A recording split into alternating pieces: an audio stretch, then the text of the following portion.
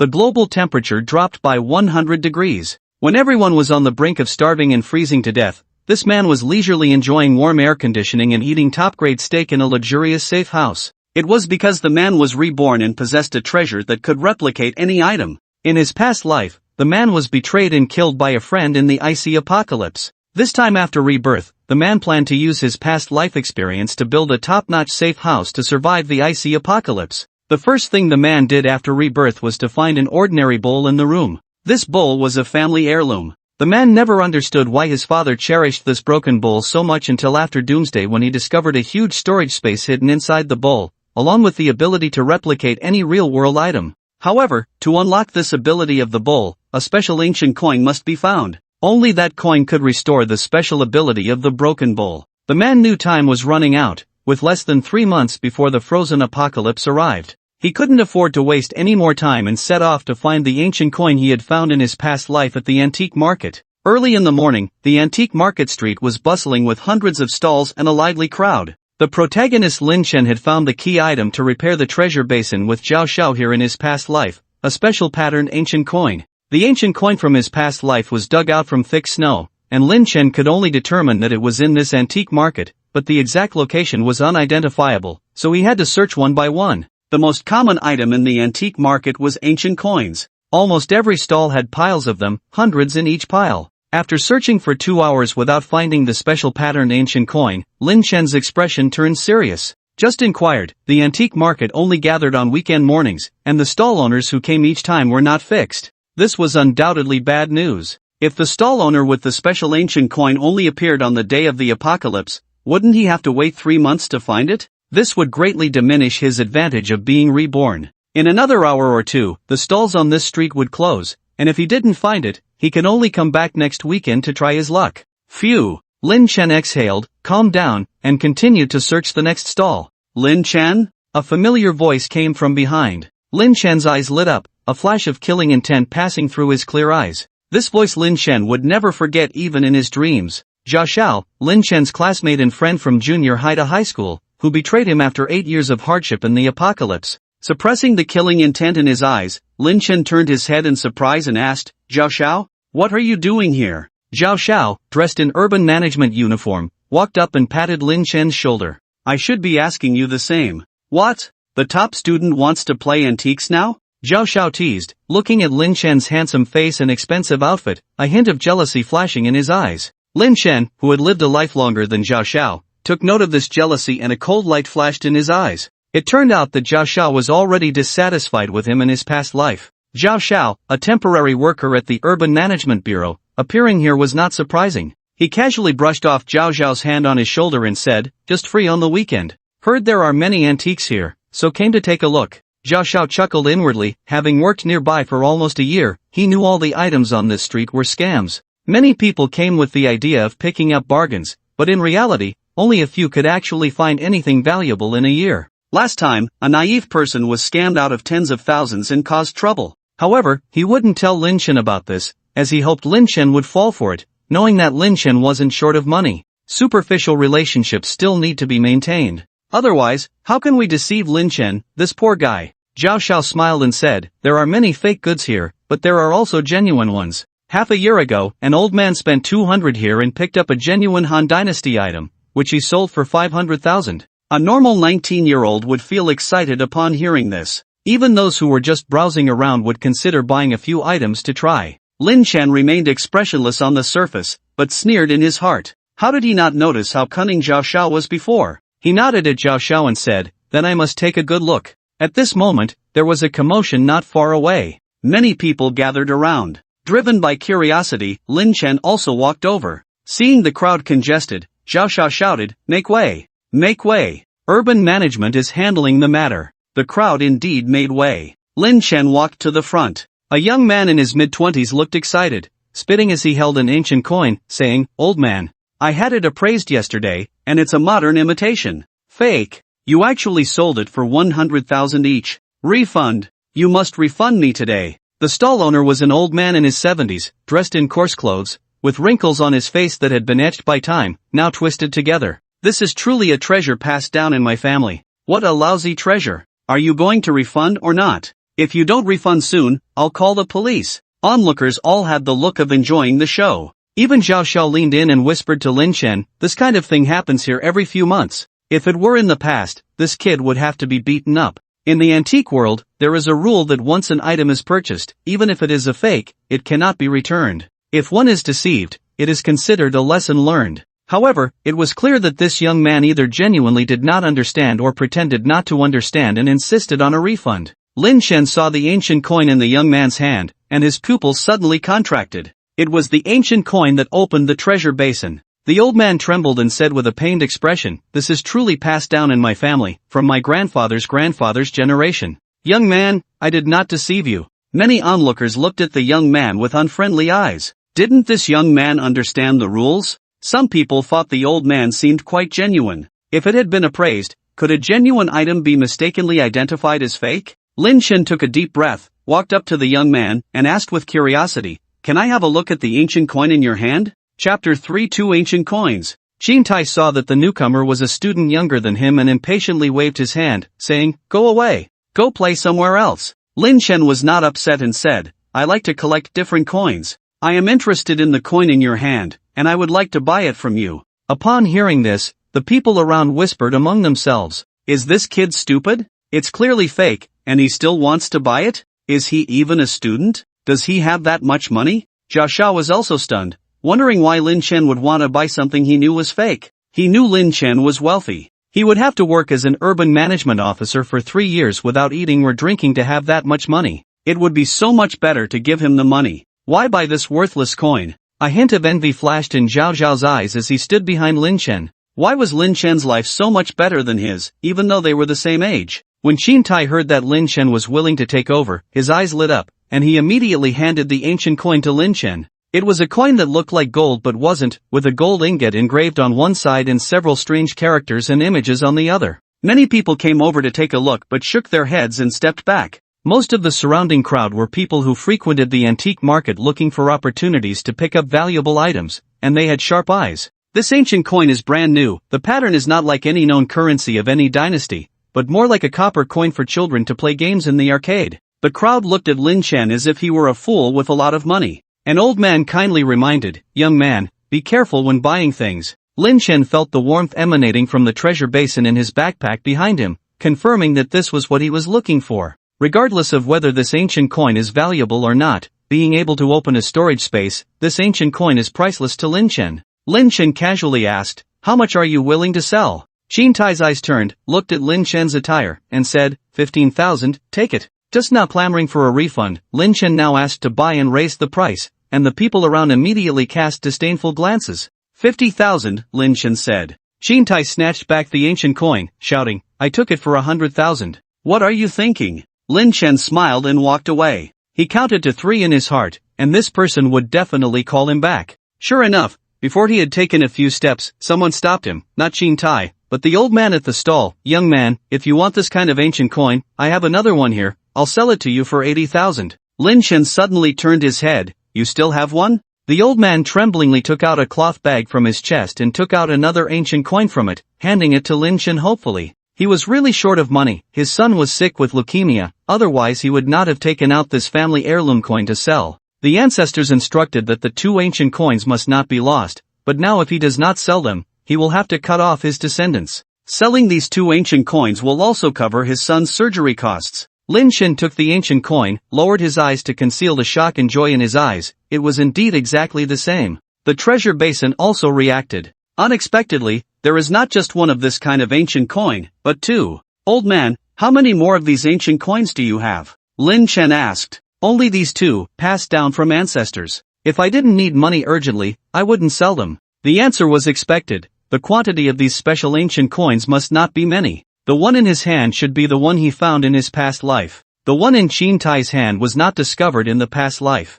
"Okay, I'll take this one." Lin Chen nodded at the old man and transferred the money with his phone. Seeing Lin Chen had already paid the money happily, Qin Tai carefully looked at the ancient coin in his hand, wondering if there was something mysterious about this ancient coin. The old man happily packed up his stall and prepared to leave after selling the ancient coin. Lin Chen saw Qin Tai's expression and knew he was suspicious. He was determined to get this second ancient coin. But from the exchange just now, he already knew that Qin Tai was a greedy person. If he discovered any clues, he would definitely raise the price or even refuse to sell. So after transferring the money to the old man, Lin Chen turned and walked away, seemingly showing no interest in the ancient coin in Qin Tai's hand. This made Qin Tai, who was waiting for Lin Chen to reveal something, a little flustered. In the end, he chose to trust his cousin and quickly stopped Lin Chen. "Buddy, why don't you take this one in my hand too?" Lin Chen said displeasedly, "I already have one now, this one in your hand is not very meaningful to me." Qin Tai glanced at the old man who was about to leave and did not entangle him further.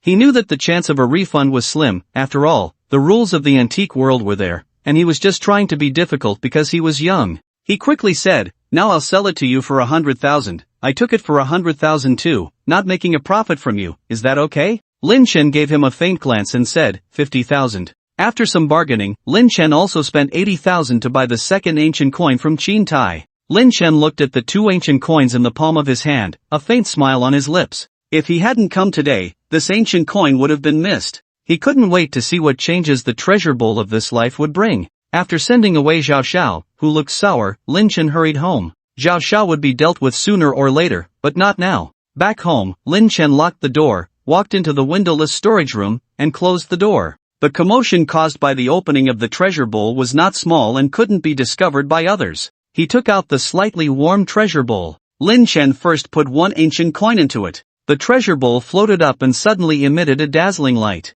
The dirt and patina on it fell off piece by piece, revealing the true face of the treasure bowl. Then it turned into a golden light and flew into Lin Chen's forehead. Lin Chen's vision blurred, and a game-like interface appeared before him. Treasure bowl function, storage space 3*3*3 money points required for upgrade, 1000 space unit is in meters, space appeared. When he opened the treasure bowl in his previous life, a similar digital interface appeared. At that time, Lin Chen didn't figure out anything, so this time he didn't waste time figuring it out either. Existence is reasonable. Getting the space, Lin Chen clenched his fist, unable to hide his joy. The size of the space was equivalent to a small room, and anything that could fit in could be accessed with intent, except living creatures. Time and the space stood still, and the items placed in the space retained their state when placed. Most importantly, this space could also be upgraded with gold and silver jewelry. In his previous life, Lin Chen tried to upgrade the space with gold and silver. Unfortunately, by the 8th year of the apocalypse, these things were buried under thick snow,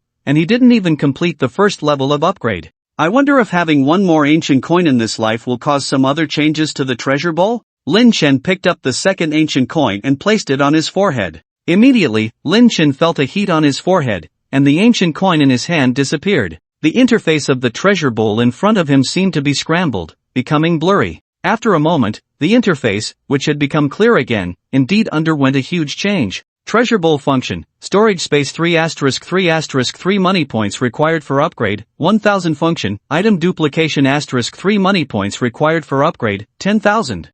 An extra item has been duplicated. Lin Chen's eyes lit up. Is it the duplicate he had in mind? He immediately started to experiment. With only 3 duplication attempts, he couldn't waste them casually. Lin Chen thought for a moment, then went back to his bedroom, opened the safe, and took out the most valuable thing in the house, 500G gold bars left by his father. Holding them in his hand, Lin Chen whispered, item duplication. In a flash of golden light, the next moment, 5 gold bars appeared out of thin air, falling from the sky and making a crisp sound as they landed on the ground. Lin Chen immediately squatted down to pick up the gold bars, comparing them one by one on the table with the one in his hand. The size and weight of the 5 duplicated gold bars were exactly the same as the one in his hand. Even a small flaw on one of the gold bars was perfectly replicated. Lin Chen glanced at the interface of the treasure bowl. The item duplication section had changed to item duplication *2. The current international gold price is 430 yuan per G, and the pawnshop's gold price is 10 yuan lower than the market price.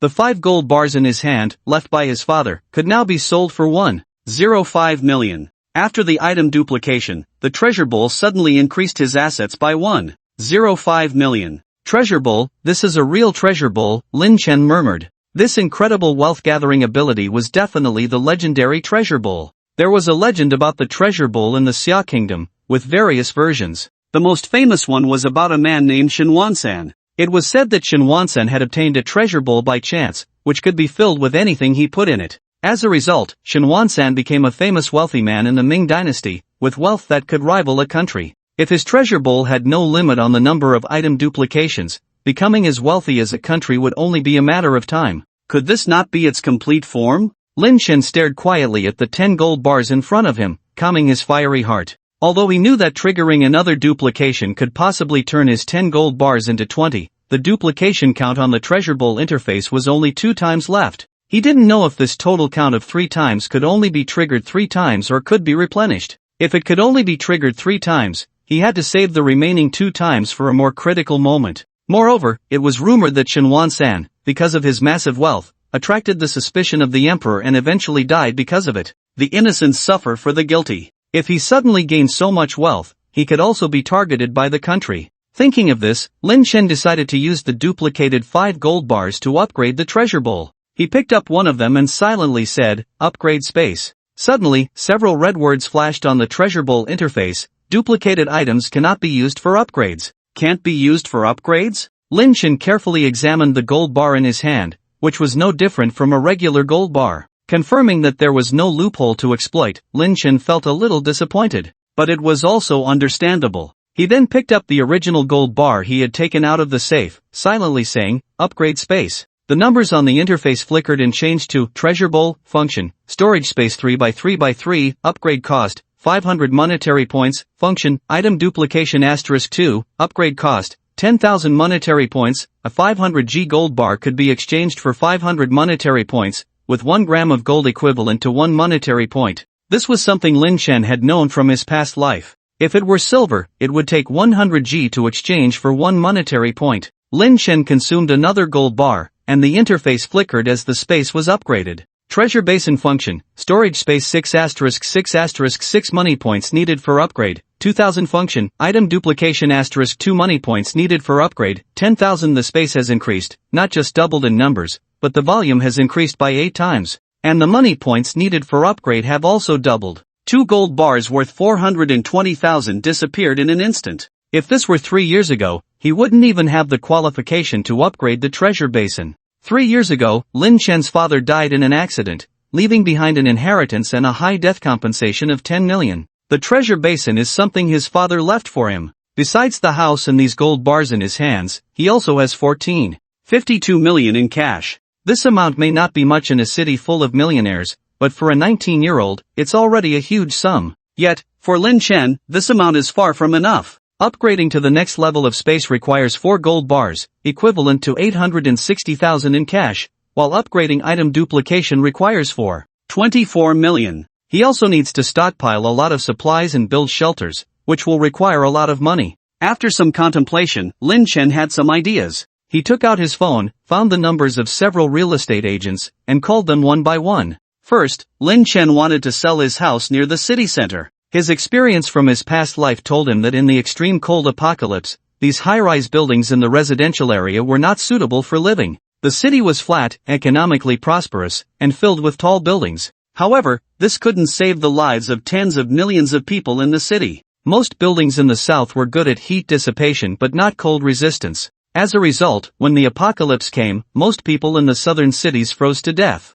The extreme cold apocalypse arrived in June. The average temperature in the city suddenly dropped from 20 to 27 degrees Celsius to -50 degrees Celsius to -80 degrees Celsius. The steel and concrete of those tall buildings would deform and crack in extreme cold, and the beautiful glass windows would be destroyed by blizzards. In just 1 or 2 years, most of these tall buildings would collapse. Some people didn't die from the cold but from the collapsing buildings and houses. In his past life, Lin Chen's building didn't collapse, but the one next to it did, causing his building to collapse as well. Fortunately, Lin Chen discovered it early and escaped. In this life, it was impossible to continue living there. The location of this house was excellent, close to the city center. Over the past decade, housing prices in Xia country had soared, and the prices in the city had remained high. Even Lin Chen's old 128 square meter house had risen to a high price of 80,000 per square meter. It was worth millions. Lin Chen had only 2 requirements for selling the house: a quick sale and full payment.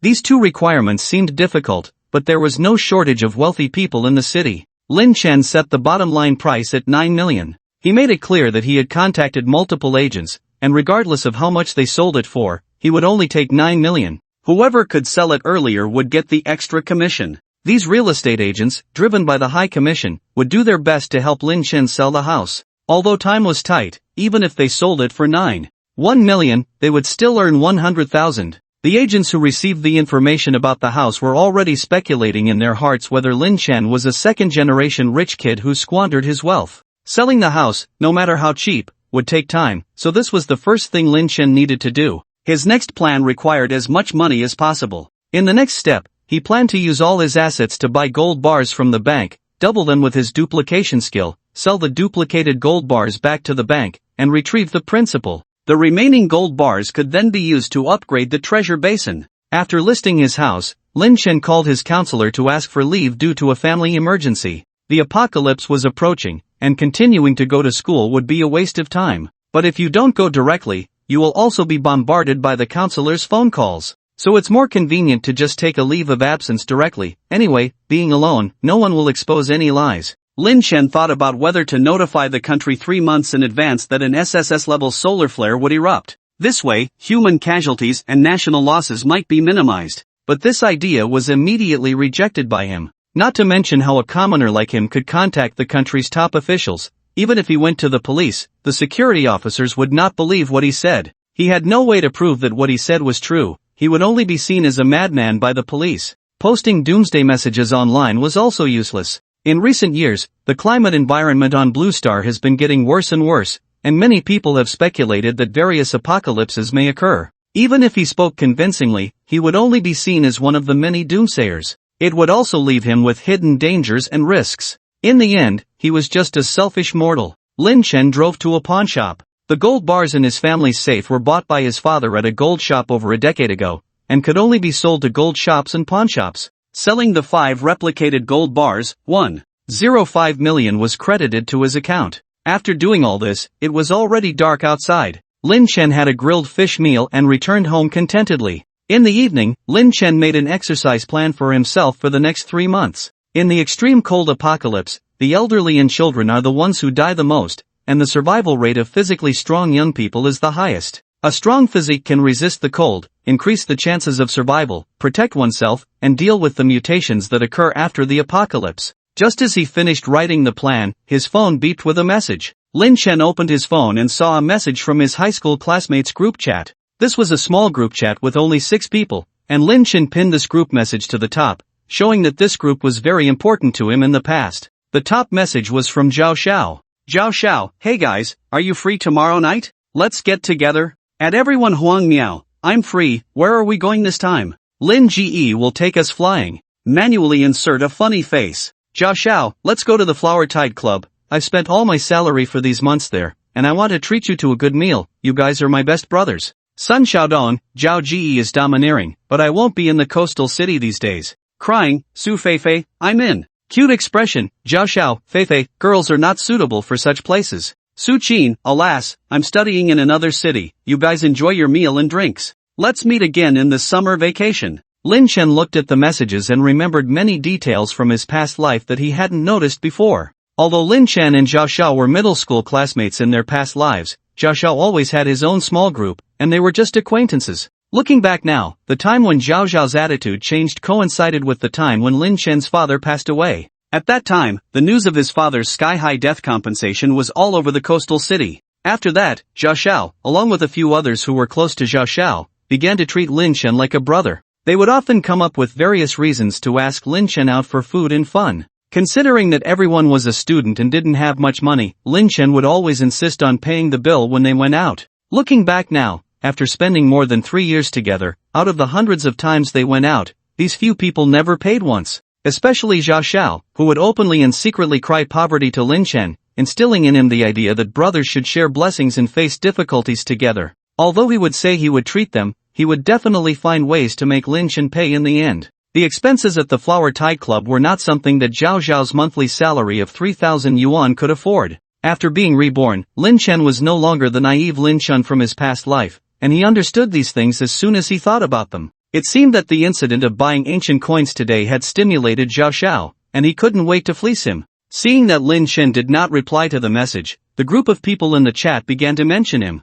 Lin Chen's mouth curled into a cold smile. So be it, let's collect some interest first. Lin Chen, alright, but I won't be free until after 8 o'clock tonight. The next day, Lin Chen, who was used to waking up early, naturally woke up at 5 o'clock. The interface of the treasure basin did not change, and the duplicated items that were used did not recover. Lin Chen remained calm. If it can only be used 3 times, then the practicality of the new ability brought by this ancient coin is far less than that of the space. Moreover, the cost of upgrading the ability to duplicate items is 10 times that of the space. This proves that this ability must be more valuable and powerful than the space. He stopped thinking about it. When he upgrades with gold, everything will become clear. After washing up, Lin Chen went downstairs to do a morning run warm-up first, and then began to systematically exercise his whole body muscles. He did not engage in intense exercise, but exercised and stretched in a relaxed manner, strengthening muscle strength while making muscles and joints more flexible. In the apocalypse, he had already summarized a set of exercise methods that were most suitable for himself,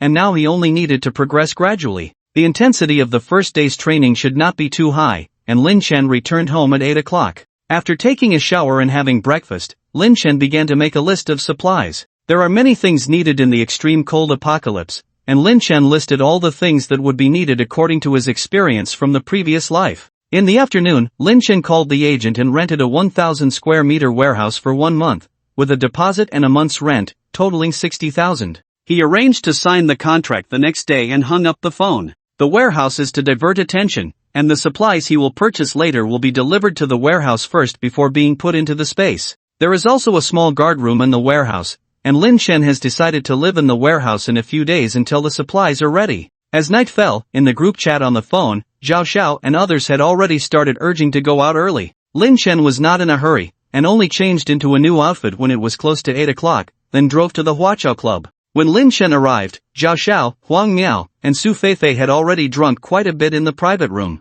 Su Feifei's eyes lit up when she saw Lin Chen entering, and she blushed as she came up and took Lin Chen's arm, coquettishly saying, "Lin Chen, why are you so slow? Long time no see, do you miss me?" Su Feifei has a sweet appearance, fair skin, and big twinkling eyes. When she looks at people, it makes them feel like she is all about them, creating an illusion that Su Feifei is interested in them. In fact, she treats everyone in her circle this way. In the previous life in the apocalypse, Su Feifei lived much better than herself. Lin Chen gestured to the others and pulled his arm out. Su Feifei was taken aback. Before she could think deeply about the difference in Lin Chen today, Huang Miao had already called Lin Chen over. "Lin Gu, come over quickly, we're going to have a wild night today." Zhao Zhao's gaze swept over Lin Chen's arm that was held by Su Feifei, and the smile on his face visibly faded. "Lin Chen, Miao, I have prepared a great show for you today," Zhao Xiao said mysteriously. Huang Miao curiously asked, "What kind of show?" Soon, 4 hot and sexy girls walked into the private room. Lin Chen raised an eyebrow, a hint of mockery flashing in his eyes.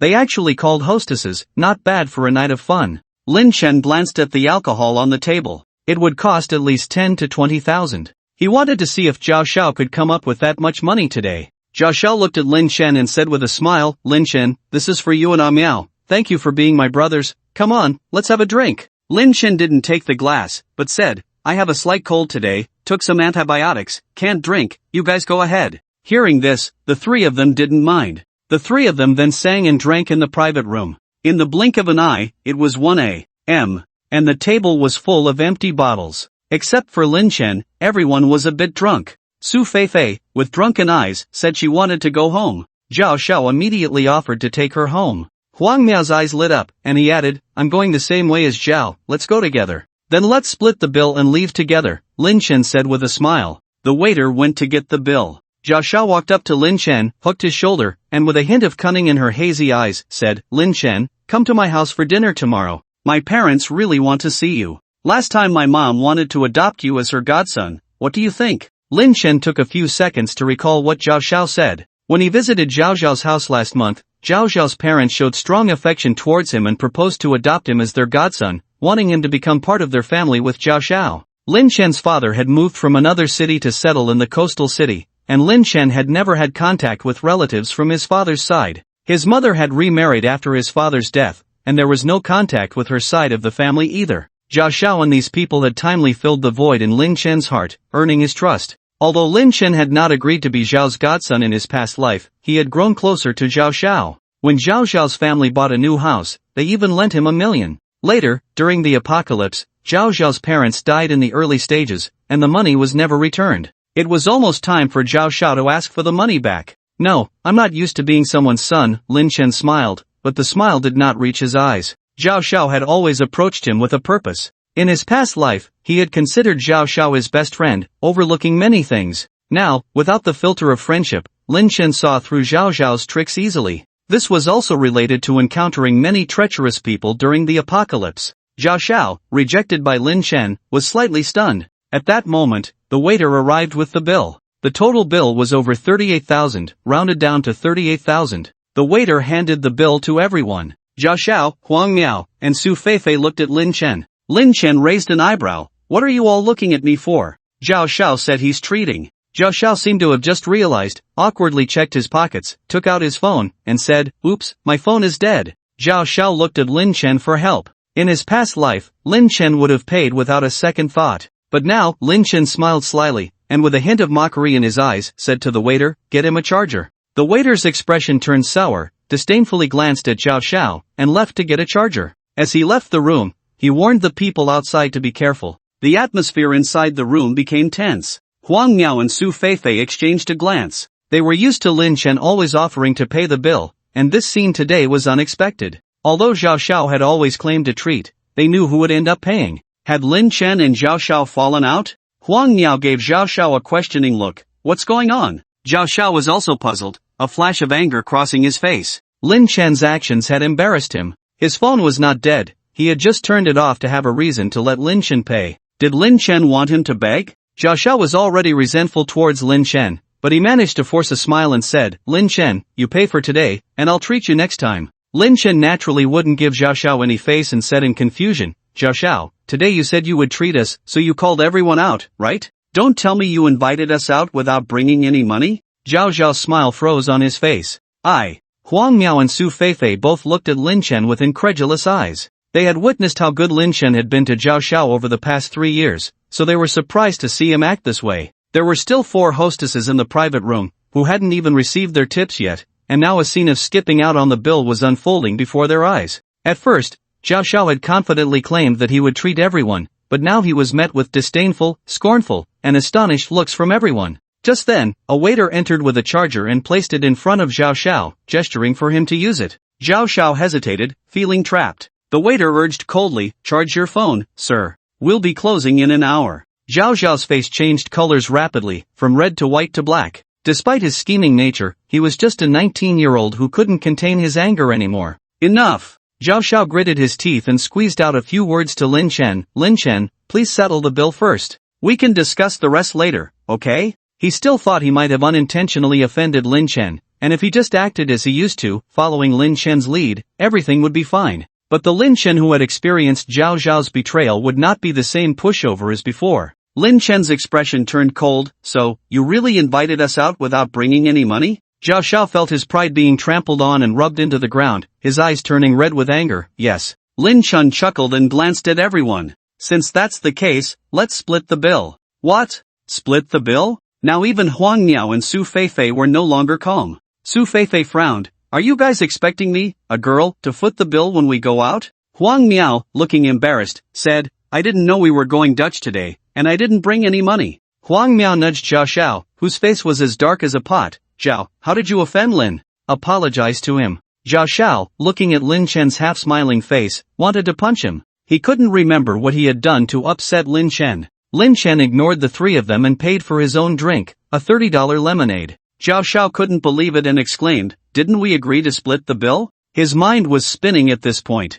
Lin Chen smirked, genuinely pleased with Zhao Xiao's reaction. "Yes, we did agree to split the bill. Each person pays for what they consumed. I only had a juice tonight. If you don't believe me, you can check the surveillance footage." At this point, the club had to check the surveillance footage, confirming Lin Chen's words. After paying $30, Lin Chen left. As he pushed open the door and walked away, leaving the 3 of them staring daggers at him, the waiter coldly reminded them, "You still owe $37,970. Please settle the bill." Did Lin Chen really just leave like that? The 3 couldn't believe that the usually easygoing Lin Chen had become so cold-hearted. By the time they realized it, Lin Chen was already far away. "Lin Chen, wait for me." Su Feifei wanted to catch up with Lin Chen, but the waiter stopped her. Why are you stopping me? That guy in front is my boyfriend. Su Feifei glared angrily at the waiter, her tone sharp. The waiter sneered, then you can call your boyfriend and ask him to pay for your share too. Su Feifei was seething but didn't dare provoke the intimidating waiter. She turned to glare fiercely at Zhao Xiao. What are you waiting for? Pay up. I don't have that much money. Losing face in front of the girl he liked, Zhao Xiao now hated Lin Chen more than ever. He had not saved up to 4 figures in less than a year. How could he afford 38,000? Lin Chen guessed right, it was just yesterday that he saw Lin Chen spend tens of thousands in just a few minutes. Zhao Xiao felt sour and decided to take Lin Chen out today to fleece him. Zhao Xiao knew that Lin Chen would definitely pay, and he couldn't do without their only good friends. Even if it hurt, he would compromise. It had always been like this before. Why did it seem like a different person today? Zhao Xiao stubbornly called Lin Chen. Lin Chen, who walked out of the club feeling refreshed, hung up Zhao Xiao's call, blocked all of them, and went home. Zhao Xiao's call was hung up, and when he tried again, it wouldn't go through. Now he truly believed that Lin Chen would no longer care about them. Faced with the watchful eyes of the waiters and several club security guards, Zhao Xiao whispered, "Let's go Dutch." Huang Miao and Su Feifei naturally refused. One was just working, and the other was a student. They had no money. It was Zhao Xiao's idea to come to the club, and he said he would treat. Even the hostesses were called by Zhao Xiao. The three of them quarreled, and in the end, the club called the police, and they had to call their families to settle the bill. Zhao Xiao, wanting to trick Lin Chen, drank the most expensive drinks, so he had to pay 18,000. Huang Miao also drank a lot and had to pay 13,000. Su Feifei reluctantly paid 7,000. The three of them left the club in a bad mood. Huang Miao and Zhao Xiao had a big fight, blaming each other, almost breaking up. Su Feifei also didn't give Zhao Xiao a good face and blocked him when she got home. Just one gathering, not only did good friends and oneself fall out, even the beloved girl kicked him out of her circle. Zhao Xiao hated Lin Chen to the core. However, when Zhao Xiao returned home, he not only did not find comfort, but was scolded by his father and slapped. His father angrily scolded Zhao Xiao for being immature. The family was preparing to buy a house and borrowing money from Lin Chen, and now this happened. He ordered him to apologize to Lin Chen immediately. Zhao's father thought that Zhao Xiao's motive to fleece Lin Chen was too obvious this time. Offending Lin Chen would make Lin Chen angry. Lin Chen was unaware of all this, and even if he knew, he wouldn't care. The next day, Lin Chen still got up early to exercise, and shortly after breakfast, he received a call from a real estate agent. The agent was a young woman named Chen Qingqing. "Mr. Lin, I have a client who wants to see a house. When are you available?" "So soon?" Lin Chen was slightly surprised. "I'm available now, you can bring them over." 15 minutes later, Lin Chen heard the doorbell ring. Opening the door, a middle-aged man in a jacket followed the young and beautiful Chen Qingqing in. Chen Qingqing began to detail the advantages of this house. Lin Chen stepped aside. These agents were professionals in selling houses, he just had to wait. After seeing the house, the middle-aged man readily agreed to buy it in full. The price negotiated by Chen Qingqing was 9.45 million. Lin Chen was somewhat surprised. It was much faster than he had imagined. As the two left, Lin Chen saw the middle-aged man making inappropriate advances towards Chen Qingqing, and he understood immediately. Shortly after they left, Chen Qingqing returned. "Mr. Lin, I have negotiated with the client. We will handle the transfer procedures tomorrow. Please prepare everything in advance." This big deal, Chen Qingqing was pulling out all the stops. Okay. Although surprised by the woman's methods, Lin Chen was satisfied with the result. The sooner he sold the house, the sooner he could move on to the next step. Chen Qingqing continued to explain in detail what needed to be prepared for the transfer. As she spoke, Chen Qingqing slowly leaned in. Lin Chen took a few steps back, his cold gaze sweeping towards Chen Qingqing. Chen Qingqing, 25 or 26 years old, was in the prime of her life, with a decent figure. But he felt nothing for such ruthless women. Under Lin Chen's gaze, Chen Qingqing felt her heart turn cold. She had never seen such a cold look from a young boy before. But thinking about the substantial commission, Chen Qingqing still managed to put on her most beautiful smile. "Mr. Lin, you said before that anything over 9 million would be considered commission. I keep my word. Once the deal is done, I will transfer it to you. I have to leave soon, so I won't keep Miss Chen here." If someone could make 450,000 from a single deal, it was their skill, and Lin Chen naturally wouldn't back out. With this money, he could move on to the next step of his plan. Hearing this, Chen Qingqing secretly breathed a sigh of relief and took her leave. Lin Chen also prepared to leave, having arranged to sign the contract for renting a warehouse today. Lin Chen looked around the warehouse and was satisfied. He had made several requests before renting it. He wanted fewer people around, good confidentiality for the warehouse, and no visibility from the outside, among other things. This agent was also meticulous and had found the warehouse according to Lin Chen's requirements and had come to inspect it beforehand. The contract was signed smoothly. Once his house in the residential area was handed over tomorrow, Lin Chen could move into the warehouse. As he was leaving, Lin Chen stopped the agent. This agent was a man in his 30s named Liao Peng. Lin Chen thought this person was meticulous and steady in his work. With less than 3 months left until the end of the world countdown, he needed to collect a large amount of resources, upgrade the treasure bowl, which couldn't be done in just a few days. Building a shelter was time-consuming and laborious. He needed help. Mr. Liao, are you interested in working for me? I can offer you an annual salary of 500,000 yuan. Lin Chen dangled a big carrot. Liao Peng was stunned. An annual salary of 500,000 yuan? That was 20 to 30,000 more than his salary at the real estate agency. But he was unsure and suspected if Lin Chen was joking with him. He cautiously asked, "What do you need me to do? I can't do anything illegal or unethical." Lin Chen organized his words and said, "Well, I am a doomsday survival enthusiast and I want to build an independent safe house in Sha City, but I can't leave High City, so I hope someone can help me." A doomsday survival enthusiast? Safe house? Even someone as steady as Liao Peng couldn't help but feel his face twitch at Lin Chen's words. As a real estate agent, he had rented and sold all kinds of houses and naturally knew that some wealthy people had peculiar ideas. Because of rumors online about a possible Third World War or natural disasters, some wealthy bosses who were afraid of death would build an extreme environmental survival system in the basement of their villas.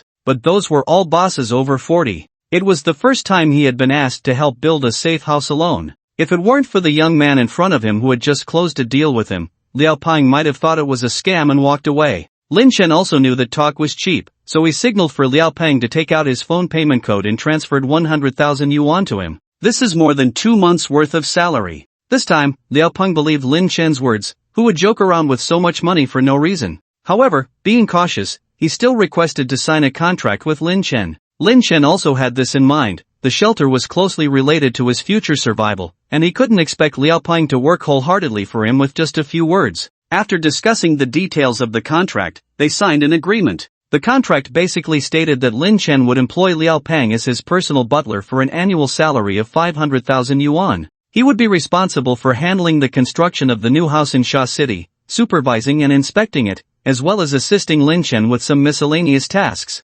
Lin Chen would ensure Liao Peng's salary and other rightful benefits. With the tight timeline Lin Chen required, Liao Peng promptly resigned and took up the new position. With this job, he would be able to buy a house in the suburbs of Haishur in just a few years, much better than working in a real estate agency. He secretly made up his mind to work hard and show Mr. Lin his abilities. However, he didn't know that this job would only last for 3 months. Lin Chen never intended to hire him for long. Once the shelter was built, Liao Peng's job would be over. Lin Chen directly ordered, "Liao Peng, go to Shashi first, find a residential land willing to sell according to my requirements." Lin Chen's requirements were that the land should be high, flat, surrounded by no tall buildings, remote, with a large land area, and ready for construction. This was Liao Peng's expertise, so it shouldn't be difficult for him. "Okay, boss." Liao Peng quickly got into character and immediately booked the earliest flight. Shashi in the southern province is a famous tourist destination and the city closest to the equator, with no winter all year round.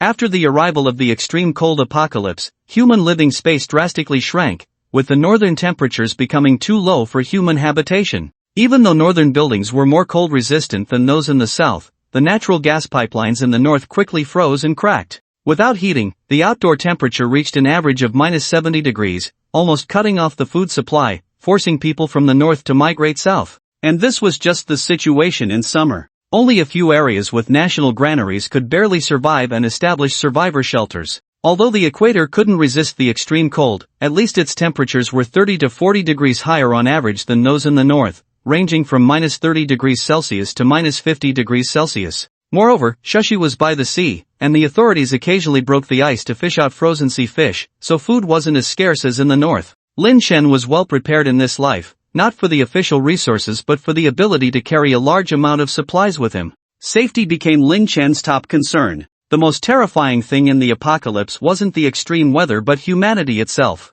In the extreme cold without food, desperate people resorted to extreme measures, and incidents of murder and looting were not uncommon. No city had stable order. Shashi had the largest official shelter in Xiagua, where most of the country's high-ranking officials, scientists, and military personnel gathered. Naturally, the order there was much better than in other places. Moreover, in his previous life, Lin Chen heard that Shushi had developed crops that could be grown in extreme cold conditions. In this life, if he wanted to excel in nature, he had to build his shelter in Shushi. After reminding Liaoping of the relevant matters regarding building the shelter, Lin Chen returned home. The next morning, after his usual morning exercise, Lin Chen stored all the things he could take with him into his space. He threw away some useless items downstairs. Before leaving, Lin Chen took a last look at the empty house and left without any nostalgia. It was just a house, he was at home wherever he was. Lin Chen didn't know that shortly after he left home, Zhao Xiao went to his house looking for him. Unable to find Lin Chen, Zhao's father and mother scolded her in the following days.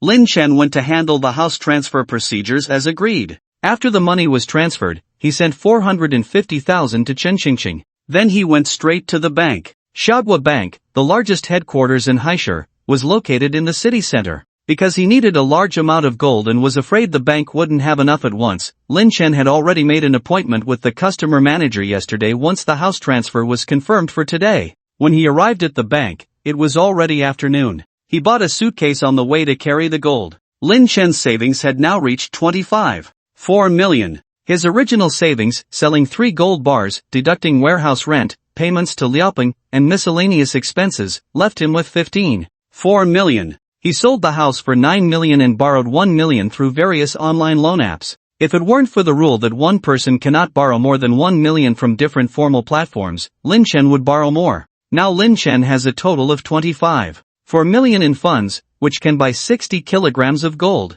Calculating according to the rule that the wealth points double with each level increase in the wealth pool. 60 kilograms of gold can be upgraded 4 times in space, and then the item duplication can be upgraded twice. Upgrading the space 5 times alone or upgrading the item duplication 3 times is not enough. The volume of the space is now 6 by 6 by 6, 216 cubic meters, which is almost enough after upgrading 4 times. Lin Chen wants to know what changes will occur after upgrading the ability to duplicate items. There are many people in the bank, and Lin Chen, carrying a suitcase, walked in very conspicuously. Immediately, a bank staff member came up and asked, "May I help you with something?" Lin Chen said, "I am here to buy gold. I made an appointment yesterday. May I ask which manager you contacted?" The surname is Chu. Soon Lin Chen was taken to an office door. Chu Xiaodai is the customer manager of the head office of Haishur Xiaogua Bank. Yesterday, a customer with a deposit of tens of millions called her and said he wanted to buy 60 kilograms of gold at the bank.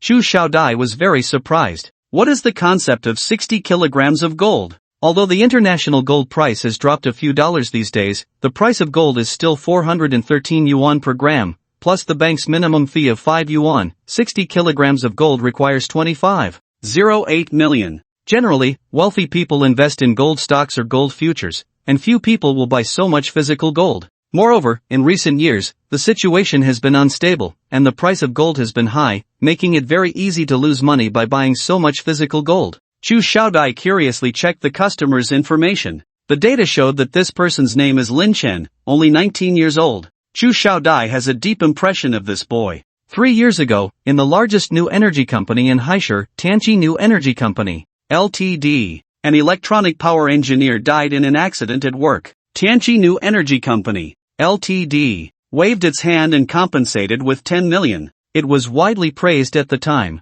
Not long after, the son of the electronic power engineer received the compensation, and Chu Xiaodai handled the business for him. Chu Xiaodai remembered that the boy was named Lin Chen. Chu Xiaodai checked the bank's physical gold inventory and confirmed that there was inventory before replying to Lin Chen that he could come anytime to handle the purchase procedures. She waited all morning, occasionally looking towards the door. She waited for half a day but no one came. At noon, she was ready to rest for a while when she heard a knock on the door. "Manager, the customer who wants to buy gold is here." Lin Chen waited in the lobby for a while, and a woman with a charming figure and wearing a uniform came out. He glanced at the nameplate on the woman's chest. "Customer manager, Chu Xiaodai. Are you Mr. Lin?" Chu Xiaodai smiled politely and said, "Please follow me." Lin Chen nodded and followed Chu Xiaodai to the VIP lounge. Chu Xiaodai first explained the process of buying physical gold bars to Lin Chen. Buying physical gold, if the price of gold does not rise by more than 10 yuan, it is equivalent to losing money. Because when buying, you have to add processing fees, service fees, etc.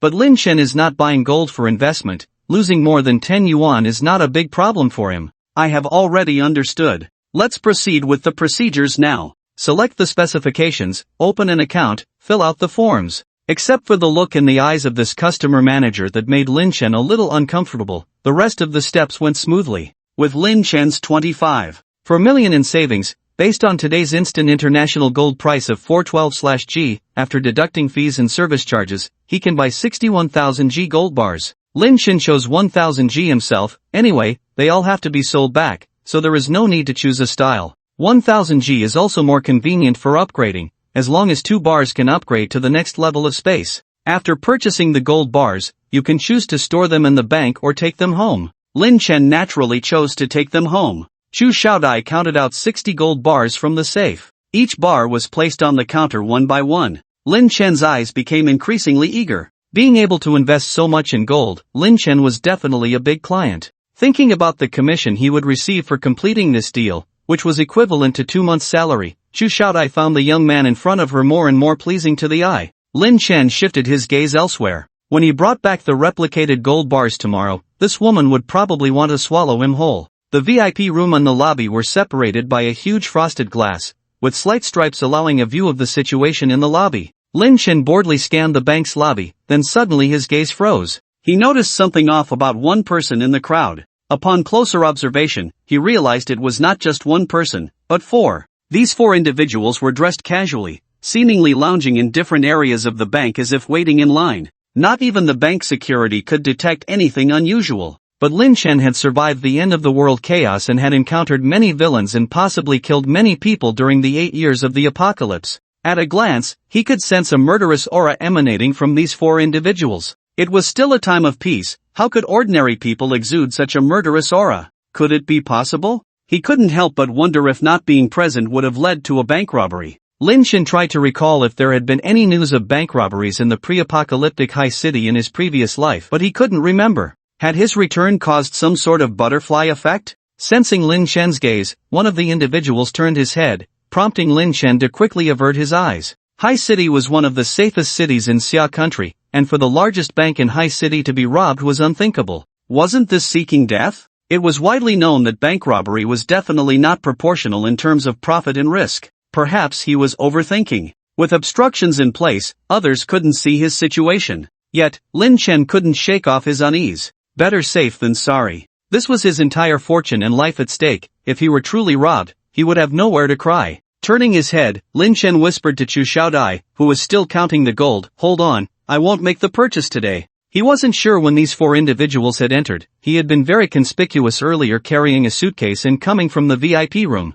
If these people had ulterior motives, he might have already been targeted. What? Chu Xiaodai thought she had misheard. "I said, I won't make the purchase today. I'll come back another day." Lin Chen lowered his voice. However, upon hearing that Lin Chen wasn't going to make the purchase, Chu Xiaodai felt that Lin Chen was playing with her. After all the trouble of taking out the gold bars, he now said he wouldn't buy them? What about her commission? Chu Xiaodai was angry, and her voice rose. "Sir, your transaction has already been completed. The amount has been deducted. If you want a refund." "Refund?" Lin Chen interrupted Chu Xiaodai, hoping the customer manager would quickly put away the gold bars. Chu Xiaodai's face turned red with anger, but she forced a smile. She didn't take back the gold bars but instead wanted to continue arguing with Lin Chen. "Mr. Lin, these gold bars are already yours. If you want a refund, it means the gold bars will have to go back through the purchase process, and you will incur processing and service fees." Lin Chen glanced sideways and saw one of the 4 individuals moving closer to the VIP room.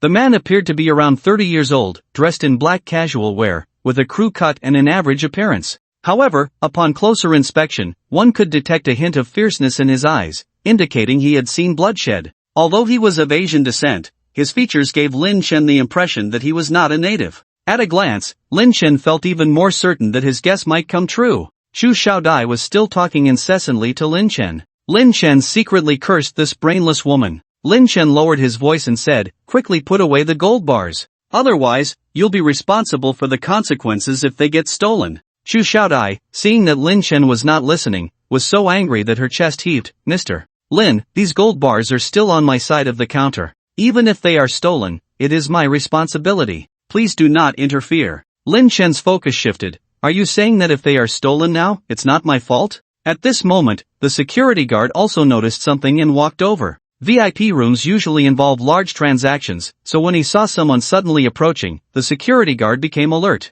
The security guard walked up to the man with a crew cut and blocked his path, saying, "Hello, for regular transactions, please line up in the lobby." "Oh, I'm sorry, I didn't know." The man with the crew cut showed an apologetic expression, as if he was about to apologize. However, Lin Chen's pupils suddenly contracted. A black handgun quickly emerged from the man's pocket with a crew cut and was pointed at the security guard's abdomen, followed by a gunshot. The security guard fell to the ground in disbelief, blood gushing from his abdomen, staining his once clean uniform. The other 3 thugs also pulled out their guns in the next second. One of them shot at the security guard who had taken out an electric baton. Gunshots and screams echoed through the entire lobby, followed by a piercing alarm. A bank staff member sitting at the counter immediately pressed the alarm button. The man with the crew cut had already broken open the door to the VIP room with a shot. Lin Chen locked eyes with the man with the crew cut. Seeing the greed and murderous intent in his eyes, Lin Chen immediately crouched down. He moved to the corner, hands covering his head.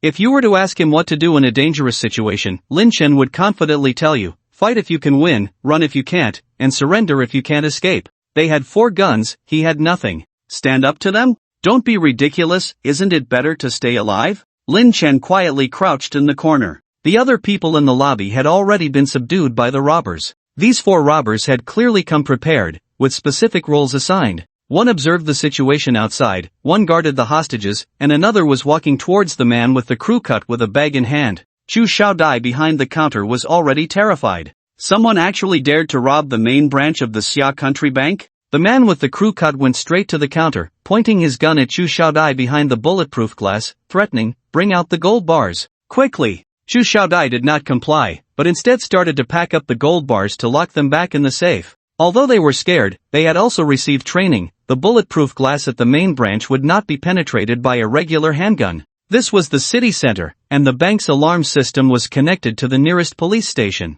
Within 10 minutes, the police would arrive. However, there were still other bank staff outside the counter. One of the robbers directly pointed a gun at a staff member's head and brought them to the entrance of the VIP room. The staff member was scared on the spot. "Bring out the gold bars as quickly as possible. If you're 10 seconds late, I'll kill someone." Chu Xiaodai could only comply. Lin Chen hid in the corner, quietly watching the scene unfold. He noticed that the robbers did not go to the other counters to steal cash. Their target was clear, the gold in the VIP room. It made sense, slightly smarter robbers wouldn't rob cash from a bank. After all, every banknote in a bank is recorded, and stolen money cannot be easily spent. However, stolen gold can be melted down and circulated in the market. But there was a question mark here. The gold inventory on the counter was limited, and the bank's large gold bars were kept in the vault. If they didn't get a huge amount of gold, the risk and reward of robbing the bank would not be proportional. How did these robbers know there would be a huge amount of gold at the bank counter today? There are definitely not many people like himself who spend 25 million to buy physical gold. Lin Chen looked at Chu Xiaodai, who was trembling as she handed the gold bars to the robbers. Suddenly, a flash of insight crossed his mind. Perhaps someone leaked the information that he would come to the bank today to buy a large amount of gold bars. With this thought, everything became clear. They had been waiting for this batch of gold bars to appear. Lin Chen felt a chill in his heart, his eyes cold and terrifying. Fortunately, he did not take the gold bars, and with the security personnel noticing something unusual, he narrowly escaped a disaster. Otherwise, when he was about to put the gold bars in the suitcase, he would have been in great danger if he had not been on guard. 60 gold bars were quickly handed out through the window by Chu Xiaodai and collected by the robbers in a handbag. The gold bars didn't look big, but the weight of 120 pounds was real, making it a bit difficult for one of the robbers to carry. At this moment, the bald man noticed the suitcase next to the counter. Lin Chen cursed inwardly. Sure enough, the bald man noticed Lin Chen. Because he had to pack the gold bars, the suitcase Lin Chen bought was small, black, and had a combination lock. The bald man looked fierce as he said to Lin Chen, "Come here. Open this suitcase." Lin Chen showed a fearful expression and walked over to obediently open the suitcase. The robber placed the handbag containing the gold bars into the suitcase. Lin Chen kept a close eye on the robber's movements throughout the process. With 25 million worth of gold all in a small suitcase, if he were to use his space ability to put these gold bars into space at this moment. No. Lin Chen immediately dismissed his idea. The bank's surveillance equipment was still functioning normally. If this suitcase suddenly disappeared in front of a group of people, it would be too conspicuous. 25 million worth of gold disappearing out of thin air would definitely be traced back. If the treasure basin was exposed, it would not be worth the risk. The distant sound of police sirens could already be faintly heard. The robbers' actions were not slow, but the Xia State Police acted even faster. Upon hearing the sirens, the robbers seemed visibly flustered. They were about to leave immediately. Before leaving, the bald man glanced at Lin Chen again. Suddenly, he reached out and grabbed Lin Chen. Lin Chen instinctively tried to dodge and fight back. But suddenly, he thought of something and forcibly restrained his instincts, not moving. The bald man grabbed Lin Chen, pressing the gun against his back, and sternly said, "Go." Lin Chen obediently followed the robbers out of the bank. There was already a getaway car waiting outside the bank. Lin Chen was pushed into the car. There were a total of 5 robbers. It was an off-road vehicle, and the 4 big men in the back seat were very crowded, but not one of the robbers complained. They all accepted that the bald man was taking Lin Chen with them. Just as Lin Chen was being taken into the car, not far away, a journalist who had been working nearby rushed over to capture the video of Lin Chen being kidnapped. High City Xia State Bank headquarters robbed by robbers, a young man unfortunately taken hostage. Through the short video, this news was quickly pushed to the forefront. Countless netizens saw the scene of Lin Chen being taken into the car in the short video. Damn, in my lifetime, I actually get to see some idiot robbing a bank? Damn! Someone dares to rob the headquarters, they must be really bold. I bet these robbers won't escape for a day. These robbers actually have guns. I bet half a day. I believe in the strength of our country's public security officers. The guy being held hostage, I guess his luck isn't looking good, right? The guy being held hostage looks like my high school classmate. Isn't the guy being held hostage my college classmate Lin Chen? Damn, my high school classmate is also named Lin Chen. Soon, some people realized that the Lin Chen they knew was the same Lin Chen. Thus, another short video was born. Top student from a prestigious university was kidnapped by bank robbers, life hanging by a thread. A short video was quickly produced and went viral. In the video, there was a clear picture of Lin Chen's face. Looking at Lin Chen's handsome yet slightly immature face in the photo, numerous older ladies and sisters felt anxious and prayed for him. They also tagged the official account, demanding a successful rescue of the hostage. The university classmates who posted this video gained a large number of followers as a result. Lin Chen was still unaware of his sudden fame. Not long after the vehicle started moving, the sound of police cars behind them grew closer. The 5 people in the car were visibly breathing heavily. One of them spoke rapidly. It was then that Lin Chen realized that none of these 5 people were from Xia country. At that moment, the golden suitcase was placed under the feet of one of the robbers. Lin Chen could reach it with his foot. As long as his hand could touch the suitcase, he could transfer its contents into his space. Yes, Lin Chen had come for this suitcase of gold. When the gold was stolen, it was still inside the counter and had not passed through his hands, so the bank would naturally be responsible for the loss. He would still receive compensation of 60 kilograms of gold from the bank. If he were to transfer the stolen gold into his space, regardless of whether the robbers escaped or not, they would be blamed for the missing gold. He would then possess 120 kilograms of gold. After duplicating and doubling it, he would have a total of 240 kilograms. Upgrading the wealth basin with 120 kilograms of gold would double his original plan. Fortune favors the bold. He would only be safe if these 5 robbers were safe. At that moment, Lin Chen sat with 3 robbers in the back row, very close to the suitcase. However, bending down to touch the suitcase would be too deliberate. He was waiting for an opportunity. The robber driving the off-road vehicle had excellent skills, weaving in and out of traffic at speeds of 80 miles per hour. He narrowly avoided other vehicles multiple times, keeping the police cars at bay. However, the robbers soon noticed 2 helicopters following them from above. Lin Chen heard the bald man curse in international slang. Shortly after, a roadblock appeared ahead on the road. The sharp spikes in front of them made it impossible for even an off-road vehicle to break through. A group of special police officers stood ready behind the roadblock. The screeching sound of emergency braking filled the air, causing everyone in the off-road vehicle to lean forward. Lin Chen's eyes gleamed. A perfect opportunity. While everyone's attention was focused on the roadblock and the special police officers ahead, Lin Chen bent down, quickly touched the suitcase, and then stood up straight.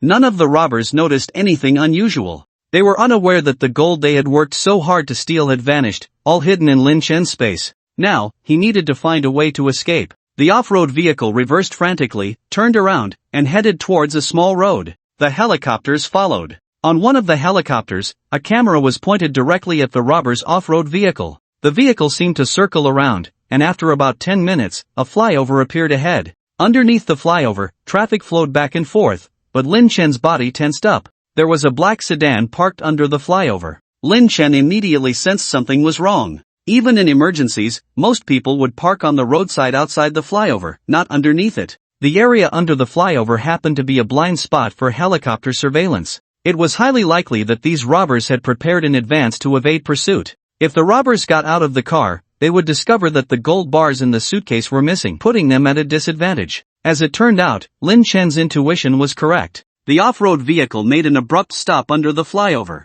If they weren't changing vehicles and there were no other cars ahead, there was no need for such a sudden stop. Just as the off-road vehicle braked suddenly, Lin Chen, seated between two robbers, suddenly reached out and touched the hands of the two robbers holding guns. The two robbers were about to react, but their hands were empty, the handguns were gone. Suddenly stunned. In an instant, a gun appeared in Lin Chen's hand, aimed at the third robber in the back row with a gun, and shot him in the head. Then he shot the two robbers in the back row who were empty-handed. With such a close distance, Lin Chen didn't need to aim at all. Hearing the gunshots from the back row, the bald man in the front subconsciously turned around. Before he could react, Lin Chen's gun was already pointed at his head. The bald man's pupils shook. He didn't expect that the seemingly powerless rich second-generation hostage could grab the gun from his companion. Skillful actions, quick and accurate shooting, and a coldness that didn't match his appearance. The bald man opened his mouth as if to say something, but Lin Chen had already pulled the trigger. All of this may sound long, but it actually happened in the blink of an eye.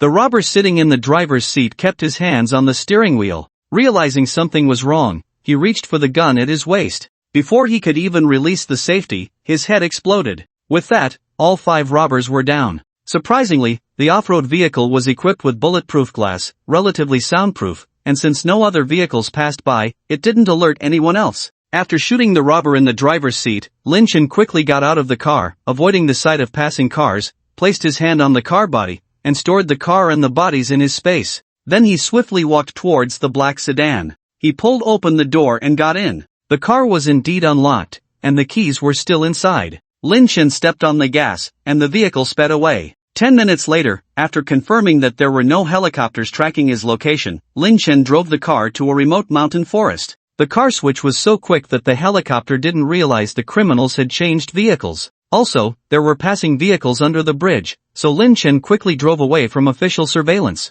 After confirming there was no one around and no surveillance, Lin Chen stored the black sedan in his space and took out the off-road vehicle. He began to collect the spoils. 5 handguns from the robbers, a total of 10 magazines. Lin Chen picked up a gun and efficiently replaced the empty magazine. In his previous life, he had handled guns, but gun control in Xia country was strict, making it very difficult to obtain handguns. Firearms, whether before or after the apocalypse, were extremely valuable commodities. Taking such a big risk this time, he aimed for both the gold bars and the handguns. With a handgun, his survival ability in the early stages of the apocalypse would undoubtedly greatly improve. Lin Chen searched the car compartment for a while. He found a small amount of cash and 2 daggers. He stored all these items, including the gold bars. Although there was an unexpected incident in buying gold bars from the bank this time, the harvest far exceeded his expectations. After confirming nothing was missed, Lin Chen stored the off-road vehicle back in his space. After the apocalypse, he would casually throw these people into the sea, letting them be frozen under thick ice forever, never to be found by anyone.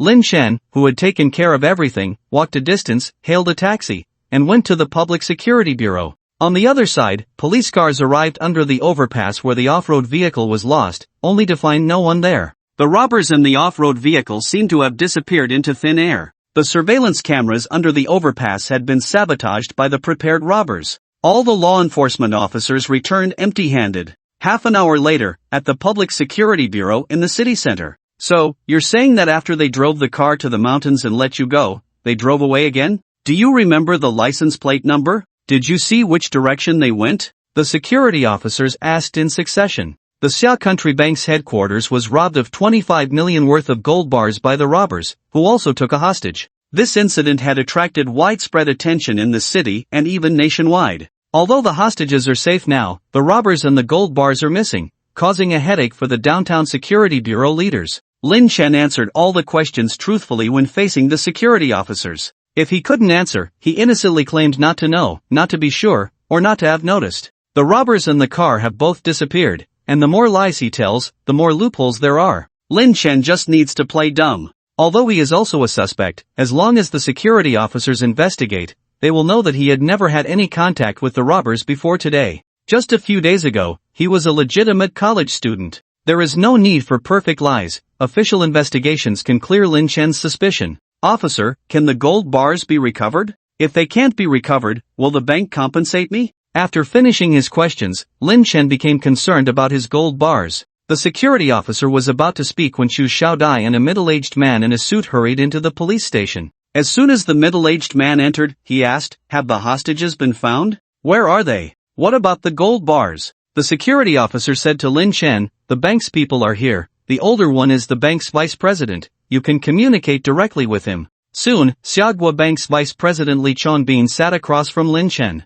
The security officer had left, leaving only Lin Chen, Chu Xiaodai, and Li Chongbin in the room. "You are the hostage? You're back? The gold bars are lost?" Li Chongbin's tone was questioning, making Lin Chen slightly displeased, but he didn't show it on his face. "You can ask the security officer those questions. I want to know when you will give me my gold bars." Li Chongbin frowned and glanced at Chu Xiaodai. Chu Xiaodai handed a document to Lin Chen and said, "Mr. Lin, your gold bars were taken by the robbers. If these gold bars are not recovered, our bank is willing to compensate you for 50% of the loss. If you have no problem, please sign on this document." The incident of the stolen gold bars has already caused a stir on the internet. If they don't want this incident to damage the bank's reputation, they must resolve it quickly. 50%? Lin Chen turned his head and looked at Chu Xiaodai with a smile that wasn't a smile. "Isn't it your bank's responsibility if it's stolen?" Chu Xiaodai's gaze shifted, but thinking of the instructions from the vice president before coming out, she still had a firm expression and said, "The loss of the gold bars was caused by a third party. 4 of our bank's security personnel died in this incident, and 2 were seriously injured. We have fulfilled our duty. We are also very sorry that this happened. If the gold bars can be recovered, we will definitely give you the full amount." Lin Chen glanced at the document Chu Xiaodai handed him. A series of professional terms were densely packed on it. The general idea was that if the gold bars couldn't be recovered, the bank would compensate Lin Chen for half of the gold bars, and Lin Chen couldn't hold the bank accountable. Lin Chen almost laughed. They were so self-serving. Did they think of him as a 3-year-old? Lin Chen glanced at the vice president. He looked calm and seemed to think that compensating half was already their kindness. "I remember those gold bars were taken by the robbers from the counter. If the gold bars are not given to me, the transaction between the bank and me is not complete. Your bank losing the gold bars has nothing to do with me." Li Chongbin was somewhat surprised that a 19-year-old young man like Lin Chen could remain so calm after being held hostage by criminals. He said earnestly, "Lin Chen, the loss of the gold bars is not entirely the fault of our bank. How about this? We compensate you 60%. In addition, I have a good relationship with a professor at your university and can help you secure a spot for further studies." "What do you think? I'm not interested." Lin Chen refused decisively. Seeing Lin Chen indifferent, Li Chongbin's face turned ugly as he said in a harsh tone, "Young man, don't be too greedy. I heard that there is no adult in your family, only you. You are still young, inexperienced in society, unaware that young people nowadays need to learn to compromise, otherwise offending the wrong people could affect your future." He, are you threatening me?" A cold light flashed in Lin Chen's eyes. Chu Xiaodai intervened, "Mr. Lin, we are here to negotiate compensation with sincerity. But we want to know, how did you know that these people were going to rob the bank? These robbers are ruthless, yet they spared you." "Mr. Lin, do you really not know these robbers? Are you suggesting that I am in cahoots with the robbers?" Lin Chen chuckled. The two did not speak, evidently implying agreement. Since they couldn't reach an agreement, Lin Chen didn't want to waste any more time.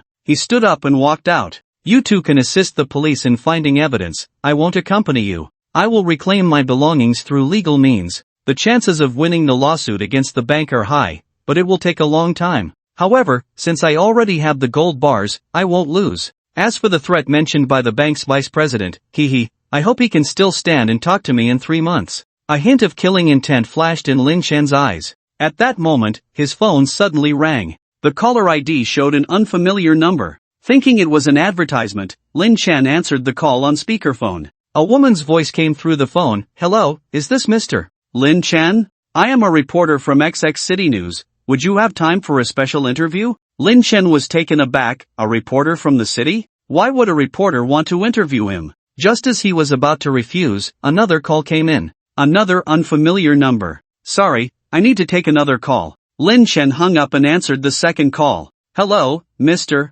Lin Chen, we are XX New Media, we would like. Before the person could finish, another call came in. Lin Chen hung up in confusion and continued to answer, is this Lin Chen? I am a reporter from the Central News of Xia Country. Central News of Xia Country reporters were calling him too? Lin Chen raised an eyebrow. Instead of hanging up, he started talking to the CCTV reporter. I am Lin Chen, what can I do for you? Lin, do you have time for an interview?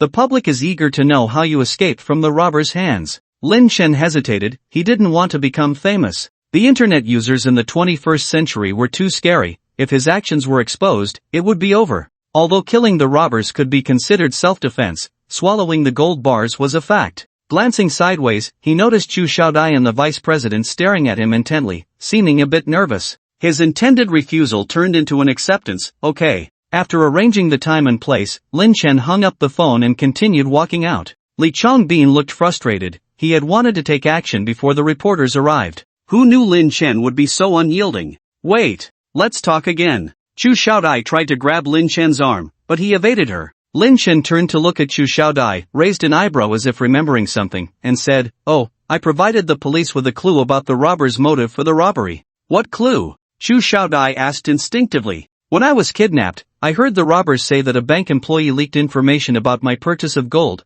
which is why they targeted these gold bars to rob the bank. This statement was actually fabricated by Lin Chen, as he couldn't understand the robbers' conversation. But it doesn't stop him from wanting to deceive this woman for a bit. If someone leaked their information, this woman in front of him is the most likely. Chu Xiaodia's heart thumped, as if she had figured something out. A hint of panic flashed across her face. Seeing Chu Xiaodia's increasingly panicked expression, Lin Chen originally only had a 50% certainty, now he has 100%. TSK, causing the deaths of 4 security guards, and making the bank lose over 20 million. I wonder how many years that leaker will be sentenced to. Watching Chu Xiaodia's distracted appearance, Lin Chen smirked maliciously and turned to leave. No wonder the bank robbery that didn't happen in the previous life happened in this life. It was indeed the butterfly effect caused by his rebirth to the bank to buy gold bars. Li Chongbin glared angrily and shouted at Lin Chen's back, Stop! Seeing Lin Chen continue to walk away, Li Chongbin firmly grabbed Chu Xiaodia's arm. What's going on?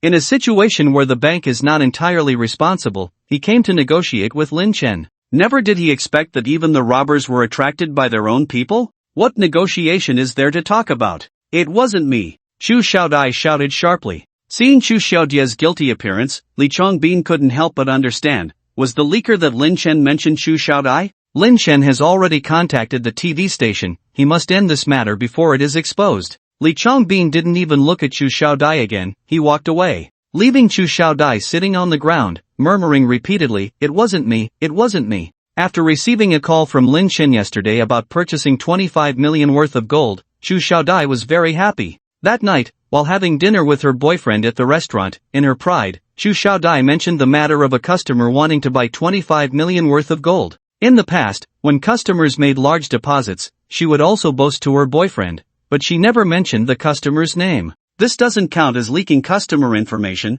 How did it attract the robbers? However, sometimes things just happen coincidentally. At the restaurant where Chu Xiaodai was dining, sitting behind her booth were 2 of the robbers. Walk the night road often, and you will eventually meet ghosts. When Lin Chen left the police station, it was already evening. Finding his car, he drove to the warehouse he rented. In no time, Lin Chen received several calls. This time it was from an advertising partner. Opening his phone and scrolling through, Lin Chen realized he had become famous. There were many messages from university classmates, high school classmates, and even elementary school classmates whom he rarely contacted. Lin Chen cleared all the messages. He didn't want to be famous. If he didn't know that the apocalypse was coming in 3 months, perhaps he could use this wave of popularity to make some short videos with ads to earn some money. But the apocalypse was approaching quickly, and he didn't have the energy to deal with these things. Internet users nowadays are too scary. If any clues are found, he would be done for. After tidying up a compartment in the warehouse, eating some bread stored there, Lin Chen lay down and fell asleep.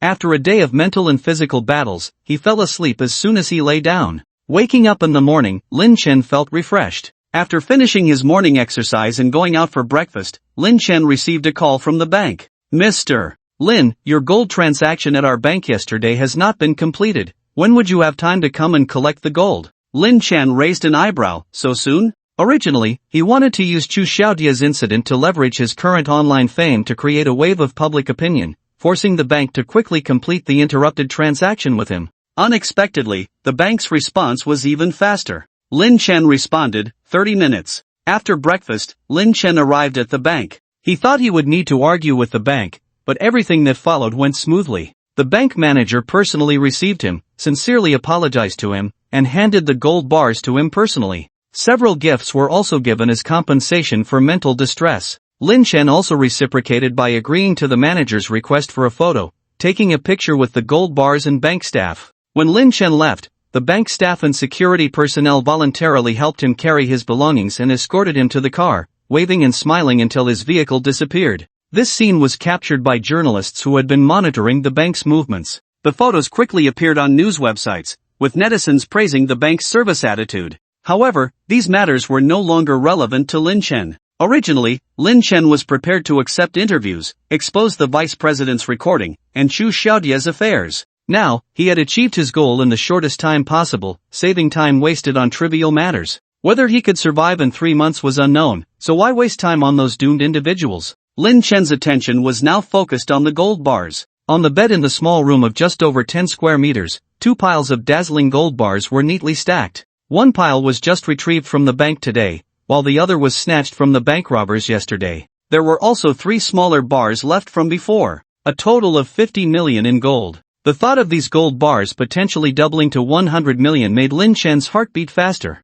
With 120 kilograms of gold, Lin Chen naturally could not hold them all in his hands like the first time. He placed his hands on the gold bars separately. Item duplication. As the words fell, a dazzling golden light appeared in the small room. Gold bars appeared out of thin air in front of Lin Chen, with the sound of heavy objects landing on the bed continuously. The iron bed frame creaked under the weight, but Lin Chen didn't care if he had to sleep on the floor that night. He counted and duplicated 123 gold bars, 120 weighing 1000 G and 3 weighing 500 G, not missing a single one. Lin Chen breathed a sigh of relief, his face showing a look of ecstasy. 25 million had turned into 100 million in 2 days, making anyone ecstatic. Initially, he wasn't sure if he would succeed. What if the cornucopia had a duplication limit, or if it could only duplicate gold bars touched by the body, or if there were other limiting factors that could cause his duplication to fail? Fortunately, he had worried too much. The item duplication was even more powerful than he had imagined.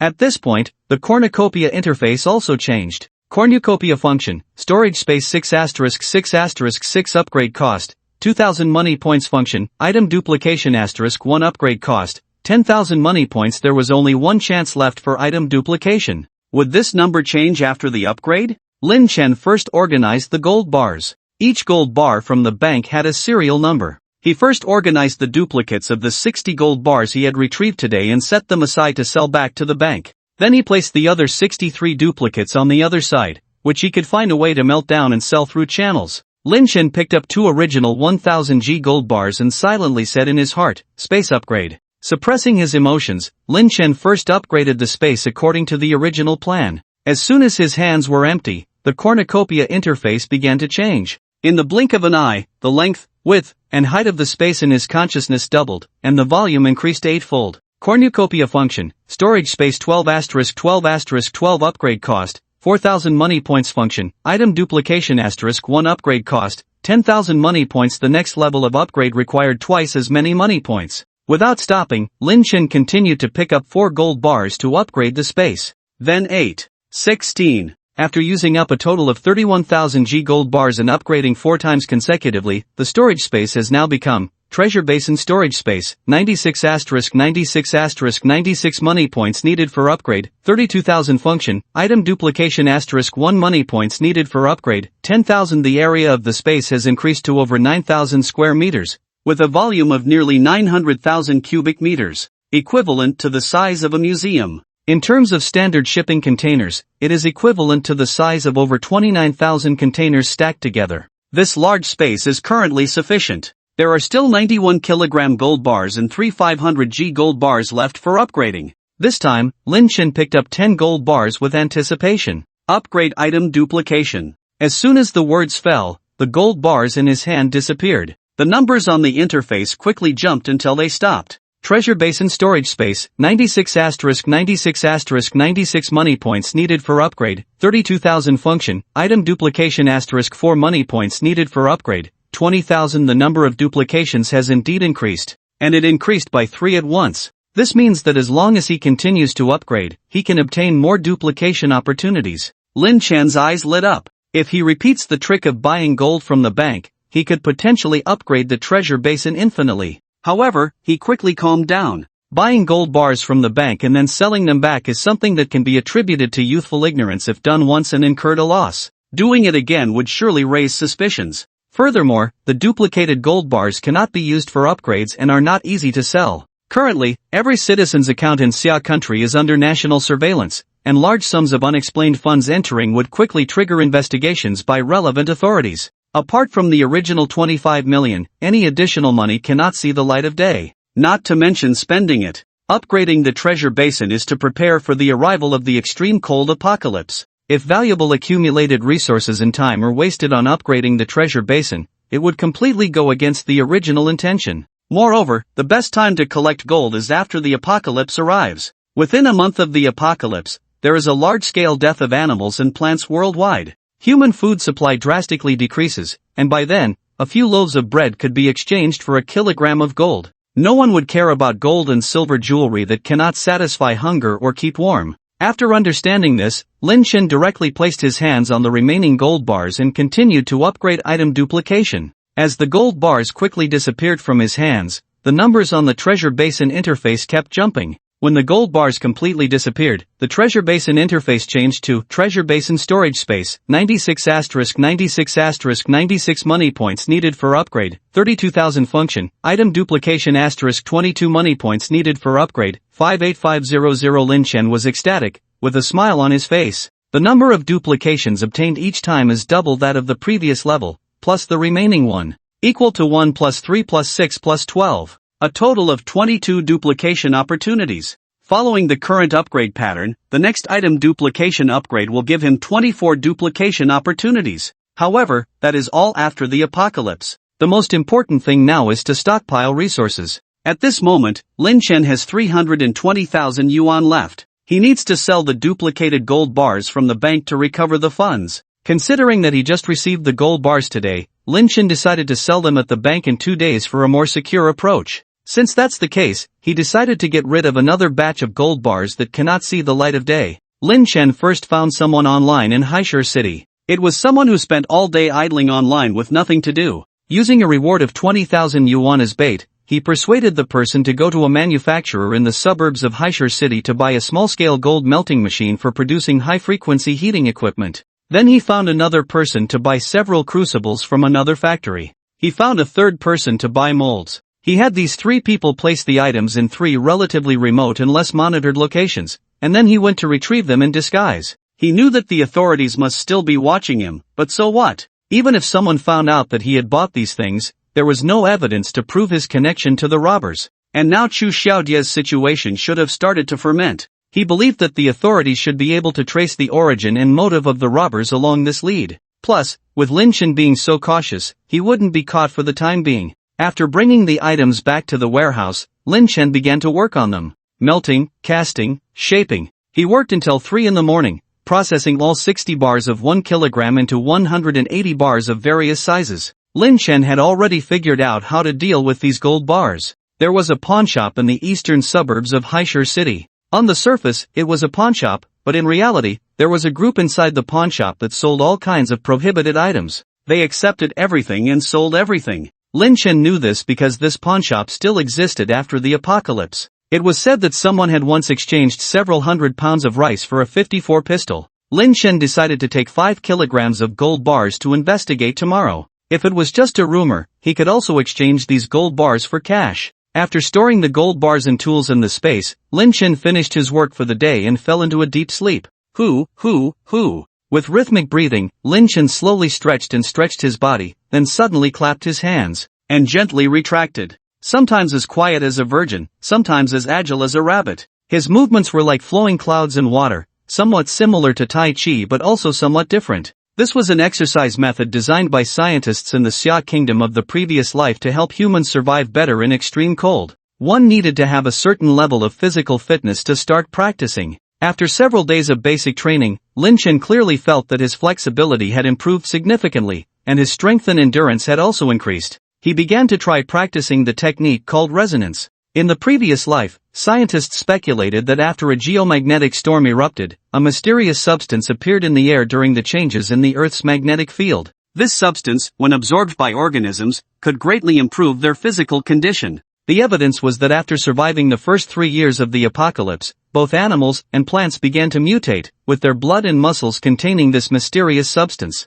The surviving animals grew larger and larger, while a small number of plants could grow in the snow at temperatures below freezing. However, the changes this substance brought to humans were minimal, except for making them more resistant to freezing in extreme cold. So, in the 6th year of the apocalypse, scientists and martial artists jointly developed this exercise method. And in the 7th year of the apocalypse, it was popularized among survivors. These movements could accelerate the absorption of this substance by humans. In the previous life, after practicing for more than a year, Lin Chen could stay outdoors for 2 to 3 hours even without wearing a down jacket in extreme cold. At that time, it was said that some people in the military could reach the point of unlocking their genetic code. It's unknown if it was true. As he finished a set of movements, Lin Chen felt warm in his body. He took a shower, had a hearty breakfast, and then drove to the eastern suburbs. Lin Chen drove to the eastern suburbs, searched for over an hour, and finally found the pawnshop next to an old apartment building. Sincere Pawnshop. The sign was somewhat faded, the shop door was small and not transparent. After some thought, Lin Chen took out the pistol from the space, checked the bullets,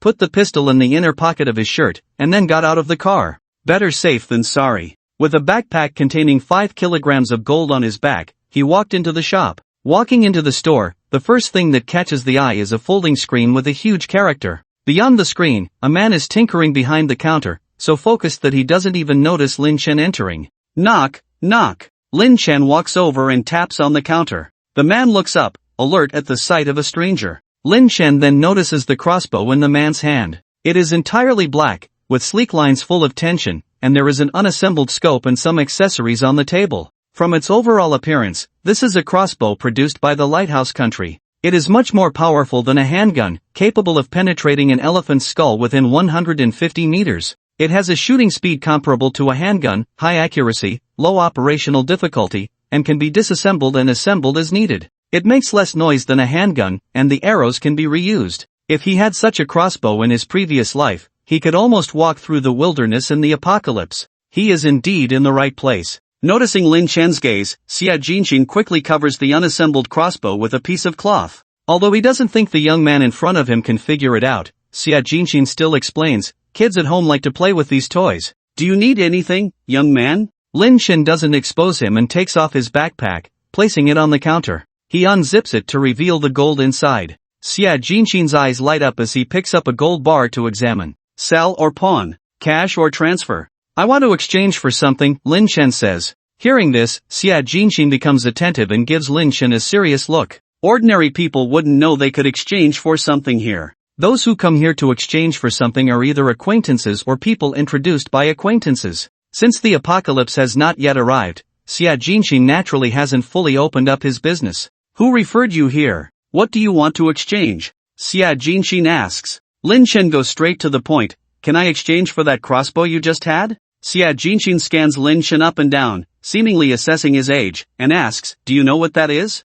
Before Lin Chen can respond, the door behind him is pushed open again. Before seeing the person, his voice is heard, Lao Xia, has my goods arrived? A tall and burly man walks in from behind the folding screen. It is only now that he notices there is another person inside. He immediately looks Lin Chen up and down warily. Xia Jinxin tells the burly man, the goods have arrived but are not assembled yet. You go inside and wait. I have some business to attend to here first. At this moment, the burly man notices a bag of gold on the counter. A greedy glint flashes in his eyes. Seeing the burly man enter the small door behind the counter, Xia Jinxin continues, what do you want to exchange? Hurry up, I have a customer waiting. I want to exchange for the intercepting crossbow on your counter, or the elite crossbow, or the stealth one, all with matching arrows. I also need 54 handgun bullets, the more the better, Lin Chen says. Xia Jinxin's pupils contract, and he carefully assesses Lin Chen once again. In their line of work, having sharp eyesight is crucial. Xia Jinxin can usually determine with just a few glances whether a person is suitable for a trade or not.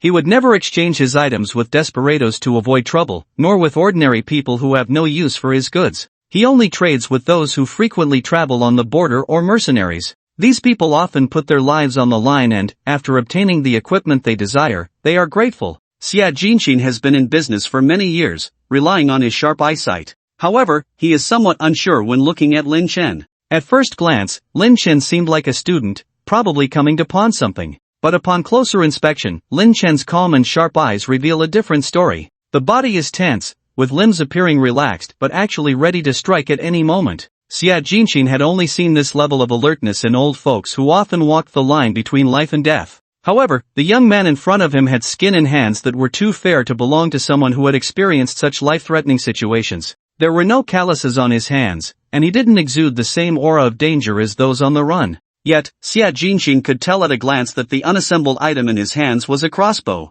Xia Jinxin hesitated for a moment. In the end, he decided to trust his instincts. "Kid, what you want can't be bought with just these gold bars. As long as you have what I want, money is not a problem." Xia Jinxin nodded. "Follow me." Xia Jinxin turned and pushed open the door behind the counter. The burly man from before seemed to have never left, as he was standing by the door when it opened. "Lao Xia, why did you bring this kid in?" "Lao Jin, hold on to your stuff for now. Let me have this young man make his choice first." It turned out that the burly man was called Lao Jin, and Lin Chen could sense the ferocity emanating from him. Lao Jin glanced at Lin Chen and said disdainfully, "Lao Xia, have you gotten so desperate for money that you're taking on any business? Selling goods to a kid who hasn't even grown a single hair? Aren't you afraid that your place will be raided in a couple of days?" Xia Jinxin narrowed his eyes slightly, his smile fading a bit. "I know what I'm doing. You don't need to worry about it." Lin Chen mentally completed Xia Jinxin's unfinished sentence. I'm just worried that this kid will ruin the business we've been running for so many years." Lao Jin snorted unhappily, his eyes flashing with a hint of malice as he looked at Lin Chen. Lin Chen maintained a calm gaze. In the face of a fierce beast, one must remain composed to avoid being seen as prey. Xia Jinxin was no longer interested in arguing, so he waved his hand, signaling Lin Chen to follow. Following Xia Jinxin through a dark corridor, they arrived at another thick aluminum alloy door. Xia Jinxin unlocked the door with a key, then reached inside for a few seconds before the lights inside the room turned on. Lin Chen saw rows of wooden shelves through the crack of the door. "Come in." Xia Jinxin led the way into the room. Inside, there were rows of wooden shelves with wooden boxes of various sizes placed on them, all sealed shut, concealing their contents. Lin Chen followed Xia Jinxin to a row of shelves, where Xia Jinxin took down a wooden box and used a screwdriver to remove the seal. Opening the box and removing the straw inside revealed an unassembled crossbow. "This is the crossbow. Price is non-negotiable at 200,000. Xia Jinxin stared at Lin Chen, not missing any expression on his face. The asking price was high, but if the young man in front of him didn't know any better, he could make a good profit. Lin Chen remained unmoved, saying with a displeased expression, "A sniper rifle costs only tens of thousands, and you dare to sell me a crossbow for 200,000? I remember the Interceptor's market price in Lighthouse Country is only around $8,000. Give me a sincere price.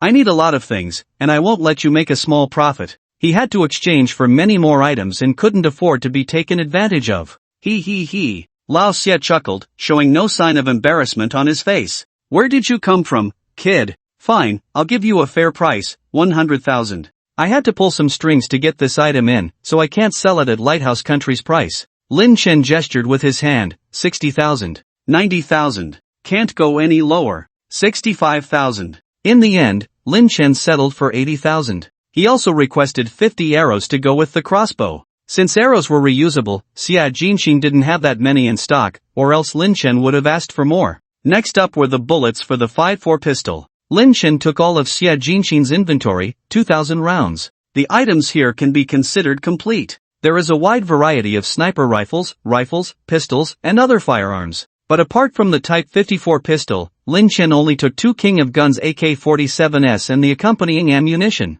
Originally, Lin Chen also wanted some Xiaoguo rifles, as Xiaoguo rifles are also world famous for withstanding harsh environments. However, Xia Jinxin said that Xiaoguo firearms are too difficult to obtain. Lin Chen did not want any other firearms. Precision firearms like sniper rifles become useless in extreme cold. Due to the principle of thermal expansion and contraction in extreme cold, the resistance of firearm components increases, gun oil becomes viscous, and the more precise the firearm, the more likely it is to jam. Some even crack in extreme cold. Sniper rifles, precision rifles, and some high-precision pistols cannot be used. On the other hand, the Type 54 pistol, a simple and crude firearm, can still be used. The AK-47, which can normally be used in extremely harsh environments, goes without saying. However, even without jamming, the lifespan of these firearms is greatly reduced, and they need maintenance after firing a few shots to continue using them. Otherwise, in extreme cold, the gun barrel will freeze due to the water vapor generated by the heat of the gun barrel.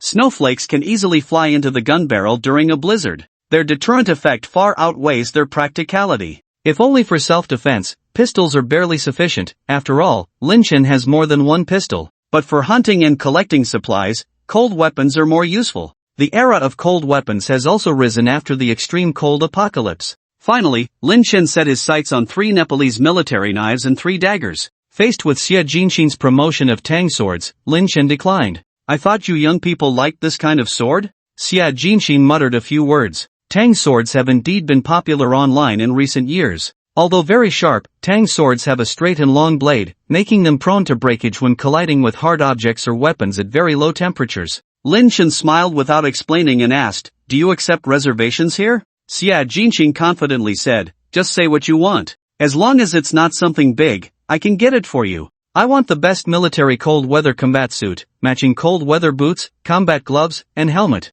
Top notch, the most cold resistant kind. Can you get them?" Xia Jinxin widened his eyes. Top-notch military cold weather combat suits, with as many as a dozen pieces inside and out, capable of combat in temperatures below zero, come at a high price. Each set costs at least tens of thousands. Lin Chen added a number behind it. "I want 50 sets, all according to my size." 50 sets? Xia Jinxin's eyes widened in astonishment and asked, "Are you going to war? This kid is so rich?" Lin Chen said seriously, "I'm planning to spend a few years in Antarctica." Xia Jinxin naturally didn't believe this lie. But after listening to what Lin Chen wanted next, he thought that Lin Chen might be telling the truth. 5 night vision goggles, 20 military walkie-talkies, 20 single-person integrated tents resistant to low temperatures, and 50 cold weather military sleeping bags. In addition, get me a few more military crossbows like the interception crossbow, and more arrows. Get as many bullets as you can. Xia Jinxin roughly calculated that these items were already worth over 10 million.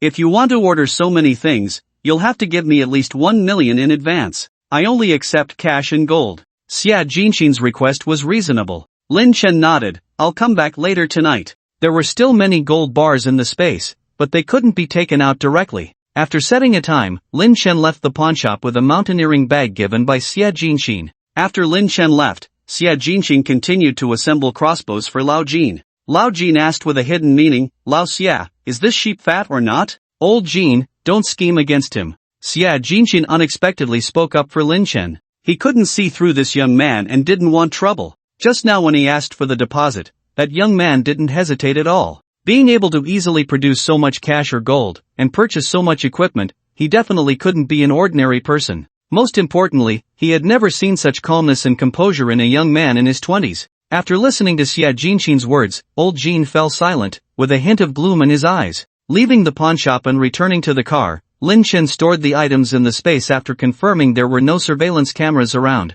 After dinner, Lin Chen took out 5 kilograms of gold from the space and went to Xia Jinxin's pawnshop. The suburban area was already quiet at night. Lin Chen walked straight into the pawnshop and handed the gold bars to old Xia for inspection. Xia Jinxin checked the gold and said, "Alright, pay the final payment when the goods arrive. Then I'll leave." Lin Chen wasn't afraid of old Jin running away. Firstly, this person was so famous in the apocalypse because of his good reputation. Although his prices were high, he delivered genuine goods once he received the money. Secondly, he couldn't use the gold himself, so if it really went missing, he wouldn't suffer much loss. Lin Chen turned to leave but was stopped by Xia Jinxin. "Wait." After hesitating for a moment, Xia Jinxin said cautiously, "Be careful at night." Lin Chen was slightly taken aback, then realized, "Thanks. Be careful at night. What should a grown man be careful of?" Naturally, he should be careful of people. Someone was targeting him. The car drove on the relatively quiet street. Lin Chen didn't drive fast because he was cautious.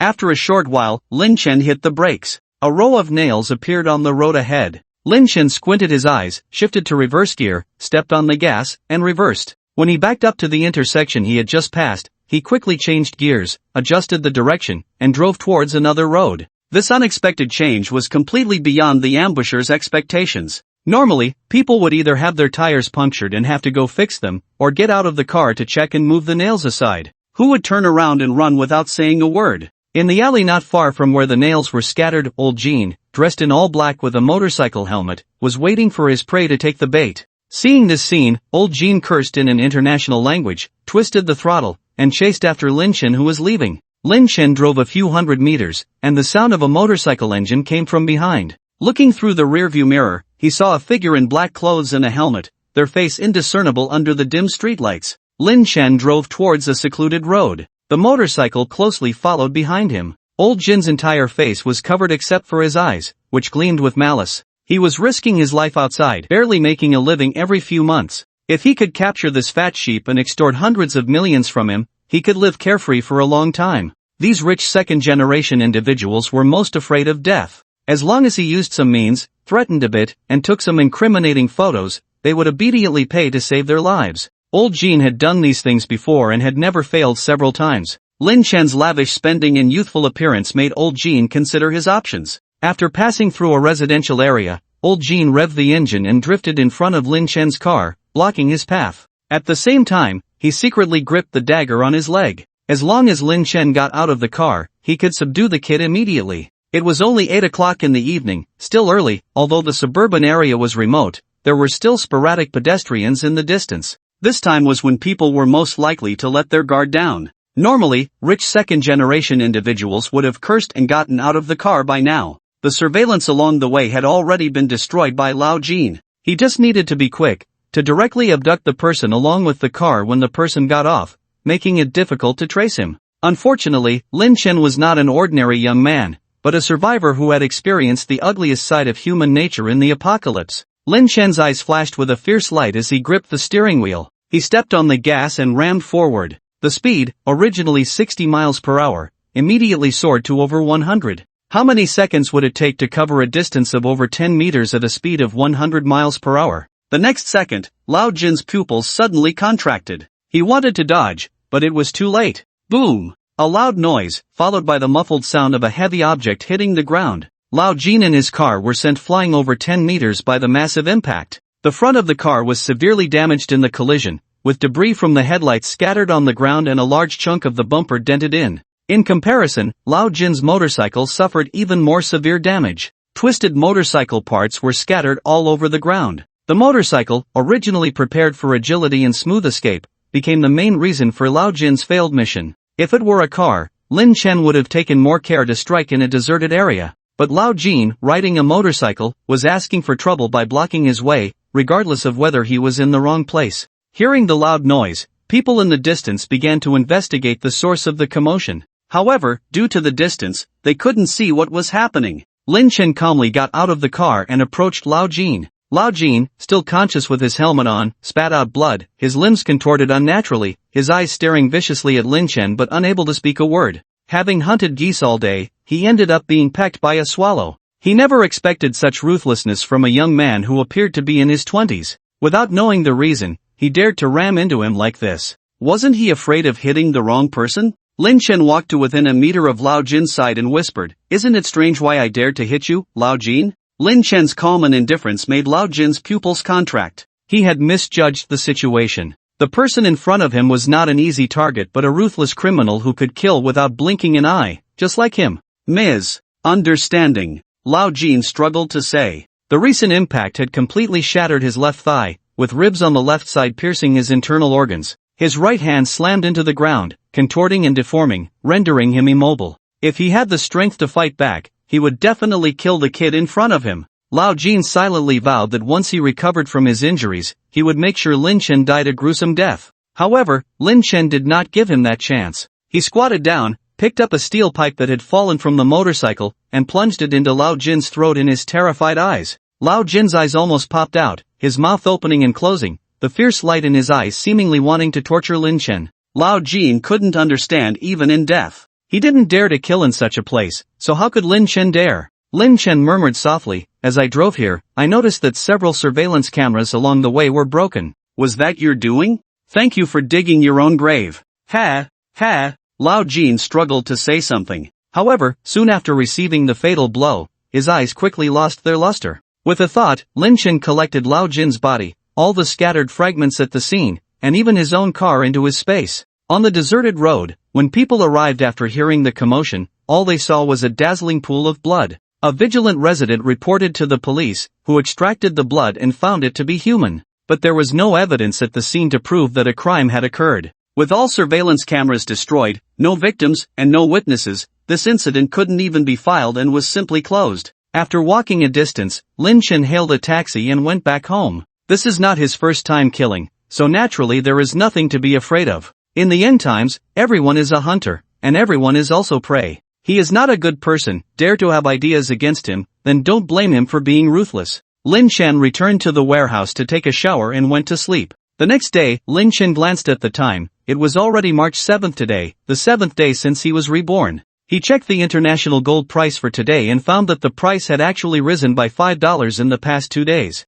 So he decided to sell the gold today to cash out and continue with the next step of his hoarding plan. After morning exercise and breakfast, Lin Chen took a car to the bank. Lin Chen was still a celebrity at the bank a few days ago. As soon as he walked into the bank with his suitcase, he was recognized by someone. Mr. Lin, what business do you want to handle? Since the incident of Chu Xiaodai leaking customer information was exposed by Lin Chen, although the bank did not publicize it for reputation's sake, they had quietly dismissed Chu Xiaodai. Now Lin Chen's customer service manager is another man in his 30s named Feng Jian. Feng Jian became Lin Chen's customer service manager after recognizing Lin Chen's potential and buying a cigarette from his superiors. Originally, Feng Jian was handling a credit card for a customer. When he saw Lin Chen, his eyes lit up. When he saw the suitcase Lin Chen was carrying, his eyes almost sparkled. This momentum, this suitcase, wasn't it exactly the same as when Lin Chen angrily bought 25 million worth of gold bars that day? At that time, when he heard that Chu Xiaodia's client wanted to buy 25 million worth of gold bars from her, he and the other customer managers were so envious and jealous. He didn't expect such a good opportunity to come to him so soon. Feng Jian immediately left the customer who was originally going to apply for a large credit card and asked another colleague to assist. Compared to the commission from selling 25 million worth of gold, what was the commission for processing a credit card? Feng Jian quickly approached Lin Chen with the most sincere smile on his face. Mr. Lin, hello, I am your new customer manager Xiao Feng. What business do you want to handle today? Let's talk inside. Okay, this way please. Feng Jian warmly led Lin Chen to the VIP lounge, taking in the envious and jealous looks of his colleagues, feeling somewhat proud. Lin Chen casually spent 25 million to buy gold. There must be more deposits in other banks. If he could attract these deposits, his performance would skyrocket. This was what several other bank employees were thinking as well. For them, performance equaled salary. High-quality customers were like parents providing for their livelihood. But Feng Jian acted too quickly, so they could only curse him secretly. This scoundrel. Lin Chen walked to the VIP counter, about to speak. Feng Jian hurriedly said, Mr. Lin, please have a seat and wait for a moment. After speaking, he quickly left. Lin Chen could only sit and wait. Soon, Feng Jian returned with an exquisite gift box in his hand. The bank prepared gifts for high-quality customers every year, with different grades of gifts based on different levels. This year, the bank prepared 2 bottles of Maotai liquor for the highest-level customers. Lin Chen was not originally the highest-level customer at the bank, but in order to retain Lin Chen as a big customer, Feng Jian personally prepared a gift for him. As long as Lin Chen completed a large financial transaction at the bank again, not only could he recoup the cost, but his performance and salary would increase rapidly. Originally planning to call Lin Chen in the next 2 days to deliver the gift, Feng Jian didn't expect Lin Chen to come directly. Mr. Lin, this is the gift for you this year. There are also some personal thoughts from me inside. Lin Chen didn't pay much attention and just nodded. He went straight to the point and said, help me with the gold bar repurchase procedure. After speaking, he opened the suitcase, revealing a whole box of 60 kilograms of gold bars. Feng Jian was stunned. The expression on his face was extremely vivid. He confirmed, you mean, you want to repurchase these gold bars? Lin Chen nodded. Feng Jian took a look at today's international gold price and forced a smile, saying, Mr. Lin, if you sell these gold bars now, you will incur a loss.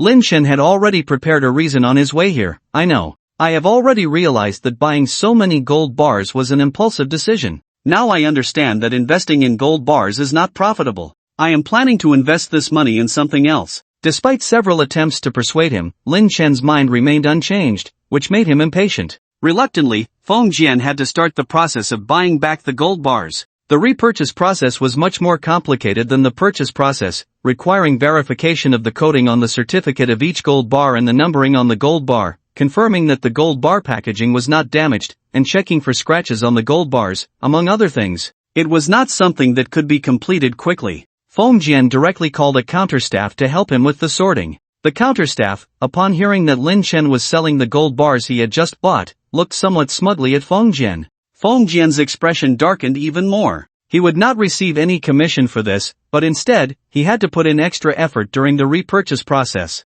If it weren't for the fact that he saw Lin Chen as a potential customer, Feng Jian would have given Lin Chen a few dirty looks. It took a whole morning to repurchase all the gold bars. Lin Chen's account received 24.78 million, resulting in a loss of over 600,000. Despite missing the target, Lin Chen didn't mind the small amount of money. After rejecting all of Feng Jian's financial projects, Lin Chen left with a smile on his face, taking 2 bottles of Maotai with him. Deep down, he was already regretting it. He had even paid over 1,000 yuan for this gift. He even spent a cigarette. What made Feng Jian even more annoyed was that he would be secretly mocked by his colleagues as a fool in the days to come. Lin Chen naturally didn't care about this. After leaving the bank, Lin Chen went directly to the grain and oil wholesale market. He ordered 100 tons of rice, 2,000 bags, 1,000 bags of flour, 100 boxes of cooking oil, and 1,000 boxes of table salt. Lin Chen stocked up on so much table salt because extracting salt from seawater after it freezes is now 100 times more difficult.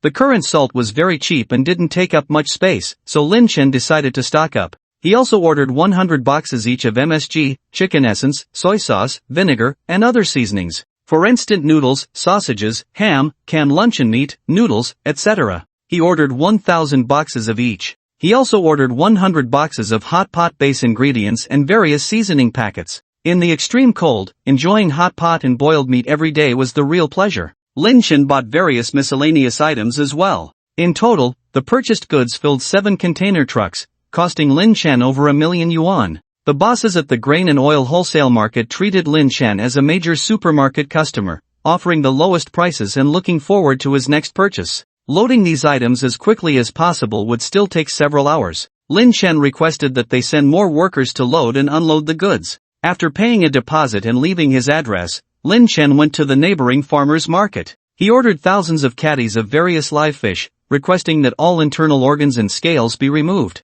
He bought a ton of chicken and duck, a ton of fresh pork, beef, lamb, and chicken eggs, each weighing 1 to 2 tons. Since it was already afternoon, these items could only be delivered the next day. Especially for live fish, as Lin Chen requested them to be freshly killed, each caddy cost an extra yuan, and it would take several days to deliver them all. He also ordered hundreds of caddies of dried sea cucumbers, various dried seafood, ginger, scallions, and garlic. The time-stopping property of the space meant that things stored inside would remain the same when taken out. If the space could accommodate live animals, Lin Chen would have prepared some fresh shrimp and crabs. Lin Chen also pre-ordered 3 tons of various vegetables and melons and 3 tons of fruits to be delivered early the next morning. Then Lin Chen went to the pharmacy to buy medicine. Unlike food, individuals could not buy too much medicine. Lin Chen ran until night, visited over a dozen pharmacies, and bought 50 boxes of antibiotics, 72 boxes of cold medicine, as well as various antiviral oral solutions. He bought 126 bottles of vitamins for $2 each,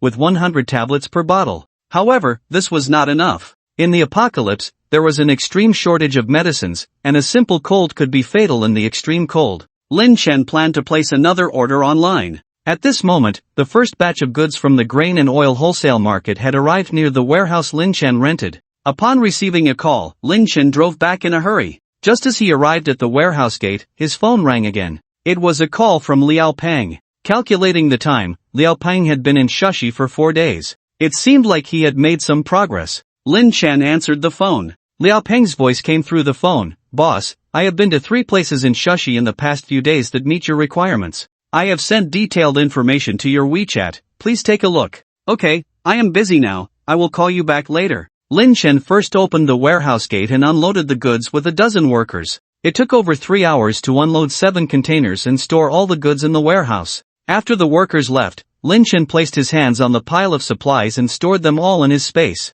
Looking at the small amount of supplies in the space, Lin Chen knew this was just the beginning. After taking a shower, Lin Chen checked the information sent by Liao Pang. He had not mistaken Liao Pang. The 3 places in the information met Lin Chen's requirements. The locations were high, remote, with no tall buildings around, and could be developed at any time. One of the places was particularly spacious, located in the eastern suburbs of Shashi. It was more than enough to build his private shelter or even a small community. Lin Chen suspected that the official shelter in his past life was built in this location. If it was true and later requisitioned by the authorities, he would suffer a great loss, so he decided to pass on this location. There were 2 other places left. One was the back mountain of a village in the western suburbs, with a mountain only a dozen meters high, located several kilometers away from the first empty land. There used to be a Taoist temple on the mountain. Although the temple had collapsed, the foundation remained. The last place was a fishing village named Shidao along the coast of Shashi, where there was a cliff over 10 meters high with a spacious building site on top. Several families used to live there but later moved away. Lin Chen texted Liao Pang to survey the Taoist temple mountain and the cliff to check the geology. He did not want the foundation of the house to collapse unexpectedly. Although the cliffs were made of rock layers, continuous exposure to wind and waves might have weathered the rocks, making it unsuitable for building a shelter. In comparison, the mountain that used to be a Taoist temple seemed more suitable for his ideal shelter. However, he would have to wait for the results to know for sure. After completing these tasks, Lin Chen went to sleep. Over the next 3 days, fresh produce bought by Lin Chen at the farmer's market was delivered to the warehouse. Lin Chen hired 4 people to receive and transport the goods in the warehouse while he went to the timber market on the 8th. After the extreme cold, when humans lost electricity, natural gas pipelines in various countries froze and leaked. The demand for fire sources was high. Without fire, people could not cook or have hot meals, and most survivors resorted to a primitive way of living. Countless people froze to death in their sleep due to the cold. Therefore, wood became extremely precious. Lin Chen directly bought 500 tons of firewood. Firewood was much cheaper than regular wood boards, consisting of waste wood and scraps. Just this amount of wood required 25 containers to transport. Fortunately, Lin Chen had ordered a large quantity, otherwise, the timber market would not have been willing to load and unload the goods for him. Next, Lin Chen bought as many gas cylinders and coal as possible. Lin Chen bought a total of 800 tons of coal. Next, he purchased windproof lighters, fire starters, windproof matches, etc. He also placed an online order for cold medicine, antibiotics, disinfectant, emergency bandages, and other medical supplies. Additionally, he acquired survival equipment such as respirators, oxygen tanks, tactical axes, jungle knives, and explosion-proof suits. On the 9th, Lin Chen went to the largest power plant in the city to buy 10 portable generators, 10 household generators, and 2 industrial generators. Apart from the industrial generators, he chose the quietest gasoline generators. The industrial generators were only for backup in cases requiring high power, using diesel but producing loud noise. The household generators were sufficient for normal use. Following this, he purchased electrical wires. In the extreme cold world, even if the circuits were not destroyed by an electromagnetic storm, outdoor exposed wires would likely freeze and break. Therefore, Lin Chen planned to connect the wires indoors to create a self-sustaining power loop for the shelter. To prevent power outages due to aging or short circuits, he bought tens of thousands of meters of various spare wires. Next on the list were diesel and gasoline. To use the generators, stockpiling diesel and gasoline was necessary. However, private trading of petroleum was prohibited, and it would take a considerable amount of time to accumulate enough fuel by filling up and exporting tanks. So Lin Chen visited this sincere pawnshop again. "You want 100 tons of diesel? 100 tons of gasoline? Do you think I'm running a gas station?" Xia Jinxing looked at Lin Chen with an expression of disbelief. Lin Chen smiled bitterly.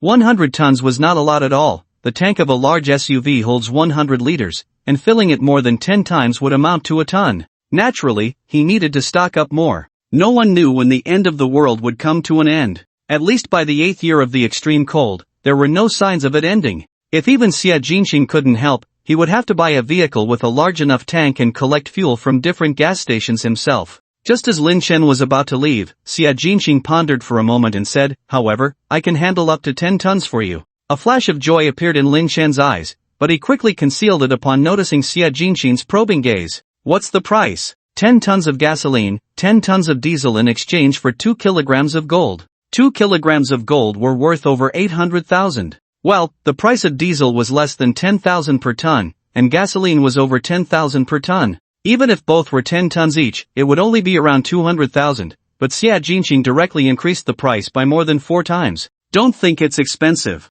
I'm not in this business normally. I'm taking a big risk. If you don't want it, forget it, Xia Jinqing said. Lin Chen was not one to be manipulated. He still had replicas of gold bars in his space, but the amount of the transaction was up to him to decide. 20 tons of gasoline, 20 tons of diesel, I'll give you 5 kilograms of gold. Seeking wealth in danger, Xia Jinqing gritted his teeth and agreed. Seeing Xia Jinqing's prompt agreement, Lin Chen's eyes lit up, and he asked, "Can you get me some medicine? We can discuss the price. Tell me, what are you planning to do with all these things?" Lin Chen's requests were becoming increasingly strange. Although it was taboo to inquire about a customer's intentions, he was too curious. Cold weapons, cold-resistant clothing, petroleum, and medicine, what was all this for? Was it really as this young man said, to settle in Antarctica? Xia Jinqing began to consider this incredible possibility. Naturally, Lin Chen did not reveal his true intentions. "Didn't I say it? I'm going to settle in Antarctica." Next, Lin Chen listed antibiotics, cold medicine, and various medicines to Xia Jinqing. Xia Jinqing was skeptical but eventually agreed on the price with Lin Chen. After leaving the pawnshop, Lin Chen thought for a moment and decided to go to the electronics market to buy some appliances first. In the end times, it will take many years to acquire all the necessary electrical appliances. Soon, Lin Chen arrived at the largest electronics store in Haishur. He bought 20 of each item such as rice cookers, induction cookers, washing machines, dryers, hair dryers, air purifiers, electric kettles, and 30 of items like electric heaters, electric blankets, heaters, and water filters. Then he went to a nearby store to buy pots, bowls, ladles, and basins, all made of alloy or stainless steel. On the 10th, Lin Chen went to the largest mall in Haishur. Although he already had winter clothes for hunting and gathering, he needed to buy more clothes and warm items for everyday wear. He first went to a home goods store and bought 20 sets of down comforters, 20 sets of cotton comforters, 20 blankets, and 20 sets of bedding. Then he went to a well-reputed brand store known for its down jackets and expedition suits, which were said to be specially made for Antarctic exploration teams. These were made of the most advanced insulation materials, second only to military winter gear in terms of warmth. As it was almost spring, the winter clothes were on sale. Lin Chen went to the winter clothing section to choose. Inside the store, 2 sales assistants were chatting leisurely. Since this brand store sold high-end products with each coat costing thousands to tens of thousands, there were not many customers usually. When Lin Chen headed straight to the discount area, the 2 sales assistants showed expressions of disdain and continued chatting. After looking around for a while, Lin Chen couldn't decide which item was the warmest, so he asked one of the sales assistants, "Which clothing here is the warmest, able to keep warm even at -50 degrees? The sales assistant, who had turned away from Lin Chen, rolled his eyes and then turned to say, "These down jackets and expedition suits are all quite warm." This was not the answer Lin Chen was looking for. "I mean, which one is the warmest, able to keep warm at -50 degrees? The sales assistant muttered under his breath and casually pointed at a few items. Lin Chen pointed to one of the items the sales assistant had indicated and said, "Bring me an XL size to try on." The sales assistant was already impatient. He thought to himself, "This poor guy buying discounted items is asking for so much." He looked at the down jacket on the shelf, which was in size L, and said, "Try it on first, if you like it, I'll get it for you." At this point, Lin Chen also sensed the impatience of the sales assistant. His brows furrowed slightly, and just as he was about to speak up, 2 people walked in through the store entrance. It turned out to be Su Feifei, accompanied by a tall, thin man. They seemed to be regular customers, and the other sales assistant greeted them warmly. "Mr. Li, hello. We have recently added many new items to our shelves. Please have a look." The contrast in attitude between the 2 sales assistants was stark. Especially when the other sales assistant saw the potential for a big commission, the sales assistant next to Lin Chen's face darkened even more. Su Feifei noticed Lin Chen and exclaimed, "Lin Chen, you're here too?"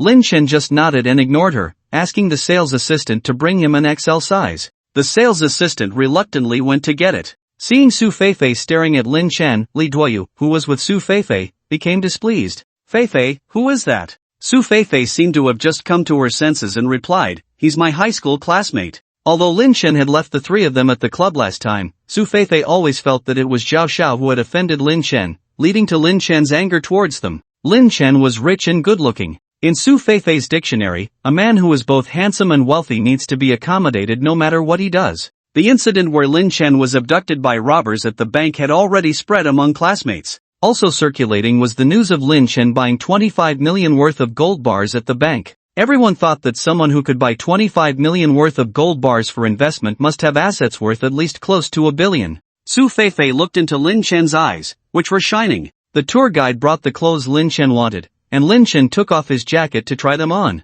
Su Feifei glanced at Lin Chen again and noticed that his figure had somehow become even better, with his chest muscles faintly visible under a thin base shirt. This made Su Feifei blush involuntarily. She took another look at the dry and thin Li Duoyu beside her and suddenly felt that Lin Chen was more suitable for her. She walked up to Lin Chen and complimented, "Lin Chen, you look really good in this outfit." Li Duoyu's face darkened. Lin Chen nodded, pointed to the clothes the salesperson had just mentioned, and said to the salesperson, "Bring me that one in XL to try on. And that one, and that one." The salesperson wore a sour face and reluctantly brought Lin Chen 3 pieces. Lin Chen tried them on one by one to confirm the size and flexibility of the clothes, as he would be wearing them for the next few years or even decades. But the salesperson didn't think the same way. She thought Lin Chen was just a poor person with too many problems, always trying on discounted clothes. She hated this kind of customer the most. If it weren't for the fact that there were more than one customer in the store at the moment, she would have been rude. Su Feifei kept praising Lin Chen for wearing the clothes well, but Lin Chen found the woman next to him too noisy and was about to drive her away when Li Duoyu, who had been ignored on the side, couldn't bear it any longer. "Feifei, if your friend can't afford to buy clothes, I'll pay for it, so he doesn't have to embarrass the salesperson." The salesperson next to Lin Chen immediately looked at Li Duoyu with grateful eyes. Su Feifei's expression became somewhat awkward. Lin Chen broke in directly before Su Feifei could speak, and said to the disdainful Li Duoyu, "Are you saying you're willing to pay for me?" Lin Chen could tell that this man named Li Duoyu was mocking and provoking him. It was clear that he was another pursuer of Su Feifei. The disdain on Li Duoyu's face deepened, and he threw a look at Su Feifei as if to say, "See, I was right, wasn't I?" Then, as if giving alms, he said, "Yes, I'll buy all these discounted items you're interested in." Lin Chen looked Li Duoyu up and down and said, "Do you have money? Let's see if you can keep your word." Li Duoyu, like a cat whose tail had been stepped on, raised his voice, "Of course. I'll pay for whatever you choose." He lacked everything except money. His monthly allowance was 300,000. A few discounted clothes were a matter of 20,000. To maintain his rich second-generation image in front of the girl he liked, he could afford this amount of money. Lin Chen realized that he wanted this frequent customer, a rich second generation, to foot the bill. The salesperson on the side also looked at Lin Chen with disdain and contempt. Lin Chen smiled. He wasn't just buying a few items, but dozens or even hundreds. If someone was offering themselves as a sucker, he wouldn't be polite. He said to the salesperson, "The ones I just tried on, give me 50 of each, pack them all up for me." "What did you say?" The salesperson thought she had misheard. Lin Chen repeated himself. He said, "Pay for all these items for me." Both salespeople were shocked by Lin Chen's audacious request. Their faces expressed, how could there be such shameless people in this world? The buyer didn't move and looked at Li Duoyu. Lin Chen looked at the stunned Li Duoyu, with a mocking smile on his face. "I just asked you, you said you can afford to buy a few more. Are you saying you can't afford it?" This was essentially throwing Li Duoyu's words back at him. Lin Chen just tried on 4 pieces, each costing 50, which is 200 in total. Even if they were all on sale, the average price per piece would still be 3,000. That's about 600,000 in total. Li Duoyu's monthly pocket money is 300,000, which is not even enough for himself. Lin Chen was about to spend his 2 months' worth of pocket money in one go. "Are you kidding me?" Li Duoyu's anger surged, feeling that Lin Chen was playing with him just to embarrass him in front of Su Feifei. It's not that he couldn't come up with 600,000, but he couldn't possibly spend 600,000 on a man. Which normal person buys 50 pieces of the same clothing? I was talking about the ones you want to buy. Even Su Feifei felt that Lin Chen was deliberately making things difficult for Li Duoyu. Who buys 200 pieces of such warm jackets? They wouldn't be able to wear them all even in 10 or 20 years, and they would be out of style by then. But she didn't say anything. Lin Chen was the man she had her eyes on, so she naturally wouldn't publicly contradict him. Lin Chen said, "I want to buy 200 pieces. Li Duoyu, in extreme anger, retorted, "Can a poor guy like you who buys discounted goods afford to buy 200 pieces? If you can afford to buy 200 pieces, I'll kneel down and call you grandpa." Lin Chen chuckled, his mocking expression undisguised on his face. "Call me grandpa? Who knows if you'll just let out a fart like you did before." No, even a fart makes a sound, your words aren't even worth a fart. Put. Hearing Lin Chen's vivid metaphor, Su Feifei couldn't help but laugh. The mocking laughter of the girl he liked hurt Li Duoyu's self-esteem. It made Li Duoyu explode completely, and his voice raised significantly. Nonsense. I always keep my word. But how can you prove that you're not deliberately saying you want to buy 200 pieces just to trick me? Li Duoyu's voice attracted the attention of a couple of passers-by. Lin Chen said, it's simple, I'll buy these 200 pieces first. If I can afford it, all my expenses in this mall today will be on you. And what if you can't afford it? The stakes between the two had escalated, and Li Duoyu naturally wouldn't let himself be at a disadvantage. Lin Chen said, if I can't afford it, you can do whatever you want. Unconsciously, more people gathered outside the store to watch. Many people were whispering and pointing at them. In front of so many people, Li Duoyu couldn't afford to lose face, so he raised his chin and looked at Lin Chen through his nostrils, saying, fine, I agree. If you can't afford it, you have to kowtow to me a few times and call me grandpa 3 times. Li Duoyu didn't believe that this poor guy could really afford clothes worth tens of thousands. Today, he was going to tear off the face of this poor guy and trample it under his feet. Lin Chen turned to the salesperson and said, 50 pieces for each design, pack them up now. The salesperson pursed her lips and said displeasedly, sir, these clothes will cost around 600,000 in total. The implication was that if Lin Chen didn't have the money, he shouldn't be making a scene here. 200 pieces were not a small number, and if they had them brought over from the warehouse and Lin Chen didn't buy them, they would face criticism or even punishment. Lin Chen took out his card from his pocket. Let's settle the bill, I'll pay by card. The salesperson saw Lin Chen's black card and whitened her eyes. She dared not be negligent and carefully took the card to examine it. Yes, it was the black card that required a deposit of over 10 million. They had been in this line of work for so long that they still had a keen eye. They realized they had underestimated him and quickly put on their most standard smile. Please wait a moment, have a seat first, I'll have the warehouse bring the goods over. Lin Chen sat down and poured tea and water, looking completely different from before. 200 pieces. Even with discounted products, this quantity would earn them a high commission. Another salesperson immediately called the warehouse. Lin Chen said directly, no need to deliver here, just send it to my residence. The salesperson agreed repeatedly and noted down the address Lin Chen provided. Soon, the total price was calculated to be 582,366, and the salesperson brought the card machine to Lin Chen. Lin Chen entered the password, printed the receipt, signed it, and completed the whole process smoothly. The salesperson was secretly delighted to receive a hefty commission, but Lin Chen's next words left her feeling as if she were in an ice cave.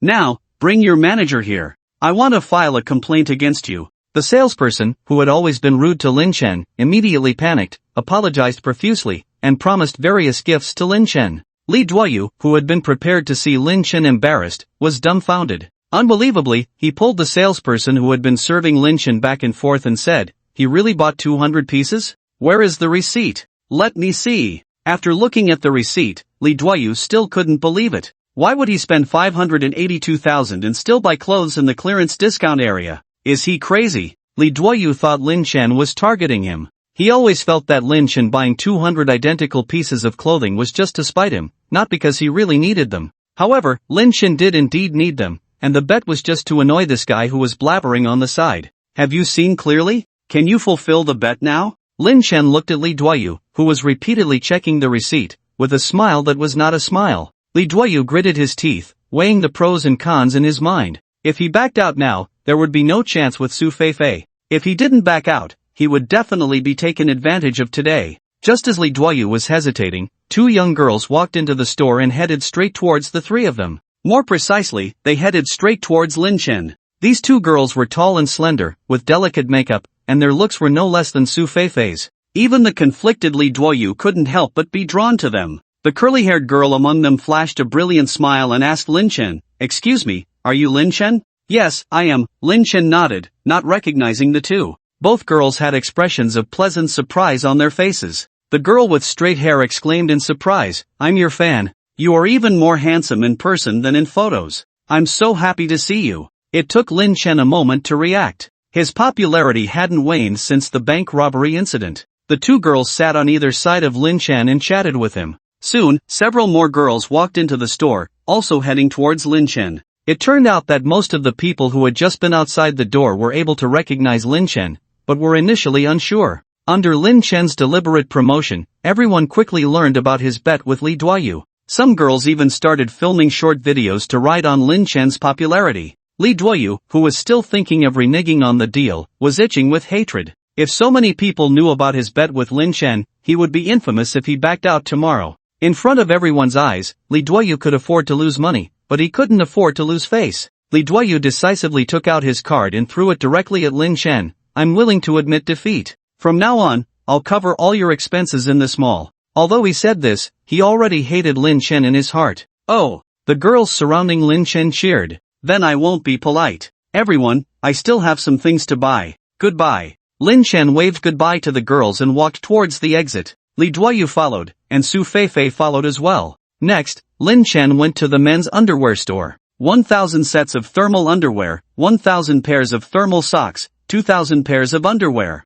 Altogether, it cost over 260,000. Lin Chen originally planned to buy these items at the wholesale market, but now he's using someone else's money, so he might as well spend it. Lin Chen's sudden purchase shocked the store clerks, who had to confirm multiple times before calling the manufacturer to ship the goods. The store's inventory didn't have that much stock. The delivery address was naturally Lin Chen's warehouse. Li Duoyu watched Lin Chen waste his money, his eyes shooting fire as he approached Lin Chen and gritted his teeth to say softly, "Isn't that enough? Let me remind you, moderation is key." He was more convinced that Lin Chen was playing a trick on him. Why would a normal person buy so much underwear and socks? Li Duoyu's card not only had his pocket money for the month but also a credit limit of 500,000. Lin Chen had already spent this month's living expenses, leaving Li Duoyu high and dry. Ignoring Li Duoyu's warning, Lin Chen squinted his eyes, revealing a bright smile with white teeth. "As you said, today I'll foot the bill for my shopping at the mall." "What? Having second thoughts?" Lin Chen's voice was loud, catching Su Feifei's disdainful and disgusted look towards Li Duoyu.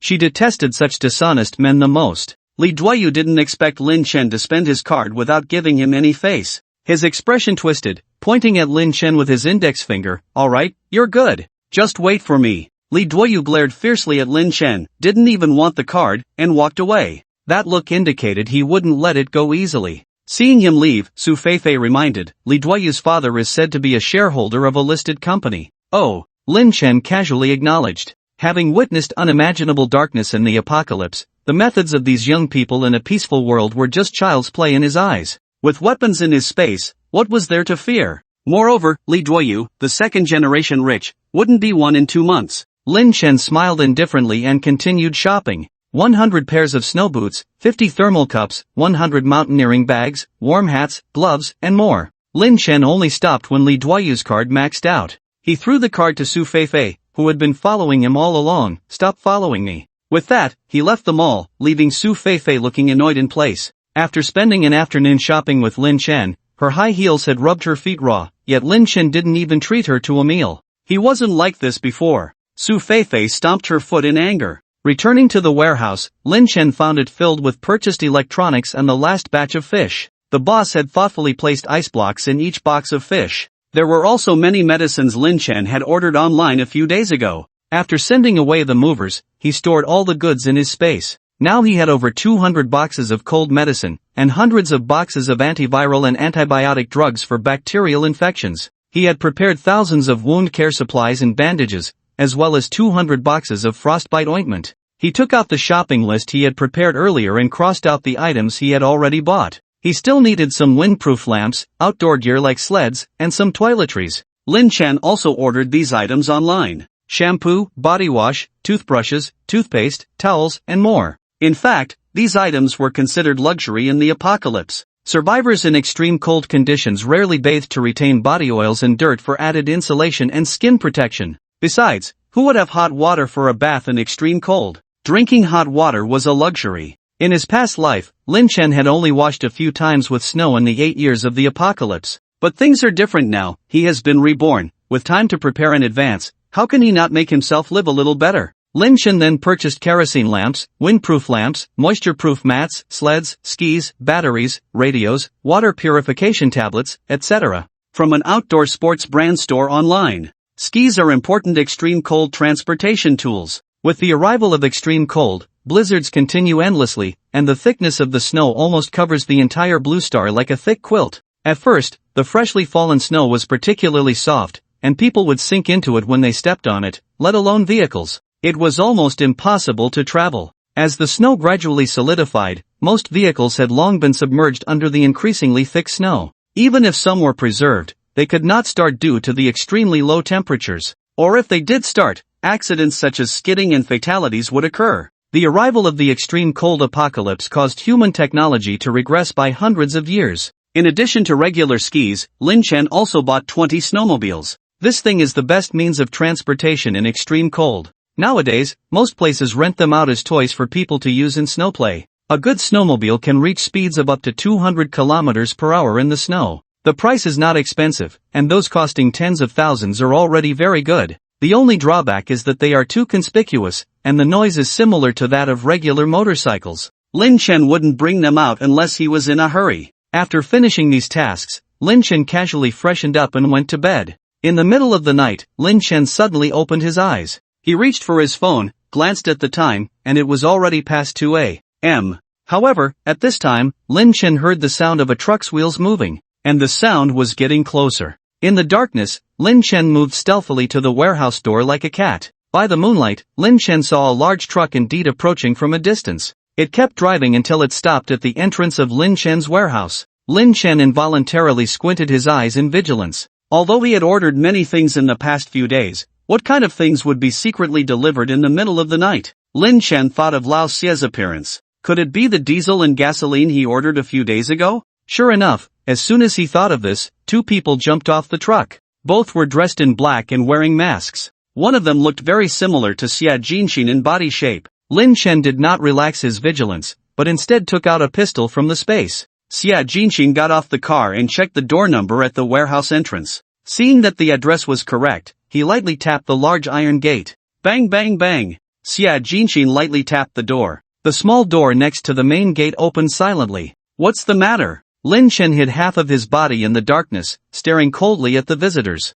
Oh my god, scaring people in the middle of the night. Xia Jinxin patted his chest. I've delivered your goods. Open the door. Seeing that the 2 men did not react, Lin Chen closed the small door again and opened the main gate. The truck drove directly into the warehouse. Xia Jinxin patted the truck and said, the goods are all here. A biao. A biao. The truck driver, who was burly and tall, opened the back door of the truck, and the warehouse was filled with barrels of oil. Brother, check the goods. Xia Jinxin gestured towards Lin Chen. No need, I trust you. Lin Chen did not step into the dimly lit truck compartment. Xia Jinxin smiled and waved to a biao, who walked into the carriage alone, pulled out an unloading slide, and rolled down the barrels of oil. Xia Jinxin caught them below and arranged them neatly. Lin Chen stood by and watched. He would never expose his back to someone he didn't trust. He had traded over 1 million gold with Xia Jinxin. Money moves people's hearts, and in the face of sufficient benefits, anyone can turn into a devil. Lin Chen naturally would not entrust his safety to Xia Jinxin's character.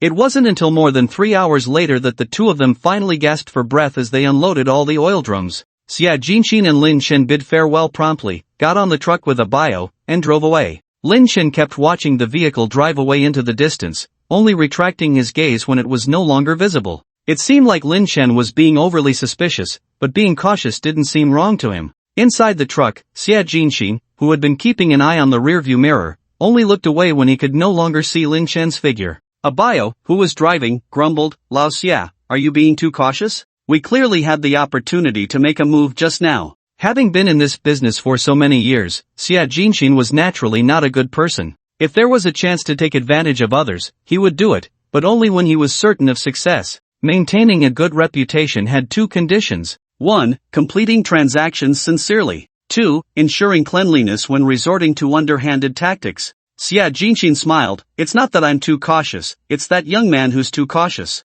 Didn't you notice how alert he was towards us the whole time? A bio glanced at the rearview mirror where there was no one to be seen and said dismissively, he's just a greenhorn, I could have easily taken care of him. Xia Jinxin leisurely lit a cigarette, though his demeanor seemed relaxed. His eyes were filled with seriousness. I don't think so. When I was standing next to him just now, I had a feeling that any sudden move from me would have gotten me killed instantly. A bio also became more serious. Really? I didn't see him carrying any weapons, and even if he wanted to draw a gun, he couldn't be faster than you, right? Xia Jinxin had encountered buyers who resorted to underhanded tactics many times in his line of work, trying to get the goods without paying the final installment and resorting to violence. Xia Jinxin had managed to stay safe all these years thanks to his quick and steady gun-drawing skills. but he claimed that the young man was faster than him? This revelation surprised Abayo, who had known Xia Jinxin for many years. You should know that my instincts have saved me many times. Xia Jinxin exhaled a puff of smoke. Have you forgotten about the incident with Lao Jin's disappearance?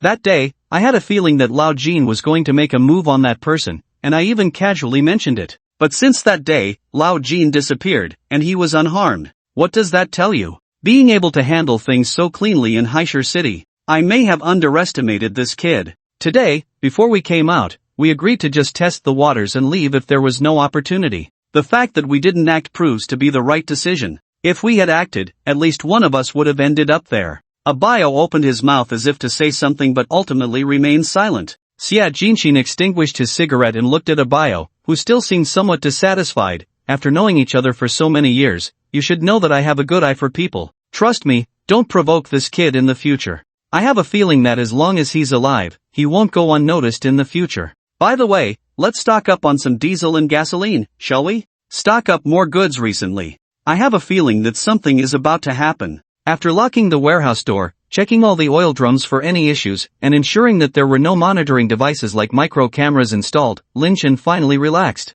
He opened a few more drums of oil for inspection, and it turned out that all the oil was fine. 400 oil drums were neatly stacked in a square formation. After confirming once again that there was no one outside the warehouse, Lin Chen placed his hand on one of the oil drums and silently said to himself, "Item duplication." The number of duplicated items on the interface of the treasure basin in front of him changed from 22 to 21. And in front of him, with a burst of golden light, an additional 400 drums of oil appeared out of thin air. Lin Chen checked the duplicated items, and everything from the oil drums to the oil inside was perfectly replicated. 20 tons of gasoline and 20 tons of diesel became 40 tons of gasoline and 40 tons of diesel. The excitement in his bright eyes was shining. Just 20 tons of diesel and 20 tons of gasoline wouldn't be enough. He needed oil that could support decades of use after the extreme cold arrived. The shelter would rely on this oil to power the generator, and his snowmobile also needed oil to start. Therefore, when negotiating with Xia Jinxin, Lin Chen thought of using the ability to replicate items to duplicate the oil.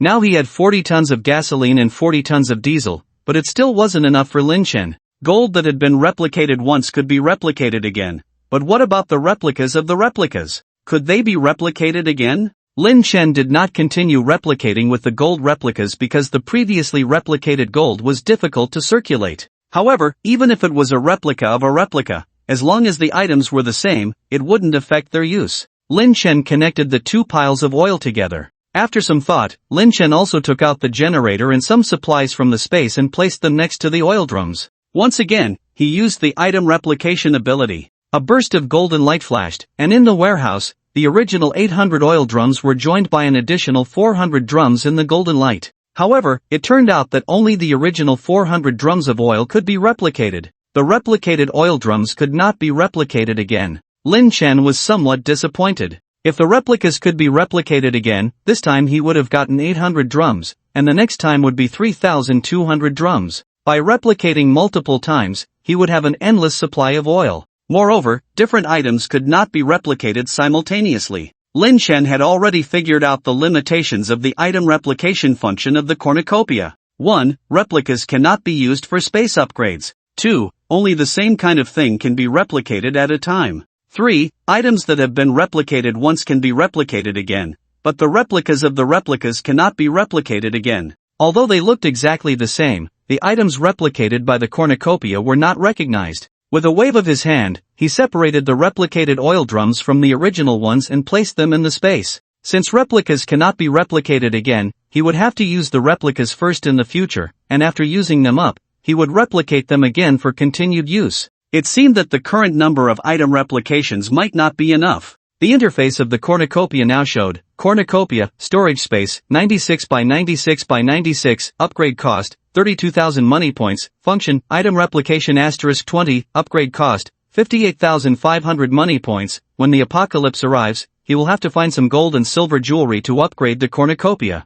After returning and taking a nap, the next morning, Lin Chen, who was in his daily morning exercise, received a call from Liao Peng. Liao Peng brought the results of the rock and soil exploration from 2 locations. As Lin Chen had guessed, the rocks on the cliff were showing signs of sandification, which would be fine for living for decades in the current climate. However, it was hard to say how long they could withstand the extreme cold. Surprisingly, there were many granite rocks inside the mountain at the site of the old Taoist temple, which were very stable. So Lin Chen decisively chose the site of the old Taoist temple. He asked Liao Peng to discuss the price first, and Lin Chen booked a flight to Sha City early tomorrow morning. He needed to personally see this specific situation and then design a shelter based on the terrain. The warehouse needed someone to guard it, so Lin Chen ordered many things online that required a signature for delivery, and some goods from the stores that hadn't been delivered yet needed to be unloaded and stored. After some thought, Lin Chen hired someone who was completely unfamiliar to the group of movers to watch over the warehouse. At the same time, he reminded this group of movers to pay attention to the quantity of goods. After completing all this, Lin Chen could finally relax and set off on the plane to Sha City. Sha City truly lived up to its reputation as the hottest city in Xia country. It's only March, and everywhere you can see girls flaunting their youthful bodies in cool short-sleeved shirts and shorts. As soon as Lin Chen got off the plane, he took off his jacket to reveal the loose short sleeves underneath. There were faint muscle contours on his arms and chest, not very obvious at first glance. From the outside, he just looked like he had a good figure. Only Lin Chen knew that after more than 10 days of training, his body was completely different from when he was just reborn. Lin Chen was very strict with himself, increasing the training volume every day. Now his strength was no less than those who regularly exercised in the gym. Because he didn't exercise for fitness, but for combat. He wanted every inch of his muscles and bones to be able to exert their maximum power with just a thought. This required the muscles to be flexible enough to increase strength without becoming too bulky to affect agility. With just over 2 months left, it was not much time, and he had to cherish every day to make himself stronger. The cruelty of the apocalypse was not just about having enough resources to live well. On the contrary, having enough resources but no strength would only be more miserable than having nothing at all. Liao Peng arrived early at the airport exit to wait for Lin Chen to disembark. When he saw Lin Chen in the crowd, Liao Peng quickly raised the sign in his hand and waved it vigorously. Lin Chen spotted Liao Peng at a glance, and after they met up, the two left the airport and got into a car. In order to find a suitable homestead, Liao Peng also rented a car for convenience. Liao Peng took the initiative to bring up the topic and deepen their relationship. "Boss, let me take you to find a place to stay after a hard journey?" "No need, just tell me about the situation of the old site of the martial arts gym." Liao Peng said seriously, "I talked to the owner of that piece of land. It's on the mountain, in a remote location, and the price is not very high, only 500,000. I've negotiated it down to 480,000 for you." This price was even cheaper than Lin Chen had expected. In fact, the housing prices in Sha City were not high, with only over 20,000 per square meter in the city center.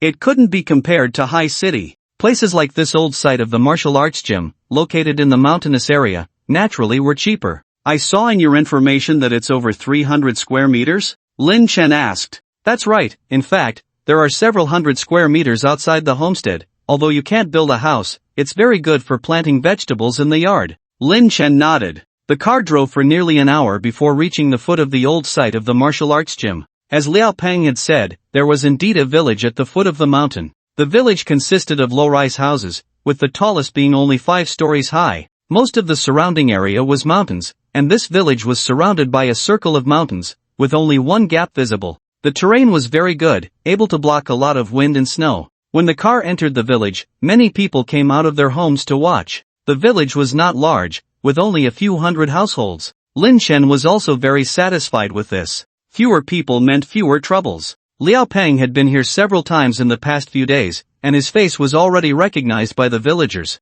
But Lin Chen was a new face, and many middle-aged women stood together pointing and whispering at the two of them. Because of the distance, Lin Chen couldn't hear what they were saying. "Boss, those are all villagers from the village. I checked, there are a total of 96 households in this village, with a total population of no more than 400. Lin Chen nodded to show that he understood. "It's just a 10-minute drive up this road." Liao Peng pointed to a cement road that could only accommodate one car. The mountain was not high, only about 10 meters above the ground, so they arrived quickly. The mountaintop was not as uneven as imagined, but rather very flat. It was about an acre in size. The previously built Taoist temple had collapsed, leaving only some wood, bricks, and half-collapsed walls. This was not a problem. Rebuilding after the collapse would be convenient. Lin Chen looked around and nodded in satisfaction. "Good, when can we complete the formalities?" "The owner of this homestead is out of town, and it took me a lot of effort to find his contact information. After agreeing on the price yesterday, He said he would rush back as soon as possible to handle the formalities. When I contacted him this morning, he was already on the train and expected to arrive here this afternoon. Alright, let's head down the mountain first. Building a shelter is a big project, with tight deadlines and heavy tasks. To complete the shelter in just over 2 months, enough manpower must be arranged. Lin Chen already had a preliminary idea of the shelter in his mind and was planning how many people to hire. The two of them returned to the foot of the mountain. The procedures for transferring the land had to be done in the city, so Liao Peng and the other person agreed to handle it directly at the relevant department in the city in the afternoon, without staying in the village. The land transfer procedures went very smoothly. The original owner was a middle-aged Taoist priest, not with any immortal demeanor, but rather round-faced. After signing the transfer contract, he seemed hesitant to speak. But in the end, he didn't say anything and left in a hurry after receiving the money. This gave Lin Chen a slight sense of unease. Liao Peng, have you inquired about why the Taoist temple was abandoned? Liao Peng was taken aback by Lin Chen's question. He hadn't actually inquired about it. Liao Peng was also a smooth talker, and upon hearing Lin Chen's question, he immediately figured out something and quickly called the Taoist priest they had just met. 30 minutes later, Lin Chen, Liao Peng, and the chubby Taoist priest were sitting in a restaurant. The chubby Taoist priest mumbled as he earnestly stuffed meat into his mouth. The thing is, I didn't mean to hide it, but I've been really short of money lately. After speaking, he glanced nervously at Lin Chen. Lin Chen remained calm, his expression revealing no joy or anger. It turned out that the Taoist priest had bought the land 5 years ago. In his words, he wanted to find a piece of feng shui treasure land to build a Taoist temple, so he chose that hilltop. He first spent a lot of money building a cement road, and then built the Taoist temple. Everything went smoothly in between, and the chubby Taoist priest originally thought he would retire in this Taoist temple. Unexpectedly, shortly after the Taoist temple was completed, villagers from the village at the foot of the mountain came with several people to his temple. They claimed that the mountain below was the dragon vein of their village and that the chubby Taoist priest's temple was suppressing their dragon vein. The land was originally acquired from the villagers, and when it was acquired, the chubby Taoist priest had made it clear that he wanted to build a Taoist temple. At that time, the villager did not say that the hilltop could not have a Taoist temple. No one stopped the construction process. But it was only after the Taoist temple was built that they came out with their objections. Building the Taoist temple had depleted all the money the chubby Taoist priest had saved over the years, and it was impossible to tear it down. At first, the chubby Taoist priest ignored these villagers. His temple was legal and compliant, and these villagers couldn't forcibly demolish it. However, things were not as simple as he had thought. Starting from then, villagers stood guard at the cement road at the foot of the mountain every day, preventing any vehicles from going up the mountain. The chubby Taoist priest opened the temple to attract worshippers, and without them, he lost a significant source of income. Then there were middle-aged women who came to the temple every day to curse. He couldn't drive them away, and the chubby Taoist priest was at his wit's end. He negotiated with the villagers several times and finally gave them 20,000 yuan to settle the matter. He thought the matter was over, but a month later, villagers blocked the road again. The chubby Taoist priest was furious and went to argue with the village chief. The village chief shamelessly claimed that the previous 20,000 yuan was for the previous month's expenses, and from now on, they would have to pay them 20,000 every month. This enraged the chubby Taoist priest, and he immediately reported it to the police. However, when the public security officers arrived, all the villagers in the village, from the 80-year-olds to the 3-year-old children, came out to testify that the money was a gift from the chubby Taoist priest to the entire village. This incident indicated that the people in this village had done such things before. Extortion involving 20,000 yuan was already a prosecutable offense. After receiving the money, each household distributed 50 yuan per person. What's even more infuriating is that the village is mostly populated by elderly people in their 60s, 70s,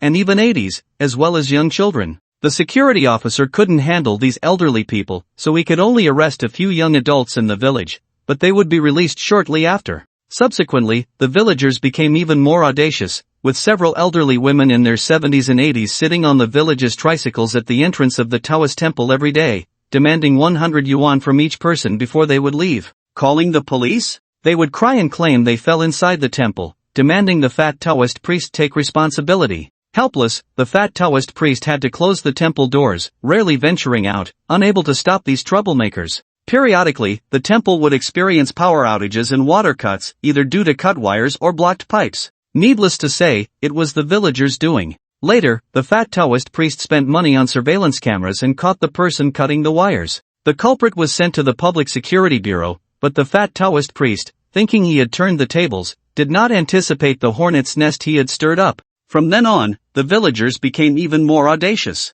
Their tactics were endless, and he was exhausted mentally and physically from facing 400 people alone. In the end, he had to give up the temple and seek another way out. After listening to the fat Taoist priest story, Liao Peng felt angry and guilty, unable to face Lin Chen. "I'm sorry, boss, it's all because I didn't inquire properly." Despite receiving such a high salary from Lin Chen, he had messed things up, feeling ashamed and embarrassed. "I'll go check if there are any other suitable places. Even if I buy this land myself, you can deduct it from my salary, boss." Lin Chen glanced at him. This made Lin Chen look at Liao Peng in a new light. Although the annual salary he offered Liao Peng was 500,000, it was just an empty promise. Willing to compensate for his mistake with a salary of 500,000 before receiving the money, this was not something an ordinary person could propose. Lin Chen waved his hand. "No need, just this piece of land. It's late today, go contact a reliable construction team, and start work tomorrow." This shocked both Liao Peng and the fat Taoist priest. "Boss, I have a solution, just do as I say." Lin Chen stood up, ending the meal. In fact, this matter didn't need to be resolved at all. Cause trouble after it's built? Would Lin Chen be afraid? Definitely not. By the time the shelter was built, at least 2 months later, the villagers would be too preoccupied with the extreme cold. Lin Chen also had experience dealing with villains. As long as he was more ruthless than them, he would be fine. Wait! The fat Taoist priest forcefully swallowed the food in his mouth and pulled out a yellowed booklet from his pocket. "Young man, you are a good person, and I didn't handle this matter properly. This booklet was used by me for health and fitness before. Now that the temple is gone, I have decided to return to secular life. This booklet is not so important to me anymore, so I'll give it to you. I always felt that you were quite likable." Lin Chen frowned at the visibly greasy stains on the yellowed booklet, but seeing the sincere look in the fat Taoist priest's eyes, he eventually accepted it. "Thank you." Leaving the restaurant, Lin Chen went to the hotel where he was staying and spent the night drawing the design of the shelter that he had already envisioned in his mind. The top half of the design was a semicircle exposed on the ground, while the bottom half was a square underground room. From an architectural perspective, a circular structure reduces wind resistance and is more solid. From a heat transfer perspective, a circular shape releases the least heat and is better for insulation. People who used to live in the Arctic built semicircular snow houses for the same reason. The outermost part of the building is welded with alloy, and the interior will use explosion-proof steel plate walls commonly used in banks, with a thickness of at least 1 meter. Inside the steel plate walls, a layer of the most cold-resistant constant temperature material will be added, followed by normal 3-proof materials. Lin Chen plans to build a fireplace in the middle of the circular building, which can be used for heating when it is inconvenient to generate electricity. A smoke exhaust pipe will be installed above for ventilation. There will be a separate power cycle above and below the building. Lin Chen has not considered the water issue. The water purifier he bought is not just for show. The details of the design drawings still need to be modified by professionals, but that's roughly it. After finishing the design drawings and preparing to sleep, Lin Chen glanced at the book he had casually placed aside. It was the one given to him by the fat Taoist. Out of curiosity, he picked it up and started flipping through it. To his surprise, the book turned out to be an illustrated book with a little figure demonstrating different moves, similar to martial arts manuals. Lin Chen became increasingly interested as he read through it. The more he read, the more serious his expression became, even somewhat incredulous. The movements in this book were somewhat similar to the resonance he practiced. This greatly shocked Lin Chen. He immediately jumped out of bed and started practicing the movements according to the book. As he practiced, he found that these movements were indeed somewhat similar to resonance, but much more complex and difficult to master. Fortunately, he had the experience of exploring resonance from his past life cultivation, and his body had been honed during this time, so he could barely perform these movements. With each breath and movement, there seemed to be a mysterious rhythm. As the first set of movements ended, Lin Chen was dripping with sweat, but his breath was not in the least disturbed, and he felt comfortable and warm all over. This effect was actually several times better than resonance. Although resonance also had a warming effect after practice, it was not as pronounced. Lin Chen solemnly picked up the dirty book again and turned to the written part. The 3 words "health preservation secret" were obviously added later, and the original title seemed to have been worn away. This was definitely not an ordinary health book. If he had not experienced the apocalypse, he might have thought it was just a martial arts manual that cost a few dollars on a street stall. But knowing the miraculous aspects of cultivating resonance in the apocalypse, Lin Chen knew that this was definitely a priceless manual. The The magical substances that appeared in the apocalypse would be the time when this technique would have its greatest effect. At the same time, Lin Chen was also puzzled. Resonance only appeared in the 6th year of the apocalypse, and it was said to have been jointly researched by scientists and martial artists. Could the rumors be wrong, or perhaps, the rumors were spread by the official shelters? But Lin Chen had a premonition that the appearance of resonance was definitely related to this book. Now that this book was in his hands, would it change the original future? Lin Chen pondered for a moment and stopped thinking further. Even if the future really changed, it was not something he needed to worry about now. And he was not the only one who knew this technique, there was also the fat Taoist. After waking up from a nap, and finishing practicing the health preservation secret, Lin Chen found that Liao Peng had already gathered people early in the morning to start work at the site of the Taoist temple. After breakfast, Lin Chen also went to the site. 2 excavators were clearing the debris of the original Taoist temple. Lin Chen found Liao Peng, handed him the drawings he had designed the night before, and explained the key points to him. Liao Peng patted his chest and said, "Alright, boss, I will have the engineer refine the design drawings. In addition, about the well you mentioned, there was originally a well here, buried in the ruins. The workers just told me about it." Lin Chen was somewhat surprised. This was a pleasant surprise. Over the next few days, Lin Chen stayed in Shashi, booking various building materials, discussing shelter design plans with engineers, etc.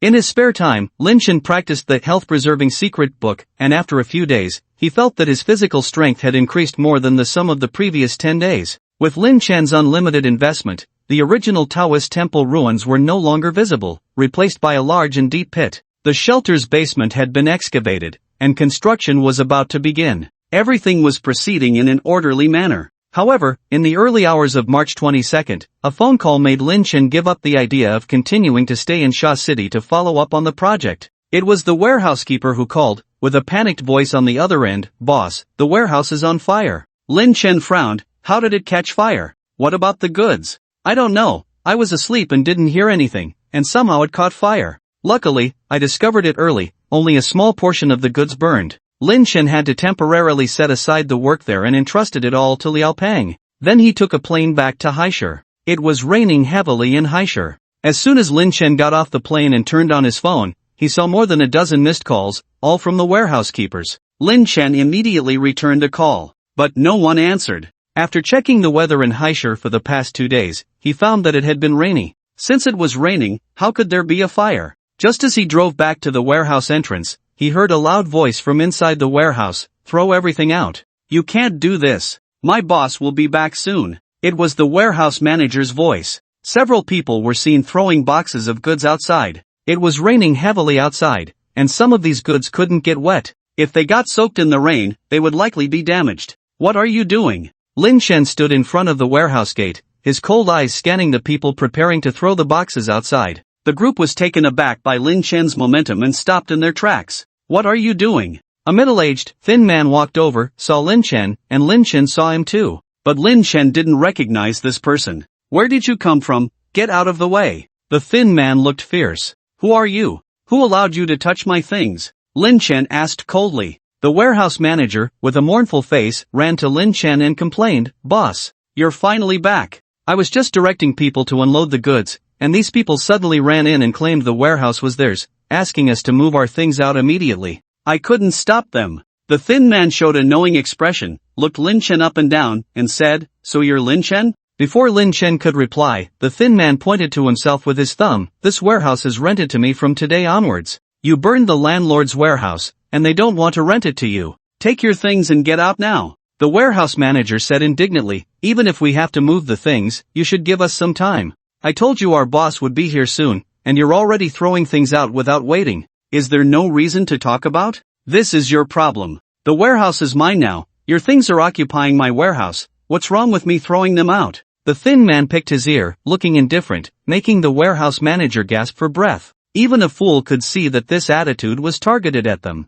Lin Chen's eyes narrowed slightly, a dangerous glint flashing in his long, narrow eyes. "I have a contract, the lease has not expired yet, whether to rent to me or not is not for you to decide. Let the landlord come with the penalty fee to discuss with me. I'll give you 1 minute to get out of my place now." "Oh, you're still wet behind the ears but trying to act tough. When I was out in society, you were still drinking milk. Get lost." The skinny man reached out to push Lin Chen away as if shooing away stray cats and dogs. However, Lin Chen grabbed the skinny man's hand and twisted it forcefully. With a crack, accompanied by a scream. Ah! The skinny man's hand was dislocated. Although his face turned pale from the pain, the skinny man was also a tough character. Ignoring his already captured right hand, he swung a punch towards Lin Chen with his other hand, spewing curses. You bastard, you're dead. I'll blah blah blah. Lin Chen effortlessly caught the punch. In his eyes, this punch was weak and feeble, and the skinny man, despite his fierceness, had reached his limit. Crack! Lin Chen twisted the skinny man's left hand as well and kicked him out with a foot. Without his arms to support him, the skinny man fell flat on the ground, his teeth even drawing blood. The skinny man lying on the ground roared, "Are you all blind? Kill him for me." Things happened too quickly. Several people who had come with the skinny man were carrying things, and finally, they threw down their boxes and rushed forward. However, they were no match for Lin Chen, who had experienced countless real battles. Lin Chen kicked one person away, caught two incoming fists, and pulled with force. The two immediately staggered, lost their balance, and Lin Chen grabbed their necks and slammed them, silencing their screams. As soon as Lin Chen let go, the two fell unconscious on the ground. He easily dodged a punch coming from his side, countered with an elbow strike, and the person immediately crumpled to the ground. With just a few simple moves, not even considered a warm-up, 4 people lay on the ground. Lin Chen had decided not to show mercy and escalate the situation. If it were the end of the world, these people would already be dead. The skinny man, who had just turned around, saw this scene and knew he had hit a brick wall. He had thought it would be easy to deal with a college student, just a casual reach to complete the task and happily receive some money. Never did he expect to encounter such a tough opponent. The last remaining person caught a glimpse of the fierce light in Lin Chen's eyes, took a few steps back in fear, and instead of advancing, turned and ran into the rain to escape. Lin Chen did not pursue, walking up to the skinny man who had already sat up. "Who sent you here? Did you set the fire in my warehouse?" Lin Chen had a guess in his heart, but he wanted to confirm. However, even in this situation, the skinny man seemed unafraid, still threatening, "If you have the guts, kill me. Otherwise, I will make sure to kill you." A flash of killing intent crossed Lin Chen's eyes. He said to the warehouse manager standing behind, dumbfounded, "Call the police." The peaceful era's order saved these scum. The warehouse manager suddenly came to his senses, tremblingly took out his phone and called the police, looking at Lin Chen with awe and a hint of fear in his eyes. Soon, the public security officers arrived at the warehouse, accompanied by an ambulance. As soon as the public security officers arrived, the skinny man immediately turned the tables. "Officer, this person intruded into my warehouse and assaulted people for no reason. He dislocated both my hands. Who called the police?" Lin Chen raised his hand. "I did." Explain the situation. The public security officer took out a recording pen. Lin Chen recounted how the group ran into his warehouse, threw away his goods, and initiated the altercation. There were still several boxes of goods at the warehouse entrance in the rain. The warehouse manager also confirmed Lin Chen's account. Lin Chen's actions were not too heavy-handed. Aside from superficial injuries and minor concussions, the group quickly recovered. The skinny man's dislocated hand was also reset by the emergency doctor. Lin Chen pretended to take something out of his backpack, but actually pulled out a lease contract. "This is the lease contract for renting this warehouse." The public security officer glanced at it, confirming that the contract was in order. "Things have become very clear." One of the security guards said, "Take these few back." "Hold on." Even now, the thin man remained calm and took out his phone to make a call. The phone rang outside the warehouse. A middle-aged man and a young man entered the warehouse. Lin Chen squinted his eyes slightly, recognizing one of the two. Li Duoyu. Li Duoyu saw Lin Chen and smirked. The middle-aged man, who seemed to be Li Duoyu's father, pulled one of the security guards aside. After saying a few words, he made a call and put it to the security guard's ear. Lin Chen frowned at the scene. Just then, Lin Chen's phone rang. It was the landlord. "Lin Chen, your worker almost burned down my warehouse. I won't rent the warehouse anymore. I'll refund the remaining rent and deposit to you. Please move out as soon as possible." Lin Chen furrowed his brows and replied, "There is no such clause in the contract. And the cause of the fire has not been investigated yet." The landlord sounded helpless and a bit urgent on the phone. "Don't investigate, it's all because of you. Please move out quickly. Consider it my plea, I will refund you all the rent for this month." After speaking, he hung up, and immediately refunded 60,000 yuan to Lin Chen. It seemed that the warehouse really couldn't be rented anymore. Lin Chen's things were almost packed up now, so moving out didn't matter to him. But being forced out like this was really unpleasant no matter how you looked at it. Li Duoyu walked up to Lin Chen, sneered at him, and said in a voice only the two of them could hear, this is the consequence of offending me. The show has just begun, I will make sure you can't survive in Haishar. Lin Chen raised an eyebrow, looking at Li Duoyu in surprise, and said loudly, "What did you say? Aren't you your father's biological son?" His loud voice attracted the attention of the people around. Everyone looked at Li Duoyu in surprise. Li Duoyu's face turned red, and he quickly explained loudly, "I didn't say that. He's talking nonsense." Li Duoyu glared at Lin Chen with hatred, as if his eyes could kill. He wanted to kill Lin Chen with just one look. The security guard who was quickly taken away by Li Duoyu's father came back and stood in front of Lin Chen, pointing at him, "Take this person back." "Hold on." Lin Chen frowned, not too surprised by the scene in front of him. From the thin man's initial confidence to the subsequent series of actions, Lin Chen had already guessed that these people must have some kind of backing. But he was not a pushover.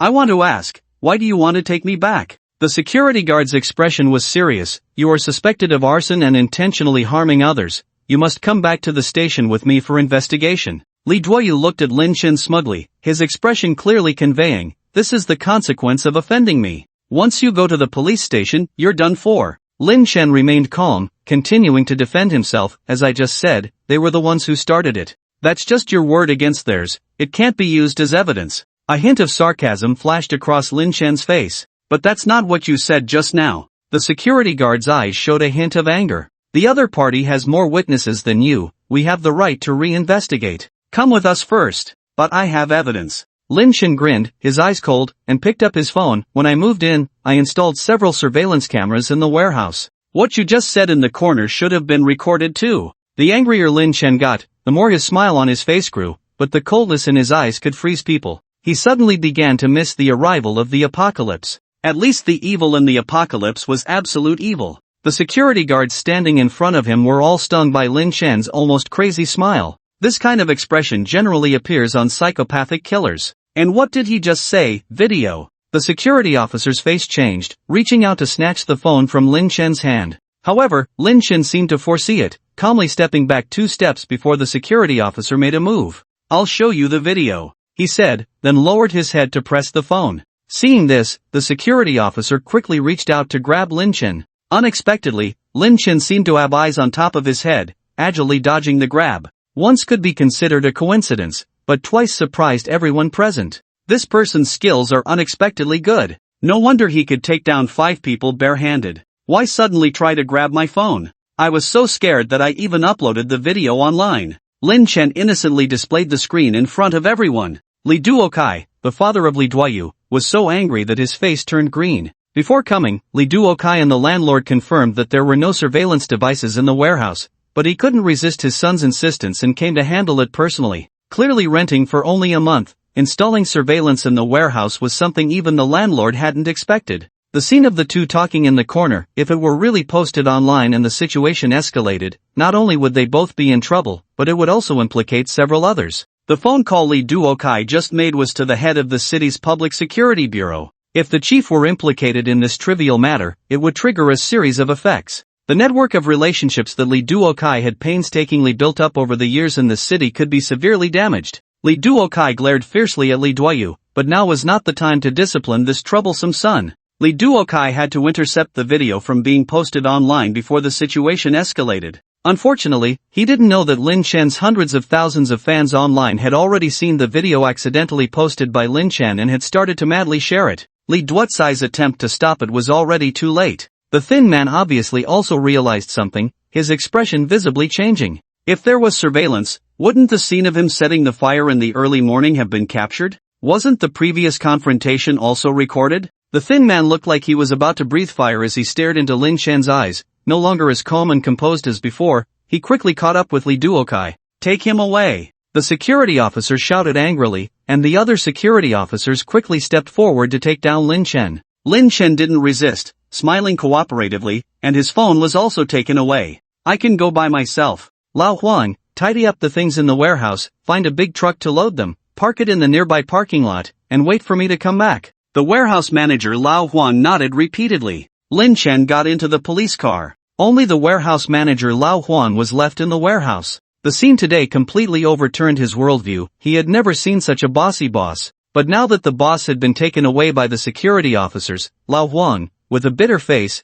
didn't know if he could still get his salary. Lin Chen, who was sandwiched between two security officers in the car, showed no signs of nervousness. The car hadn't driven far when one of the security officers sitting next to Lin Chen received a call. In no time, he looked at Lin Chen with a strange expression and handed the phone to the security officer who had confronted Lin Chen earlier. "Captain, it's for you." So he was a captain, Lin Chen raised an eyebrow. The security officer called captain took the call, and his face turned from white to red, then from red to black, just nodding continuously, "Yes, yes, okay, yes, yes." Hanging up the phone, he immediately said, "Stop the car." The car quickly pulled over to the side. "You can go now." The security officer called captain looked at Lin Chen with a resentful look, seeming very unwilling, but he had no choice. Lin Chen smiled, extended his hand and said, "My phone? There is evidence in your phone that is needed for the investigation." Lin Chen shrugged, got off the car, and walked away. Lu Ting kept watching Lin Chen walk away before he withdrew his gaze.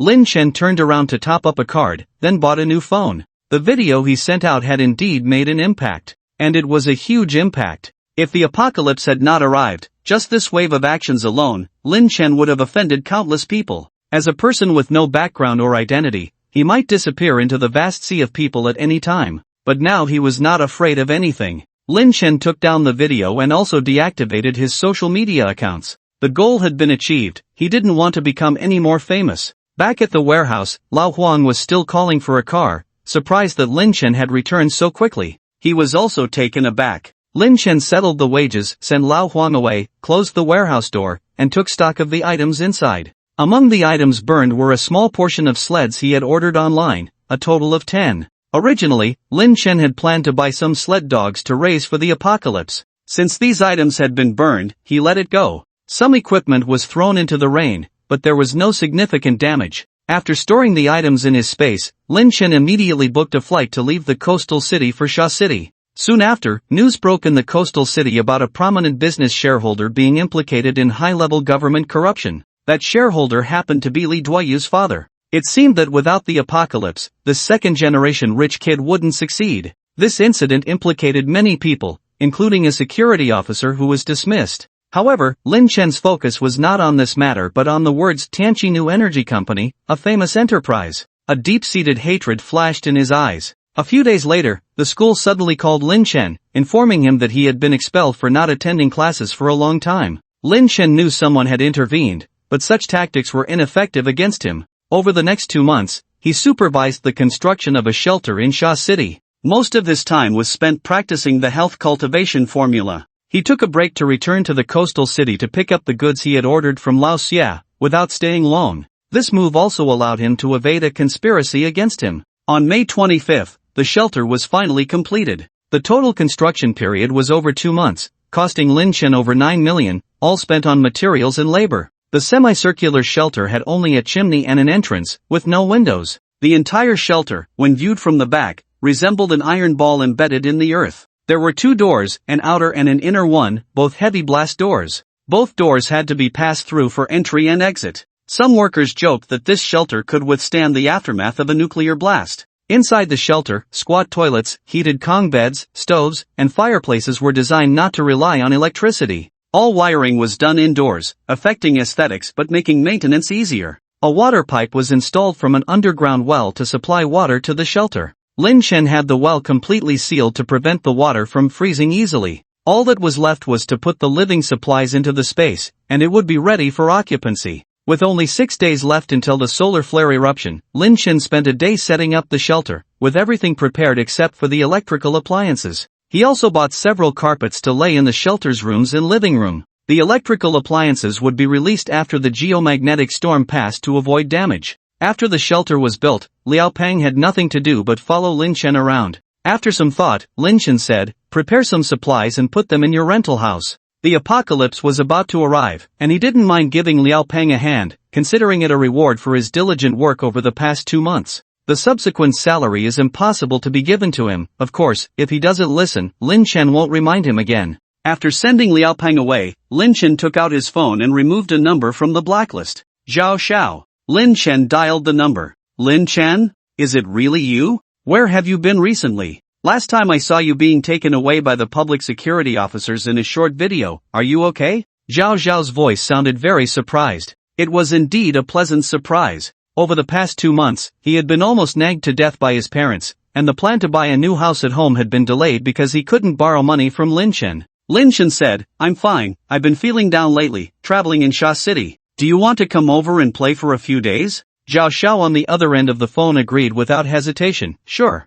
I'll take a few days off and accompany you." After chatting for a while, Lin Chen hung up the phone. How could he forget Zhao Xiao, the person who had killed him in his previous life? He couldn't go back to Haishur, but that didn't mean he would let Zhao Xiao off the hook. Dealing with Zhao Xiao in Sha City would be the same. Lin Chen also replenished 10 tons of bottled water in Sha City, along with some food he liked. In extreme cold, water was actually the least lacking. Everywhere was snow, and if you were thirsty, eating some snow could quench your thirst. Although this would make the body colder, compared to the difficulty of obtaining food, water sources were indeed not a concern for survivors. Viruses and bacteria were everywhere, and whether you ate snow or not had little to do with getting sick. Most survivors had developed antibodies a few years after the apocalypse. Eating raw meat, eating snow, wearing animal fur, humans were slowly adapting to the harsh living environment, and those who couldn't adapt had already died. Lin Chen prepared some water just in case. He also bought 2 computers and copied countless data and some movies, animations, and games online.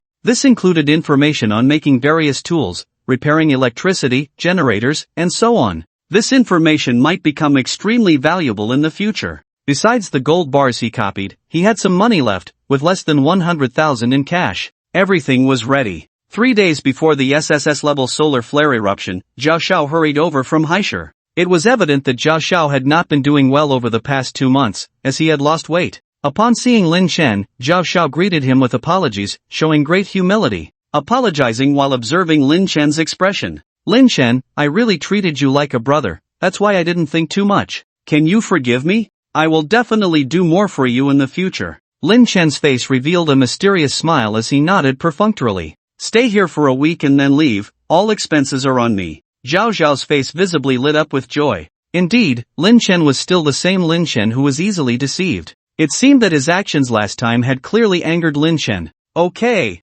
Zhao Xiao readily agreed, as he still wanted to find an opportunity to ask Lin Chen for money. "By the way, when did you come to Sha City alone? I heard online that you were expelled from school, is it true?" Zhao Xiao seemed concerned, but the hint of schadenfreude in his eyes was poorly concealed. "It's true," Lin Chen nodded, pretending not to notice. Zhao Xiao pretended to comfort Lin Chen for a few more words and then discussed the arrangements for the next few days with him. These days, Lin Chen really wanted to relax. The risk was relatively high before the apocalypse, and Lin Chen couldn't wait for these few days. What he wanted to do was to keep Zhao Xiao in Sha City, let him experience the despair of the apocalypse, and die. Lin Chen never thought of himself as a good person. After losing the affection of his parents in his previous life, he had placed all his emotions on these few good friends like Zhao Xiao. At the beginning of the apocalypse, when money still had some value, he distributed the gold bars left by his father to several people, giving them hope to survive. In the apocalypse, when he depended on Zhao Xiao for survival, he always took the initiative to do dangerous things.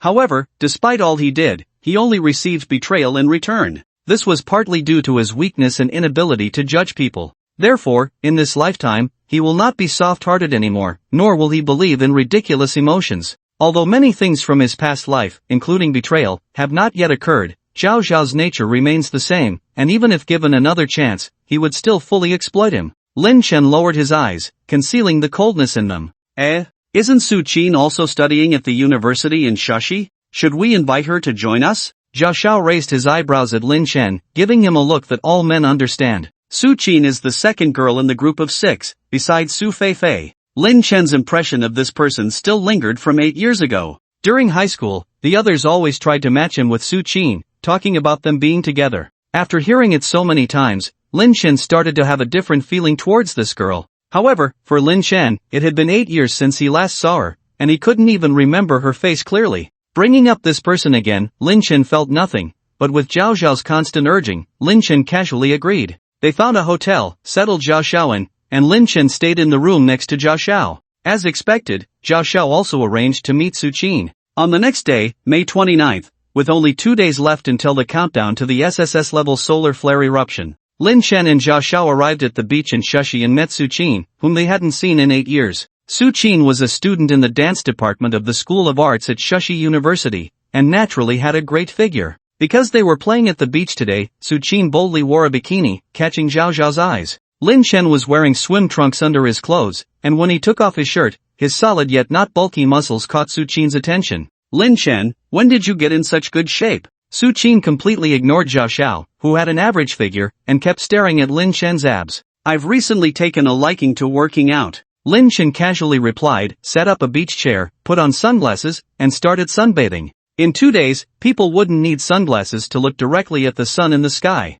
Before the arrival of the apocalypse, Lin Chen also planned to enjoy the last 2 days of warm sunshine, to relax his tense mood. Su Qin also lay down next to Lin Chen to sunbathe. The two chatted casually, completely ignoring Zhao Xiao. A shadow flashed in Zhao Zhao's eyes, but he still forced a smile and joined in the conversation between the two. The three stayed until the sun set, then left the beach, had a meal together, and went their separate ways. On the last day, Lin Chen spent the day in Shushi with Zhao Xiao and Su Qin. Finally, the time came to June 1st, Children's Day, the day of the SSS-level solar flare eruption. On the morning of June 1st, Lin Chen was practicing the health cultivation technique on the flat ground outside the shelter as usual. Zhao Xiao had invited him to go diving today, but he declined, using an excuse. He wanted to stay at the shelter to observe any differences in the sun during the solar flare eruption. After today's solar flare eruption, the intense solar storm would not reach the Earth until June 4th. So, before the 4th, Blue Star was still temporarily safe.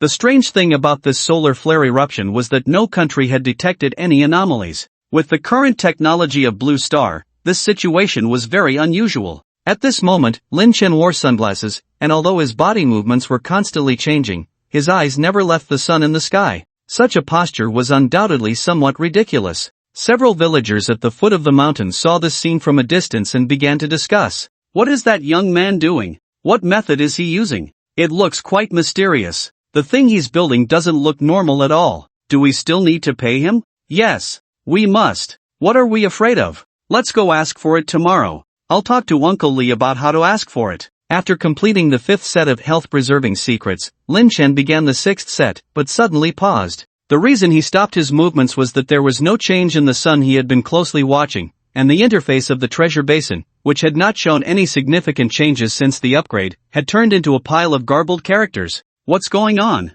Shocked, Lin Chen immediately stopped practicing and observed the treasure basin. Not only had the interface of the treasure basin turned into garbled characters, but the space could no longer be sensed. Lin Chen's pupils contracted sharply, realizing the seriousness of the situation. All the supplies he had accumulated in the space over the past 3 months were now stored there. If the space suddenly became ineffective, his advantage upon rebirth would be greatly diminished. At this moment, Lin Chen suddenly realized that he had become too dependent on the space. After about a dozen seconds, the garbled characters in front of him formed a string of Chinese characters. The third reset of the Blue Star post-apocalyptic era is about to begin. This time, the evolutionary progress of species will be accelerated. The treasure basin has recognized intelligent beings as the main species and initiated the host protection plan. Lin Chen's pupils trembled. The amount of information contained in this statement was immense. Post-apocalyptic reset? The third time? He had experienced the apocalypse of the previous life, returned to before the apocalypse, and now was experiencing it again. Does that count as 2 times? Then why does the treasure basin show this as the 3rd time? Could it be that in the previous life before his rebirth, the apocalypse had already been reset once? Without thinking too much about the meaning of the following words, the interface in front of him reformed into another paragraph. The first wave of danger will arrive in 71 hours, please prepare yourself. Lin Chen's heart pounded. Is this a warning? Is this treasure basin intelligent? After about a dozen seconds, the text disappeared, and the interface of the treasure basin returned to normal. The space was once again sensed by Lin Chen. However, the number in the upper right corner counting down 71 hours and 43 minutes made Lin Chen realize that what he had just experienced was not an illusion. Lin Chen turned back to the shelter, made himself a cup of coffee, took a few sips, and calmed himself down. He recalled the anomaly that appeared on the treasure basin interface earlier. He speculated that this anomaly was likely related to the so-called SSS-level solar flare outbreak. The solar flare outbreak marked the beginning of this post-apocalyptic era, and the text that appeared on the treasure basin before stated, the third reset of the Blue Star post-apocalyptic era is about to begin. This time, the evolutionary progress of species will be accelerated. The treasure basin has recognized intelligent beings as the main species and initiated the Fire Seed Protection Plan. It also declared that the apocalypse had begun. Lin Chen was particularly interested in the number 3. Upon careful consideration, besides himself, perhaps no one else in this world knew that he would experience the apocalypse again. The matter of rebirth still felt very strange to Lin Chen. He had died, yet he was reborn 8 years ago. All humans, the entire Blue Star, had returned to the state of 8 years ago. Was this time reversal? Or a new start? According to human knowledge, time cannot be reversed unless viewed from a theological perspective. Mandela effect? Divine intervention? A game of higher civilizations? Or a correction of the power of the natural rules themselves? And such an event had apparently occurred 3 times already. Before he obtained this treasure basin, had time also reversed, and had humanity experienced the apocalypse disaster that would occur in a few days? And when the first apocalypse was reset, like the other tens of billions of humans and countless beings now, was he also unaware of it? Why has it been reset 3 times? Is it because the life forms on the previous 2 blue stars became extinct? This speculation is too astonishing and terrifying. What exactly is the treasure basin? Why is this information appearing? No wonder it is said that knowing too much is not a good thing. The more Lin Chen thinks about it at this moment, the more questions arise. His breathing is rapid, his mind is buzzing, almost about to explode. His heartbeat is very fast, and he can't calm down at all. He is scared. Thinking like this, Lin Chen is starting to doubt whether the universe and human cognition is being manipulated by some higher civilizations. They are like other people's guinea pigs, being experimented on time and time again. Lin Chen closes his eyes and hums a song to shift his focus. After humming a song, he finally dismisses these bizarre thoughts from his mind. He takes out his computer and starts looking for information about the Ice Age. Blue Star has experienced several ice ages in the past. Before this extreme cold apocalypse arrived, human ancestors experienced an ice age that lasted for more than 2 million years. It only ended more than 10,000 years ago. This period is also known as the Quaternary Ice Age. Lin Chen only roughly browsed through the specific situations of the previous 3 ice ages. Just talking about this Quaternary Ice Age, it almost caused the extinction of all cold-intolerant animals. Most of the surviving animals living in the icy world were long-haired animals. But humans survived. Scientists speculate that humans were able to survive due to their strong creativity and adaptability. However, Lin Chen feels that this explanation is not solid. Those who have not experienced extreme cold cannot imagine its horror. In the 8th year of the apocalypse, there were less than 1 million humans left out of a global population of 7.8 billion. This shows the horror of the apocalypse. During that period more than 2 million years ago, there were no technological items, and resources were extremely scarce. There was a lack of plants, let alone medicines. Countless large carnivorous mammals such as saber-toothed tigers, short-faced bears, direwolves, lived during this period. They were huge in size, fierce, and carnivorous. With the normal size and speed of humans, they could only become food for these large carnivorous animals. Even if they could survive in extreme cold, it would be difficult to survive. What's even more bizarre is that after the Ice Age ended, these ferocious large creatures became extinct. Yet humans have continued to thrive. It is difficult to explain this with adaptability and creativity alone. But if there was the involvement and assistance of a higher civilization, then everything would make much more sense. However, these are just Lin Chen's speculations. His original intention was just to survive in the apocalypse, no matter the reason. Since he has been given a second chance at life, he must live it well. Only by surviving can he discover more clues about this disaster. If it is as he speculates, after each species becomes extinct, the apocalypse will reset. As the only informed person now, perhaps he really needs to do something, because no one knows how many times such a reset can occur. If this is the last chance, will Blue Star become a lifeless planet like other planets in the solar system? Lin Chen takes out his computer, inserts a wireless network card, and starts browsing the internet. He anonymously releases the news of the SSS-level solar flare eruption online. 3 months ago, if he had said that an SSS-level solar flare would erupt today, he would undoubtedly have been considered a madman or a charlatan. No one would have believed that he could predict the future. But today, by revealing this event based on what has already happened, and adding the speculation about the upcoming Ice Age, it is more likely to be believed. Perhaps some scientist will notice the abnormality of the sun and prompt countries to prepare in advance. And 71 hours later, all electronic devices will lose signal and become useless. Lin Chen will no longer have the risk of exposure. He just doesn't know if his post will be discovered by someone with ill intentions. Lin Chen shut down the computer, unplugged the network card, and reclaimed the space. The remaining matters could only be left to fate. Lin Chen tried to communicate with the treasure basin, but there was no response. To prevent another situation where the space could not be sensed, Lin Chen took out a portion of the items in the space and placed them in the basement of the shelter. The next day, the countdown timer in the upper right corner had jumped to 47 hours. Watching the arrival of the apocalypse in this way was agonizing. Lin Chen could only continue to practice the nourishing life technique to keep himself calm. However, before long, an unexpected group disrupted Lin Chen's peace. A tractor arrived outside Lin Chen's shelter. The shelter had no windows, but Lin Chen had installed a camera at the peephole on the outer blast door to monitor the outside situation. 4 people got off the tractor and started to inspect the shelter. While the 4 were discussing who should knock on the door of the big iron ball, Lin Chen had already opened the door and walked out.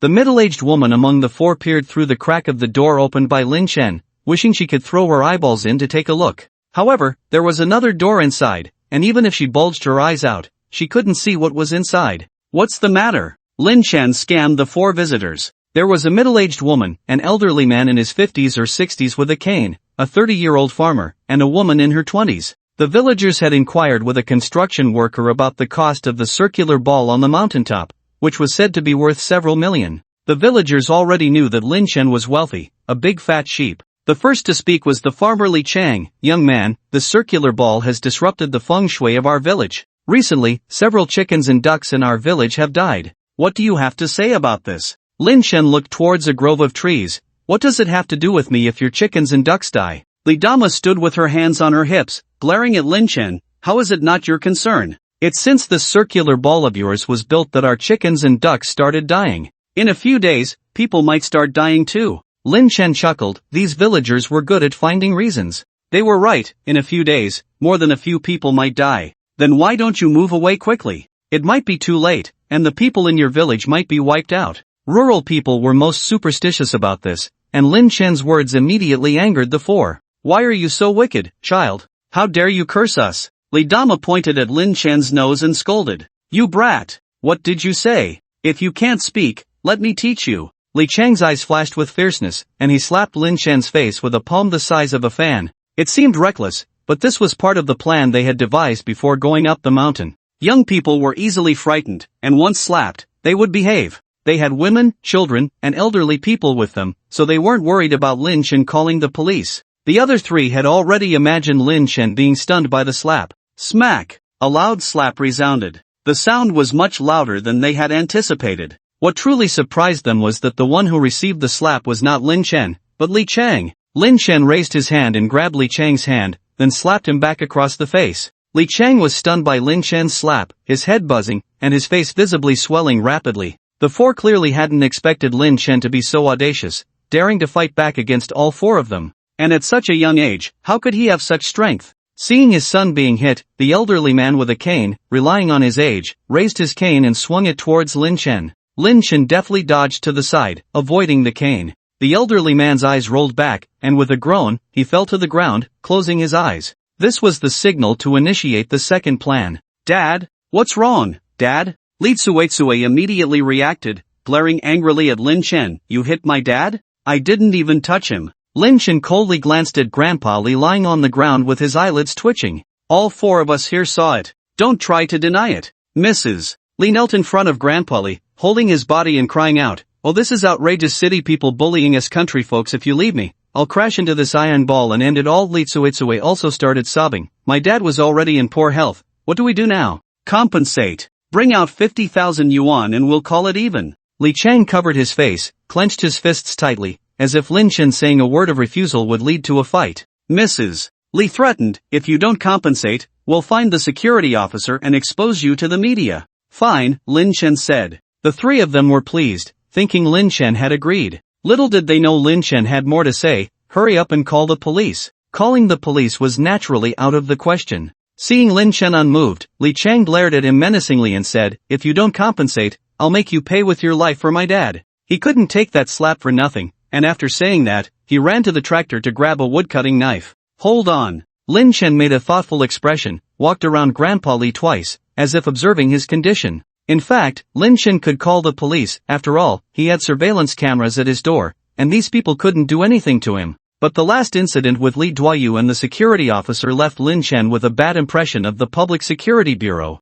He had several ways to deal with these four people. Lin Chen chose the most stress-relieving one. Mrs. Li Chang and Li Tsuetsue exchanged a triumphant look, thinking Lin Chen was scared. Li Chang secretly felt proud. Just as I said, he's just a 20-something kid, easy to scare. Suddenly, Lin Chen extended his foot and stepped on Grandpa Li's hand on the ground. Ah! Grandpa Li screamed, opening his eyes. Lin Chen turned to Li Chang, who hadn't reacted yet, and said, I've healed your dad, so you don't have to pay with your life now, right? Li Chang. Li Tsuetsue. Mrs. Li. Lin Chan's unexpected move left the three of them at a loss. It wasn't until Grandpa Li's wails were heard that they snapped out of it. Oh, my hand is broken. Grandpa Li trembled, holding his hand, his face wrinkled in pain from Lin Chan's not-so-light kick. Originally just pretending to be injured, he was now actually hurt. The other three were furious and about to erupt. Suddenly, Lin Chen said, why don't you take this old man to the hospital first, and I'll reimburse you for medical expenses later. This sudden compromise left the three of them stunned again, feeling a lump in their throats. Mrs. Li almost fainted. She was ready to curse Lin Chan's ancestors just now. But since he had agreed, if they caused trouble again, what if he changed his mind? You have to compensate for medical expenses, nutrition expenses, mental damages, and loss of income. And compensation for work stoppage. Mrs. Li gasped, tentatively. Lin Chen nodded unexpectedly agreeable. Okay. You go first, my house isn't going anywhere, treatment is the priority. Even though their goal was achieved, they felt inexplicably aggrieved. Grandpa Li's wails continued. Li Chang didn't dare delay, pointed at Lin Chen and said, Kid, if you dare not compensate, you'll regret it for sure. After a few harsh words, the three of them helped Grandpa Li onto the tractor and drove off towards the foot of the mountain. Lin Chen watched the tractor leave. Of course, he had no intention of compensating for any medical expenses. He just wanted to send these four people away. If they could still come up the mountain when the blizzard hit in a few days, he would consider it his loss. Lin Chen walked towards a forest. Just as he left the shelter, he sensed that there was a pair of eyes watching him in the forest. Since his rebirth, Lin Chen has been particularly sensitive to the gaze of others. He is so sharp that he can sense it whenever someone's eyes are on him within 50 meters. As Lin Chen entered the forest, his phone suddenly rang in his pocket, followed by a flurry of footsteps in the distance, and then the sound of someone quickly running away. He only saw a blurry figure disappearing into the layers of trees. Lin Chen took out his phone, and the caller ID showed Zhao Xiao. Annoyed, he answered the phone. What? Lin Chen guessed that he had ignored Zhao Xiao for 2 days, and this guy probably couldn't stand it anymore. Lin Chen, guess who I ran into here? Zhao Xiao said in a mysterious tone. Lin Chen raised an eyebrow. Who? Zhao Xiao's voice on the phone sounded excited. The son of the richest man in our coastal city, Shen Jinbin. Lin Chen's hand holding the phone tightened suddenly. Shen Jinbin? Yes, he even talked to me proactively. He knew I was playing in Sha City and made plans to go diving together tomorrow, asking me to invite you along. Lin Chen, you actually know such a super rich second generation, you've been hiding it too well, not very sincere. Zhao Xiao rambled on the phone, but all Lin Chen could think about was Shen Jinbin in Sha City, and he couldn't hear the rest of what was being said. Shen Jinbin, one of the culprits who caused his death in his previous life. But in fact, the enmity between Lin Chen and Shen Jinbin had been formed long ago. Lin Chen's father used to work for Tianqi New Energy Company. On the day Lin Chen's father had an accident, the chairman of Tianqi New Energy Company brought his son to the factory to inspect the situation. When they arrived at the power area where Lin Chen's father was in charge, the chairman's son suddenly spilled his drink on the circuit equipment that Lin Chen's father was operating, causing a short-circuit explosion, and Lin Chen's father died on the spot. To settle the matter, the chairman of Tianqi New Energy Company, Shen Fanrun, gave everyone at the scene a huge sum of hush money, and made them sign confidentiality agreements, and then settled the matter with a huge death compensation. However, one employee who was close to Lin Chen's father secretly told Lin Chen about the incident.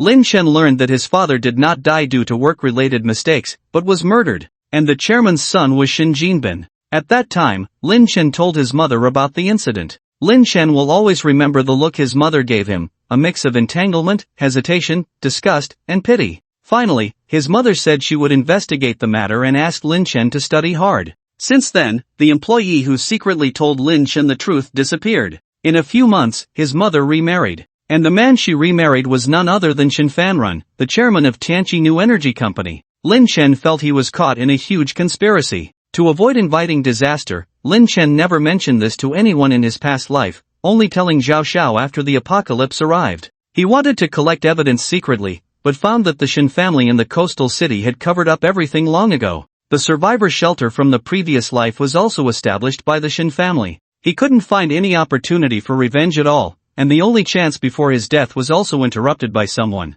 Now that Shin Jinbin is in Sha City, if he kills him this time, no one should be able to save him, right? His knuckles turned white from the force, and it wasn't until the sound of a crack coming from the phone screen that Lin Chen came back to his senses. Lin Chen? Lin Chen? Can you give me a definite answer whether you're coming or not? Zhao Xiao on the phone was still urging. Zhao Xiao still didn't know that Shin Jinbin was Lin Chen's father's enemy. Yes, of course, I'll go. No matter what Shin Jinbin's purpose for appearing in Sha City this time, Lin Chen was determined to kill him. Lin Chen lowered his gaze, his eyes deep and dark, a cold smile on his face sending shivers down one's spine. The birds in the forest sensed the murderous intent and scattered. At 1 p.m. on June 3rd, there were still 21 hours left in the countdown at the top right corner of the Jubao Pen. Lin Chen arrived at a dock where a private yacht was moored. From a distance, Lin Chen saw Zhao Xiao spitting angrily at a young man with white hair who had his back to him. Lin Chen immediately recognized the figure, Shin Jinbin. Suppressing the killing intent in his eyes, Lin Chen walked towards the two. Lin Chen, why are you late? Shin Dashou has been waiting for quite a while, Zhao Xiao said in a reproachful tone standing next to Shin Jinbin. Is he now targeting Shin Jinbin? Lin Chen sneered inwardly, knowing that whether in this life or the previous one, whenever Shin Jinbin was involved, Zhao Xiao would turn against him. Lin Chen replied calmly, traffic jam on the way, that's why I'm late. Shin Jinbin turned around, revealing a face pale from excessive drinking. With a white buzz cut, he looked tough and arrogant. His gaze, just like in the past, was condescending, as if appraising a cheap commodity when he looked at Lin Chen. At this moment, Shin Jinbin did not exude the same brutal aura as in the post-apocalyptic world, where he would often beat people to death for a displeasing remark. He would claim any girl he fancied, acting like an emperor in a market. Shin Jinbin waved his hand, it's okay, as long as you're here. Let's go, get on the boat. Shin Jinbin boarded the yacht first, followed by Zhao Xiao. Lin Chen squinted slightly and followed the two onto the yacht. As soon as he stepped on board, Lin Chen was stopped by a burly man in black. Sir, I need to check if you're carrying any dangerous items. Zhao Xiao was already being checked by another man up ahead, looking cooperative. Lin Chen frowned, I was invited to come here to have fun, is this how you treat your guests? This is just a normal procedure for the safety of everyone on the yacht. The black-clad man stared at Lin Chen without backing down. Well, in that case, I'm not interested in playing anymore. Lin Chen turned to leave. However, the bodyguard took a step and blocked his way. What? You won't let me leave? Lin Chen's expression turned cold. Sir, if you're not carrying any dangerous items, let me search you. This is Shin Young Master's private yacht, so please cooperate if you're here to play. Give our young master some face. This yacht belonged to Shin Jinbin, and these people were his private bodyguards. Lin Chen smiled, glanced at Shin Jinbin, who was watching from a few meters away, and his eyes turned cold. Who does he think he is? Why should I give him face? Do I even know him? You! The black-clad bodyguard glared, a strong aura emanating from him,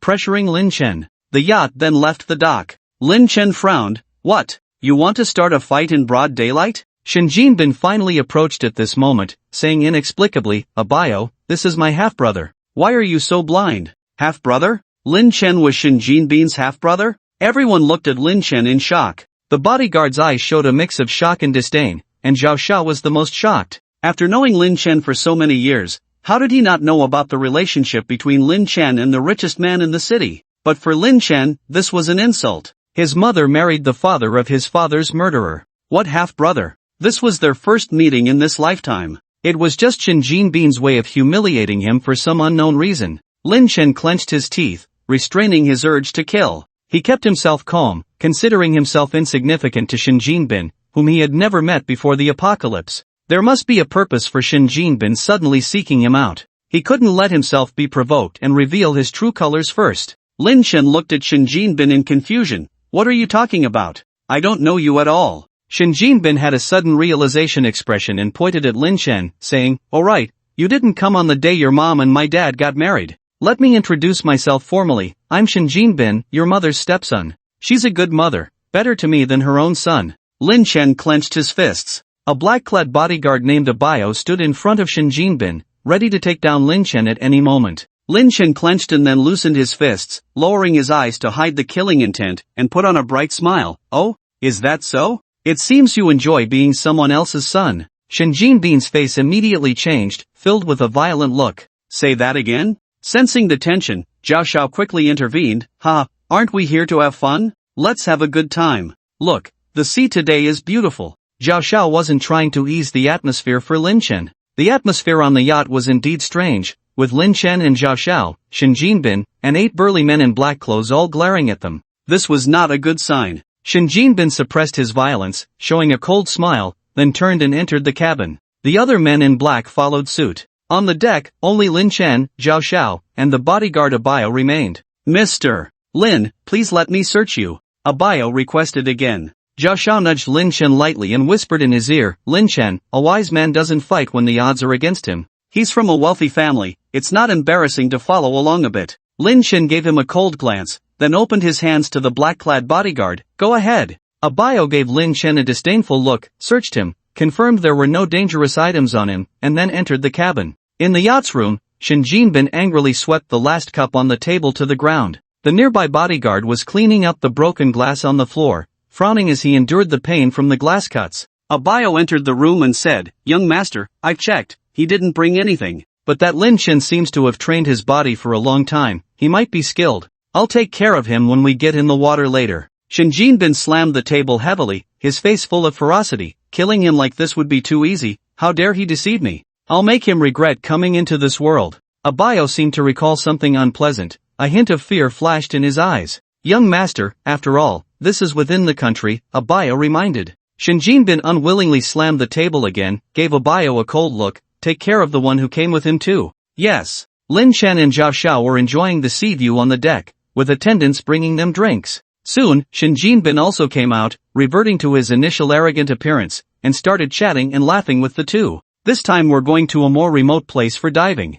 I know of a small island where there are few people around. The underwater environment is exceptionally beautiful. I guarantee you've never seen such a stunning scene. Shin Jinbin exaggeratedly described the beauty of that sea area. Zhao Shao nodded continuously, looking forward. I'll follow Shen Dashao's arrangements for everything. Lin Chen did not object either. About 2 hours later, the yacht arrived near an uninhabited small island. There were no other boats around, and no signs of people. The sunlight shone on the light blue sea, sparkling with waves. Just a few kilometers ahead were clean sandy beaches and lush green mountains on a small island, making it a truly beautiful sight. The bodyguard informed them that the diving equipment was ready and led them to the other end of the yacht. As the three walked over, Abayo had already put on his gear. Shin Jinbin directly picked up a diving suit and put it on. Abayo left the other two sets in front of Lin Chen and Zhao Shao. Zhao Shao looked at Abayo and rubbed his hands. I have never dived before. Should I not go down? Lin Chen unexpectedly glanced at Zhao Shao.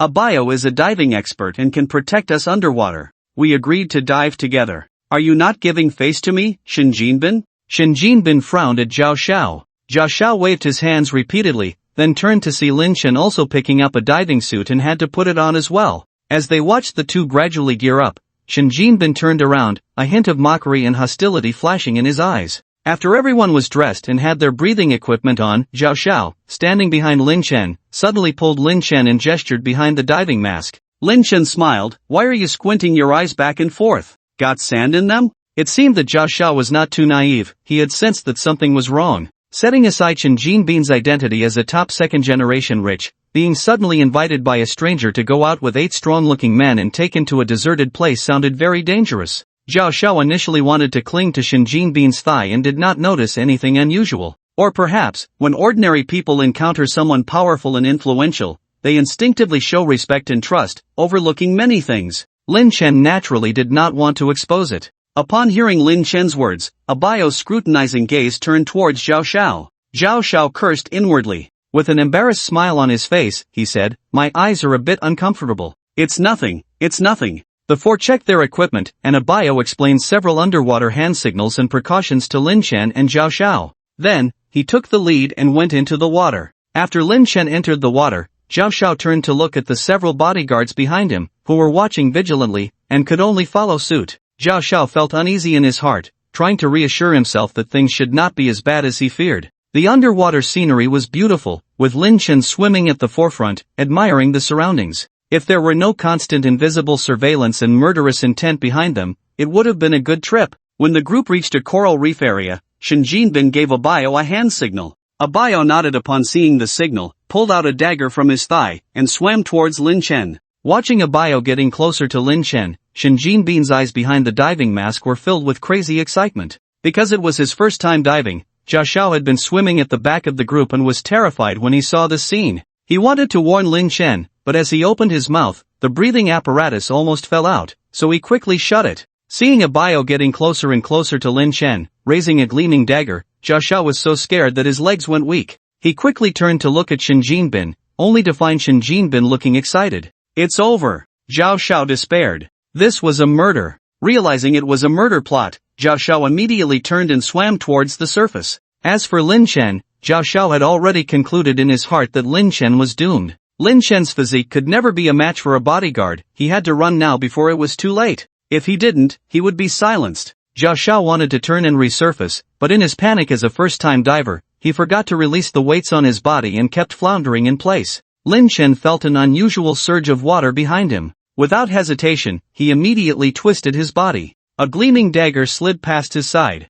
Abayo didn't expect Lin Chen to dodge, and with a swift movement, his foot fins sliced towards him again. Lin Chen finally saw clearly that the knife was aimed at his breathing apparatus. Indeed, even in the peaceful Xia country, these people, even when intending to kill, were not reckless. They wanted to create the illusion of accidental death by causing him to suffocate. Hindered by the resistance of the water, Lin Chen had nowhere to hide. He reached out and grabbed Abayo's hand holding the dagger, preventing the breathing apparatus from being punctured. Abayo's other hand reached for the breathing apparatus on Lin Chen's face, but was also caught by Lin Chen. The two struggled underwater. Abayo's face was full of ferocity, mixed with a hint of shock and astonishment. He exerted all his strength to break free from Lin's grip, but it was like being held by a pair of iron tongs, unable to make any progress. This kid surprisingly had such strength. Lin Chen lifted his foot and kicked Abayo, pushing himself back more than a meter. Just as Abayo was about to lunge forward again, Lin Chen reached behind him and then brought his hand forward, now holding a handgun.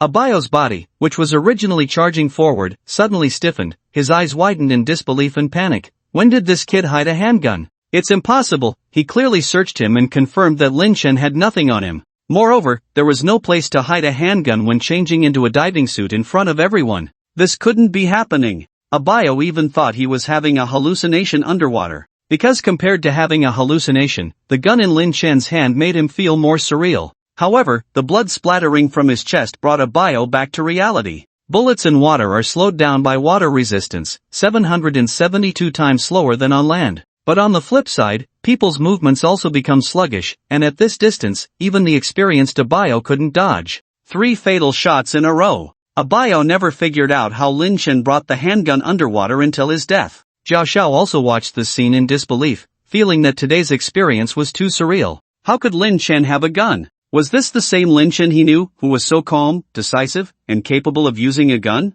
The situation, where Lin Chen was supposed to die, suddenly reversed. Surprisingly, the fastest to react among the three was Shen Jinbin. When Lin Chen pulled out the handgun, Shen Jinbin swiftly swam towards Zhao Xiao, who was still floundering in place. By the time Lin Chen aimed the gun, Shen Jinbin had already reached Zhao Xiao, grabbing the terrified Zhao Xiao and shielding himself in front of him. He also pressed the deflation button on the diving suit. Zhao Xiao was terrified, looking at the gun Lin Chen raised while shaking his head continuously during the ascent. The range of a handgun underwater does not exceed 1.5 meters. Seeing the distance widening, Lin Chen's eyes were cold, and without hesitation, he fired the gun. The bullet broke through the water flow, but due to the many disturbances in the water, it missed Shen Jinbin's head and hit Zhao Xiao's neck. Zhao Xiao's eyes behind the diving mask widened in horror, his breathing apparatus fell out of his mouth, and blood continuously poured from his mouth, nose, and neck. Lin Chen wanted to fire a second shot. At that moment, a school of fish swam between them.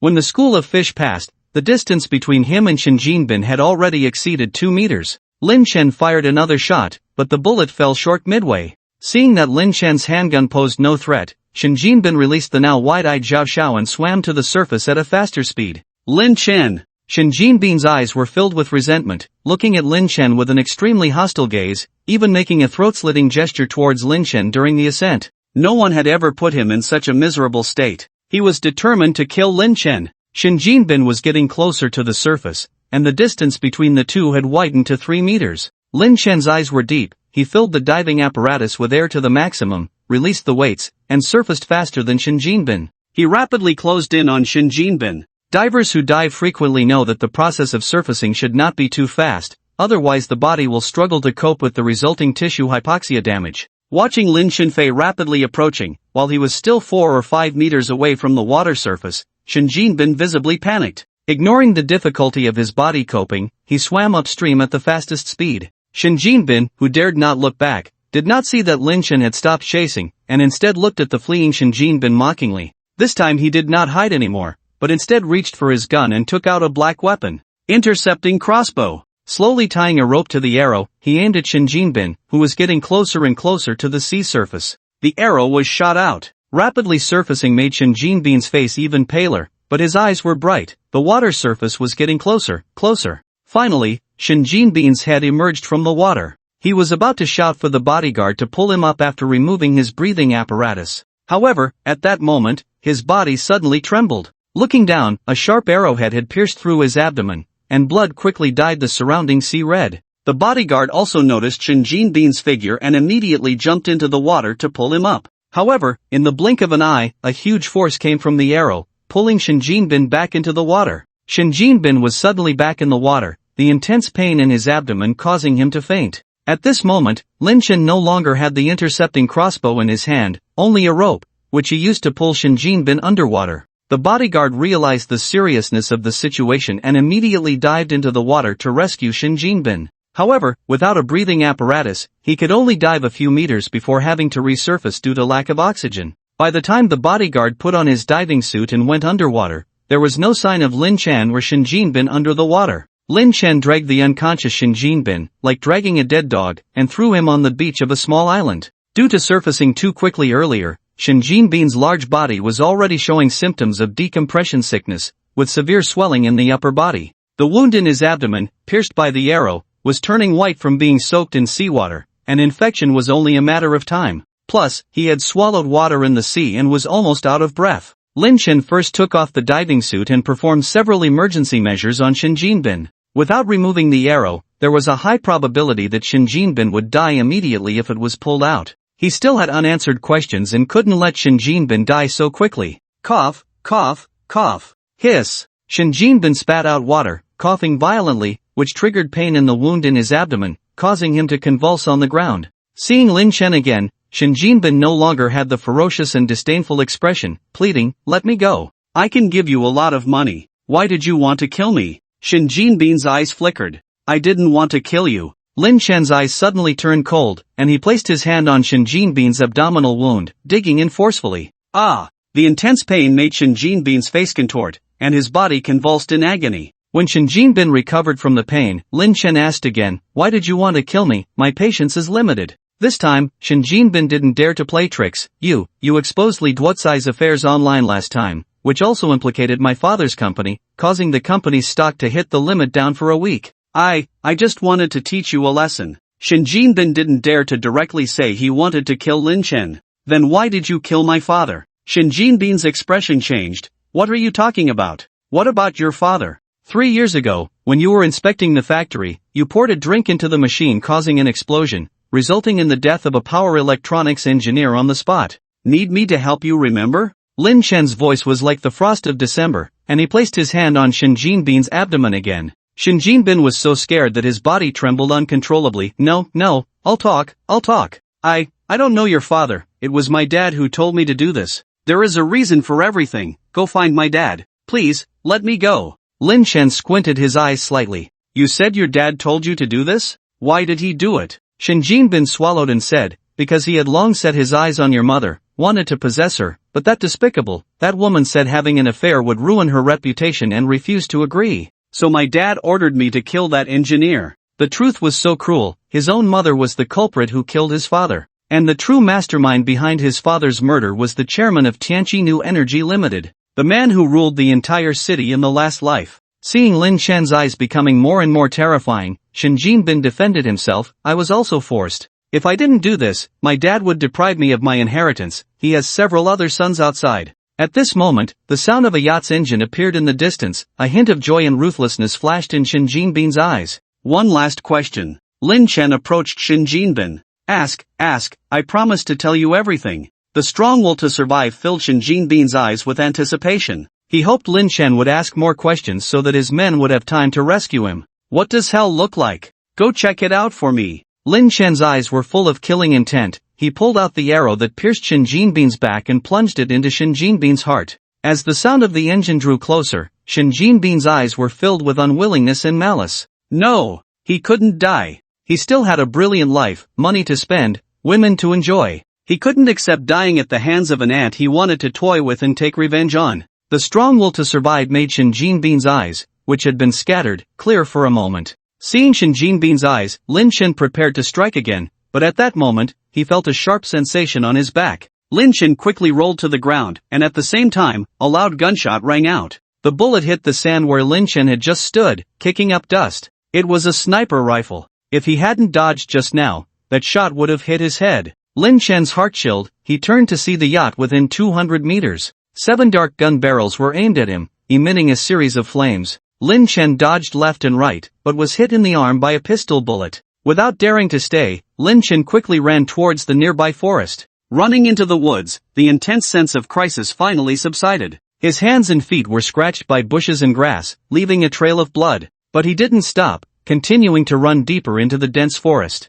It wasn't until he heard no more noise behind him that Lin Chen leaned against a large tree to catch his breath. After an underwater battle and swimming several kilometers with Shin Jinbin to the island, Lin Chen's stamina was almost depleted. At this moment, his hands and feet involuntarily trembled slightly. This was a sign of exhaustion. If it weren't for 3 months of training, he wouldn't even have the strength to escape. But it was all worth it. He had learned the truth about his father's death and had avenged the person who killed his father. With fatal injuries, a wound through the abdomen, decompression sickness, and wound infections, he didn't believe Shin Jinbin could still be alive in that condition. However, he hadn't expected Shin's bodyguards to be equipped with so many heavy firepower weapons. Lin Chen had always thought he hadn't underestimated the power of the Shin family, but he had underestimated it. In a peaceful society, bodyguards were equipped with such heavy firepower weapons. These bodyguards couldn't be ordinary veterans. No wonder the Shin family could directly control the entire city in the extreme cold end times. After confirming that no one was following him, Lin Chen found a secluded mountain hollow. He took out bandages, disinfectant, hemostatic spray, and a dagger from his space. After disinfecting the dagger with the disinfectant, Lin Chen gritted his teeth and dug out the bullet from his left arm, sprayed hemostatic spray on it, and bandaged the wound. After doing all this, Lin Chen was already sweating profusely. In his previous life during the apocalypse, he had suffered more serious injuries without any medication, but he had managed to survive. He swallowed 2 anti-inflammatory pills and briefly treated the wound that had just been scratched by a branch. Lin Chen changed into a clean set of clothes from his space, took out water and canned lunch meat to replenish his strength. So much time had passed, and still no one was following him. Either those bodyguards had already left with Shin Jinbin's body, or they were waiting somewhere to ambush him. After resting for a while, Lin Chen continued walking towards the depths of the dense forest. Half an hour later, Lin Chen stood on a high point on a small island, overlooking every movement on the entire island. Shin Jinbin's yacht had disappeared, and there was no sign of Shin Jinbin's body on the beach either. However, on the other side of the island, a lifeboat had been dragged to the edge of the forest on the beach. The bright orange color, although partially obscured by tree shadows, was still very conspicuous. Of course, if he hadn't been standing on a high point, Lin Chen wouldn't have noticed the lifeboat. The presence of a lifeboat indicated that someone had stayed behind on the previous yacht. It seemed they were really preparing to ambush him. Originally, Lin Chen had to think about how to get back to Sha City. This uninhabited island was not far from Sha City, but it was impossible to swim there barehanded. The current situation suited him just fine. As the sun was setting, there were only 17 hours left in the countdown at the top right corner of the treasure basin. Lin Chen didn't delay any longer. He took out his combat uniform and put it on neatly. This was a military-grade cold-weather suit that Lin Chen had ordered from Xie Jinxin at a huge cost. The full name of the military cold-weather suit was Special Forces Cold Climate Combat Uniform. It consisted of a total of 16 pieces, with extremely strong warmth and waterproof properties, allowing for warmth without affecting combat. In this weather, Lin Chen naturally didn't wear all of it. Instead, he removed some of the warm innerwear and wore the bulletproof vest over the outerwear, put on a tactical helmet and thermal night vision goggles. He armed himself completely and waited for nightfall. When night fell, it would be the best time to start the slaughter. The forest at night was pitch black, filled with mosquitoes. 5 figures in black crouched behind bushes in 5 different positions, waiting for an opportunity to strike. Their exposed necks and hands were covered with mosquito bites, but they endured with furrowed brows. Originally out to accompany Shin Jinbin for a leisure trip, they had brought guns as their only equipment, with the sniper rifle hidden at the bottom of the yacht as a backup for emergencies. After all, this was the safest domestic country in the world, not the gun-ridden Middle East. They never expected that a simple diving trip would lead to a major mistake in their work. Click! A soft sound made 2 bodyguards tense up. Click, click, click. One bodyguard looked up as bean-sized raindrops fell from the sky onto the surrounding bushes, the initial clicking sound turning into a pitter-patter of rain. Number 2, it's raining. Do we still need to wait? A bodyguard whispered into the walkie-talkie. Wait. This island is so big, if he wants to hide, with only 5 of us, we won't be able to find him in a short time. It would be suicidal to split up and enter the dense forest to face the killer one-on-one. Let's wait, he will find a way to leave here, and then we'll see who has more patience. If we don't take care of this person this time, we won't be able to redeem ourselves, and we won't have a good ending. Several bodyguards had seen Shin Jinbin's injuries and speculated that Lin Chen had come prepared in advance to assassinate Shin Jinbin, making him a premeditated killer. Perfect disguise, ruthless attack. How could an ordinary person achieve that? And being able to know their destination in advance, hiding things underwater and waiting for the right moment to strike, this is definitely a skill only professional assassins or agents possess. They would never suspect. Lin Chen may appear to be an ordinary person on the surface, but in reality, he is a survivor who has experienced countless crises after returning from the apocalypse. There was no pre-hiding of weapons underwater, but rather a space where items could be retrieved at any time. However, some bodyguards still felt something was off. I don't think that person looks like a killer, and didn't Master Shin say that he is the son of his stepmother? The man known as Number 2 remained silent for a moment before saying, Master Shin investigated Lin Chen's background before his information came out. He was just an ordinary college student. Do you think Master Shin would believe that an ordinary college student somehow took out a crossbow and almost killed Ah Biao, nearly killing Master Shin? Can't the 8 of us, who have once licked blood on the edge of a knife, even defend against a college student? It's more logical to say that a killer disguised as Lin Chen would fit better. It also provides a better excuse for their negligence. Number 2 continued, this time we gave all the genetic repair drugs to the young master before he could hold on. Whether he can be saved is uncertain, but if the young master dies, think about the consequences. The bodyguards remained silent. Lin Chen was unaware that Shin Jinbin, whom he thought was dead, was still alive. By now, he had cautiously made his way down to the dense forest below the mountain. The sudden sound of rain initially startled him, but then he felt delighted. Even the heavens were helping him. With the dense sound of rain, he could easily mask his footsteps. Several burly men were clearly visible through the night vision goggles. Lin Chen lurked 300 meters away, pulling out a crossbow from his hand. The intercepting crossbow was powerful but not discreet in sound. The crossbow in Lin Chen's hand was called a crossbow, with a very quiet sound when shot, suitable for close combat, and was newly acquired during the last delivery. Carefully placing several crossbow arrows in the quiver, Lin Chen cautiously approached the position where the 5 men were ambushed. The sound of rain tapping on the leaves filled his ears, and Lin Chen tried his best to step on exposed rocks and soil to avoid being noticed. When he was within 200 meters, Lin Chen stopped, on high alert. If the other party had infrared sensing equipment, they would definitely discover him at this distance. Lin Chen waited in place for a while, but there was no reaction from the other side. This distance was also within the range of the crossbow. He aimed the crossbow at a figure not obstructed by trees and released an arrow. Although he had not practiced with the crossbow for long, crossbows inherently have high accuracy and are easy to handle. Being skilled with firearms, he was also adept with the crossbow. Swish! Although the crossbow arrow made little noise, it still produced a different sound as it cut through the foliage. The unusual sound amidst the dense rain caught the attention of Number 2. Something's up. Number 2's alert and another bodyguard's grunt sounded simultaneously. The arrow had struck a bodyguard directly. Under the thermal imaging night vision goggles, the positions and movements of the 5 men hiding behind the bushes were vividly displayed in front of Lin Chen. Get down! The bodyguards reacted quickly, immediately lying down in the muddy ground. 4 of them lay in the mud, not daring to move. On this moonless night in the pitch-black rainforest, they had no idea where the enemy was or where the attack was coming from. Be careful, the other side has thermal imaging equipment. Number 2 whispered. If the enemy approached closely, they would definitely have noticed. The only possibility was that the enemy was sniping at them from a distance. Among them were snipers, but sniper rifles were ineffective in this jungle environment. It was a crossbow. Number 2 crawled forward and reached the teammate who had been shot with an arrow, confirming the situation. They were truly in a dilemma now, advancing without knowing where the enemy was, or retreating to the beach and becoming easy targets. The other bodyguards were also feeling hopeless, as they hadn't expected the assassin to be so well prepared, having already placed equipment on the island. Doubts arose about whether Lin Chen was indeed a disguised killer. In the pouring rain of the dark night, Lin Chen's sharp eyes focused through the scope, his expression cold and lips pressed tightly. With a pull of the trigger, the black arrow sliced through the water curtain and swiftly shot towards a bodyguard. Poochie! The barely audible sound of the arrow piercing flesh was followed by a suppressed groan. Another person was hit. However, Lin Chen waited and noticed that the thermal night vision goggles did not show a rapid loss of body temperature for this person. He wasn't dead. It seemed the vital spot was missed. The remaining 4 bodyguards were now all hiding in the bushes, the dense vegetation on the island greatly affecting the accuracy of the crossbow. Lin Chen scanned left and right, locking onto a pine tree on the right. He retracted the crossbow, agilely climbed the tree like a nimble mountain cat, found a good foothold, concealed himself, and then aimed and shot with the crossbow. Ugh! Another brief scream as an arrow pierced through a bodyguard's chest.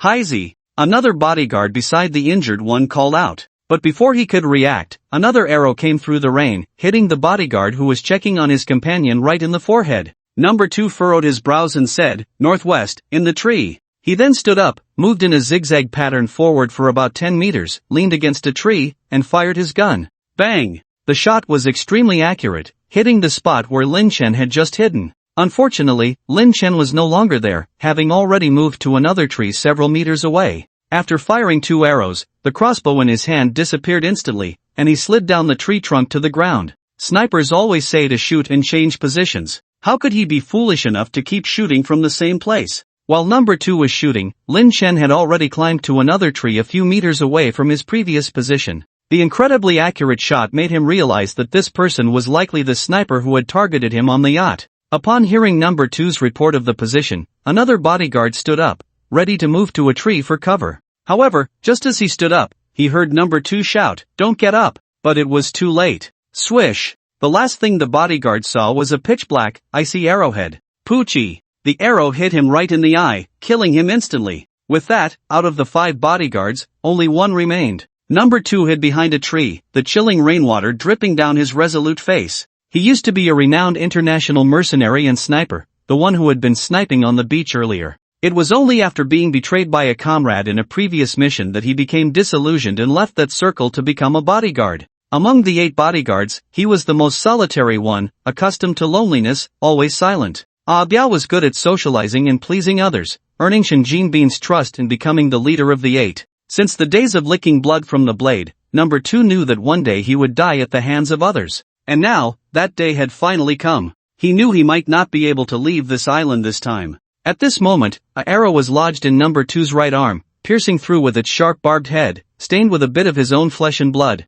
Disabling his skilled right hand with a gun is equivalent to losing more than half of his combat effectiveness. But there was no ripple in his eyes, no fear of impending death. As the rain grew heavier, he, holding the gun in his left hand, realized the enemy had changed positions, wanting to alert his teammates, but it was too late. A slight breaking sound, the death of his teammate, made him discover Lin Chen's position again. Number 2 took a deep breath, his eyes becoming calm and calculating Lin Chen's position quickly in his mind, then swiftly leaving cover. He decisively fired. Lin Chen in the tree felt a sudden strong sense of crisis after shooting an arrow, even more dangerous than being targeted by a sniper rifle on the beach. His hand slackened, narrowly avoiding a bullet with a backward lean. But the tree was extremely slippery, causing him to fall suspended in mid-air. This situation was very dangerous. Once suspended, the enemy could predict his position. Just by lowering the gun barrel, they could hit him, and he couldn't dodge in mid-air at all. However, Lin Chen was prepared, flipping over and returning to the tree. He was actually holding onto a rope in his hand. The rope had already been tied to the tree. At this moment, Lin Chen was also extremely shocked. The enemy's marksmanship was so precise that they could locate him in the pitch-black rainy night from over 200 meters away. It could be considered a coincidence the first time, but twice indicated the opponent possessed extraordinary marksmanship. So after being discovered the first time, this time he was prepared to dodge. Without night vision equipment, Lin Chen didn't believe the other party could still find his position. However, this time he was wrong. Bang! Another gunshot rang out, hitting Lin Chen's left shoulder the moment he returned to the tree branch. Even though the bullet was blocked by the bulletproof vest, the impact caused Lin Chen to fall back to the ground. At this moment, a strong sense of crisis engulfed his whole body. The intense life-threatening situation made Lin Chen release the rope in his hand directly. But that wasn't enough. Suddenly, something appeared in front of him. A riot shield. Bang bang bang. 3 bullets almost simultaneously hit the riot shield with a hair's breadth of difference. What frightened Lin Chen was that these 3 shots were aimed at 3 fatal spots on him. The enemy even anticipated that he would let go? How was this possible? With a muffled sound, Lin Chen fell on the ground covered with decaying leaves and weeds. Rolling in place, he concealed himself behind a tree as thick as a person. His heart was beating rapidly, proving that the currently restless Lin Chen had just narrowly avoided a fatal blow. If he didn't have space, if he couldn't grab things at will, if he didn't react quickly, those 3 bullets just now would have hit his head, neck, and heart. The other 2 spots were fine, with no protection on his neck. If he had been shot there, he might have died today. What a terrifying marksmanship! Leaning against the tree, Lin Chen calmed his heartbeat. Ah! A scream suddenly rang out from 200 meters away. Lin Chen was startled and cautiously used a thermal night vision scope to investigate. He found the only surviving bodyguard lying on the ground convulsing. There were no other creatures around. Lin Chen suspected a trap and didn't approach. Instead, he took out a crossbow and shot an arrow at the person. Hit by the arrow, Lin Chen found that the person was still convulsing without any reaction to dodge. Only then did Lin Chen cautiously approach. Upon closer inspection, he found the bodyguard bleeding from the mouth and nose, with a twisted expression, seemingly enduring immense pain. His body spasmed uncontrollably. The arrow had struck the man's thigh just now. There was another arrow on his arm, but it seemed like the man was no longer concerned about these injuries. Seeing Lin Chen's figure, number 2's eyes flashed with shock, as if he couldn't believe Lin Chen was still alive. He struggled to control his mouth. How is this possible? Not dead. Lin Chen picked up the gun that had fallen to the ground from number 2, aiming it at number 2's head. What's going on? It's genetic collapse. Genetic collapse? Lin Chen frowned. The side effects of unlocking the genetic lock. Before number 2 could say anything else, he spat out a mouthful of blood. Genetic lock? Someone could unlock the genetic lock during peacetime? Shocked in his heart, Lin Chen asked, "How can I save you?" Not that he really wanted to save this person, but he wanted to know the secret about the genetic lock. This was the first human Lin Chen had encountered who had unlocked the genetic lock. The apocalypse was coming. Danger was everywhere. If he could get some information from this person, unlock the genetic lock in advance, he would have a stronger ability to protect himself. Pocket. Number 2's eyes had started to roll back. Lin Chen squatted down, searched around, and found a box from the lining of this person's coat. Is this it? Number 2 nodded laboriously. Lin Chen opened the box. Inside was a blue pill. He glanced at number 2, who was staring at the pill in his hand. Lin Chen broke the pill in half and put one half into number 2's mouth. Stepping back 2 steps, he raised the gun again at number 2. Number 2 swallowed the pill with the blood, and his body slowly calmed down. He lay still without moving. Is there anything you want to ask? Ask now, I don't have much time left. Number 2's voice was hoarse, obviously knowing Lin Chen's purpose in helping him. Lin Chen asked, how do you unlock the genetic lock? Tell me, and I'll give you the other half of this pill. Number 2 smiled and asked back, do you know what a genetic lock is? Lin Chen shook his head. He only knew a little bit about it. In his previous life, he had always been an ordinary person. Even after surviving for 8 years into the apocalypse, he had only accumulated some combat experience. The genetic lock, I don't know who named it. I also searched for some information after unlocking the genetic lock. There are a total of 5 genetic locks in the human body. Opening the first stage of the genetic lock will shield your brain from all external interference. Things you usually forget after reading once, you can remember instantly. In this state of combat, you can utilize everything around you, and your brain can calculate calmly like a computer. Opening the second stage, you can perfectly control every bit of strength in your body, control every inch of muscle. Even if you only have the strength of 50 pounds, you can defeat a boxing champion. I don't know about the later stages, I have only unlocked the first stage. To unlock the first stage of the genetic lock, you need pain, extreme pain. Lin Chen frowned. Pain? Can you be more specific? I don't know the specifics either. When I first unlocked the genetic lock, I was already in a state of shock, and I didn't know how I survived. Number 2's eyes lost focus, as if recalling some memories. So the shots you just fired were in the state of unlocking the genetic lock? Why did you end up like this? Is it also related to unlocking the genetic lock? Lin Chen quickly asked. Number 2's complexion was obviously wrong, becoming paler. Yes, I just entered the state of the genetic lock, but my body couldn't bear the side effects of unlocking the genetic lock. This is my 5th time unlocking the genetic lock. My genes are already on the verge of collapse. If I don't unlock this genetic lock this time, maybe I could live for a while longer, even with medication now. Wow! Number 2 spat out a mouthful of blood, the black blood emitting a foul smell. What is the pill you just took? Lin Chen still held half of the pill in his hand. This pill is something that controls the side effects of unlocking the genetic lock. It also has the function of healing injuries, but it's no longer useful to me. The teeth of No. 2 were split open and covered in blood. You want to know where this came from, right? Answer me a question first, and I'll tell you. Ask, how did you dodge my shot just now? I calculated all your reactions. Theoretically you shouldn't have been able to dodge. Lin Chen's eyes flashed. This was about his biggest secret. However, facing the increasingly scattered gaze of the man in front of him, Lin Chen still said, he also wanted to know where this medicine came from. Because I just used something to block the bullet. A look of confusion flashed in No. 2's eyes, not understanding what Lin Chen used to block it. But he had already gotten the answer he wanted, knowing it wasn't his mistake. A hint of a smile appeared on No. 2's face. It's not a big deal to tell you. This was made by the Shin family. The outside world thinks that the Shin family is just a company researching energy, but the Shin family actually has a lot of involvement in many fields. It's even bigger than you imagine. No. 2 said slowly. Why are you telling me all this? Lin Chen stared closely at the man in front of him, whose life was nearing its end, trying to judge the truth of his words. No. 2 smiled bitterly. I am a lonely person, not a member of the Shin family. The Shin family gives me money, I work for them, that's all. After I die, what does it matter to me what happens to the Shin family? You were able to dodge the 3 shots I fired by unlocking the genetic lock, impressive. But it's a pity, you won't live long after leaving here, the Shin family won't let you go, you definitely won't escape the Shin family's eradication. No. 2's nostrils also began to bleed, but his complexion improved, he knew his time was up. Let me tell you one more thing, Shin Jinbin is not dead yet, he's being kept alive by the Shin family's medicine, he won't die so easily. No. 2's lips moved a few times, but Lin Chen couldn't hear the rest of his words. Shin Jinbin is not dead? Lin Chen's expression finally changed. Shin Jinbin wasn't dead? He clearly pierced Shin Jinbin's heart, how could he not be dead?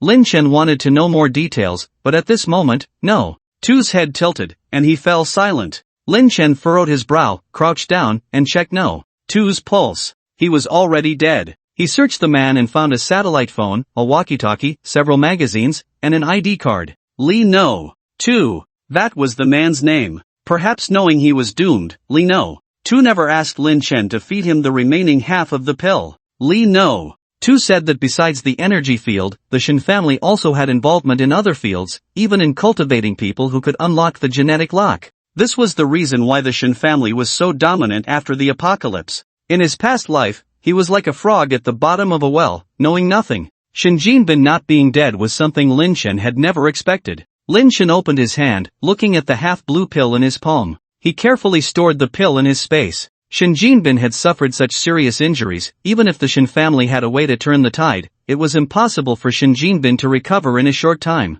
The journey was bumpy, and the injuries were likely to recur, so Shin Jinbin was very likely still in Shashi. Lin Chen stood up and walked towards the other bodies. After quickly retrieving all the arrows from the bodies and collecting the spoils, Lin Chen went to find the lifeboat. It was almost 1 a.m. now, with over 9 hours left in the countdown at the top right of the treasure bowl. He had to hurry back, find Shin Jinbin, and kill him before the solar storm hit the earth. However, when Lin Chen arrived at the beach, he realized he couldn't leave at the moment. It was raining heavily, the sea was rough, and the sea surface was pitch black without moonlight, making it almost impossible to discern the direction. Setting out in a small lifeboat in this weather at night was as good as seeking death. Lin Chen could only retreat back into the forest. By the time the rain stopped and it was daylight, he returned to Sha City, trying to find out which hospital Shin Jinbin was in, but time might be running out. He had to get back to his safe house before the solar storm reached Blue Star. Lin Chen remembered the satellite phone he found on Lier Heo, took it out, and dialed a number. Su Qi, I need your help with something. After hanging up the phone, Lin Chen found a slightly elevated spot to pitch a tent, closed his eyes and rested for the night. He dared not enter into a deep sleep in such a place. When the faint light of dawn appeared, he packed up the tent, took out some water and food from his space, and ate a little. The rain had stopped. It was now 5 a.m. With 5 hours left on the countdown in the upper right corner of the treasure basin, Lin Chen changed into a fresh set of clothes. On the way to the beach, passing by yesterday's battlefield, Lin Chen glanced at Li Erheo's body from yesterday. Surprisingly, Li Erheo's body showed signs of advanced decay. It had only been one night, or more precisely, about 4 hours. Much of the skin had already peeled off, revealing the muscles underneath after being washed by the rain, with some areas faintly showing white bones, extremely terrifying. Was this genetic collapse? Recalling the shots exchanged with Li Erheo yesterday. Extremely precise predictions, extremely accurate marksmanship, and superhuman computational power. Without external assistance, it was difficult for humans to achieve such a level. The genetic lock, a terrifying double-edged sword. Lin Chen walked towards the beach. The sea had calmed down, and Lin Chen pushed the lifeboat into the water, started the engine, and headed towards Sha City. Over 3 hours later, Lin Chen finally approached the coast of Sha City. At this point, there was a little over an hour left on the countdown in the upper right corner of the treasure basin, before the solar storm reached Earth. Lin Chen called Su Qin. Su Qin, have you found that person? Lin Chen told Su Qin that a friend of his was seriously injured and on the verge of death. He couldn't reach him and was out at sea, rushing back to see him one last time. He asked Su Qin to help check the major hospitals in Sha City, promising to give her a big red envelope. Lin Chen provided Su Qin with Shen Jinbin's name, age, and other characteristics, instructing her to start looking from the best-equipped hospital. Su Qin initially wanted to ignore it, but upon hearing that Lin Chen would give her a red envelope of 20,000 yuan, she didn't even sleep, taking a taxi to various major hospitals overnight to find the person. I found him, at the first hospital of Sha City, on the 8th floor in the ICU. There are really many experts coming for consultations. Who is your friend, so capable? Su Qin yawned, sounding tired. In fact, she found the person at the first hospital she visited, but she thought if it was too easy, Lin Chen might change his mind. Thank you, I'll transfer the red envelope to you. Lin Chen hung up the phone, found a deserted beach to land, and stored the lifeboat in his space. At this point, there was 1 hour and 26 minutes left on the countdown in the upper right corner of the treasure basin. Lin Chen put on a duckbill cap and a mask, hailed a car on the roadside, and headed towards the first hospital of Sha City. The first hospital of Sha City. Outside the ICU on the 8th floor, there were over a dozen doctors and a middle-aged woman. What was shocking was that these dozen doctors were all renowned experts frequently seen in major newspapers and news. These people should have been waiting for appointments at hospitals like Hai City or Jingdu. But now,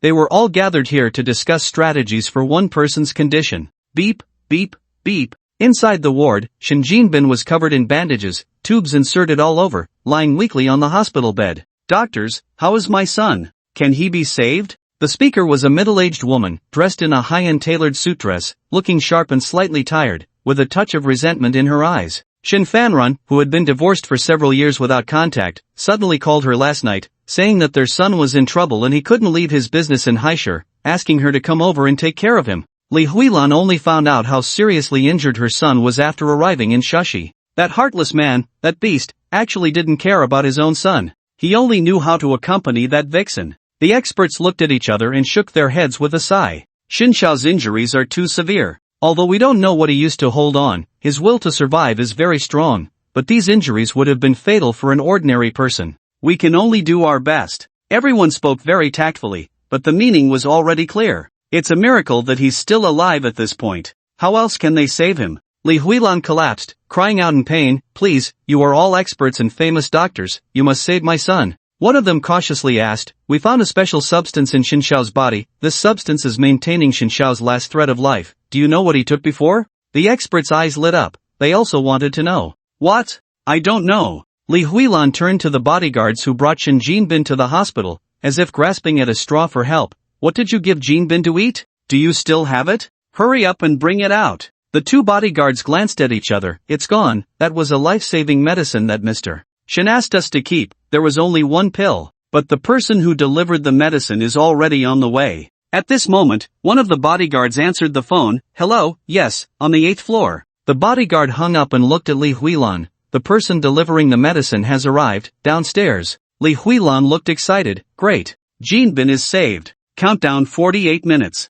Lin Chen arrived outside the first hospital and headed towards the inpatient department. The hospital was full of people wearing masks, and Lin Chen's attire did not attract attention. The intensive care unit and general wards were in two separate buildings, and there weren't many people around. Soon, Lin Chen reached the elevator entrance of the inpatient department and pressed the button. Someone approached from the side, seemingly also waiting for the elevator. At that moment, the elevator door opened with a ding. Lin Chen was about to step in when he saw the reflection of a person in the elevator mirror, causing him to pause slightly. In the reflection of the elevator mirror, he saw a person standing behind him, dressed in black, strong physique, cold expression, and carrying a box. The person's demeanor resembled Shen Jinbin's bodyguard. Lin Chen continued into the elevator as usual. The person in black also entered. The elevator doors closed slowly, and Lin Chen pressed the button 47. If the person next to him was related to Shen Jinbin, he should go to the 8th floor. Indeed, the next second, the person in black also took a step forward and pressed 8 on the elevator buttons.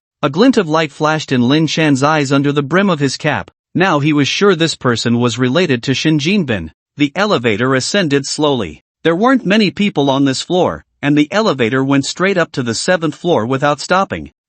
Lin Chen suddenly clutched his chest, bending over as if in pain. The person in black glanced at Lin Chen, but ignored him and instead took a step back. Ding! The elevator arrived at the 7th floor, and the doors opened. Normally, there wouldn't be anyone outside the elevator of the inpatient department in this hospital. To visit a patient, one would need to step out of the elevator and enter through a door to access the inpatient department. At this moment, Lin Chen was already in agony, lying face down on the ground, wedged in the middle of the elevator doors, preventing them from closing. Apart from the person in black, there seemed to be no one else to help Lin Chen. If Lin Chen wasn't helped up, the elevator wouldn't operate normally. The person in black frowned, gripping the handle of the box tighter. In the end, he walked to Lin Chen's side, bent down and reached out a hand towards Lin Chen, preparing to pull him up and throw him outside the elevator. However, at the moment when the man in black's hand touched Lin Chen suddenly rushed towards the man in black. A dagger appeared in his hand out of nowhere, stabbing into the man in black's abdomen,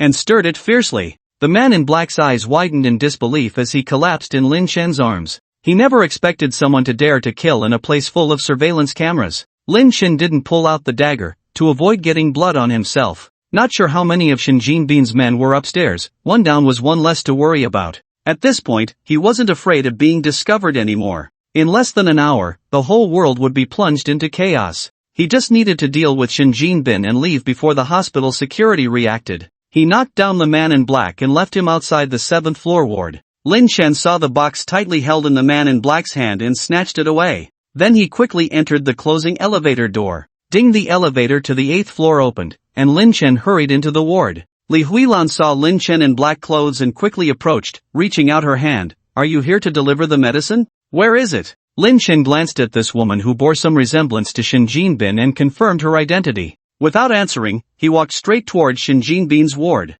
"Hold on." A guard of Shen Jinbin noticed something was wrong and stopped Lin Chen. "I haven't seen you before?" Another guard stood behind Lin Chen, blocking his way forward and backward. The two guards were the ones who escorted Shen Jinbin back on the yacht before. Lin Chen lowered his eyes and said in a hoarse voice, "I am in charge of guarding the pills. This time, Mr. Shen needs them urgently, so let me deliver them." This sentence could be understood in two ways. Either Lin Chen was the one who usually guarded the pills and was now responsible for delivering something else, or Lin Chen was here to deliver the pills. How it was understood depended on the listener. Upon hearing this, the two guards visibly relaxed a bit but still demanded, "Open the box and let us see." Lin Chen's eyes flashed. He hadn't seen what was inside the box yet. In the elevator, he had already used his spatial ability to switch the contents to a handgun. Without hesitation, Lin Chen placed the box on the ground and opened the clasp. Several experts also gathered around, wanting to see what could save a dying person. Lin Chen slowly lifted the lid of the box with one hand and reached into the box with the other.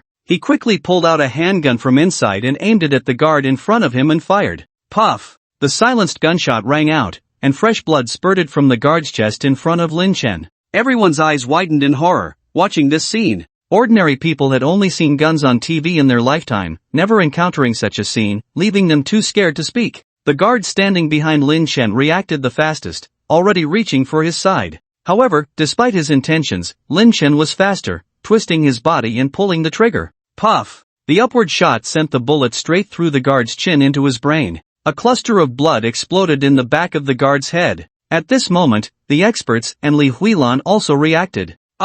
Li Huilan fainted directly from the shock. "He's killing people, he's killing people. Run!" Taking advantage of the chaos, Lin Chen pushed open Shin Jinbin's ward, confirmed it was Shin Jinbin, and aimed the gun at Shin Jinbin's head. Puff, puff, puff. 3 consecutive shots, Shin Jinbin's blood mixed with brain matter splattered all over the white pillow. The heart monitor emitted a piercing beeping sound. This time, Shin Jinbin couldn't be any more dead. Lin Chen put away the gun and left. A group of hospital security guards saw Lin Chen killing someone in the elevator from the surveillance camera, and they were already rushing towards Lin Chen with batons and riot shields. The countdown to the end of the world is now 35 minutes. It has been 5 minutes since Lin Chen killed a Shin family bodyguard on the 7th floor. The security guards in the control room have already gathered and are heading towards the building. They have also called the police, but it will take more than 10 minutes for the law enforcement officers to arrive. Lin Chen quickly walked out of the ward, ready to enter the safe passage of the hospital building and leave through the stairs.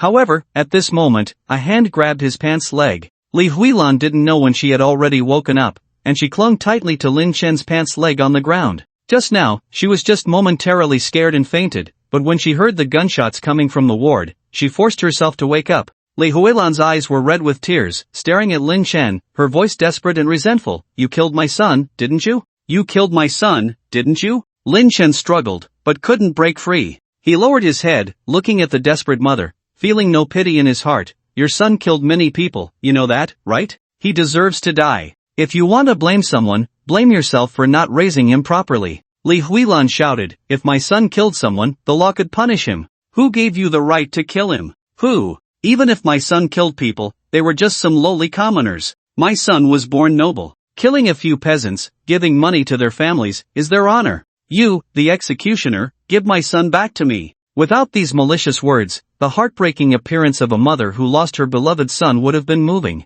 Lin Chen sneered, his eyes full of mockery. "In that case, you can let the law punish me too." After saying that, he kicked the woman away and ran towards the safe exit. Li Huilan's expression turned fierce, looking at Lin Chen's back with resentment, shouting hoarsely, "You killed my son, I will make your parents, brothers, all relatives and friends bury my son. No matter where you flee, I will make you suffer and die in torment." Lin Chen suddenly turned around, his eyes instantly cold and full of murderous intent. He should have realized that someone like Shin Jinbin would grow up like that, and his family was also involved. Shin Fanren was not a good person. Shin Jinbin's mother was also a wolf in sheep's clothing. Everyone has their own debts to pay, and he originally didn't want to kill more people. Seeing Lin Huilan stop and realize something, she panicked and retreated. No. I was just joking, Before Li Huilan could finish speaking, Lin Chen unhesitatingly fired a shot. After a gunshot, a bullet hole appeared on Li Huilan's forehead. Li Huilan's eyes widened, and with a thud, she fell to the ground. After firing a shot, without even looking at Li Huilan, Lin Chen swiftly ran down the hallway like the wind. Just as Lin Chen left, the door of the elevator on the 8th floor opened. 5 hospital security guards rushed out of the elevator and were shocked by the bloody scene outside the intensive care unit. The entire hallway was filled with flowing blood. "My God! What kind of grudge is this?" They said it was the son of a wealthy man inside. "Quick, check if there's any sign of life left." Dead.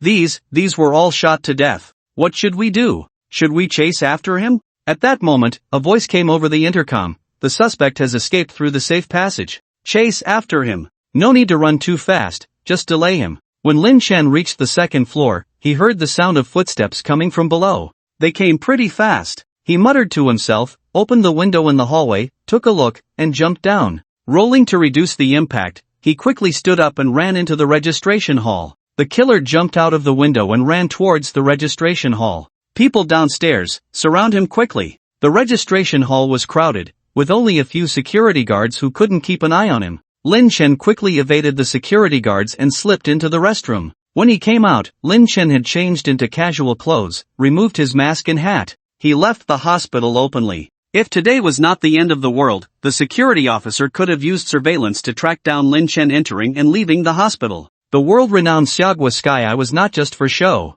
However, using surveillance to screen suspicious individuals would take time, and now, time was running out. Lin Chen hailed a taxi and glanced at the top right corner of the treasure basin. "The first wave of danger will arrive in 28 minutes, please be prepared." He looked through the car window at the ordinary people on the street who were unaware of the danger. The end of the world was approaching, and this should be the last moment of peace. It seemed that his previous post had not been effective. The era of peace and prosperity was about to disappear. Lin Chen kept a close eye on the countdown timer on the Treasure Basin interface. When he was about 4 kilometers away from his safe house, a hissing sound suddenly came from the taxi's radio. Hiss. Attention all vehicles, this is the National Security Bureau. Local time is 10:05 a.m. A wave of solar storms will reach Blue Star. For driving safety, all vehicles must immediately pull over and stop for 10 minutes. Violations within 10 minutes will not be penalized. Attention all vehicles, this is the National Security Bureau. The broadcast repeated this message over and over.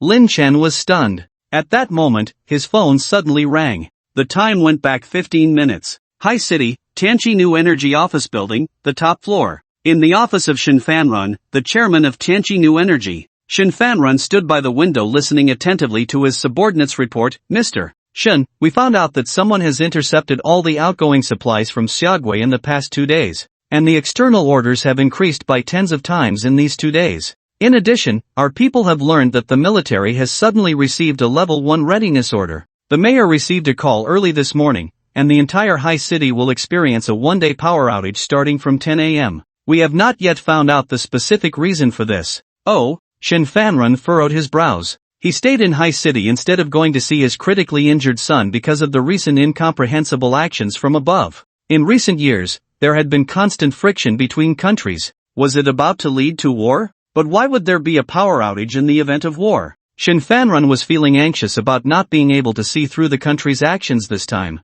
Suddenly, Shen Fanrun's private phone rang. The special number displayed on the caller ID made Shen Fanrun's brows furrow. He answered the call, and a serious voice came through. Mr. Shen, this is the Sha City Public Security Bureau. We regret to inform you that your son Shen Jinbin, ex-wife Li Huilan, and 3 bodyguards were killed 15 minutes ago. Shen Fanrun was shocked. What did you say? The voice on the phone continued. Furthermore, we found illegal weapons such as handguns and daggers on these 3 bodyguards. We have informed the High City Public Security Bureau. Please do not leave High City in the next 2 days and cooperate with our investigation. After listening to the call from the Public Security Bureau, Shen Fanrun's expression turned somewhat fierce and terrifying. He slammed his phone to the ground and turned to his trusted subordinate with suppressed anger. You said last time that it was Lin Chen who caused Jinbin to be critically injured? Yes. But the report from No. 2 said that this Lin Chen was disguised as a killer. No. 2 sent a message yesterday afternoon saying they would deal with this person, but there has been no update yet. Wang Ji didn't understand why Shen Fanrun suddenly became so angry and answered truthfully. Disguised as a killer? Why is Lin Chen also in Sha City? Did you not confirm whether Lin Chen was the one all night? Now someone has killed my son in the hospital and made the security officer find a gun on our people. Fine, that's great. Find Lin Chen and bring him back to the research room alive. Whether he is the one who killed Aben or not, I will make him regret coming into this world. Also, bring back my several illegitimate children. What's making you so angry? If you get sick from anger, what will happen to my happiness in the future? What's wrong? Your beloved good son killed my son, and now the Security Bureau is after me because of this. If I get targeted because of this, I will take care of you too. What? Jinbin is dead? Lin Chen killed him? How is that possible? Even seeing Shen Fanrun's expression of wanting to devour someone, Lu Cus still found it somewhat unbelievable. Raised Lin Chen for over 10 years, she could say she was one of the people who knew Lin Chen best in the world. Lin Chen is easygoing, obedient, emotional, a bit clever, but too naive, too trusting of others. He has never even killed a fish since he was young. How could he kill someone? And Shen Jinbin is surrounded by agile bodyguards, while Lin Chen is just an ordinary college student. How could he have killed Shen Jinbin under the protection of so many bodyguards? It seems like your son has been hiding very well. Even you, his mother, don't understand him. Shen Fanrun, with a dark face, stared at Lu Cue with an examining gaze. Call him now and ask where he is. Tell him to return to Haishur immediately. Good, I'll call him now. Lin Chen's phone rang, he just glanced at it and hung up. Lu Cue. From Lu Cue remarrying to Lin Chen's death in the previous life, a full 11 years, this woman has never contacted him once. Lin Chen hasn't seen this woman for a full 11 years. He has only heard sporadic rumors about Lu Cue. She is the wife of the director of the Haishur shelter, and he is outside the shelter fighting with stray dogs for food. Lin Chen also experienced the end of the world before he realized that there could be such a heartless mother in the world. Now he knows that this woman is the one who killed his father. Even though she is his mother, Lin Chen has already drawn a clear line in his heart with this woman. Just after killing Shen Jinbin, LVCUS suddenly contacted him, and the reason was obvious. A touch of bleak sarcasm suddenly appeared on Lin Chen's face. As Shen Jinbin said, his mother treated him better than her own biological son. However, Lin Chen did not know that because he killed Shen Jinbin in his previous life, from that day on, Shen Fanrun would no longer trust LVCUF, nor would he dote on her as he did in the past life. The taxi radio continued to repeat the warning for all vehicles to pull over. The taxi driver looked confused when he heard the broadcast. What's going on? Solar storm? Wow! I've been driving for a lifetime and never heard of such a thing. At this moment, Lin Chen noticed that many traffic security officers had appeared on the streets, directing traffic to stop all vehicles. All the traffic lights along the road turned red. This scene did not happen in the previous life. During the solar storm outbreak in the previous life,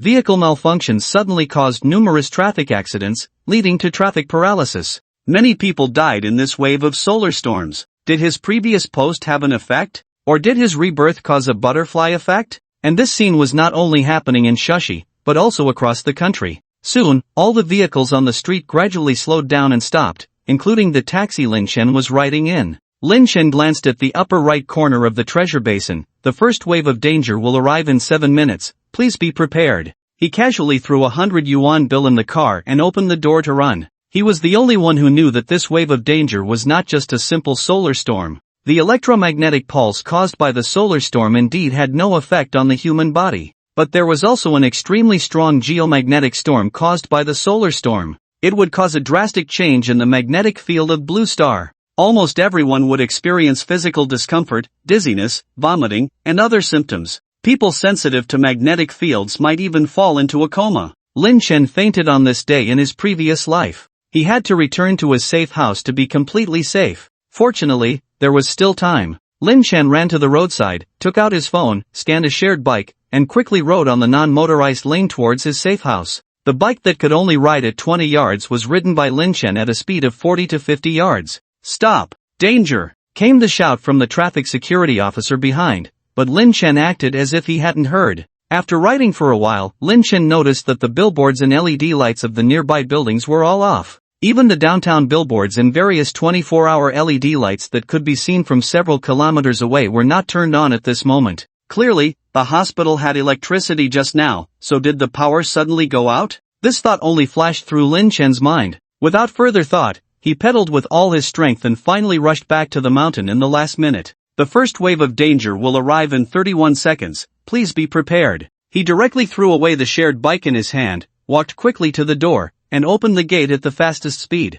Entering the first door, he closed the gate and locked it. He casually took down the monitoring facing the gate's peephole and stored it in his space. The first wave of danger will arrive in 5 seconds, please be prepared. Lin Chen quickly inserted the key into the second door. Click, the door opened. The first wave of danger will arrive in 3 seconds, please be prepared. He walked into the room. Lin Chen forcefully closed the door behind him and threw himself into the recliner. The first wave of danger will arrive in 1 second, please be prepared. Solar storms have arrived, geomagnetic storms are forming, and source material is rapidly generating in the instant of darkness. Lin Chen's mind was filled with thoughts. Source material? What is that? At the same moment, an invisible solar storm swept towards the entire Blue Star from outside. Over 1,000 satellites of various sizes outside the Blue Star burst into sparks, resembling a grand fireworks display. All satellites were destroyed, even those that did not explode no longer functioned. Fragments from the exploding satellite sprayed like bullets onto manned spacecraft from various countries.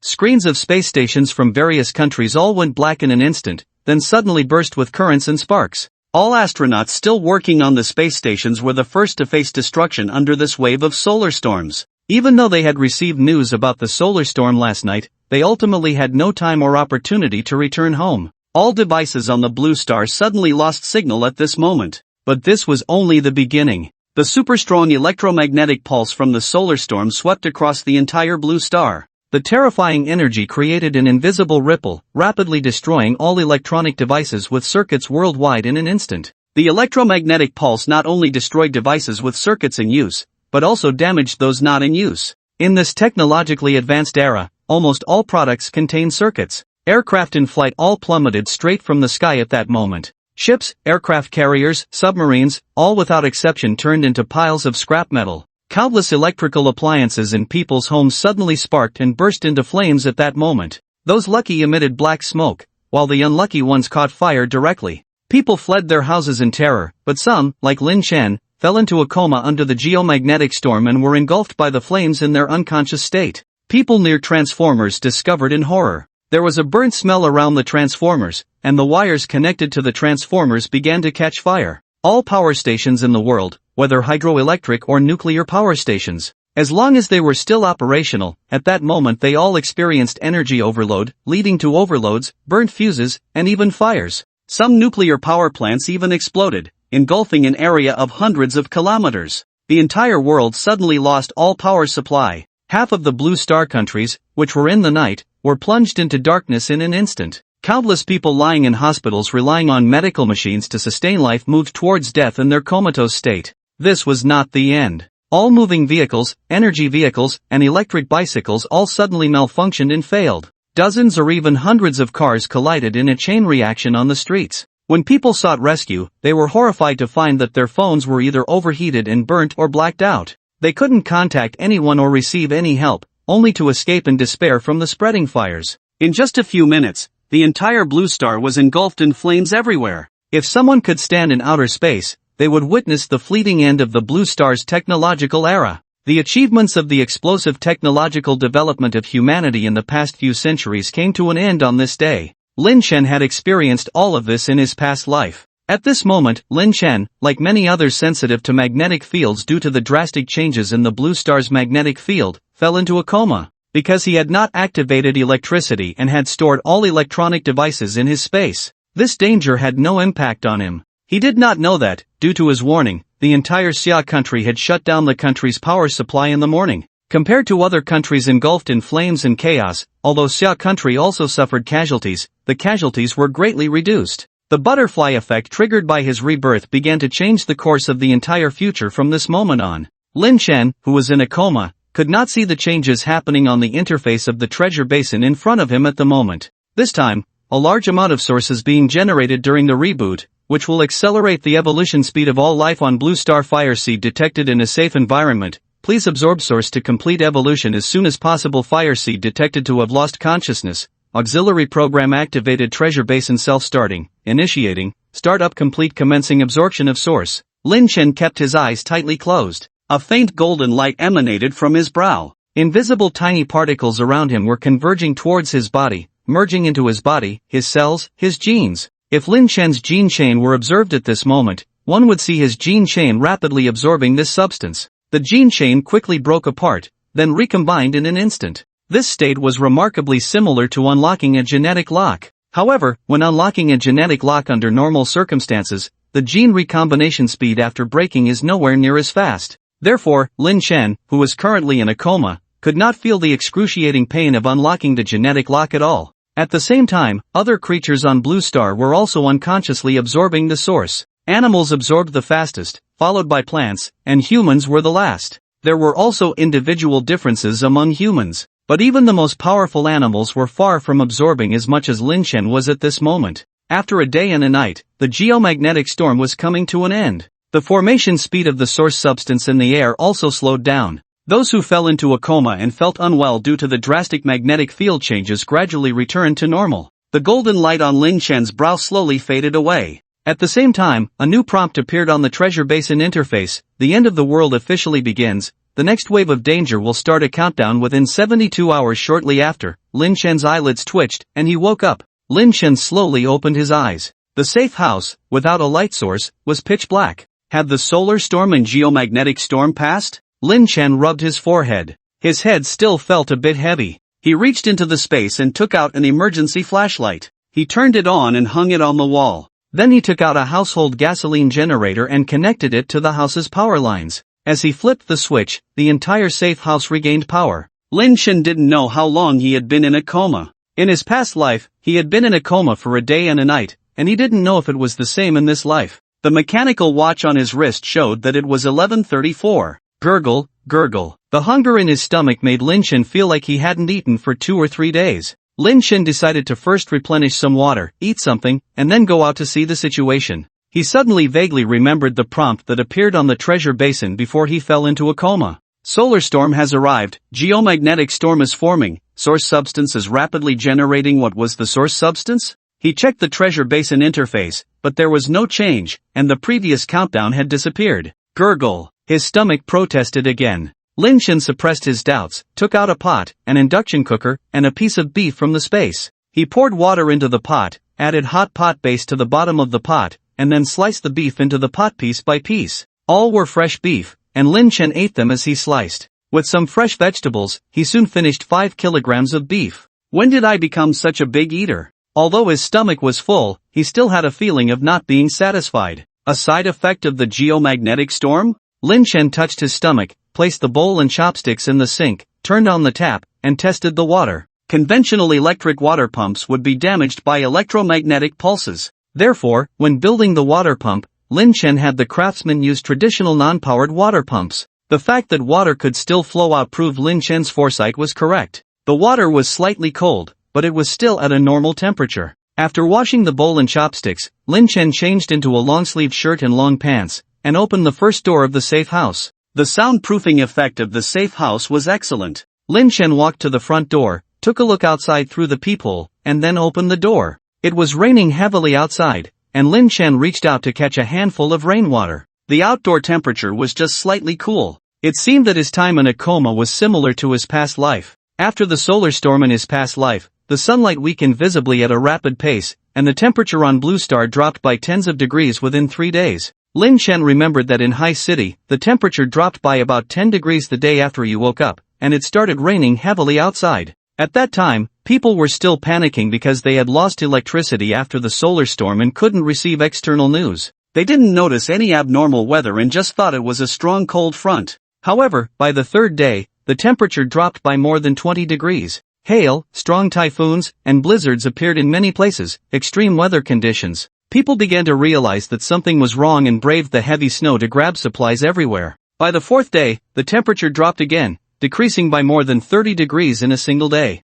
The temperature difference between morning and afternoon was 20 to 30 degrees, which was extremely terrifying. Many people who went out to buy supplies and didn't make it back home in time died from hypothermia in the blizzard. The temperature in the south dropped to about minus 50 degrees Celsius, not to mention the north. The human body needs time to adapt to temperature changes, but the sun didn't give humanity that time. Even if people huddled under blankets at home, many couldn't withstand the sudden drop in temperature, resulting in illnesses, frostbite, and deaths. Hospitals were overcrowded, equipment and ambulances were all destroyed by the solar storm, and there was no power supply. The treatment speed couldn't keep up with the number of sick people, medications began to run out, and countless people died within a day. People began to fall into panic and chaos, finally realizing that the end of the world had come. Sha City was close to the equator and it was currently summer, so the temperature drop shouldn't be as rapid as in High City. Just 2 days ago, the daytime temperature in Sha City was still 32 degrees Celsius.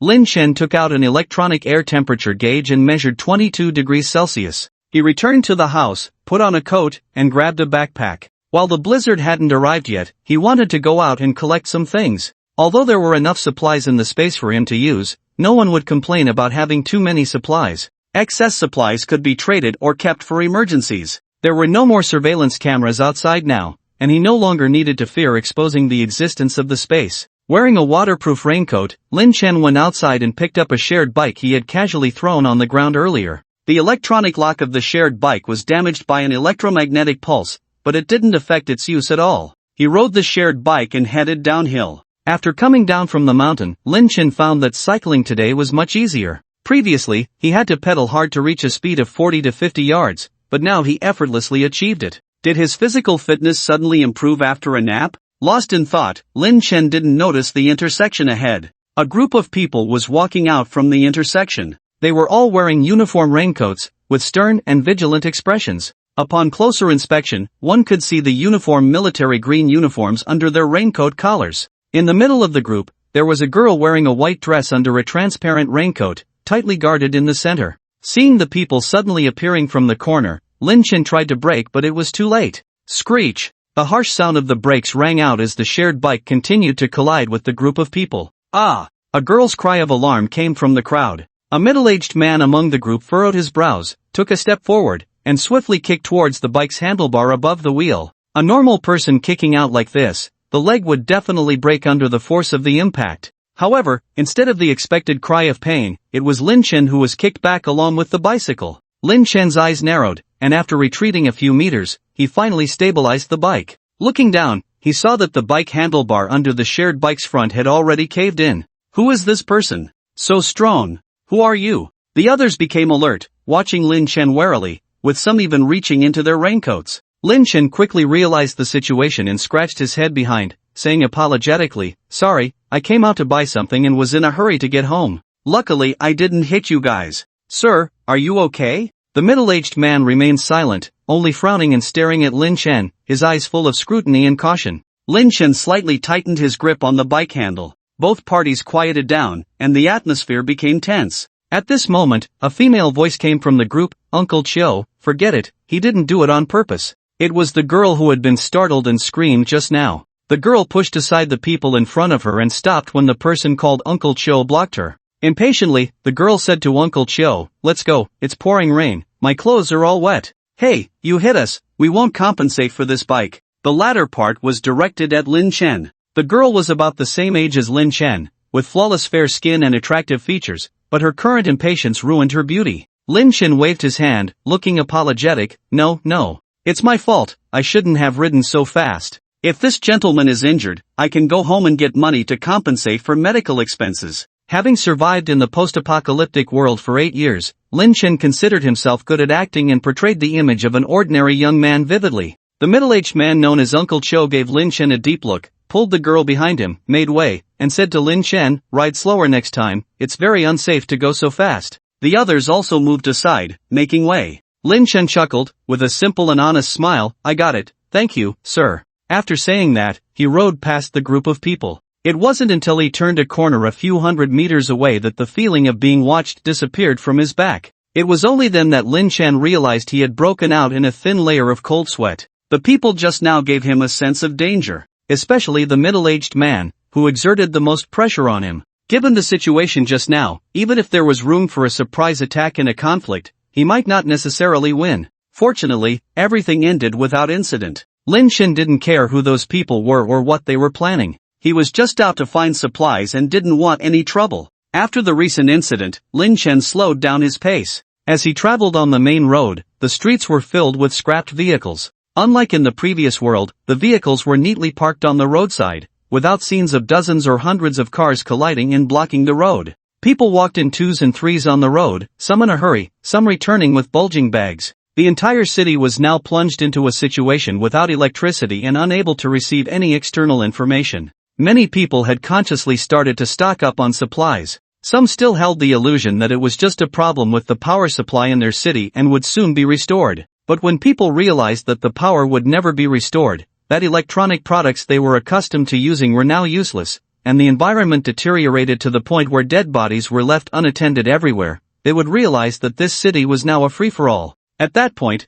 the evil thoughts deep within human nature would break through the rules ingrained in people's minds, turning the city into a frozen hell. Those who were still willing to spend money on supplies now might find themselves resorting to looting in a few days. Lin Chen planned to make a quick zero-cost acquisition before anyone noticed. Nowadays, there are many people rushing to supermarkets to stock up on supplies. His target was the containers at the port. Over an hour later, Lin Chen finally arrived at the southern port of Shashi. Looking out across the entire southern port, there were countless containers and gantry cranes. There were also many cargo ships neatly docked at the port. There were even more cargo ships than Lin Chen had anticipated. Since the notice to stop driving had been issued, maybe they had also been instructed to temporarily dock the ships. Perhaps his post had not been in vain and had indeed played a role. After confirming that no one had seen him, Lin Chen retracted his bicycle into his space. There were usually many staff members at this port, but after the solar storm, the port was forced to shut down, and many people were scared back home by this turn of events.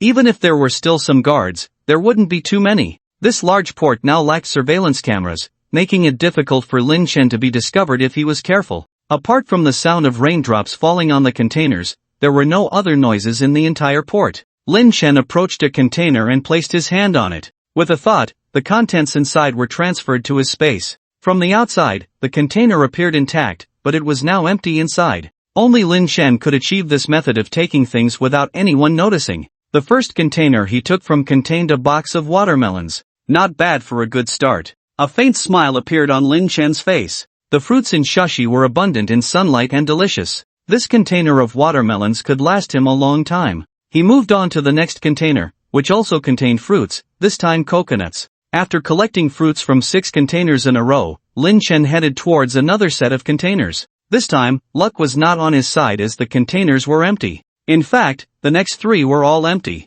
Lin Chen quickly realized that containers with locks mostly contained goods, while those without locks were empty. Containers with goods and empty containers were stacked separately. After noticing this pattern, Lin Chen avoided the unlocked containers and moved towards the next stack of containers. This time, he stored a container of clothes in his space. However, they were all short-sleeved. After randomly taking 1 container of clothes, he stopped collecting. Suddenly, he thought that since Shashi had summer all year round, most of the clothes in the locals' wardrobe should be summer clothes. There might be a few pieces for spring and autumn. When the extreme cold arrived, who knew how many of the locals would freeze to death? Perhaps even more than those in Haishur. Next, Lin Chen collected 3 boxes of snacks, 4 boxes of frozen seafood, and 2 boxes of daily necessities. In one of the containers, Lin Chen found several imported cars, each worth tens of millions on the market. Sealed metal boxes could to some extent shield against the impact of electromagnetic pulses, so these cars might be intact or damaged. In any case, there was still plenty of space in his storage, so Lin Chen continued to collect without hesitation.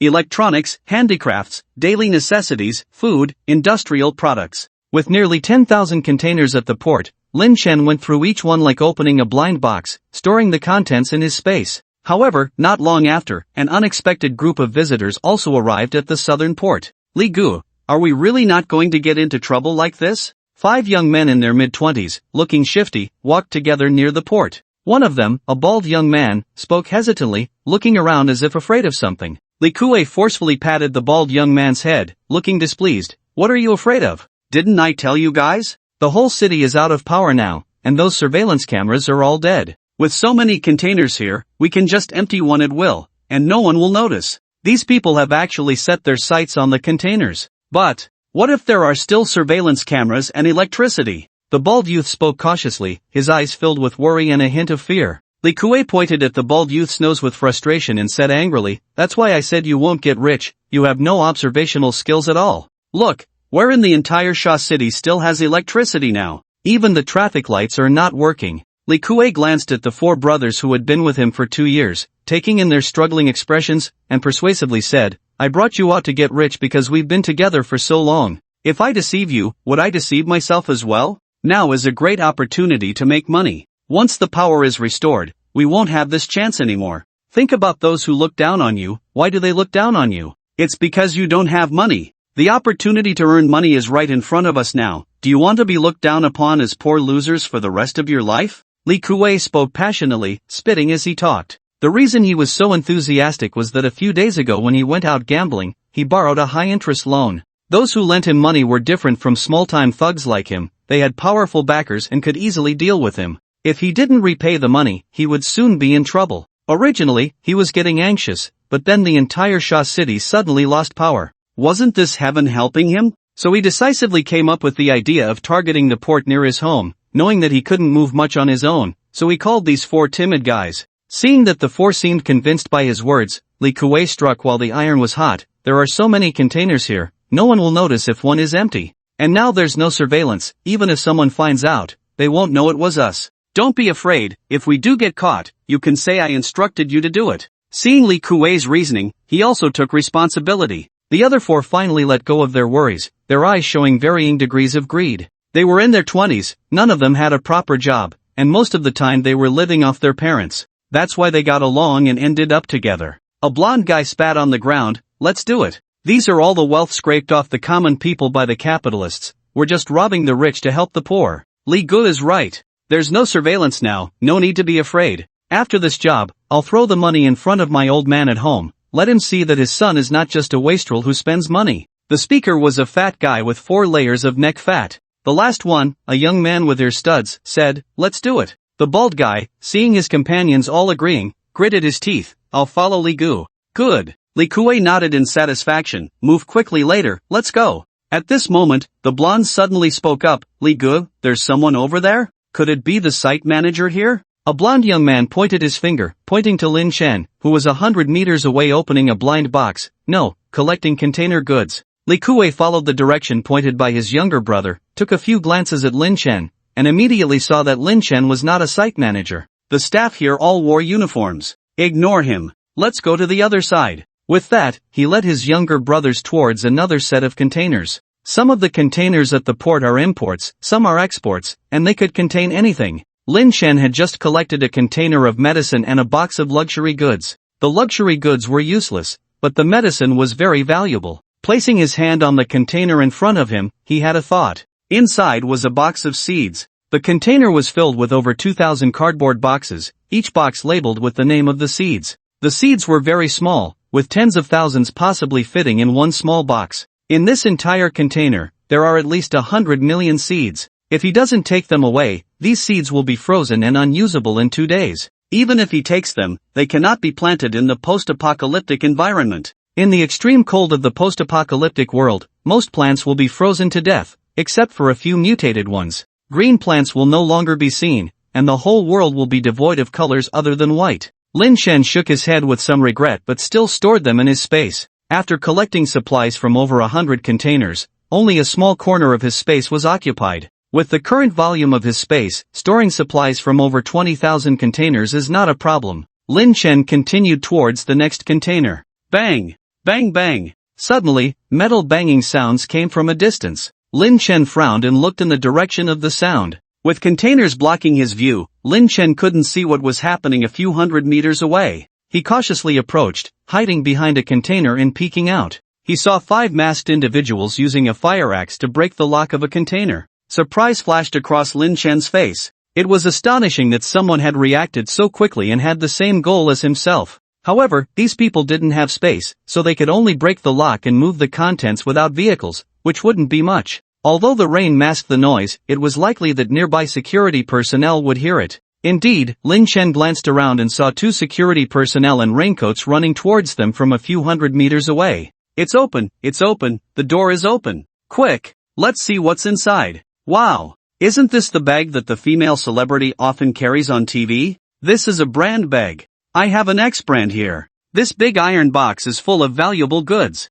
We're going to be rich. All 5 of them ran into the container and started unpacking boxes. Completely engrossed in their huge surprise, they didn't notice the 2 security personnel approaching. Lin Chen quickly hid behind the container to conceal himself. He casually stored the contents of this container in his space. The 2 port security personnel quickly found the open container following the noise. Hey, what are you doing? The 5 individuals were startled. The young bald man holding the brand bag dropped the box on the ground. Li Gu, we've been discovered. Shut up, you idiot, Li Kuei growled. The 2 security personnel pointed their batons at the 5 individuals and ordered, come out. Li Kuei glanced at the luxurious items packed in the container, his eyes filled with greed. With this box of goods, he could not only repay his high-interest loan but also buy a house in the suburbs and live a stable life in the future. If today's operation failed, he wouldn't be able to repay the tens of thousands of high-interest loans, and he would be beaten and thrown into jail. There were no surveillance cameras here, and if he dealt with these 2 people, no one would know it was him.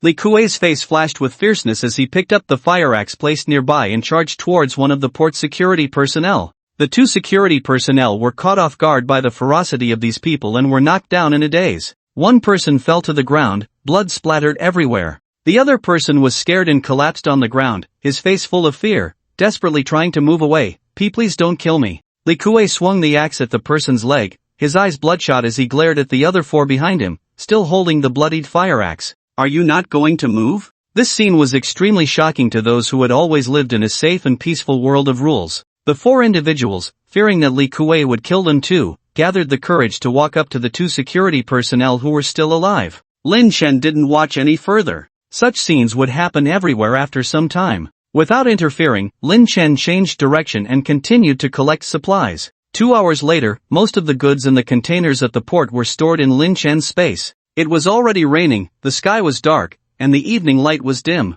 The temperature had dropped a few degrees from noon, and the damp air carried a hint of chill. With no street lights at night and no moon due to the weather, Lin Chen was ready to leave. Perhaps it was just bad luck, as he unexpectedly encountered the same 5 individuals again before leaving. The 3 of them had lost their raincoats, revealing their true appearances, and their clothes were stained with blood. Especially the one who had attacked first, his green clothes were almost unrecognizable due to the bloodstains. Li Ge, it's that kid from before. Huang Mao immediately recognized Lin Chen's attire. After Lin Chen left, they had barely been moving things for half an hour when they encountered 3 staff members looking for someone. Killing 2 or killing 5, it was all the same to them. Having experienced 2 killings, the 5 of them had mostly overcome their fear and were now bloodthirsty, attacking anyone they saw. Seeing Lin Chen, the bald man grimaced and charged at him with a fire axe in hand. Lin Chen reached into his raincoat, actually accessing his space, and pulled out a silenced pistol, firing directly. Puff! A bullet hole appeared in the bald man's forehead, and he took a few more steps before collapsing to the ground, dropping the fire axe. The other 4, including Li Kue, snapped out of their bloodlust. Thud! The bald youth fell to his knees, clutching his head. Don't kill me, I surrender, don't kill me. Lin Chen smoothly drew his gun and shot, as the bald man mistook him for a law enforcement officer. Li Kue, with a fierce expression, shouted, "What are you afraid of? We've killed enough people today to deserve being shot. He's just one person with a gun, let's take him together." With that, he charged forward. Seeing this, the fat man and Huang Mao also rushed at Lin Chen. Lin Chen decisively fired 3 shots, and the 3 men fell one after another. The last one, Huang Mao, had almost grabbed Lin Chen's arm, but the unsteady Huang Mao was no match for him. In just a moment, 4 bodies lay on the ground. The 5-member Robin Hood team now only had the bald youth left, who was already scared to the point of wetting himself. Lin Chen aimed his gun at the bald youth. Overwhelmed by despair and fear, the bald youth's eyes rolled back, and he fainted. Just as Lin Chen was about to approach and finish him off, he suddenly heard a series of footsteps not far away. The footsteps sounded organized, and Lin Chen instinctively felt something was wrong, quickly retreating behind a container. A group of fully armed soldiers emerged from behind a stack of containers, running towards Lin Chen, only about 10 meters away. Who's there? Lin Chen furrowed his brow. Were these soldiers from the military? When he arrived in Sha City, he had learned that the military was stationed on a small island. Without any ships now, did these soldiers row over? As dusk approached, with heavy rain and dim light, Lin Chen hadn't paid attention to whether there were boats on the sea just now. These thoughts flashed through Lin Chen's mind as he lowered his footsteps, swiftly retreating and concealing himself behind the containers to escape. However, Lin Chen's luck wasn't great today. Just as he evaded one group of soldiers and hadn't run far, another group of soldiers appeared from behind the containers a few dozen meters ahead, pointing a dozen dark gun barrels at him. Who are you? Lin Chen immediately stopped, raised his hands, and put on a look of panic, saying, "I'm a student." Upon hearing that he was a student, the soldiers lowered their guns slightly but remained vigilant, surrounding Lin Chen. "Don't move!" They had just landed at the port when they discovered several bodies nearby, as well as containers with broken locks and missing goods. This was undoubtedly a vicious murder case. As soldiers of the Xia Kingdom, their duty was not only to take over the supplies here but also to catch the culprit. A soldier approached and searched Lin Chen. Lin Chen had already put away his pistol and cooperated obediently. "Report. No dangerous items." The soldier returned to his team. A man who appeared to be the leader of the group walked up to Lin Chen with a serious expression, confirmed Lin Chen's age, and asked, "Which school are you from, and why are you here?" "Sha City Art College," Lin Chen replied with Su Qin's school. The identity of a student made it easier for people to let their guard down. Besides, Lin Chen had been a student before. "I originally wanted to go back to school, but I got lost without navigation," Lin Chen said. It made sense logically without a taxi or navigation to guide the way. "Show me your student ID." "I didn't bring my student ID." Lin Chen looked somewhat uneasy. "Is my ID card okay?" Seeing the person nod, Lin Chen took out an ID card from the phone case layer that the soldier had not searched. Putting the ID card or access card in the phone case layer was a small habit of Lin Chen's. Wang Chao took the ID card, confirmed it was correct, and returned it to Lin Chen. Lin Chen was dressed neatly and cleanly, with no bloodstains or weapons on him. Moreover, being only 19 years old, he simply couldn't be associated with a murderer. However, Wang Chao always felt that something was off about the person named Lin Chen in front of him. "Come with me to the front first, and I'll have someone send you back to school later." Lin Chen's heart skipped a beat, but he remained calm on the surface, saying, "Okay." Soon, Lin Chen was taken to an open space. With a rough glance, he saw at least hundreds of soldiers, each armed with a gun. There were also over 100 port management personnel in uniform gathered in the open space. At this moment, a fat-headed man who appeared to be the port leader was speaking tearfully to someone who seemed to be an officer. In addition, Lin Chen saw the only surviving bald young man among the 5. The bald man was tightly bound with ropes, guarded by 2 soldiers with a look of despair on his face. At that moment, the bald young man suddenly raised his head and looked in Lin Chen's direction. Sensing the bald young man looking up, Lin Chen quickly turned his back and moved behind a tall figure to avoid being recognized. "What are you hiding from?" A slightly familiar voice came from behind Lin Chen. Lin Chen's body stiffened slightly, and when he turned around, he noticed that the officer who had brought him here was the one he had used as a shield. Wang Chao. Wang Chao's eyes carried a hint of sharpness as he stared directly into Lin Chen's eyes, as if trying to figure something out. Lin Chen knew he was being suspected. Before Lin Chen could answer Wang Chao's question, another group of soldiers arrived at the open space. "Report! We found 2 students at the port exit who said they were lost." Lin Chen turned to look upon hearing the voice. When he saw one of the 2 students brought over, his expression immediately became somewhat intriguing. Wang Chao glanced at Lin Chen and walked over to the 2 students. For some reason, his years of military experience told him that this boy named Lin Chen was not ordinary. Wang Chao walked up to the 2 female students and asked the soldier who had brought them, "Which school are they from? Have their identities been verified?" Reporting, "Sir, they are from Sha City Art College, and their identities have been confirmed." Soldier, "We've been walking around nearby for a long time and couldn't find our way. It's getting dark, and we're so scared. What's happening in Sha City? Why can't we use our phones suddenly? Sob, I wanna go home." One of the girls started crying when she saw Wang Chao. Wang Chao frowned and was about to ask something. Lin Chen squinted and waved to another female student, saying, "Su Qin." 2 days ago, Su Qin was originally out shopping with the 2,000 yuan Lin Chen had given her and her roommate. She fainted for some reason. When she woke up, she found her phone was dead and only then realized that a huge change had occurred in Sha City. Without a car or phone, she and her companion got lost trying to find their way back to school. Seeing the soldiers, she was initially happy to seek help,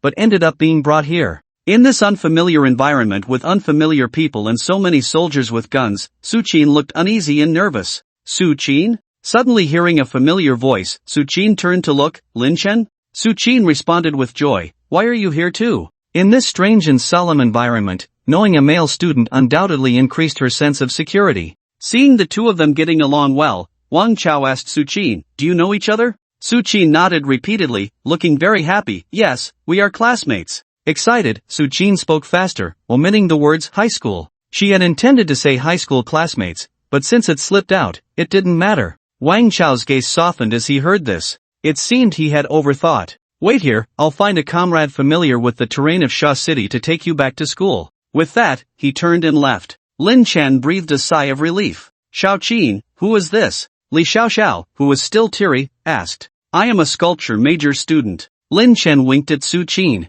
Su Qin was puzzled when Lin Chen suddenly claimed to be a sculpture major student, but she immediately understood upon meeting Lin Chen's eyes. She needed to play along. Lin Chen was so generous that she could help with this trivial matter. "Yes, he is also a freshman," Su Qin vaguely replied. The 3 chatted for a while, and soon Wang Chao returned with a soldier who looked only slightly older than them. "This is Li Wei, he is also from Sha City and knows the way to your school. Follow him." Lin Chen and the others expressed their gratitude. "It's the least we can do. Be careful on the way, it's dark at night and you can't see the road. Come back tomorrow morning if you can't see at night," Wang Chao said, the latter part directed at Li Wei. Li Wei nodded and led the 3 away. Shortly after Lin Chen and the others left, a soldier approached Wang Chao and reported, "Sir, we have found the murderer of the nearby management personnel." The murderer confessed that he and his accomplices killed those people. However, his 4 accomplices have already been shot dead by someone. According to this bald man, it was a young public security officer in a black raincoat who fired the gun.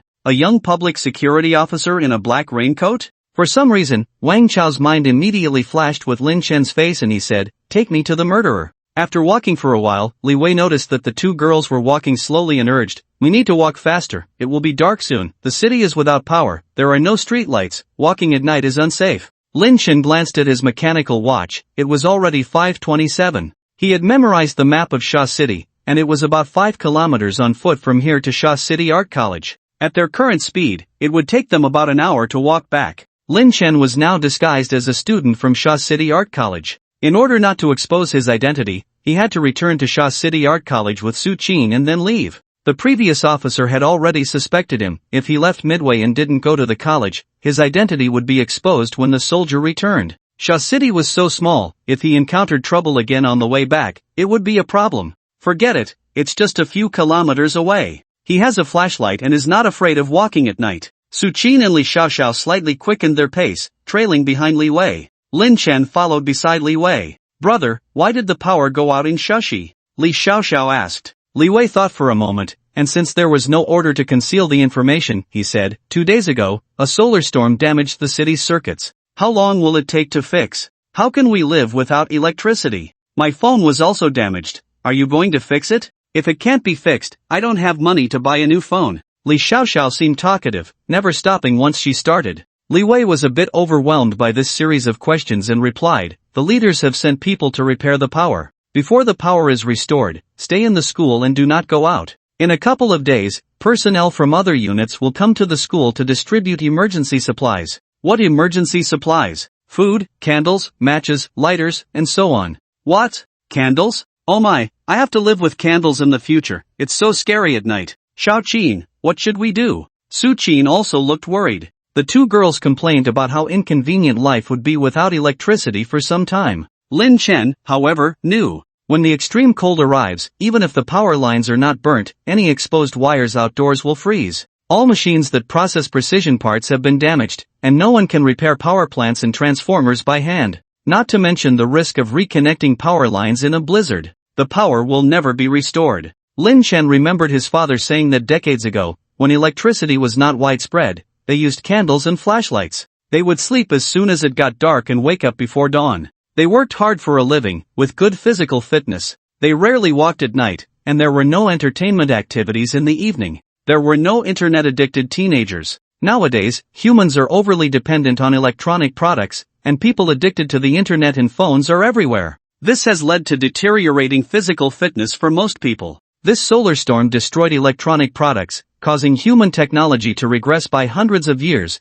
forcing people to quit internet addiction. And with the extreme cold coming, the arrival of the extreme cold made survivors pay more attention to physical exercise. A lightning bolt flashed through Lin Chen's mind, a fleeting idea that he couldn't grasp in time. The third reboot. Accelerated evolution. As Lin Chen pondered, the two girls behind him went from complaining about the power outage to talking about Lin Chen. Classmate Lin Chen, you are so handsome, do you have a girlfriend? When Lin Xiaoxiao saw Lin Chen not speaking, she took a few steps forward, ready to pat Lin Chen's shoulder from behind. Lin Chen, lost in thought, grabbed the hand that Li Xiaoxiao reached out, surprising himself with his reaction speed. Ah, that hurts, Li Xiaoxiao cried out in pain. Seeing Li Wei turning back, Lin Chen let go of her hand, with a fake apologetic smile on his face. Sorry, I was just thinking about something. The two were very close, and Li Xiaoxiao's eyes scanned Lin Chen's face back and forth. Lin Chen didn't resemble his parents at all. His father had ordinary features, and his mother was too gentle. Lin Chen's face was more three-dimensional, as if it were carved with the most precise knife, with deep-set eyes, a high-nose bridge, and slightly thin lips. However, there was a 1 centimeter scar on his brow bone, disrupting this perfection. This scar had been there since Lin Chen could remember. His father said he got it when he fell from the crib as a baby. The once clear eyes gave Lin Chen's face a touch of gentleness. Now, Lin Chen's eyes were only cold and indifferent, giving off a vibe of stay away when he didn't smile. Wang Chao noticed the discomfort, which was actually due to Lin Chen's eyes not being something a normal 19-year-old would have. Expressions can be disguised, but eyes are hard to fake. Li Xiaoxiao, obviously not very sensitive, rubbed her wrist. Forget it, I forgive you for being handsome. I just asked if you have a girlfriend. Lin Chen replied directly, no. Hearing that Lin Chen didn't have a girlfriend, Li Xiaoxiao's eyes curved into a crescent shape. Then you. Su Qin walked up to stop Li Xiaoxiao from acting infatuated. Xiaoxiao, it's already late. Stop messing around, we need to go back quickly, it's already dark. Seeing Li Xiaoxiao acting infatuated towards Lin Chen, Su Qin felt like something of hers was being targeted. Li Xiaoxiao pursed her lips in a place where Su Qin couldn't see. Lin Chen paid no attention to the thoughts of the two girls. With the apocalypse upon them, surviving was already difficult, so Lin Chen naturally had no thoughts about romance. After all, the ones who can hurt you the most are often the ones you trust the most. Li Wei glanced at the sky and urged, let's go. After walking for half an hour, the sky grew darker, and the rain had stopped. The temperature around them was lower than in the afternoon. Lin Chen took off his raincoat and felt that the temperature had dropped by at least 5 degrees since noon. Su Qin and Li Xiaoxiao were both wearing shorts and short sleeves, huddling together to keep warm. Li Xiaoxiao looked at the long-sleeved coat on Lin Chen and whispered to Su Qin, Su Qin, aren't you familiar with this guy? Ask him to lend us his coat. Even if Li Xiaoxiao didn't say it, Su Qin was about to ask. With her charm, it wouldn't be difficult to get a guy to lend her his coat. Especially since Lin Chen, who had a crush on her since high school and followed her to Shushi, was involved. Yes, Su Qin had already imagined that Lin Chen came to Shushi for her. Confidently, Su Qin asked, Lin Chen, can I borrow your coat? Lin Chen directly refused. No. He wouldn't take the risk of catching a cold for a woman unrelated to him. The smile on Su Qin's face froze. Li Xiaoxiao glanced at Su Qin's embarrassed expression, not showing it on her face but feeling a bit of schadenfreude in her heart. It turned out that even the beautiful Su had her moments of failure. How come you have no gentlemanly manners? Su Qin was a bit annoyed. Lin Chen didn't even look back. Gentlemanly manners? Can you eat them? Put. Li Xiaoxiao couldn't help but laugh. But soon, Li Xiaoxiao couldn't laugh anymore. Because it was too dark, she didn't know what she stepped on and tripped and fell to the ground. Ah! Li Xiaoxiao screamed. Seeing this, Li Wei took out a flashlight from the bag he was carrying on his back and turned it on. Li Xiaoxiao fell into the dirty mud, angrily shouting, "Why didn't you take out the flashlight earlier?" Li Wei explained, "There are very few flashlights and batteries left in the army, so we have to use them sparingly."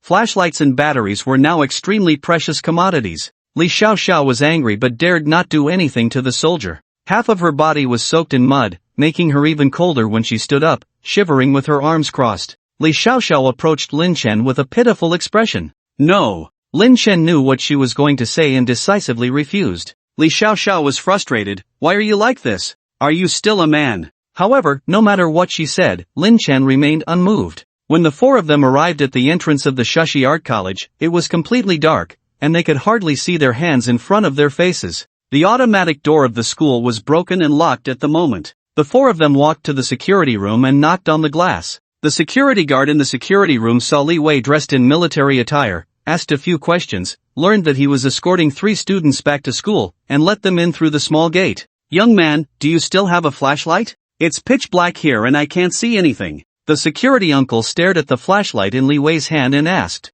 Sorry, I only have one flashlight. The military will be distributing lighting supplies in the next few days. Hearing Li Wei's words, the security uncle did not insist, sighed, and nodded. I don't know when this electricity will be fixed, you guys go in. The campus was pitch black at night, quiet and silent. Guided by Su Qin and Li Xiaoxiao, the four of them headed towards the girls' dormitory. Halfway there, Lin Chen suddenly stopped. What are you doing? Li Xiaoxiao looked at Lin Chen with no good feelings now. So what if he's handsome? His personality is so annoying. Don't speak, Lin Chen said in a low voice, listening intently to the sounds around him. Faint rustling sounds came from his ears, seeming to be getting closer. Where is the nearest building? Lin Chen turned to look at Su Qin and Li Xiaoxiao, his voice somewhat urgent. Why are you asking this? We'll be at the dormitory in 10 minutes. Hurry up! Li Xiaoxiao couldn't wait to get back to the dormitory to change out of her wet clothes, feeling uncomfortable with them sticking to her body. Seeing Lin Chen's serious expression, Su Qin, puzzled but still pointed to the dark area on the left. The gym is a few hundred meters in that direction. Run! It's hailing! Lin Chen shouted, snatched the flashlight from Li Wei's hand, and ran towards the direction pointed by Su Qin. As for whether they would follow him, he couldn't care less. What? Before the two girls could react, Li Wei had already chased after Lin Chen in the direction he ran. Wait for us. It was pitch black all around, without a light source. Su Qin and Li Xiaoxiao had no choice but to follow. However, Lin Chen disappeared in a flash, leaving only a tiny dot of light from the flashlight, and the two couldn't catch up at all. What's wrong with you running like that? Wait for us. We can't see. Li Xiaoxiao yelled hysterically. The rustling sound grew louder and something seemed to be getting closer. Thinking of what Lin Chen had said, Su Qin also panicked, desperately exerting her dance-trained physical abilities, and ran towards the gym based on memory. The gym! The gym! Su Qin ran desperately, paying no attention to the fact that Li Xiaoxiao had fallen far behind. Oh no! A cry of pain came from behind. Xiao Qin, I fell. Where are you? Wait for me. I'm so scared. Su Qin hesitated for a moment as the increasingly clear sound of ice hitting the ground made her grit her teeth and continue running forward. Soon, a scream came from behind. Ah! After Li Xiaoxiao's scream, there was no more sound. Su Qin's eyes turned red, she clenched her lips and ran desperately. However, her speed was never as fast as the hail. A marble-sized hailstone hit Su Qin's forehead, followed by a fist-sized hailstone hitting her left shoulder. Su Qin felt the pain but dared not stop. The next second, a head-sized hailstone grazed Su Qin's nose and hit the ground, narrowly missing her. Lin Chen, help me! Overwhelmed by intense fear and panic, Su Qin could only seek help from the only straw left for survival. The flashlight not far away had stopped moving, indicating that the gym was already within sight. But this short distance felt like an insurmountable gap, with huge hailstones falling around her, shattering on impact. Perhaps she would die in the next second. Without a response, Su Qin cried and ran in despair. In a place she couldn't see, her genes were rapidly undergoing mutations, breaking and recombining at a rapid pace. Su Qin, running, miraculously dodged several hailstones the size of human heads. As she approached the sports hall, she ran out of strength. Her limbs suddenly went weak, and Su Qin's vision started to blur. Before losing consciousness, she suddenly saw a figure appear in front of her, carrying her on his shoulders and running. Then she knew nothing more. Lin Chen stood at the entrance of the sports hall, watching as Li Wei carried Su Qin back. Who? Li Wei gasped for breath. A hailstone had just hit him on the head. Luckily he was wearing a helmet, allowing him to run back. However, he inevitably suffered several injuries. There were also many bloodstains on Su Qin's clothes. Only Lin Chen remained neat, having taken shelter under the eaves of the sports hall before the hail fell. He coldly watched the struggling people in despair. Li Wei looked at Lin Chen angrily. Aren't you classmates? Why didn't you help? Lin Chen coldly chuckled. The laughter was full of mockery. Aren't that woman and this woman classmates too? Why didn't she help? They naturally heard Li Xiaoxiao's cries from hundreds of meters away. Su Qin could run over, so she definitely didn't go to help Li Xiaoxiao. Li Wei was speechless. Why didn't he help? Because he was afraid of death. Because other people's lives were not as important as his own. Because that's human nature. Lin Chen turned and walked into the sports hall with a flashlight in hand. He didn't care about being a savior, just reminding them was already doing his part. The sports hall was pitch black. Lin Chen walked in and used the flashlight to look around. There were several corridors on the first floor, each marked with directions. There was an arrow pointing to the gym not far ahead. Lin Chen walked straight to the gym. Inside the gym were various fitness equipment and a few yoga mats. Seeing Li Wei carrying Su Qin in, Lin Chen directly gave them the gym, saying, "You sleep here, I'll go sleep somewhere else. Don't follow me anymore." He wasn't used to having strangers around when resting. "Wait, your classmate seems to be having a seizure." Li Wei put Su Qin down. Lin Chen then noticed Su Qin curled up, her beautiful features twisted in immense pain, limbs involuntarily twitching. Lin Chen's eyes narrowed slightly. Su Qin's current state seemed similar to the aftermath of unlocking the genetic lock on No. 2. He nudged Su Qin. Su Qin? Su Qin? However, Su Qin couldn't respond to Lin Chen at all. She gritted her teeth, every cell in her body seemed to be groaning in pain, too painful to even faint. Li Wei took out a piece of cloth from somewhere, folded it and stuffed it into Su Qin's mouth, explaining, this can prevent her from biting herself. She seems to be having a seizure, probably triggered by running too fast just now. Lin Chen couldn't deny it. He had known Su Qin for several years and had never heard of her having seizures, although he couldn't rule out the possibility of her hiding her medical history. Li Wei laid Su Qin flat, turned her head to the side, and then massaged her limbs. His techniques were quite appropriate. Lin Chen placed the flashlight in a higher position so that most of the gym could be seen clearly. Time passed by minute. Due to exertion, Su Qin's gums were bleeding. Lin Chen wanted to confirm if Su Qin's current state was a result of unlocking the genetic lock. He remembered No. 2 had taken the remaining half of the blue pill, but then he dismissed the idea of giving it to Su Qin. No. 2 had said he experienced genetic collapse after unlocking the genetic lock for the 5th time. So he had overcome the first 4 times, at least according to No. 2, the first time he had managed on his own. Although Lin Chen was skeptical about an ordinary person being able to unlock the genetic lock, with the information obtained from the cornucopia indicating that this species reboot would accelerate the pace of evolution, it was not entirely impossible for an ordinary person to unlock the genetic lock at a critical moment.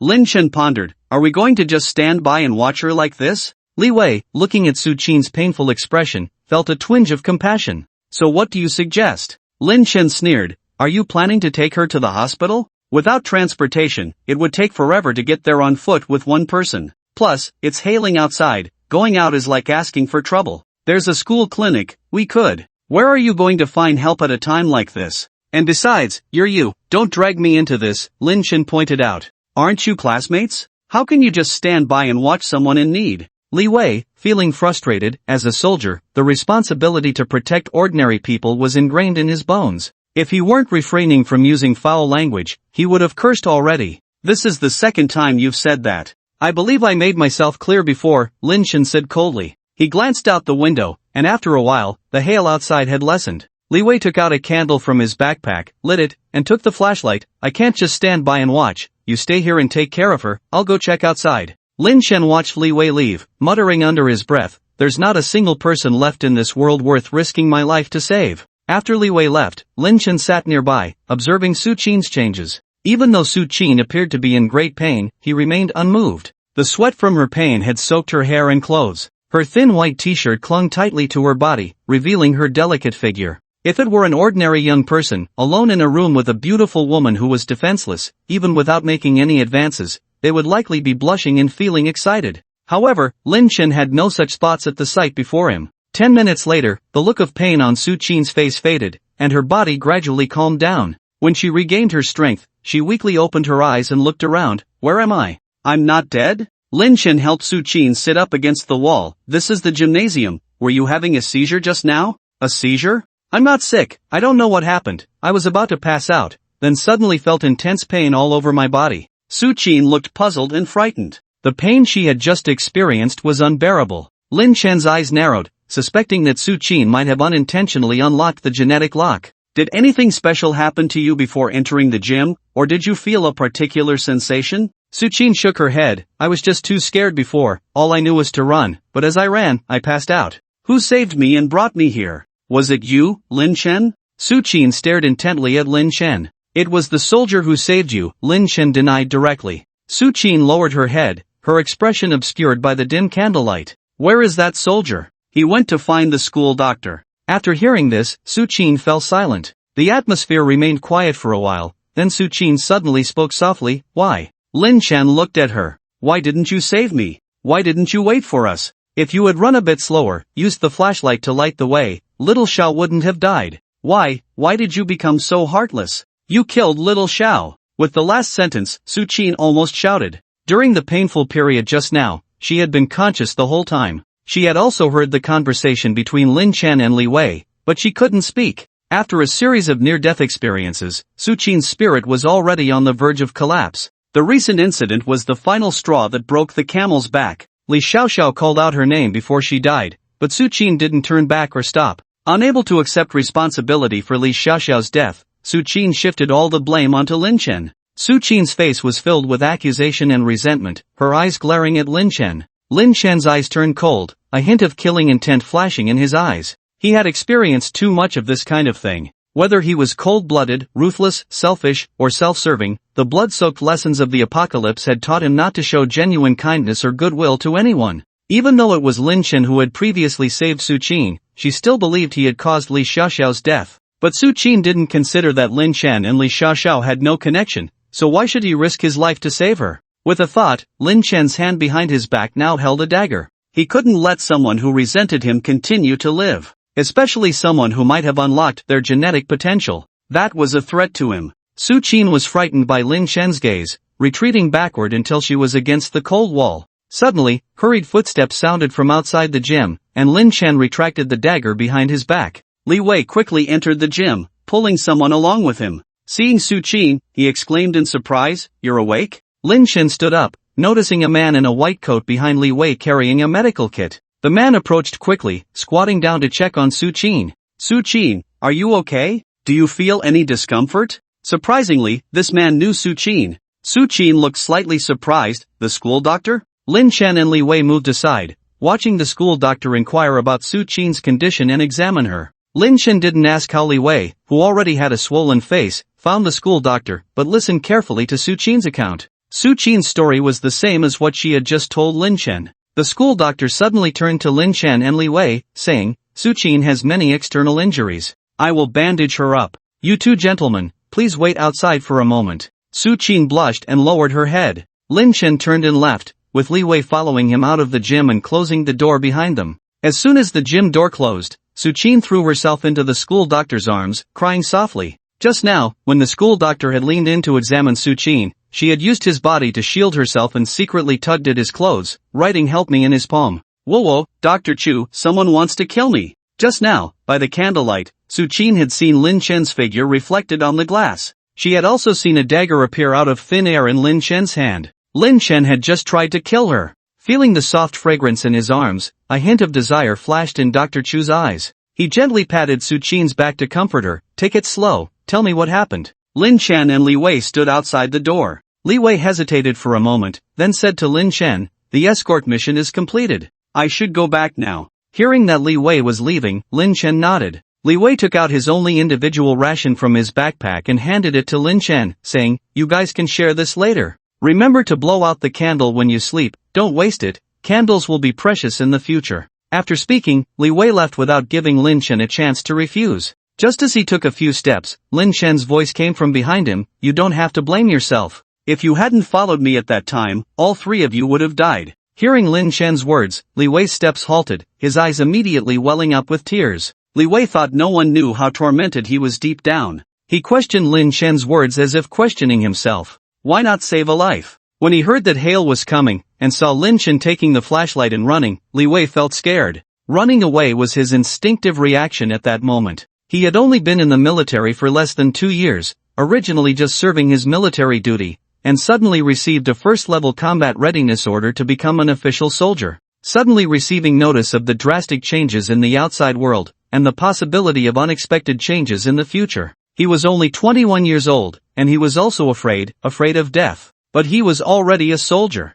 Protecting ordinary people is a soldier's duty, and his fleeing was equivalent to desertion in the face of the enemy. After running to a safe place, he remembered that there were still 2 female classmates behind him. So when he heard Su Qin calling for help, Li Wei risked his life to go out and carry Su Qin back. Only then did he risk his life to find the school doctor when Su Qin seemed to be ill. Saving one person could alleviate some of the guilt in his heart. Lin Chen's words were not wrong. If he hadn't run at that time, indeed all 3 of them might have died under the hail. Although it still couldn't completely eliminate his guilt, he felt much better in his heart. A grateful light flashed in Li Wei's eyes. He nodded to Lin Chen's back and left. Lin Chen looked at the individual combat ration in his hand, and his originally cold eyes softened slightly. He put the things away in his space. Some people are inclined towards the light, while others fall into darkness. Although Lin Chen admitted to himself that he was not a good person, he did not reject genuine good people, because good people always die quickly, and one less death means one less person.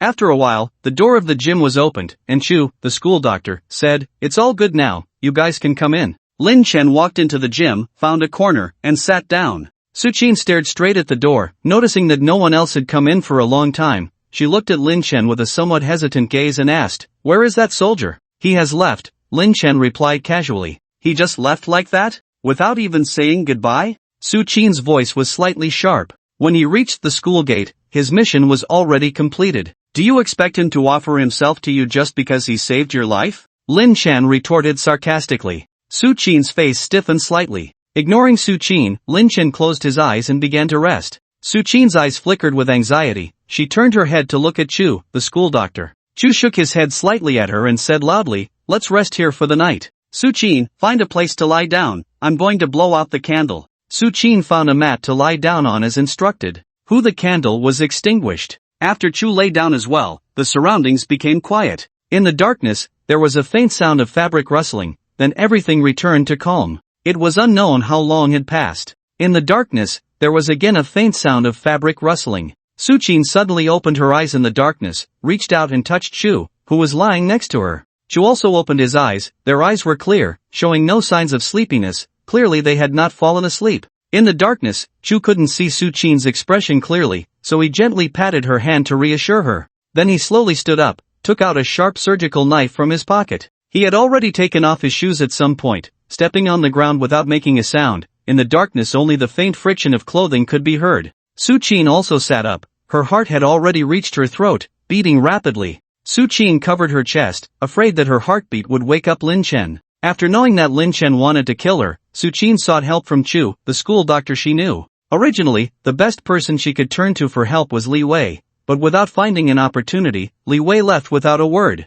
Chu's school doctor told Su Qin that in these 2 days, neither the Public Security Bureau nor the hospital could be contacted, and all communication and electricity in the entire city were interrupted. He even suspected that the entire Xia Kingdom, or even the entire Eastern Hemisphere or Northern Hemisphere, had been attacked by a solar storm. Today, the principal went to the nearby Public Security Bureau for help, but the Public Security Bureau was overcrowded, with a severe shortage of security officers, and the school could not get effective help at all. Perhaps the collapse of order was only a matter of time. Su Qin was frightened by the words of the Chu school doctor. She remembered what the Chu school doctor had said, "Xiao Qin, I like you, I can't let anyone hurt you. I can help you kill him, as long as you are with me, I am willing to do anything for you." The look in the Chu school doctor's eyes made Su Qin feel unfamiliar, but thinking that Lin Chen wanted to kill her, and if she didn't do anything, she would be killed, she didn't want to die. Why did Lin Chen dare to kill? Why was he so ruthless? Wasn't it because there was no order now? Even if he harmed or killed someone, no one would care.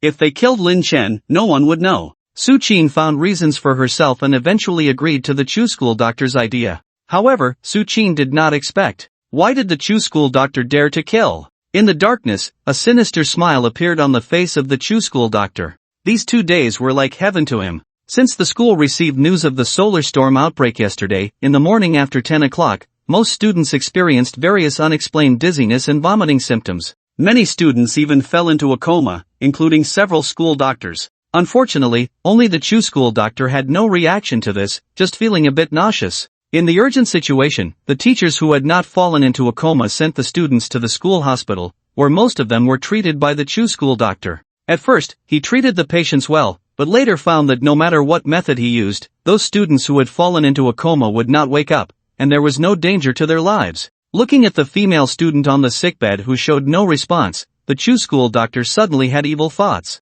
After one time, no one found out. Hearing from the school security that all the surveillance cameras were malfunctioning, and the Public Security Bureau could not be contacted, the Chu school doctor's courage grew even bigger. Within a day and a night, he violated more than a dozen female students, indulging in their youthful bodies. Unexpectedly, when he violated a female student this morning, that female student woke up. As soon as she woke up, she struggled and screamed. In a panic, the Chu school doctor killed the female student, then wrapped her body in a large garbage bag and hid it in an empty refrigerated container. This was like opening Pandora's box. The Chu school doctor used the drugs from the school hospital to inject the still comatose female students, keeping them unconscious. Then he continued his evil deeds. 2 female students could not wake up again due to overdosing on drugs. Everyone in the school was plunged into panic and chaos due to the sudden anomaly. Even after 2 days and nights had passed, no one had discovered this. Even if someone asked about the missing female students, the Chu school doctor would just say they had left.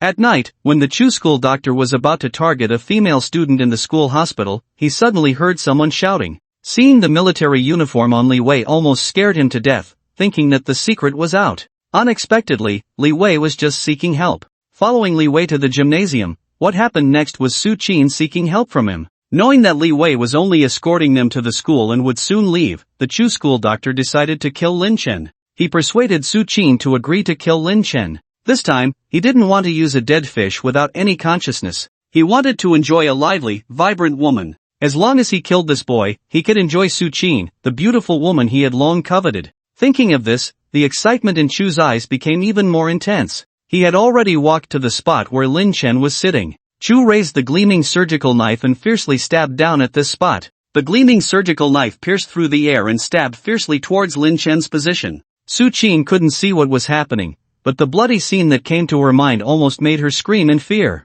She tightly covered her mouth to prevent herself from making a sound. However, the bloody scene Su Qin imagined did not happen. Chu's knife did not hit anything. He was suddenly shocked, his expression changing abruptly. Where was the person? Are you looking for me? A strong light accompanied Lin Chen's voice suddenly lit up in the darkness. Lin Chen stood 2 meters away from Chu, holding a bright flashlight in his hand, the dazzling light dispersing the darkness of the entire gym. Ah! This time Su Qin couldn't help but scream. How did you get there? I remember clearly that you were sleeping in that place. Chu covered his eyes that were blinded by the strong light with one hand, while pointing the surgical knife at Lin Chen with the other. Oh, because I changed my sleeping place after blowing out the candle. Lin Chen said. It's impossible. We didn't hear any sound of you moving. And where did you get that flashlight from? Su Qin's face was full of panic at being discovered. Lin Chen shrugged, answering Su Qin's questions. I really don't know whether to say you guys are smart or just too foolish. I just needed to move to a different spot before this school doctor lay down.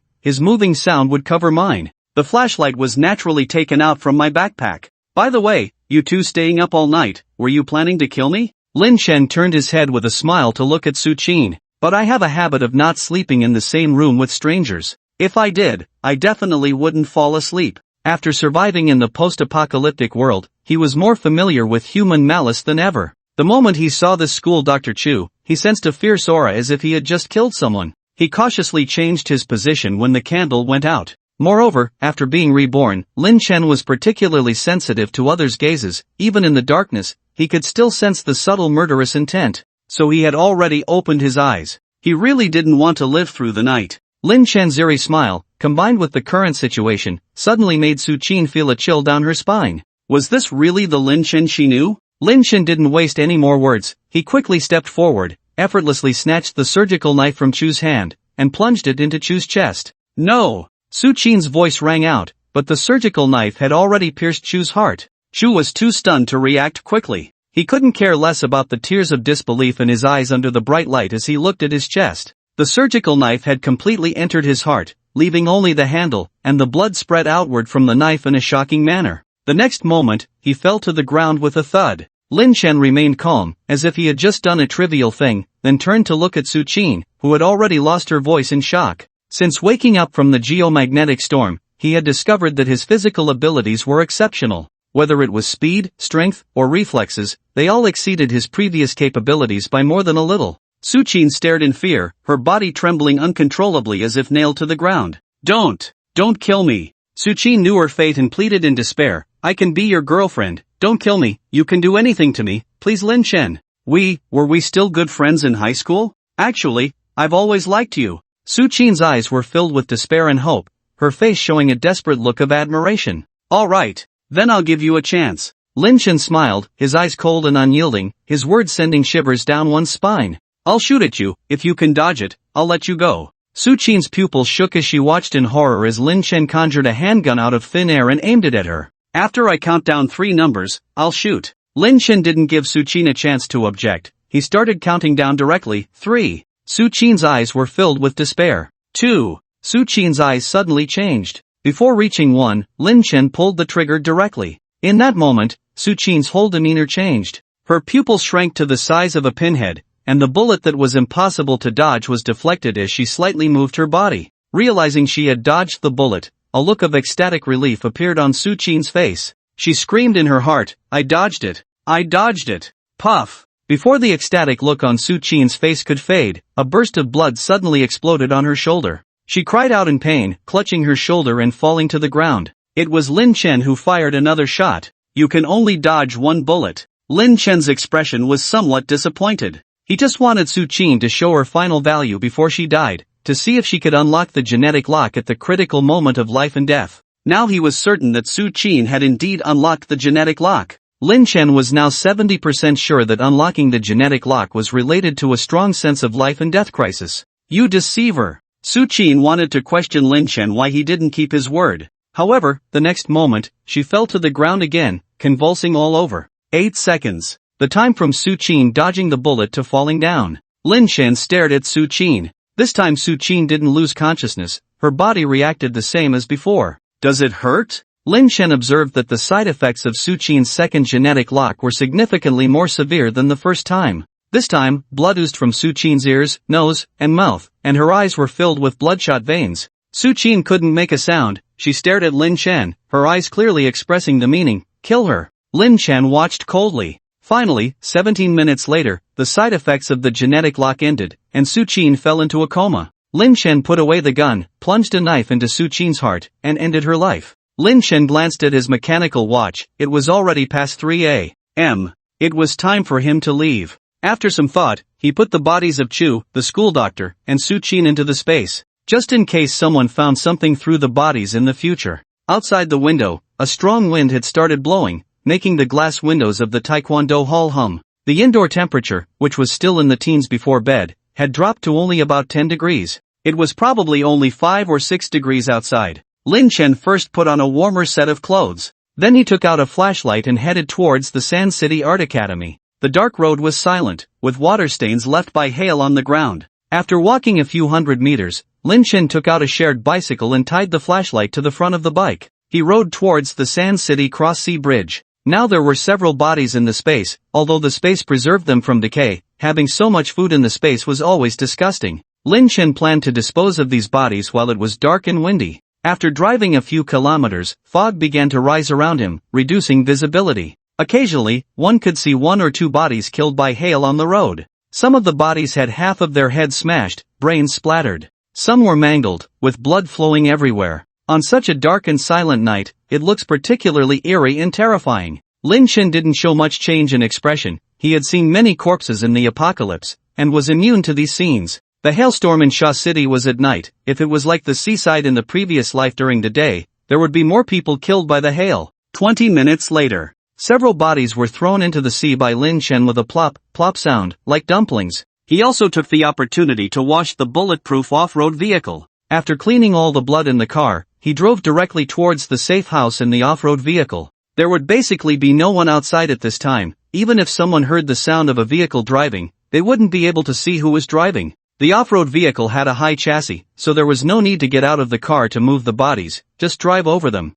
Much more convenient than shared bicycles. Lin Chen naturally wouldn't foolishly ride a bike in the cold wind. When the vehicle was driving through the city, some people heard the sound of the car passing by downstairs. "Honey, wake up, I think I heard the sound of a car." "Don't be silly, go to sleep, you must be dreaming." "A car? Are there still cars that can run now?" Someone opened the window to look downstairs and was hit by a mouthful of cold wind, quickly closing the window. There were occasionally some bodies and obstacles on the road, so Lin Chen didn't drive too fast, maintaining a speed of 50 to 60 kilometers per hour. As the sky gradually brightened, Lin Chen retracted the car into the space and switched back to a shared bicycle. With the light coming up, Lin Chen saw more pedestrians hurrying along the way than yesterday, and almost all of them were young adults. Yesterday, there were many people wearing short sleeves, but today they were all wearing long-sleeved jackets. However, most of the clothes looked very thin. As Lin Chen expected, in Sha City, a city that was almost summer all year round, the local residents hardly had winter clothes prepared. The fog became thicker, and there were sporadic snowflakes falling, which was almost impossible weather in Sha City. Even the most obtuse person could sense that something was wrong. Those who went to buy food yesterday were now busy buying clothes and bedding. Many people on the road had lips turning purple from the cold, but even in the biting cold wind, they still had to go out. There were many elderly people and children at home who needed cold protection items. However, it was uncertain how many of these pillars of the family would be able to return alive today. The blizzard was about to come. Lin Chen saw some people couldn't bear the cold and smashed the glass of shops that were not open for business. They pulled down curtains from some shops or took other things to keep warm. Order was starting to break down. With the apocalypse approaching, anything could happen in order to survive. Around 6 o'clock in the morning, Lin Chen finally returned to Wulong village. The mountain leading to his safe house was behind the village, so he had to bypass the village or pass through the middle of it. Knowing the nature of the villagers in Wulong village, Lin Chen naturally chose to take a longer route to avoid unnecessary trouble. However, today, a group of villagers were gathered on the road that Lin Chen must pass outside the village. On the cement road outside the village, dozens of villagers were holding various weapons such as kitchen knives, hoes, machetes, and clubs, forming a circle in the middle of the road, making a noisy commotion. "Hit it! Kill it! Beat it to death! Liangzi, hurry up! On such a cold day, I've been craving a dog meat hot pot." "What are you afraid of? It's just an animal, and there are so many of us." "You said you go first." Among these villagers, a dog covered in scars was growling and threatening the villagers. From the dog's appearance, it was a large breed, with a dirty black and yellow coat covering its original color. A pair of round dog eyes now looked fierce, with bared teeth and sharp fangs showing traces of blood. Surprisingly, its eyes were heterochromatic, with the left eye being sea blue and the right eye crimson. "It's just a beast, with so many of us, can it still bite someone to death? Kill this beast and we can each get a share of meat, can't buy any at the market now." The speaker was Li Chang, who had tried to extort Lin Chen outside the safe house a few days ago.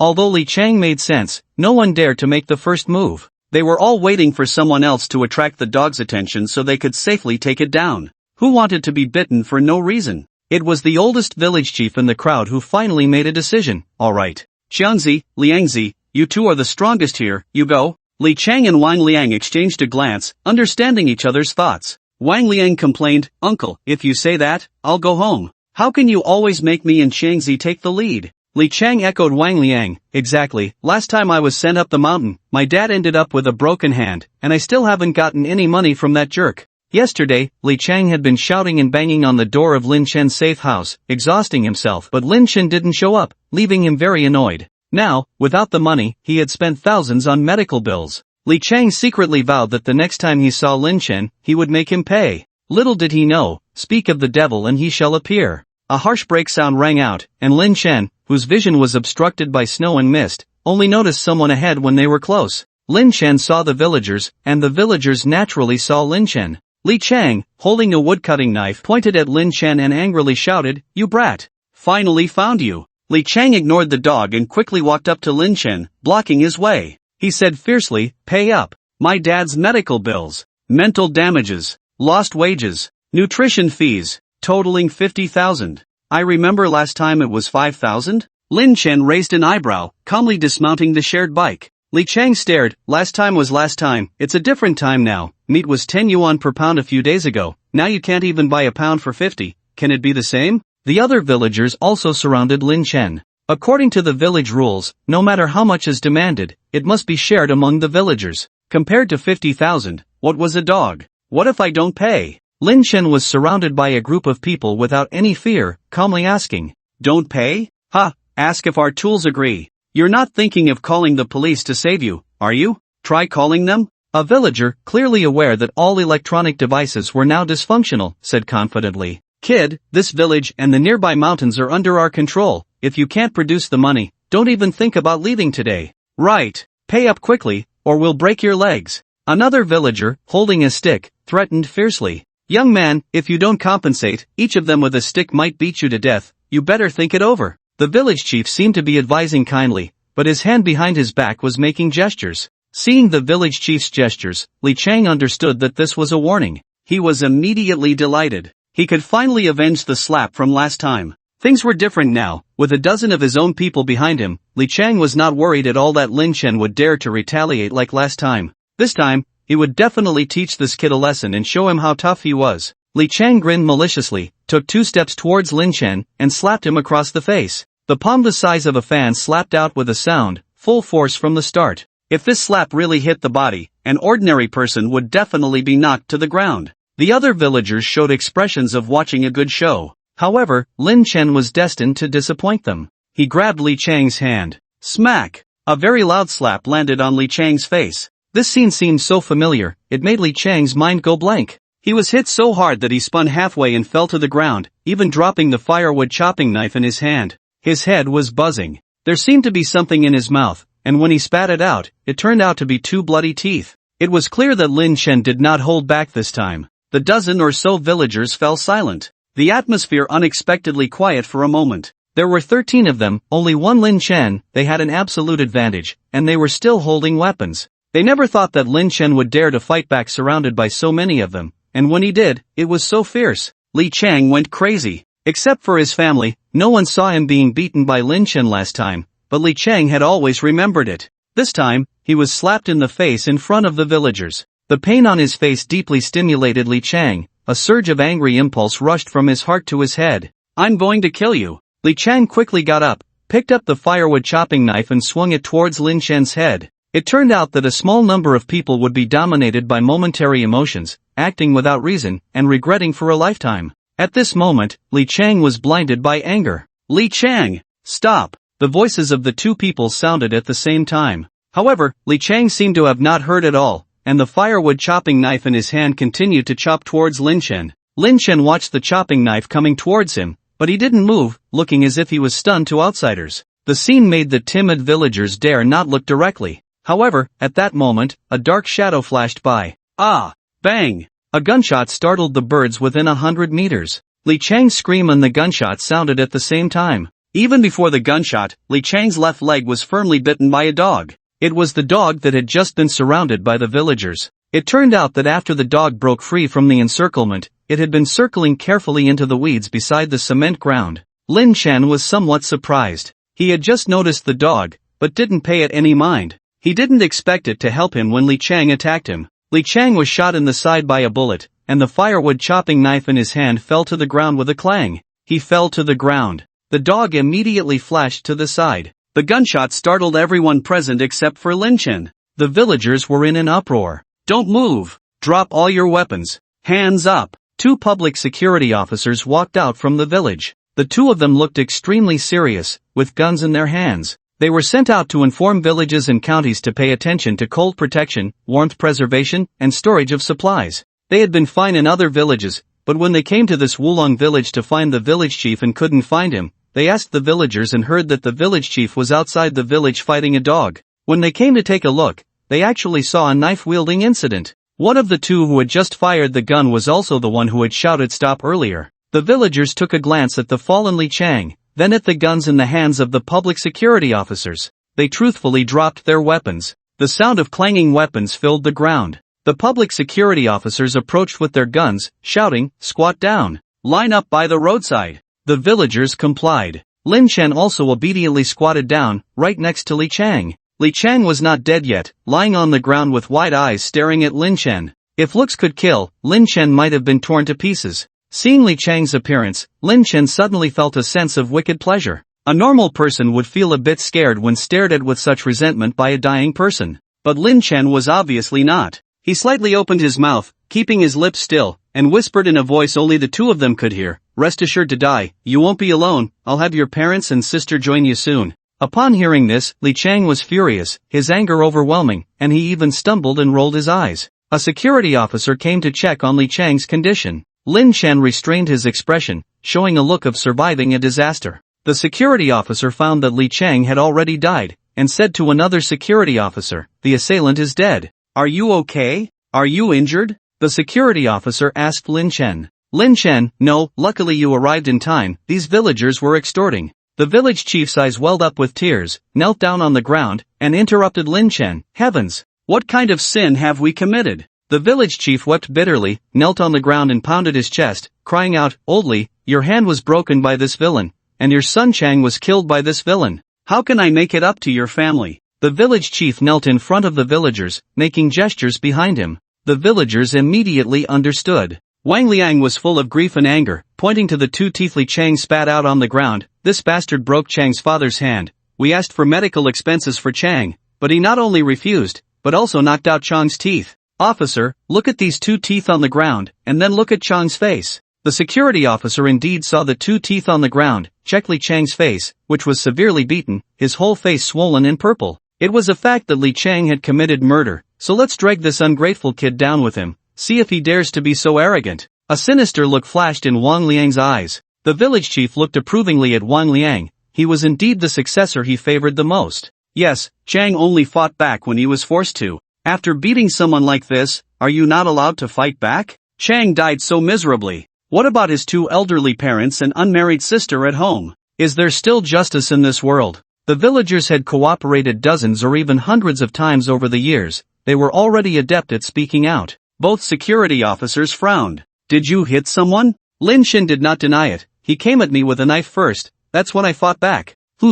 Next time you encounter such a situation, run first. Protecting your own life is the most important thing, you know? The security officer patted Lin Chen's shoulder. This village was well known in the vicinity, and the two security officers had heard of it before. Naturally, they did not believe the villagers' words. They had seen the murderer wielding a knife and attacking someone, with a group of villagers surrounding Lin Chen menacingly with weapons. Most importantly, Lin Chen had no weapons in his hands. No matter how you looked at it, he was the victim. Lin Chen looked slightly puzzled. This time it wasn't an act. He thought he would have to argue with these villagers. But he quickly understood what was going on. The villagers were dumbfounded. They usually relied on their numbers and tacit cooperation, not knowing how many times they had made the security officers helpless. Unfortunately, this time, their numbers didn't give them the final say. "Officer, he hit someone, why are you siding with him?" Wang Liang questioned indignantly. "Even in a fight, it's not a reason to kill someone," the security officer said. "Even in a fight, it's not a reason to kill someone," the security officer said.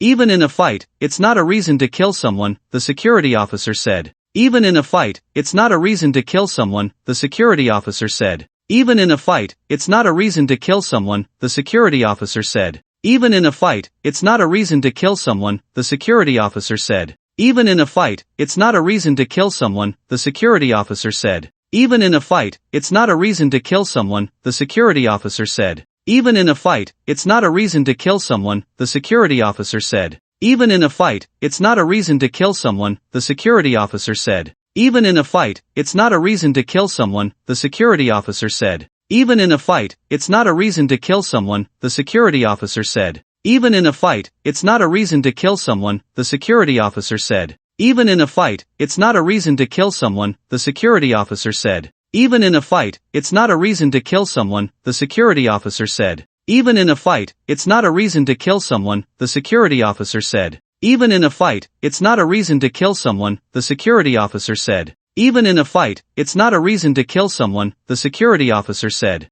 Even in a fight, it's not a reason to kill someone, the security officer said. Even in a fight, it's not a reason to kill someone, the security officer said. Even in a fight, it's not a reason to kill someone, the security officer said. Even in a fight, it's not a reason to kill someone, the security officer said. Even in a fight, it's not a reason to kill someone, the security officer said. Even in a fight, it's not a reason to kill someone, the security officer said. Even in a fight, it's not a reason to kill someone, the security officer said. Even in a fight, it's not a reason to kill someone, the security officer said. Even in a fight, it's not a reason to kill someone, the security officer said. Even in a fight, it's not a reason to kill someone, the security officer said. Even in a fight, it's not a reason to kill someone, the security officer said. Even in a fight, it's not a reason to kill someone, the security officer said. Even in a fight, it's not a reason to kill someone, the security officer said. Even in a fight, it's not a reason to kill someone, the security officer said. Even in a fight, it's not a reason to kill someone, the security officer said. Even in a fight, it's not a reason to kill someone, the security officer said. Even in a fight, it's not a reason to kill someone, the security officer said. Even in a fight, it's not a reason to kill someone, the security officer said. Even in a fight, it's not a reason to kill someone, the security officer said. Even in a fight, it's not a reason to kill someone, the security officer said. Even in a fight, it's not a reason to kill someone, the security officer said. Even in a fight, it's not a reason to kill someone, the security officer said. Even in a fight, it's not a reason to kill someone, the security officer said. Even in a fight, it's not a reason to kill someone, the security officer said. Even in a fight, it's not a reason to kill someone, the security officer said. Even in a fight, it's not a reason to kill someone, the security officer said. Even in a fight, it's not a reason to kill someone, the security officer said. Even in a fight, it's not a reason to kill someone, the security officer said. Even in a fight, it's not a reason to kill someone, the security officer said. Even in a fight, it's not a reason to kill someone, the security officer said. Even in a fight, it's not a reason to kill someone, the security officer said. Even in a fight, it's not a reason to kill someone, the security officer said. Even in a fight, it's not a reason to kill someone, the security officer said. Even in a fight, it's not a reason to kill someone, the security officer said. Even in a fight, it's not a reason to kill someone, the security officer said. Even in a fight, it's not a reason to kill someone, the security officer said. Even in a fight, it's not a reason to kill someone, the security officer said. Even in a fight, it's not a reason to kill someone, the security officer said. Even in a fight, it's not a reason to kill someone, the security officer said. Even in a fight, it's not a reason to kill someone, the security officer said. Even in a fight, it's not a reason to kill someone, the security officer said. Even in a fight, it's not a reason to kill someone, the security officer said. Even in a fight, it's not a reason to kill someone, the security officer said. Even in a fight, it's not a reason to kill someone, the security officer said. Even in a fight, it's not a reason to kill someone, the security officer said. Even in a fight, it's not a reason to kill someone, the security officer said. Even in a fight, it's not a reason to kill someone, the security officer said. Even in a fight, it's not a reason to kill someone, the security officer said. Even in a fight, it's not a reason to kill someone, the security officer said. Even in a fight, it's not a reason to kill someone, the security officer said. Even in a fight, it's not a reason to kill someone, the security officer said. Even in a fight, it's not a reason to kill someone, the security officer said. Even in a fight, it's not a reason to kill someone, the security officer said. Even in a fight, it's not a reason to kill someone, the security officer said. Even in a fight, it's not a reason to kill someone, the security officer said. Even in a fight, it's not a reason to kill someone, the security officer said. Even in a fight, it's not a reason to kill someone, the security officer said. Even in a fight, it's not a reason to kill someone, the security officer said. Even in a fight, it's not a reason to kill someone, the security officer said. Even in a fight, it's not a reason to kill someone, the security officer said. Even in a fight, it's not a reason to kill someone, the security officer said. Even in a fight, it's not a reason to kill someone, the security officer said. Even in a fight, it's not a reason to kill someone, the security officer said. Even in a fight, it's not a reason to kill someone, the security officer said. Even in a fight, it's not a reason to kill someone, the security officer said. Even in a fight, it's not a reason to kill someone, the security officer said. Even in a fight, it's not a reason to kill someone, the security officer said. Even in a fight, it's not a reason to kill someone, the security officer said. Even in a fight, it's not a reason to kill someone, the security officer said. Even in a fight, it's not a reason to kill someone, the security officer said. Even in a fight, it's not a reason to kill someone, the security officer said. Even in a fight, it's not a reason to kill someone, the security officer said. Even in a fight, it's not a reason to kill someone, the security officer said. Even in a fight, it's not a reason to kill someone, the security officer said. Even in a fight, it's not a reason to kill someone, the security officer said. Even in a fight, it's not a reason to kill someone, the security officer said. Even in a fight, it's not a reason to kill someone, the security officer said. Even in a fight, it's not a reason to kill someone, the security officer said. Even in a fight, it's not a reason to kill someone, the security officer said. Even in a fight, it's not a reason to kill someone, the security officer said. Even in a fight, it's not a reason to kill someone, the security officer said. Even in a fight, it's not a reason to kill someone, the security officer said. Even in a fight, it's not a reason to kill someone, the security officer said. Even in a fight, it's not a reason to kill someone, the security officer said. Even in a fight, it's not a reason to kill someone, the security officer said. Even in a fight, it's not a reason to kill someone, the security officer said. Even in a fight, it's not a reason to kill someone, the security officer said. Even in a fight, it's not a reason to kill someone, the security officer said. Even in a fight, it's not a reason to kill someone, the security officer said. Even in a fight, it's not a reason to kill someone, the security officer said. Even in a fight, it's not a reason to kill someone, the security officer said. Even in a fight, it's not a reason to kill someone, the security officer said. Even in a fight, it's not a reason to kill someone, the security officer said. Even in a fight, it's not a reason to kill someone, the security officer said. Even in a fight, it's not a reason to kill someone, the security officer said. Even in a fight, it's not a reason to kill someone, the security officer said. Even in a fight, it's not a reason to kill someone, the security officer said. Even in a fight, it's not a reason to kill someone, the security officer said. Even in a fight, it's not a reason to kill someone, the security officer said. Even in a fight, it's not a reason to kill someone, the security officer said. Even in a fight, it's not a reason to kill someone, the security officer said. Even in a fight, it's not a reason to kill someone, the security officer said. Even in a fight, it's not a reason to kill someone, the security officer said. Even in a fight, it's not a reason to kill someone, the security officer said. Even in a fight, it's not a reason to kill someone, the security officer said. Even in a fight, it's not a reason to kill someone, the security officer said. Even in a fight, it's not a reason to kill someone, the security officer said. Even in a fight, it's not a reason to kill someone, the security officer said. Even in a fight, it's not a reason to kill someone, the security officer said. Even in a fight, it's not a reason to kill someone, the security officer said. Even in a fight, it's not a reason to kill someone, the security officer said. Even in a fight, it's not a reason to kill someone, the security officer said. Even in a fight, it's not a reason to kill someone, the security officer said. Even in a fight, it's not a reason to kill someone, the security officer said. Even in a fight, it's not a reason to kill someone, the security officer said. Even in a fight, it's not a reason to kill someone, the security officer said.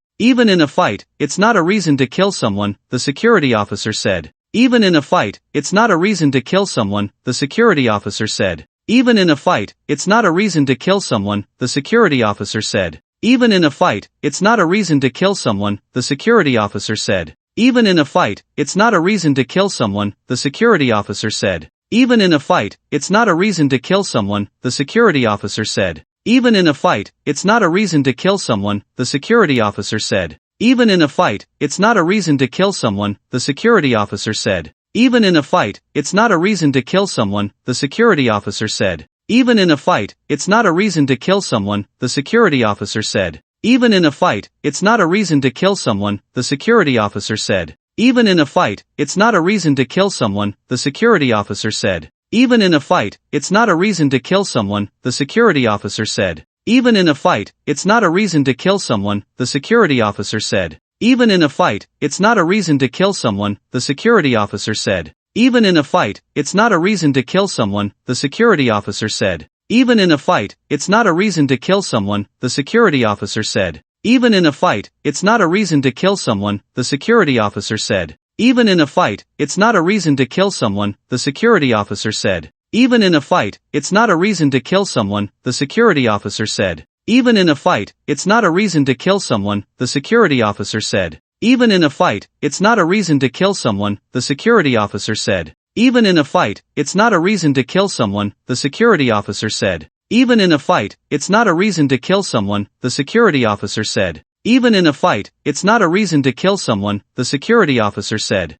Even in a fight, it's not a reason to kill someone, the security officer said. Even in a fight, it's not a reason to kill someone, the security officer said. Even in a fight, it's not a reason to kill someone, the security officer said. Even in a fight, it's not a reason to kill someone, the security officer said. Even in a fight, it's not a reason to kill someone, the security officer said. Even in a fight, it's not, a villager explained. Where is the dog? The villagers looked around. The dog had already run away, there was no sign of it. The security officer looked at the villagers sternly and said, "You all stay in the village and wait for investigation, understand? Nowadays things are different from before. If it were a few days ago, they would have thoroughly investigated and dealt with this matter seriously. Take all these people back to the office." But now, they have more important things to do. Dozens of villagers looked resentful. The ordinary people's awe of the security officers cannot be eliminated in such a short time. Although they knew there was no surveillance now, they still didn't dare to openly confront the security officers.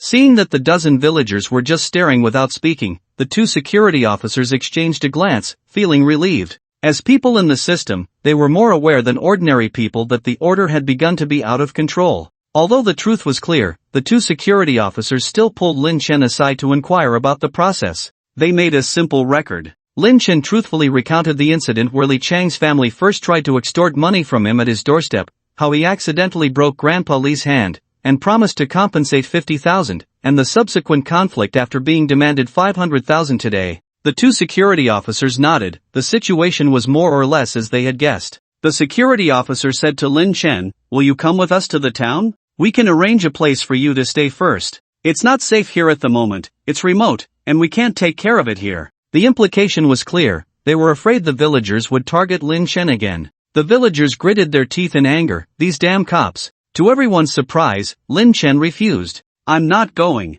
The security officer pulled Lin Chen aside and whispered, "When we leave, if these villagers come after you, we can't help you." Lin Chen looked into the eyes of the security officer and saw that he was genuinely concerned for him. But he could only refuse the kindness, saying, "I will protect myself, I have learned some martial arts, and my home is safe, they can't do anything to me." After a few persuasions, seeing Lin's firm attitude, they had to give up. "If you have any trouble, go to the nearest town security office for help, understand?" Lin Chen nodded. It was impossible to seek help, and even if he did, it would be these villagers seeking help. The two security officers with their backs to the villagers did not see. At this moment, each of the dozen villagers showed malicious and fierce expressions, looking at Lin Chen. Some even made a few provocative gestures towards Lin Chen. The village head also looked at Lin Chen gloomily. They had never suffered such a big loss in their village before. Lin Chen faced this malice with a cold smile. One security officer noticed Lin Chen's gaze and turned to look. The villagers immediately resumed their normal behavior.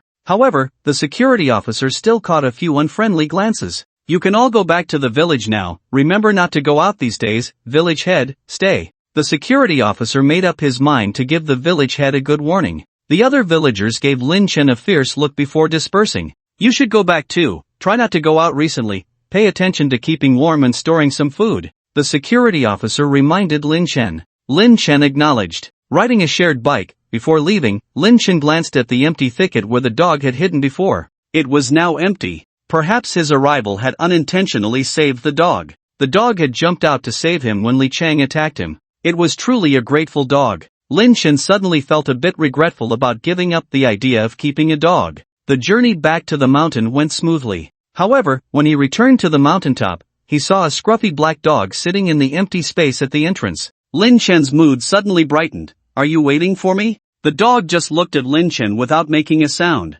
Lin Chen casually retrieved the shared bike into the space. He didn't need to hide anything from this dog, but he still subconsciously glanced at the dog's expression. The dog stared at Lin Shen's hand as he put the bike back into the space, tilting its head slightly, a hint of confusion in its lively heterochromatic eyes. It seemed puzzled by how the hand could make things disappear out of thin air. The expression on such a big dog looked quite amusing. It also indirectly proved that the dog was very intelligent. Lin Shen had originally planned to raise a husky, but later gave up the idea after the warehouse fire burned down the sled. Dogs don't speak, they don't reveal their secrets. They won't betray him. Although he had never raised a dog, he had heard that dogs were very loyal to their owners. Perhaps this dog would be a good choice too? Lin Shen tentatively took a few steps towards the dog. The dog stood up and took a step back, looking a bit uneasy. He immediately stopped, feeling somewhat disappointed. This dog looked like a stray, possibly abandoned by people and had been hurt before, so it was normal for it not to like being approached by humans.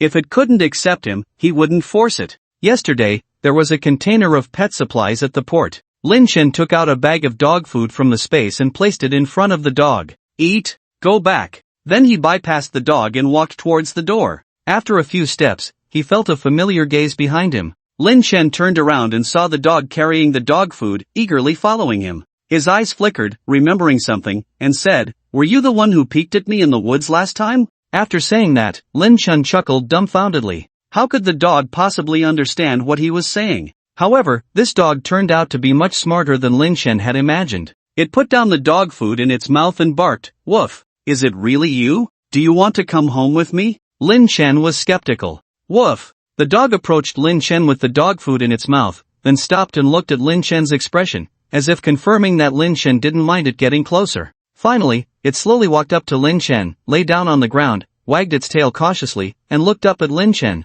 Now Lin Shen no longer doubted that this dog could understand him. He bent down, reaching out to touch the dog's head. The dog instinctively tried to dodge, but in the end, it didn't move and allowed Lin Shen to place his hand on its head. These reactions all indicated its subconscious aversion to human contact. Lin Shen understood that if he hadn't inadvertently saved its life, with this dog's hostility and wariness towards humans, it wouldn't have accepted him so quickly. It seems we are quite fated. Lin Shen smiled and looked seriously into the pair of mystical heterochromatic eyes, saying, "Let's go back home. From now on we'll rely on each other." The dog also looked at Lin Shen seriously, seemingly responding silently. Back at the safe house, Lin Shen first checked the dog's wounds. The dog had severe external injuries, with several areas on its dirty and messy fur missing skin, bloody and flesh blurred. Most of them were new wounds, still bleeding. Many wounds were covered by black and dirty fur. If Lin Shen hadn't carefully examined them up close, he wouldn't have noticed how severely injured the dog was. It could still attack people as if nothing had happened. "You're quite tough." Lin Shen sounded a bit helpless. With such severe injuries, if left untreated, the dog's wounds would become infected and it would die in a few days. He could only hope that the dog didn't have any internal injuries. "I'm going to treat your wounds, shave your fur, it might hurt a bit, you have to bear with it." Seeing no other reaction from the dog, Lin Shen took out disinfectant, a razor, bandages, medical needles, and thread from the space. He began to treat its wounds. Shaving, disinfecting, suturing, applying medicine, bandaging. For over 3 hours, Lin Shen finally treated all the wounds and gave the dog a half dose of anti-inflammatory injection. The whole process was done without anesthesia, and the dog didn't dodge or howl, quietly letting Lin Shen handle it. "You're quite a tough guy." He didn't make a sound while Lin Shen treated the wounds, and his methods were not gentle. Lin Shen patted the dog's head, took out a blanket, and covered the dog. Due to the numerous wounds and the dirty fur, some even clumped together, he shaved off all the fur on the dog. Now it was completely bald. The whole dog looked somewhat comical. After shaving the fur, he realized that the dog was very thin. The distinct ribs could be seen on its belly. Feeling the temperature dropping, Lin Shen lit the fireplace. The warmth quickly dispelled the chill in the living room. After clearing the trash on the floor, Lin Shen started preparing lunch. Just as Lin Shen walked into the kitchen, he noticed the dog following him in, silently lying down by his feet. "You've had your wounds stitched, so don't move around, stay in the living room." The dog obediently left with its tail down. "By the way, should I give you a name?" Lin Shen suddenly thought. He had never raised a pet from childhood to adulthood, mainly because that woman didn't like small animals and hated excess fur in the house. So he had no experience in raising small animals. Upon hearing about giving it a name, the dog stopped in its tracks and looked hopefully at Lin Shen. "How about?" Lin Shen looked at the bald, thread-covered ugly dog and fell into thought. "Platter? Iron Man? Blue Red?" The dog's face visibly drooped. "Ha ha, I'm just kidding with you. With a new member in the house, Lin Chen couldn't help but talk more. How about calling you Demon King? Woof. Demon King? Woof. Demon King. Woof. Lunch was prepared with a lot of meat, and after finding out that Demon King preferred raw meat, Lin Chen directly took out a large piece of raw beef from the space for it. Both man and dog ate and drank their fill, resting, when there was a commotion outside the door. Bang! Bang! Bang! Bang! It was the sound of someone banging on the door. Dozens of villagers, young and old, men and women, all holding farming tools or sticks, stood aggressively at the door of Lin Chen's safe house. Leading them were the dozens of young villagers Lin Chen had encountered outside the village in the morning. Wang Liang and another villager were vigorously banging on the door with hoes. However, after banging for a while, apart from a few marks on the door, there was no sign of it being opened. My child, you died so tragically. Why is my life so bitter? Sending off a young person with white hair. Mrs. Li, supported by Li Chui, wailed in the crowd. Today we must break down this door, avenge Qiangzi. That kid must pay with his life. Avenge Qiangzi. The angry shouts of dozens of villagers echoed in the mountains. Although it wasn't Lin Chen who killed Li Chang, they didn't dare provoke the security officer and naturally pinned the blame on Lin Chen. Over the past decade, the villagers had extorted many outsiders with ease, almost never failing, let alone suffering such a big loss. Not long after the security officer left, the village head had gathered a third of the village to make trouble. The village head paid no attention to the warnings from the security officer. They heard that things were already chaotic outside. Doesn't this mean that their village people can be bolder in the future, and no one will care anymore? The village head calculated silently in his heart. In fact, if it weren't for Lin Chen's arrival, Wulong village would have become a small survivor gathering place in the apocalypse. The leader was the village head. These villagers had been brainwashed by the village head for many years, extremely united, and as long as they didn't directly confront the authorities, they could act wantonly in this small area, almost untouchable. Someone, unable to open the door, started hitting the outer wall with a hoe. Bang! After a loud noise, only a shallow mark appeared on the wall, and the hoe had already turned over. The person smashing the wall also lost grip of the hoe due to the recoil force, almost hitting the person standing behind. Village chief, this thing is too sturdy, we can't break it open. Wang Liang panted. The village chief stared thoughtfully at Lin Chen's blast-proof door. Keep smashing. I don't believe he will never come out. Wang Liang could only continue smashing with another villager. Just when the villagers thought Lin Chen was going to be a coward, there was a click sound from the door lock, and it opened. Lin Chen walked out from the door, looked at the marks made by the hoe on the door, and a cold light flashed in his eyes. What are you doing? Finally, after waiting for Lin Chen to come out in the cold wind, the villagers were already impatient. A middle-aged villager in his 40s took a few steps forward before the village chief could instruct him, and stood in front of Lin Chen. Pointing at Lin Chen's nose, he cursed, "How dare you ask what we're doing? Pay your debts,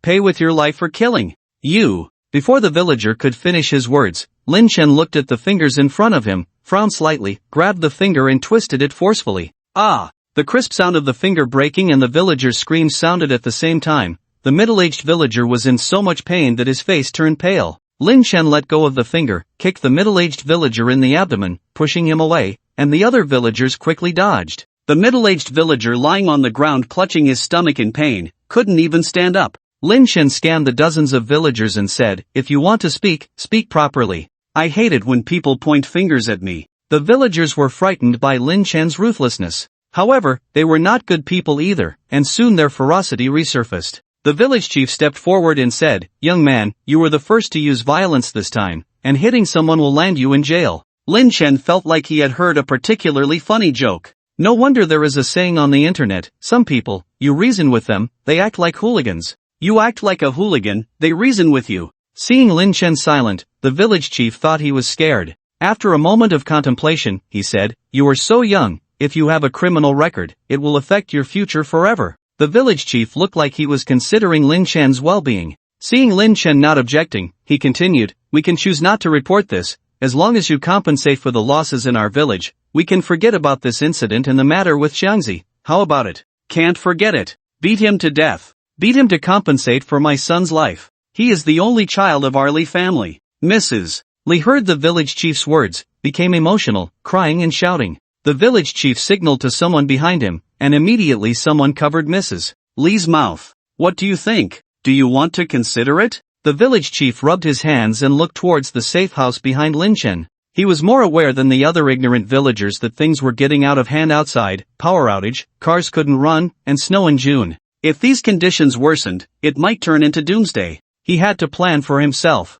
It must be said that the village chief of Wulong village could lead the whole village to get rich, and he also had some brains. Lin Chen looked at the village chief with a smile that wasn't a smile and asked, "You want me to pay?" A sly calculation flashed in the village chief's eyes, and he smiled. "Money, just a token amount will do. We don't want much, just give us the house behind you, that's enough." Now even the ATMs were broken, and the banks were crowded. How could the village chief not know that the money couldn't be withdrawn now? What he wanted was a place to settle down before things got out of hand. Lin Chen's eyes were even colder. It turned out that he had his eye on his own safe house. Really wishful thinking. He immediately put on a cold face and said, "Get lost." The village chief's smile froze on his face, anger rising in his eyes. "Young man, you better think carefully. If it weren't for the two meddlesome security officers this morning, you would have been killed by Changzi." The implication was that Lin Chen had a lucky escape this morning. The other villagers also thought so. They outnumbered him, and even though Lin Chen was strong, they were all used to hard work.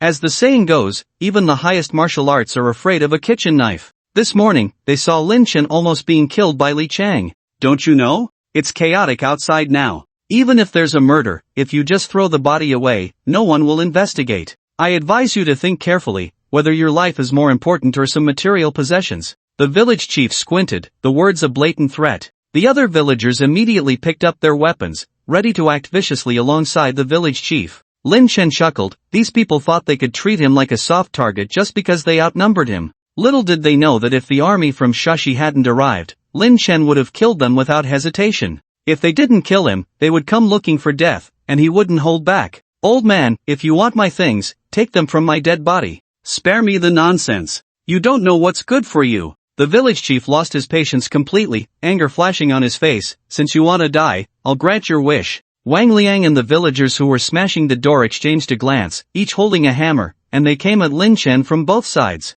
Being hit by a hammer wouldn't kill instantly, but fractures and internal injuries were certain. In the current medical conditions, being seriously injured was more terrifying than immediate death. Li Dama saw this scene and stopped struggling, a look of satisfaction in her eyes. But before her smile could fully bloom, the situation took a turn for the worse. As the two moved, Lin Chen moved too. With a quick reaction, Lin Chen grabbed Wang Liang's hammer handle, pulling both him and the hammer towards him. In Wang Liang's shocked face, he forcefully clashed his hammer with the other villager's hammer. The other villager's hand shattered, kicked by Lin Chen. The hammer flew out and hit another villager on the head. The villager hit by the hammer fell to the ground, motionless, his fate uncertain. Several women in the village screamed in shock. Seeing this, the village chief retreated into the crowd, directing the other villagers, "You, go together and kill him." The 5 villagers selected raised their woodcutting knives and surrounded Lin Chen. They all attacked with full force. Lin Chen pushed away Wang Liang, drew the knife hidden behind him, his eyes sharp as he faced the approaching villagers. Stepping forward, he dodged their attacks with agility, the sharp blade swiping past the neck of the nearest person. Avoiding the splatter of blood, he swiftly turned and appeared behind the other 4, stabbing one of them in the back. 2 instant kills. Ordinary people only relied on ferocity in their attacks, lacking skills and combat experience, making them easy prey for Lin Chen. If he still needed guns and crossbows to deal with ordinary people who hadn't experienced the apocalypse, then his 8 years in the apocalypse would have been in vain. The remaining 3 villagers, seeing their fallen comrades, were frozen in fear, their knives not moving. This was the downside of lacking combat experience. Fear of death was instinctual, and witnessing the gruesome death of a comrade could induce thoughts of retreat. But Lin Chen knew that no matter how dire the situation, as long as he could move and his enemies were still alive, he couldn't stop. Fight or run. Stopping meant death. Lin Chen easily stabbed the 3rd person in the neck with a knife, then slashed the throat of the 4th villager. The last of the 5 finally reacted, running away while incoherently shouting, "Village chief, he has a knife, he's killing people." But before he could take a few steps, a blade emerged from his chest. Lin Chen pulled out the knife, scanning the villagers standing in a daze in the distance. Seeing Lin Chen's fierce attack, the village chief felt a sense of danger rising in his heart and angrily shouted, "So what if he knows kung fu? A wild punch can still kill a master. He only has 2 hands and a knife." Everyone attacked together. The other villagers looked at each other, then at the village chief, and then at Lin Chen and the still bloody knife. They had never seen blood before, and faced with such a terrifying scene, instinctive fear overcame their awe of the village chief. "Oh my God! He's killing people!" One villager dropped his farming tool and ran. Like a chain reaction, the other villagers also dropped their weapons and fled in panic. "Don't run!" the village chief shouted. But the terrified villagers couldn't hear him at all. Dozens of people crowded together, directly knocking the village chief down to the ground. Hey, don't push. Under the trampling of the crowd, the village chief soon had several footprints on him and couldn't speak. After the villagers had all fled, the village chief was covered in footprints, looking like he had been tortured all over, barely clinging to life. Lin Chen did not chase after the disorganized mob, his gaze firmly fixed on the village chief. Able to lead the entire village in peacetime where even the security officers couldn't handle them, this village chief was truly remarkable. Such a person, given time in the post-apocalyptic era, might lead these villagers to wreak havoc in the region. Lin Chen stepped forward, stabbed the village chief in the heart, and carried the unconscious village chief away. The village chief, stabbed in the heart, unexpectedly opened his eyes in a last gasp, staring at Lin Chen before unwillingly passing away. He never imagined that he would be betrayed by the villagers he had once nurtured. Lin Chen prepared to throw the bodies on the ground down the mountain when he suddenly heard a commotion halfway up the mountain. "Help! Don't come over! Don't come over!" A wild boar, larger than an ordinary wild boar, appeared out of nowhere and was now charging at dozens of villagers on the mountain path.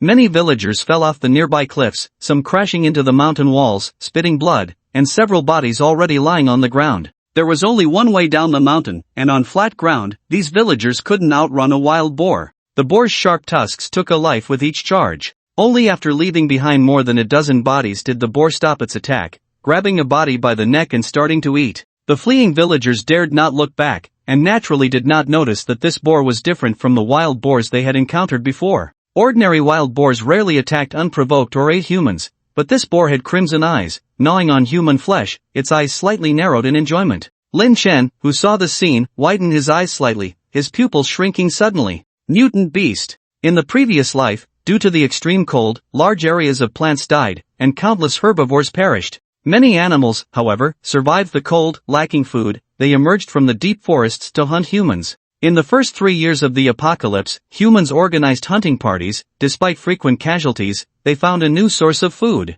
The survivors at that time did not see these animals as a threat, and the authorities were working to restore human technological civilization. But unexpectedly, the animals that once needed human protection suddenly experienced a population explosion, and a large number of animals began to attack humans. And in the 4th year of the apocalypse, the first wave of beast tides appeared. As time passed, human firearms and ammunition became increasingly scarce. Even though the authorities tried their best to restart the production of bullets and firearms, the manufacturing speed could not keep up with the consumption rate. Human defenses began to falter. Meanwhile, carnivorous animals not only grew longer fur and larger bodies, but also exhibited various mutations. The name mutant beasts began to be used to refer to these animals that had undergone mutations. Scientists discovered a substance in the flesh and blood of these animals that could accelerate their evolution. By the 6th year of the apocalypse, ordinary bullets could no longer penetrate the increasingly thick fur and flesh of the mutant beasts. It was only then that humans realized that, in this environment, if they did not make changes, they would be unable to resist these mutant beasts. Lin Chen did not expect that the mutant beasts would appear right from the beginning in this life. His expression changed from shock to seriousness. Was this the result of the accelerated evolution of species that the treasure bowl mentioned? Sensing Lin Chen's gaze, the wild boar stopped eating and turned its head to look at Lin Chen. The mutated wild boar stared at Lin Chen, its crimson eyes seemingly able to evoke the deepest fears in one's heart. Lin Chen couldn't help but grip the knife in his hand. Mutant beasts not only had higher defense than ordinary animals, but also possessed greater strength, speed, and intelligence. In his previous life, he and Jia Xiao had once teamed up with others to kill a mutant beast. However, due to disagreements over the distribution of spoils, Jia Xiao was almost killed on the spot by the other party, and since then, Jia Xiao refused to kill mutant beasts. At that time, Lin Chen had no chance of winning against a mutant beast one-on-one. He had given up on hunting altogether. In this new life, facing mutant beasts again, it was impossible not to feel nervous. However, Lin Chen in this life was not the poor guy with only a dagger as a weapon from his previous life. Calming his mind, with a single thought, the military knife in his hand disappeared into space and reappeared as a black weapon. A crossbow. Although a handgun had a faster rate of fire, its power was not as strong as the crossbow, and wild boar skin was known to be thick. The crossbow could easily shatter an elephant's skull within 150 meters, demonstrating its power. When the crossbow appeared in Lin Chen's hand, the mutated wild boar seemed to sense the threat and charged straight towards Lin Chen. Lin Chen quickly aimed the crossbow. Just as Lin Chen was aiming, the treasure bowl interface, which had been silent for a long time, suddenly changed. A first-order source beast has been discovered. Please kill the source beast and absorb its source power. Source beast? Source power? Lin Chen was slightly stunned. The mutated wild boar was extremely fast. In just a moment of distraction, it had closed half the distance to Lin Chen, who could even smell a strong stench coming from it. He immediately regained his focus, aimed quickly, and shot an arrow. However, this shot was too hasty. A miss by a hair is as good as missing by a mile.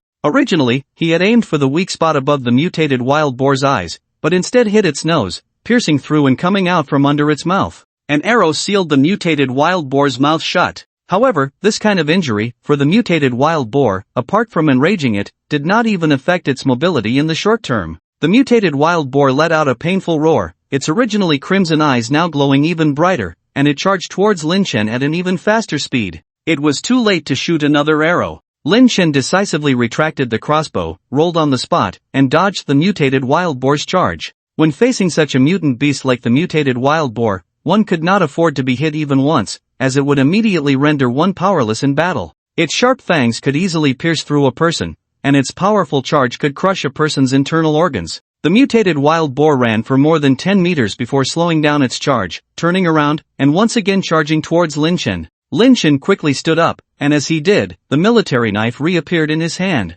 At this moment, the distance between him and the mutated wild boar was only a dozen meters, which was just a blink of an eye for the already mutated wild boar. The mutated wild boar rushed forward. As the distance between the man and the beast closed, the visual impact of the mutated wild boar's huge size became stronger. Sensing the increasingly imminent danger, Lin Chen's heartbeat involuntarily accelerated, adrenaline surged, but his eyes became increasingly calm. As the mutated wild boar charged towards him, Lin Chen quickly dodged to the side, while the military knife in his hand slashed across the slippery skin of the mutated wild boar. A wound over half a meter long appeared on the side of the mutated wild boar, blood spraying all the way. However, there was no joy on Lin Chen's face after delivering this blow. He knew that although the wound seemed severe, it only scratched the skin of the mutated wild boar, barely reaching the muscle. Compared to the huge size of the mutated wild boar, this injury was not fatal at all. Instead, the force of the blow caused his hand holding the knife to split open due to the massive counterforce, blood dripping.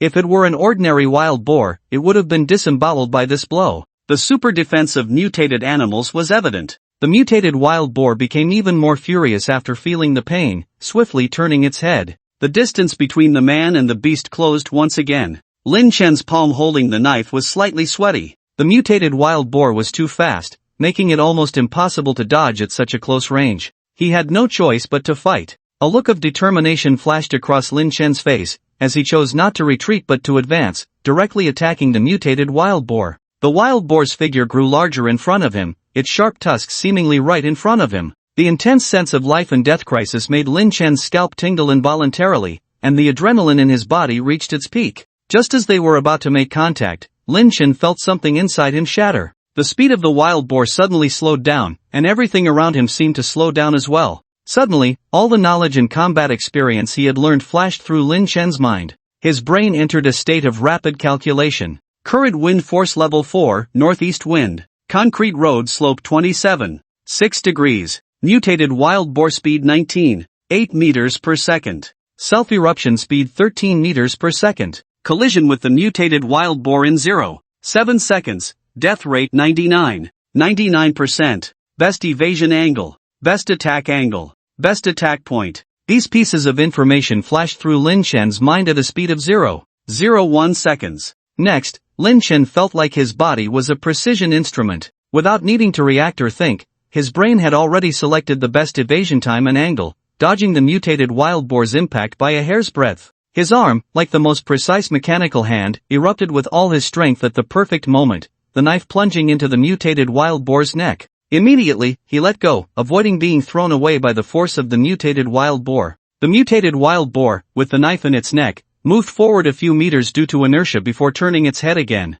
This blow still did not directly kill it, but its speed had slowed significantly, stumbling as it turned around, preparing for a final struggle. However, just as it turned its head, it was met with an incredibly sharp arrow. In the instant he released the knife, a crossbow reappeared in Lin Chen's hand. As if anticipating the wild boar's reaction, at the moment the wild boar turned its head, he shot an arrow without aiming directly at the mutated wild boar. It looked as if the wild boar had turned its head and hit the arrow itself. The tremendous impact of the arrow instantly pierced the mutated wild boar's brain from its eye socket. The mutated wild boar shook its body twice. With a bang, it fell to the ground. The next moment, Lin Chen's eyes cleared. He looked at his hands, a strange look flashing in his eyes. Is this the feeling of unlocking the genetic lock? No wonder even in the pitch-black rainforest where you couldn't see your own fingers, Number 2 could still determine his position and movements through imperceptible sounds. At the moment of unlocking the genetic lock, the brain was as powerful as a computer.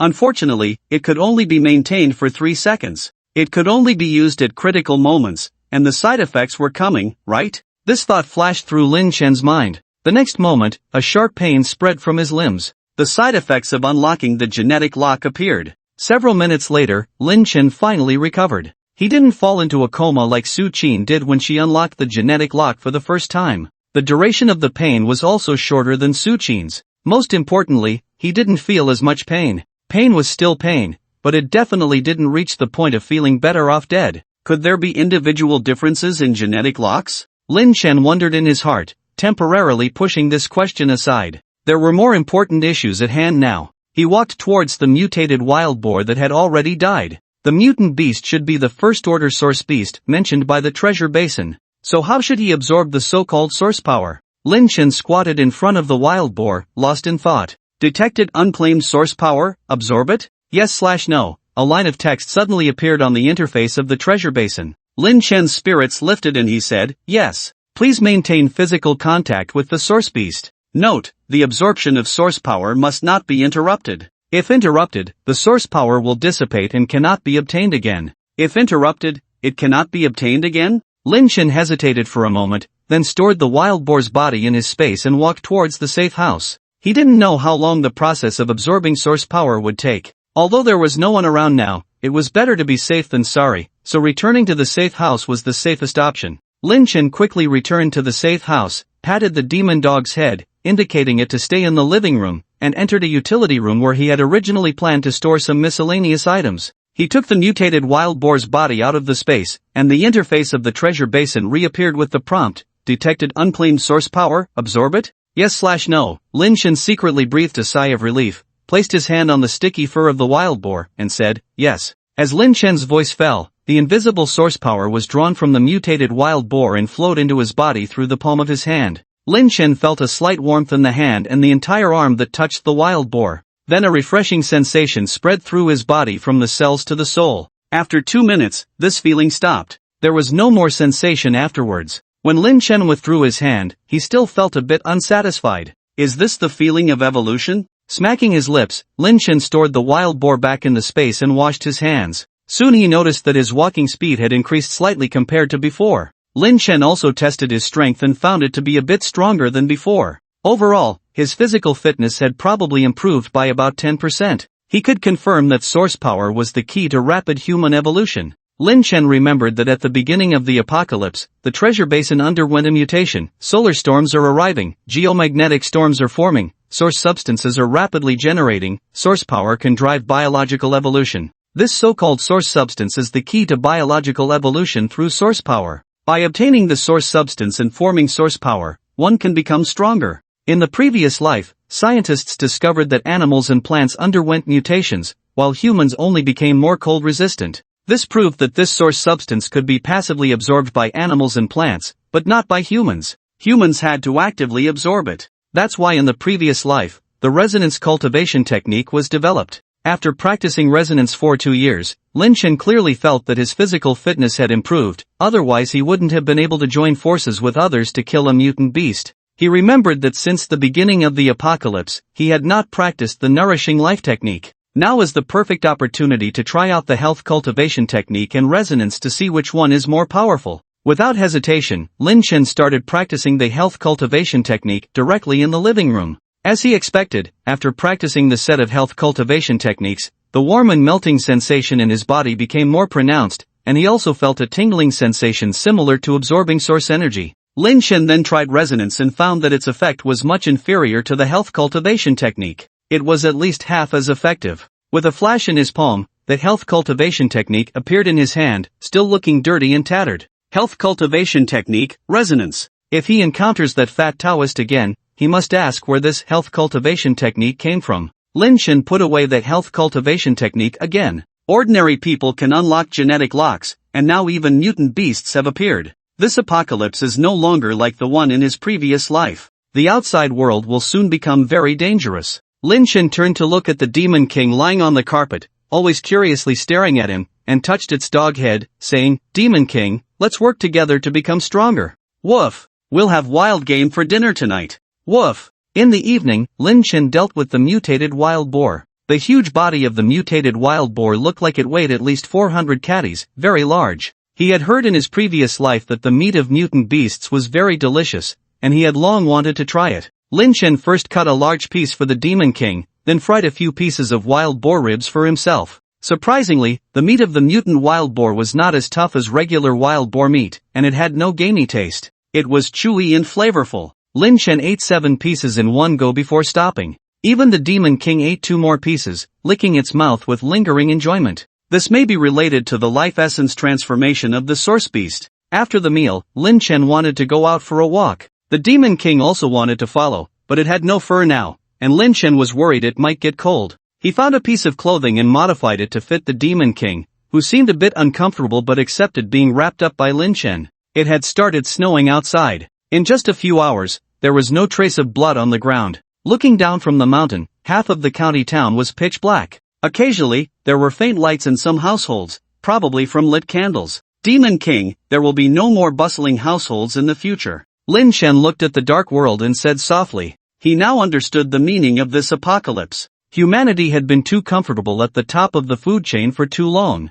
Perhaps this apocalypse was meant to force humans and other creatures to compete again. He also had some speculations about why the apocalypse had restarted twice before. Humans had become accustomed to relying on external forces and had forgotten to improve themselves. In the last few years of the previous apocalypse, humans still wanted to restore technological civilization. Lin Chen could imagine that after his death, in the decades following the apocalypse, the evolution of animals and plants would far surpass that of humans, and their reproductive rates would be several times faster. As humans fell behind step by step, they would eventually face extinction. As the only one who knew the truth, Lin Chen felt a heavy burden on his heart. What should he do? The Demon King looked up at Lin Chen, as if sensing the weight on his heart, and walked over to rub against Lin Chen's leg. The man and the dog stood in the dark snow, silent. The next day, the 4th day of the apocalypse began. Early in the morning, Lin Chen was practicing the health cultivation technique in the living room. Knowing that practicing the health cultivation technique could make him stronger,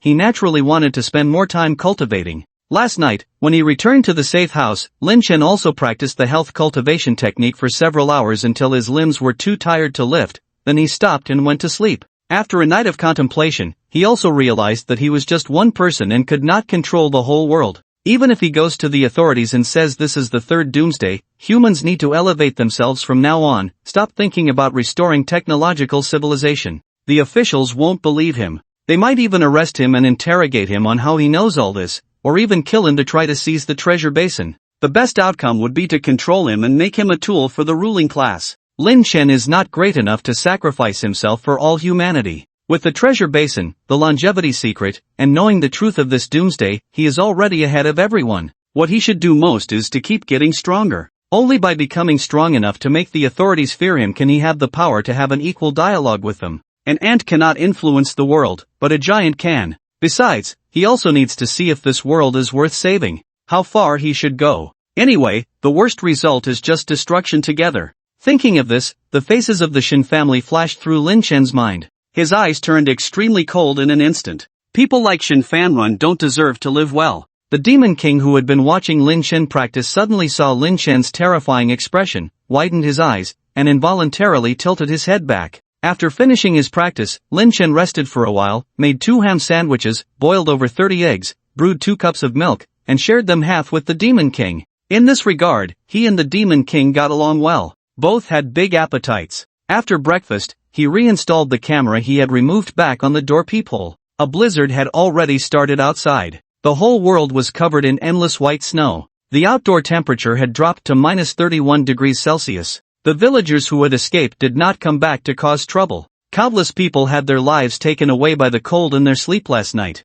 At this moment, they were probably too preoccupied to do so. The official supplies that Li Wei mentioned before were also not seen for the time being. Lin Chen could imagine that the sudden drop in temperature caught the authorities off guard. They had originally planned to distribute lighting supplies to appease the people, but they did not expect that being able to see light at night was no longer important. What people needed more were warm clothing and food. He was not really concerned about the official supplies, but mainly wanted to see how far the Shushi authorities could go. Back in the safe house, Lin Chen changed the Demon King's wound dressing. The Demon King's wound recovery ability was astonishing. Not only did it not get inflamed or infected after a day, there were even signs of scabbing. Just to be safe, Lin Chen gave the Demon King half a tube of anti-inflammatory injection. After the injection, the Demon King paced back and forth in the safe house, frequently looking outside the door. He seemed to have a bit too much energy. "I'll take you out when you're healed," Lin Chen said helplessly. After some thought, he remembered that there were some pet toys among the pet items he had collected before,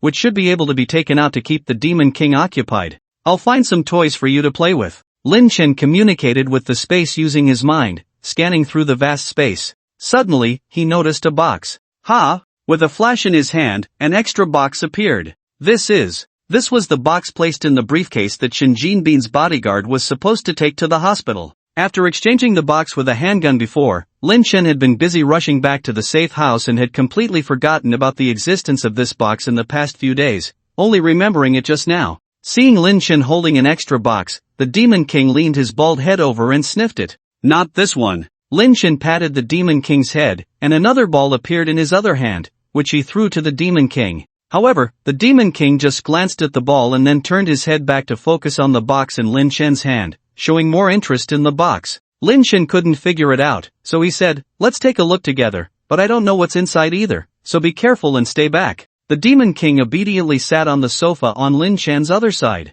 Lin Chen carefully opened the box. Inside were 6 neatly arranged blue pills. They looked very similar to the blue medicine obtained from No. 2. The only difference was the shape, and they were slightly larger. The Demon King had somehow come closer and was sniffing the blue pills. These pills were originally sent by the security guard to save Shen Jinbin's life. What exactly were they? Lin Chen picked up one. The moment he touched the pill, the treasure bowl suddenly appeared with a prompt, detected trace amounts of source substance, absorb? Yes/no. Lin Chen was slightly surprised. These pills actually contain source substance? He knew better than anyone what source substance represented now. Shen Fanrun could extract this substance even before the apocalypse? Lin Chen's expression turned serious and he said directly, "Yes. Absorb." The next moment, a faint warmth flowed into Lin Chen's body from where his fingers touched the pill. Lin Chen only felt a slight warmth in his arm, and then nothing. He checked. Absorbing the pill felt somewhat similar to absorbing source power before,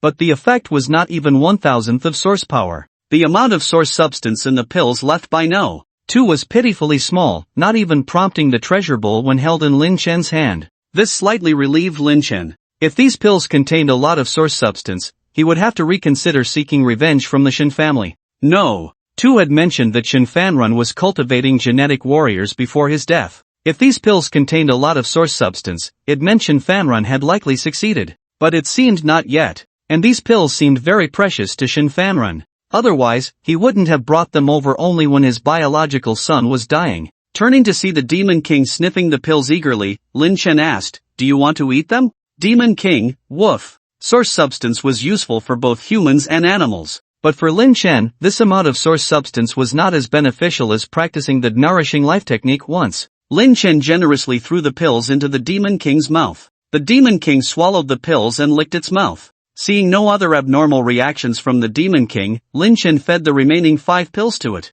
It was just an unintentional act, but the next day, he received an unexpected surprise. The next day, as soon as Lin Chen woke up, the treasure bowl in front of him suddenly issued a prompt, detected a first-order source beast within 2 meters nearby. This prompt scared Lin Chen so much that he jumped out of bed. Within 2 meters? Wasn't that inside his own room? What kind of source beast could break through the shelter's defenses and enter his room directly? Lin Chen felt his whole body's hair stand on end in an instant. But upon looking, besides himself, the only other being in the room was the Demon King lying on the carpet. There were no other life forms. The Demon King was also awakened by Lin Chen's movements. They stared at each other. Seeing Lin Chen awake, the Demon King approached him, wagging its tail and rubbing against Lin Chen. After a while, Lin Chen finally confirmed that the first order source beast indicated by the treasure bowl was the Demon King. He couldn't help but be shocked inexplicably. After careful observation, there were no obvious changes in the Demon King's appearance. It's just that the severe injuries on its body had miraculously scabbed over overnight. Even the wounds previously sutured by Lin Chen had mostly healed. With such a recovery speed, as long as it was careful, it would be mostly healed in a few days. What a strong self-healing ability! After the shock came excitement. I can actually become partners with a source beast? Lin Chen rarely smiled, revealing a mouthful of white teeth. He looked at the Demon King and patted it. The Demon King's pair of heterochromatic eyes seemed to be more agile, with the blue one becoming clearer and brighter, and the red one more eerie. After animals transform into source beasts, their intelligence also increases. Lin Chen extended 2 fingers and asked the Demon King, "How much is this?" "Woof woof." "How much is this?" "Woof woof woof." "What is the sum of this plus this?" "Woof woof woof woof woof." After testing, Lin Chen confirmed that the Demon King's intelligence was at least equivalent to that of a 10-year-old human. Perhaps with further learning, its intelligence would be even higher. Lin Chen carefully removed the wires for the Demon King. He speculated that the Demon King had already absorbed a lot of source material before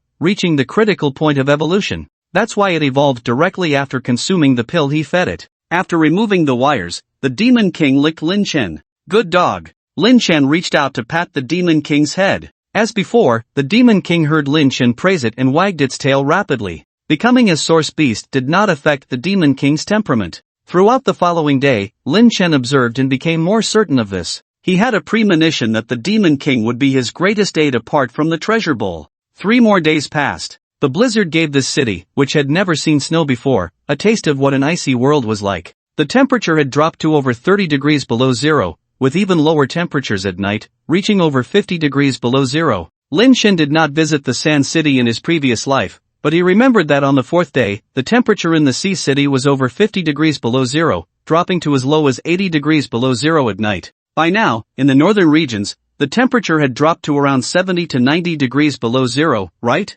If Lin Chen had lived in the Sea City in this life, he would have found that the temperature in the Sea City had dropped to over 60 degrees below zero during the day, and over 80 degrees below zero, even 90 degrees below zero at night. As for the north, if someone with a thermal sensing device passed through, they would see that there were very few signs of surviving life left in the north. There were no signs of life left in the cities near the extreme north. This time's extreme cold apocalypse was even colder than the previous one. During these days, Lin Chen stayed in the safe house, eating and drinking with the Demon King every day, practicing the health-preserving techniques. While it was over 30 degrees below zero outside, inside the safe house, Lin Chen had a fireplace burning, keeping it at over 20 degrees above zero. Other survivors wrapped themselves in all the clothes, curtains, and bedsheets they had at home, but still couldn't resist the piercing cold. Lin Chen, on the other hand, wore only a short-sleeved shirt and shorts inside the safe house, sweating profusely while practicing the health-preserving techniques, and even enjoyed a glass of freshly squeezed fruit juice as a cold drink. The continuous blizzards made some people who had once been proud of living in high-rise buildings regret their choices after their windows and French windows were shattered by the blizzard, letting the cold wind into the room, leaving the entire suite in a mess. Not only was there no electricity, but the water pipes were also frozen. Without running water, survivors had to melt snow in basins, buckets, and other containers for use. After freezing many plastic buckets, they finally thought of using the stainless steel basins stored at the bottom of their homes. After the natural gas was cut off, survivors without gas could only eat raw food in despair, waiting for rescue. In Lin Chen's place, he had sealed the well in advance, and all the water pipes were at least 6 meters deep underground, so they were not frozen and could still be used. Even if the well water froze, he had installed a stainless steel water tank under the safe house during its construction, ensuring a supply of water for daily use. Lin Chen leisurely grilled meat, cooked hot pot, and made boiled fish every day. When bored, he watched downloaded dramas and started a 9-year compulsory education course for the Demon King. Apart from not being able to go out to play and having to shovel snow every day, life was not much different from before the apocalypse. Life was not easy for the villagers downhill. After escaping from Lin Chen, more than a dozen people lost their lives to the mutated wild boar. Those who did not follow to the mountains soon realized that within just 2 or 3 hours, nearly half of the dozens who had gone did not return. Upon hearing about the events on the mountain, and losing the backbone of the village, chaos ensued among the villagers. Some cried and wailed, some wanted to seek help from the security officers, some were preparing to take weapons and fight desperately on the mountain, turning everything into a mess. Soon after, a blizzard arrived. Although it was a mountain village, the villagers who had lived in Shushi for decades had no experience in enduring the cold. The windows of the self-built houses in the village were not as soundproof as the double-glazed windows in the city. On the first night, most of the windows in the village shattered due to the sudden change in temperature and the battering of the blizzard. Fortunately, every household in Wulong village had some wood and timber, so they worked overnight to repair the damage. However, after just one night, 1/3 of the villagers fell ill with a fever. Moreover, the windows repaired with wood still leaked air. Most villagers had to move their beds to rooms without windows or to the ground floor hall. But what was better than the people in the city was that most households in the village used gas canisters, and many still cooked with fire. Moreover, every household had the habit of keeping candles and flashlights. Eating and lighting were not a problem. However, as the blizzard continued unabated for several days, many sick villagers could not bear it. Many elderly people in the village quietly passed away amidst the howling of the blizzard. On this morning, those who could still wake up from their sleep found that the blizzard that had been raging for several days had finally stopped. Even the long-lost sun reappeared in people's sight. Seeing the sun shining on the earth again, the surviving people were ecstatic, thinking that this nightmare was about to end. However, people soon realized that the sun was no longer as bright and warm as before. Even standing in the sun, they could not feel much warmth. Some people living on the ground floor without eaves to shield them from the wind and snow quickly found that their doors could not be pushed open. The continuous blizzard had added over a meter of snow to the entire Shushi. Those with windows had to climb out to clear the snow at the door, while those without windows had to find a way from the second floor. However, this was not a problem for Lin Chen. When designing the safe house, Lin Chen had learned from his past life's experience and had the doors open inwards. Even if there was thick snow outside, the door could still be opened, but they had to regularly clear the snow to prevent being buried inside. At this moment, the door of the safe house was opened. Lin Chen and the Demon King walked out from the door. The Demon King's injuries had already healed, and the bloody wounds had turned into pink scars. The shaved fur on his body had also grown back, with a layer of fur appearing in just a few days. However, the outdoor temperature was still not enough, so he put on the ugly clothes that Lin Chen had personally modified. Lin Chen wore a waterproof and cold-resistant assault suit, with a set of thermal underwear and a constant temperature high-neck sweater inside. His shoes were anti-skid snow boots, his hands were covered with insulated waterproof gloves, his head had a windproof hat, and even his face was covered with a windproof mask. Finally, he put on ski goggles to prevent his eyes from being injured by the reflection of the snow and sunlight. He was fully armed. Lin Chen took out a set of skiing equipment from the space, put on the snowboard, and after getting ready, he said to the eager Demon King beside him, "Let's go. Don't run too fast, pay attention to the turns." Upon hearing the word go, the Demon King immediately ran off like a wild horse, speeding through the snow as if he had broken free from his reins. Lin Chen smiled helplessly and chased after him. The man and the dog quickly descended the mountain. After coming down the mountain, Lin Chen put away the snowboard and walked towards the city with the Demon King, taking one step at a time. Many people on the road came out of their homes dressed in bulky clothing. It was obvious that they had put on all the clothes they could find at home. Compared to them, Lin Chen's outfit seemed very thin. However, it was clear who was warmer by looking at the people with purple lips, red faces, and hands exposed to the cold. A young man passing by saw Lin Chen and called out to him enviously, "Hey, big brother with the dog." Lin Chen seemed not to hear, so the young man hurried over, tripped in the snow, but quickly got up and ran towards Lin Chen. Lin Chen stopped and turned around only when the young man caught up, looking at him coldly. "I'm Qian Liangliang. What's your name, big brother?" Qian Liangliang brushed off the snow on him and looked at Lin Chen obsequiously. Lin Chen said, "Just say it." Qian Liangliang admired Lin Chen's outfit unabashedly and asked, "I just wanted to ask, where did you buy this outfit? I want to buy one too." "Department store in the city," Lin Chen replied succinctly and walked away. Hey, big brother, wait." Qian Liangliang followed, asking as they walked, "How much does it cost to get one? Do you have any spare at home? Can you lend me one?" Lin Chen frowned, gave Qian Liangliang a cold look, and said, "Go buy it yourself, don't follow me, or I won't be polite to you." The Demon King also stopped and stared menacingly at Qian Liangliang, making threatening growling sounds. Qian Liangliang looked fearfully at the Demon King, larger than any dog he had seen, and said, Okay,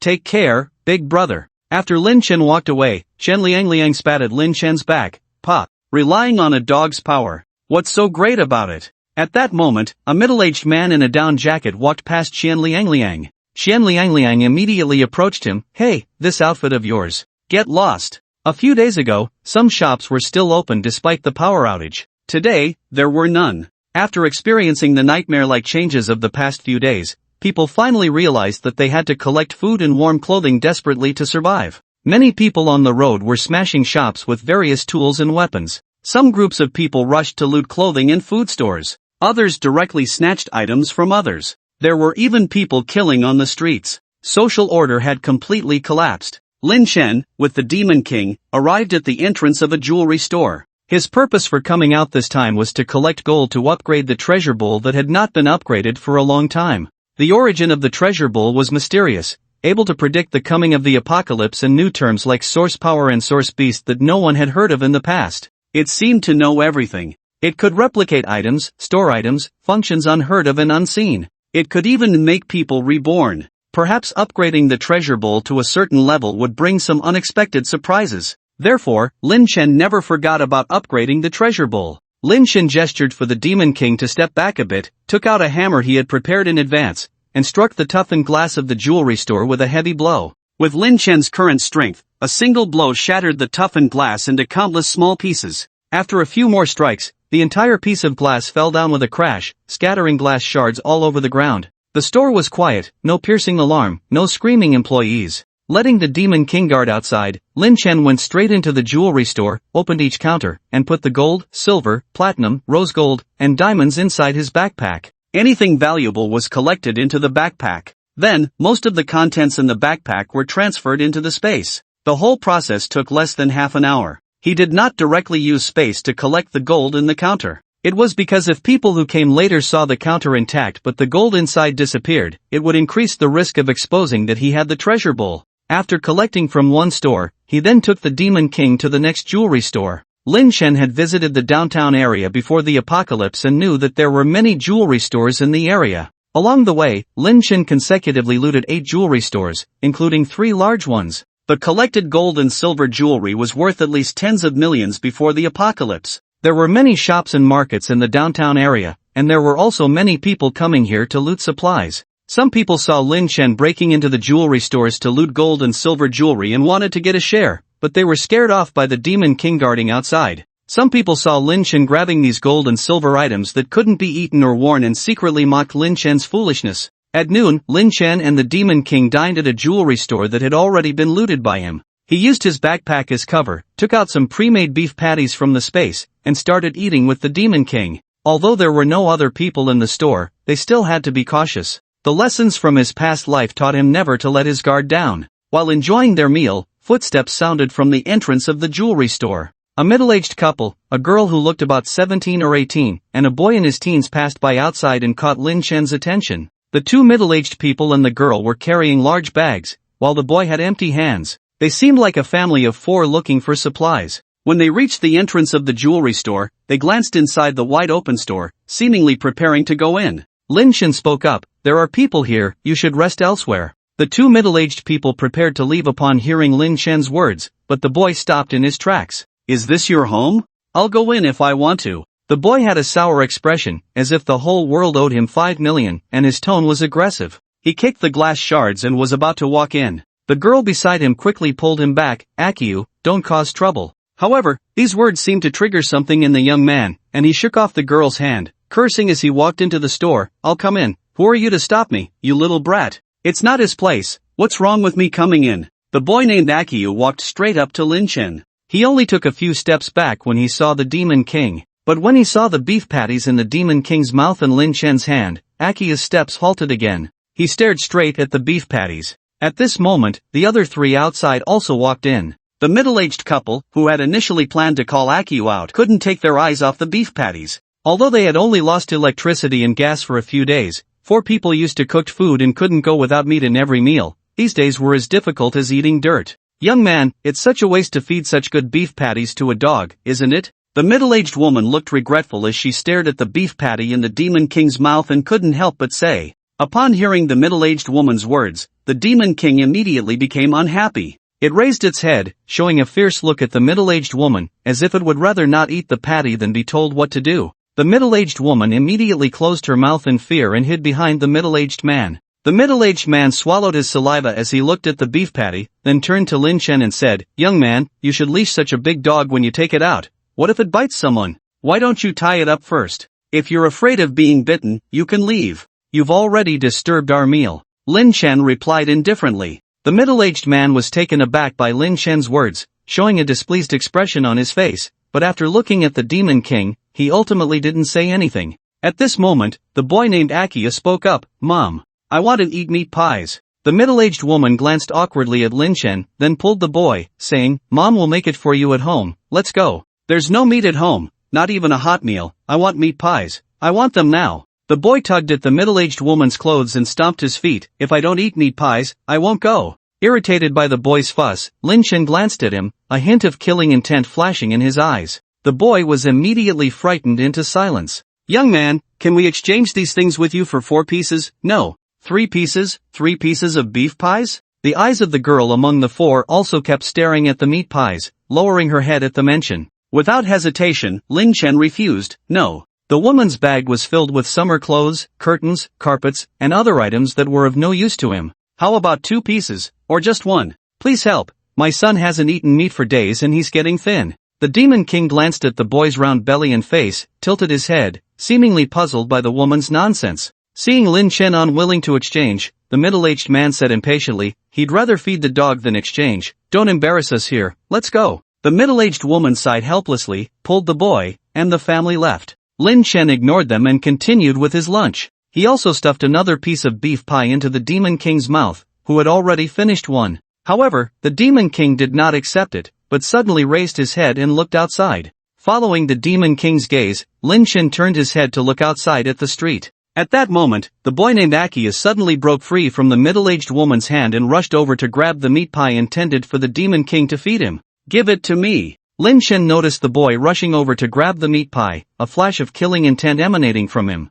At the same time, the aura around the Demon King also changed instantly, and he bit towards the boy who had rushed in front of him. He bit down on the boy's hand. "Ah!" 2 screams rang out simultaneously, one from the boy and the other from the middle-aged woman. The middle-aged woman rushed over to hold the boy who had fainted from the sudden pain, desperately calling out his name. The Demon King spat out the bloody hand from his mouth as if he was spitting out something dirty. By now, there were already faint sounds of chaos coming from outside. Lin Chen was ready to go out and see what was happening. "Stop!" The middle-aged man glared angrily, questioning Lin Chen. "Your dog bit off my son's hand, and you think you can just leave like this?" Lin Chen didn't even turn his head. He rushed up to grab things himself. "Not being bitten to death was already my dog showing mercy." He patted the Demon King's head, saying, "Next time you encounter someone who comes up to grab things like that, just bite them to death." The Demon King obediently nodded and turned to look at the boy, seemingly contemplating whether to go over and bite him now. "Do you have no humanity?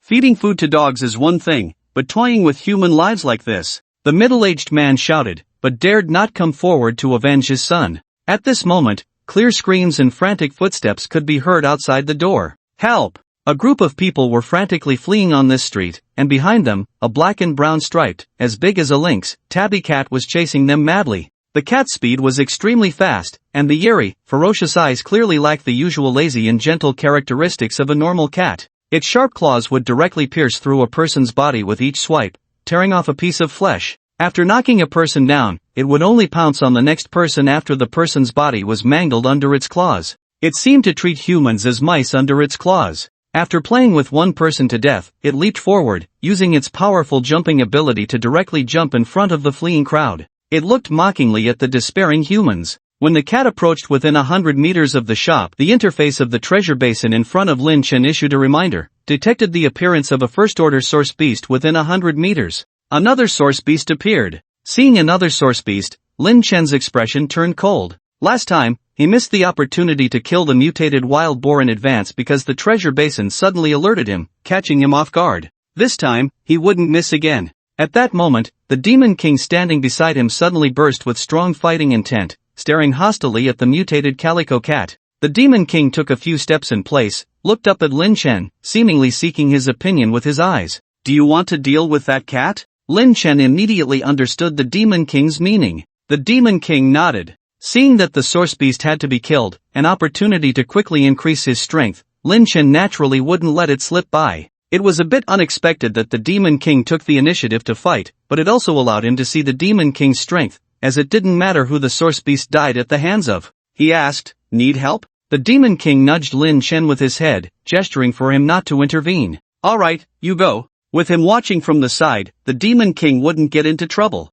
The Demon King gratefully glanced at Lin Chen and slowly walked towards the cat. At the same time, the mutated calico cat seemed to sense something and turned its head to look at the Demon King. Upon seeing the Demon King, the cat abandoned the group of humans and stared intently at the approaching Demon King. Its whole body arched, emitting a warning meow. The Demon King quickened his pace and pounced suddenly. Both were source beasts, with the Demon King being slightly larger, but the calico cat's speed was astonishing. A battle between cat and dog was about to erupt. Lin Chen watched attentively as the cat and dog battle unfolded outside. Meanwhile, a family of 3 in the jewelry store was in dispute. "Honey, hurry, take Achio to the hospital." The middle-aged woman covered the boy's wound with clothes, carefully wrapping up his severed hand. "Don't you know the situation at the hospital now? Where are there any doctors? The most deaths in the past few days have been at the hospital, and now there are giant cats outside. How can we go out?" Over the past few days, the hospital had become one of the most chaotic places in the city.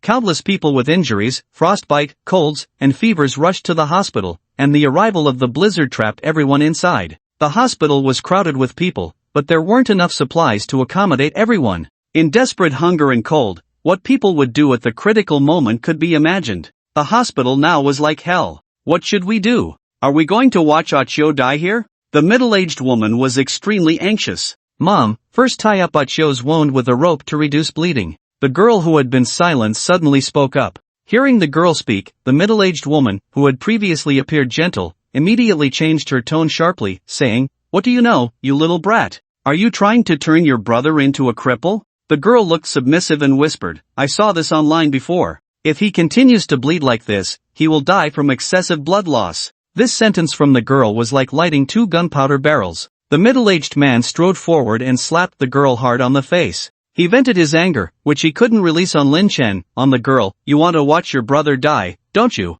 You useless, despicable thing. Why didn't you stop Achio from coming in? Why didn't you help your brother grab the meat pie just now? Why wasn't it you who got bitten?" The girl was knocked to the ground, and the broken glass on the ground pierced her palm deeply. However, the middle-aged couple turned a blind eye to this scene, and the middle-aged woman continued to curse the girl with sharp and sarcastic words. "If anything happens to your little brother, you won't have it easy either." The girl stood up numbly, silently picking out the pieces of broken glass deeply embedded in her palm, watching the blood flow from her hand, her eyes dark and inscrutable. The fight between animals is the most primitive and cruel. In just a few minutes, the cat and the dog already had injuries on their bodies. Those who were being chased by the calico cat took advantage of the fight between the 2 beasts to escape without a trace. The calico cat was limping, its right leg bitten by the Demon King at some point, and under the Demon King's eyes, there were 3 bloody cuts from the calico cat's claw, almost reaching his eyes. There were also several deep wounds on his legs that were visible to the bone. Lin Chen's heart tightened secretly, ready to use long-range weapons if the Demon King was in danger. The Demon King pounced fiercely again, but was dodged by the calico cat. The calico cat swiftly twisted its body and clawed towards the Demon King. The sharp claws flashed in the sunlight, tearing the down jacket on the Demon King's body, feathers flying. At that moment, Lin Chen's eyes flickered, a gun quietly appearing at his cuff. A girl's scream rang out from behind Lin Chen. "Run! They want to kill you!" It turned out that at some point, the middle-aged couple had already circled not far behind Lin Chen, each holding a knife. The 2 of them stared at Lin Chen with murderous and crazy eyes, their intentions clear. "Damn! This ungrateful brat!" The middle-aged man looked at the girl fiercely after being discovered by Lin Chen. No longer hiding, he said to Lin Chen with a sinister tone, "Your dog is not by your side now, kid. You hurt my son, I will crush your bones to feed the dog. Stop talking to him, kill him, you can wear his clothes, I want beef patties," the middle-aged woman said anxiously. In fact, they had been eyeing Lin Chen for a while. Originally, they had targeted Lin Chen's dog, but they didn't expect the Demon King to be so ferocious. After realizing that the dog by Lin Chen's side was not easy to deal with, they had considered leaving first, setting up an ambush when it got dark, using the girl to lure the dog away before making a move. Unexpectedly, their son got into trouble first. But now, it was the same, kill this kid while the dog is not around. Woof! Seeing Lin Chen threatened, the Demon King let out an angry roar, swatting the calico cat that pounced on him to the ground, and then bit towards the injured right leg of the Calico Cat with even more ferocity. This bite sealed the victory. The Calico Cat's right leg was directly bitten off, emitting a piercing scream. The Demon King then pounced on the Calico Cat. The overwhelming advantage of power came into play at this moment, the sharp claws firmly holding down the Calico Cat that was still trying to stand up. The Calico Cat struggled in its dying moments, scratching wildly on the Demon King's leg. In the next second, the Demon King ruthlessly snapped its neck. Meanwhile, an unexpected change occurred in Lin Chen's situation. Just as the middle-aged couple rushed towards Lin Chen with their knives, the girl who had been trembling on the side suddenly grabbed a bone-chopping knife from who knows where and slashed towards the middle-aged couple. No one present had expected such a sudden turn of events. The girl, who initially had the least presence among the four, and seemed meek and dare not even speak, suddenly made such a shocking move. The girl looked petite, but had great strength, almost cutting the middle-aged man's neck in half with one slash. The middle-aged woman was caught off guard and was also knocked down by the girl. This was also the first time Lin Chen had encountered such a situation, his expression slightly puzzled. After the Demon King killed the Calico Cat, it quickly ran back to Lin Chen's side. Lin Chen patted the Demon King's head, giving approval. Taking out medical supplies from the backpack, he treated the Demon Lord's wound while observing the situation with his peripheral vision. On the other side, the middle-aged man had his carotid artery severed, quickly convulsing from massive blood loss and rolling his eyes.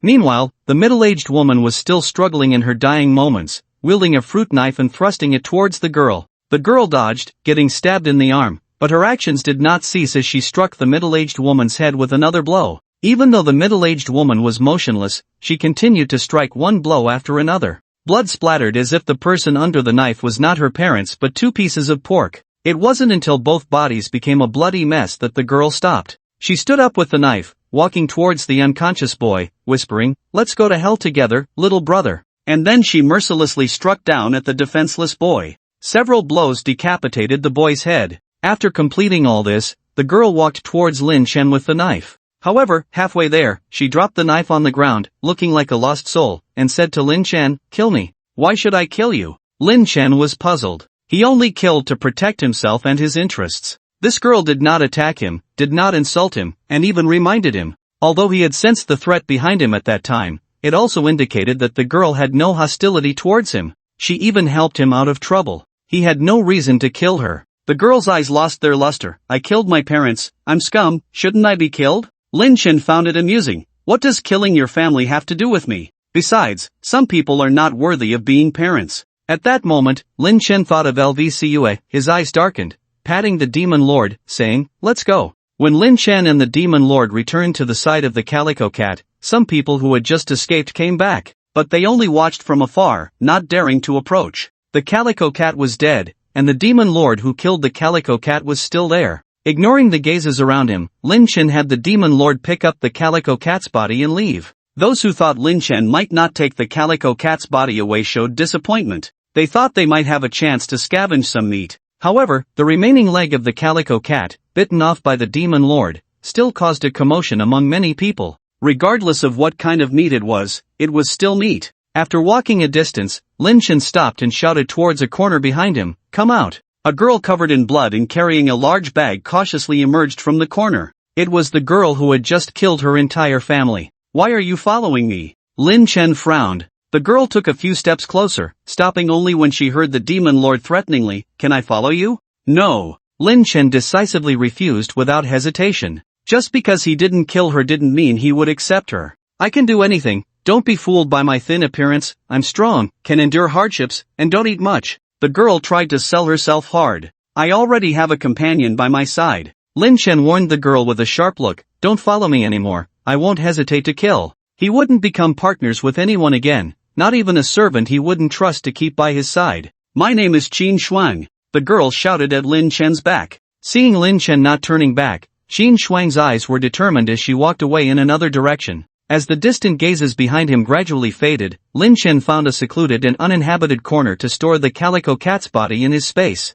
In the afternoon, Lin Chen took out the previously marked map and continued to sweep through the gold shops. After raiding a dozen gold shops, he encountered an unexpected person at the entrance of one gold shop. "Are you following me?" Lin Chen's eyes flashed with killing intent as he looked at Qin Shuang, who appeared in front of him again. Qin Shuang quickly defended herself, "I wasn't following you, I came to this jewelry store to find something." At this moment, Lin Chen noticed that Qin Shuang was holding a fire axe. It turned out she was also here to find gold, which made Lin Chen raise an eyebrow. Because he had encountered this girl twice in one day, he subconsciously thought that she was trying to cling to him. Lin Chen walked past Qin Shuang, but she stopped him. Wait! Lin Chen turned around impatiently to look at Qin Shuang. Qin Shuang put down the large bag she was carrying, and it was evident that the bag had become much heavier after an afternoon. She opened the bag, revealing a variety of gold jewelry among the miscellaneous items. Qin Shuang's eyes sparkled as she picked up a handful of gold and handed it to Lin Chen. These are for you.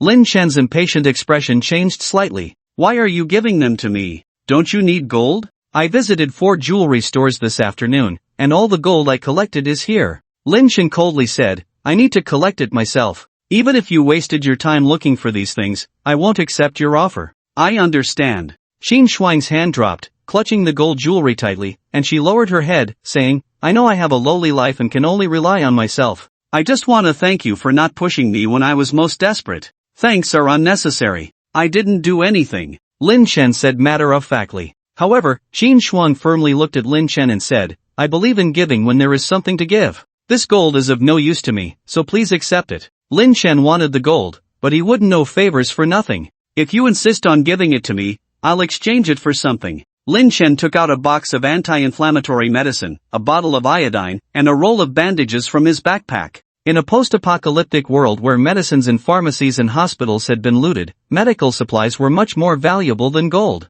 Qin Shuang's arm had been stabbed by a middle-aged woman before, and if left untreated, the wound could become infected and potentially fatal in the current environment. These medical supplies were invaluable to her. For Lin Chen, exchanging a small amount of medicine for dozens of pounds of gold was a profitable deal. Plus, he would receive the girl's gratitude. A glint appeared in Lin Chen's eyes. He realized that this girl was not simple. A girl who could carry so much gold, a sack of supplies, and wield a heavy fire axe was not just strong physically. Moreover, Lin Chen had seen the girl's arm being injured by the middle-aged woman, yet she continued to collect supplies as if nothing had happened. He glanced at the Demon King's wound, which had also stopped bleeding. Thinking of something, Lin Chen took out several packs of instant noodles he had collected from a container earlier and handed them to Qin Shuang along with the medical supplies. Qin Shuang's eyes slightly reddened as she tremblingly took them from Lin Chen's hands. Thank you. Lin Chen put the gold from Qin Shuang's bag into his backpack and said, I'm leaving, it's going to be dark soon. Although it was not yet 4 o'clock in the afternoon, the sky was already darkening. The arrival of extreme cold made the nights much longer than the days. Without lights, nights were much more dangerous than days. What's your name? Qin Shuang's voice came from behind. Lin Chen thought for a moment and replied without turning his head, My name is Li No. 2. Lin Chen and the Demon King returned to the safe house before dark. Upon returning, he first checked the Demon King's wound from today. The wound had indeed healed quickly and was no longer bleeding. Lin Chen once again marveled at the amazing resilience of the source beast, carefully treating some deeper wounds. He let the Demon King rest in the living room, then walked into the utility room, locked the door, and took out the body of the calico cat. Detected ownerless source power, absorb it? Yes/no. The moment Lin Chen received the prompt from the treasure bowl, he said without hesitation, yes. Just like when he absorbed the wild boar before, a warm stream entered his body from his arm, bringing an indescribable wonderful feeling that spread throughout his body. It was a marvelous sensation of the essence of life sublimating. Suddenly, Lin Chen's body shook. The genetic lock inside him actually automatically unlocked at this moment. As he felt astonished, an unprecedented sense of power surged to his head. What is this? Lin Chen felt amazed by his own body. This feeling was so miraculous and unbelievable that at this moment, not only was his brain as clear and calm as when he unlocked the first genetic lock, but the strength in his body was continuously increasing. He suddenly had the illusion that he could fight the source beast barehanded. Lin Chen tentatively threw a punch into the air. The fist wind actually cut through the air, making a whistling sound. His brain calculated the force of this punch at that moment. It had increased tenfold compared to before. It had far exceeded the strength that a normal human could achieve. And this was just a casual punch from Lin Chen. Is this the second stage of the genetic lock? Lin Chen was extremely shocked and leaped in place, easily touching the ceiling. He tried to take a few steps, and in the blink of an eye, he ran from one end of the utility room to the other. At such a fast speed, in a not-so-spacious room, Lin Chen accelerated from a standstill to a stop, all in one go, barely stopping in front of the wall without crashing into it. This required perfect control of strength to achieve. If the strength and speed of a normal person's body suddenly increased, not only would they be unable to adapt to their own strength in a short period of time, but they might also experience coordination issues or even accidentally injure themselves. It takes time to practice and adapt, but in the state of unlocking the genetic lock, Lin Chen's brain could precisely control every bit of strength in his body, and the strength in his body seemed to be constantly surging. This feeling was too powerful. This time, the duration of the genetic lock lasted for 8 seconds. After exiting the genetic lock state, Lin Chen's body swayed, and he knelt on one knee on the ground. His limbs were weak, and there was a slight sense of pain in his body, but it was much better than the aftermath of the first time he unlocked the genetic lock. Perhaps it's related to me absorbing the source power of 2 source beasts, Lin Chen thought. Originally, he learned from No. 2 that the aftermath of unlocking the genetic lock would become more severe, but his current condition was indeed getting better. Source power. Lin Chen understood that source power was the key.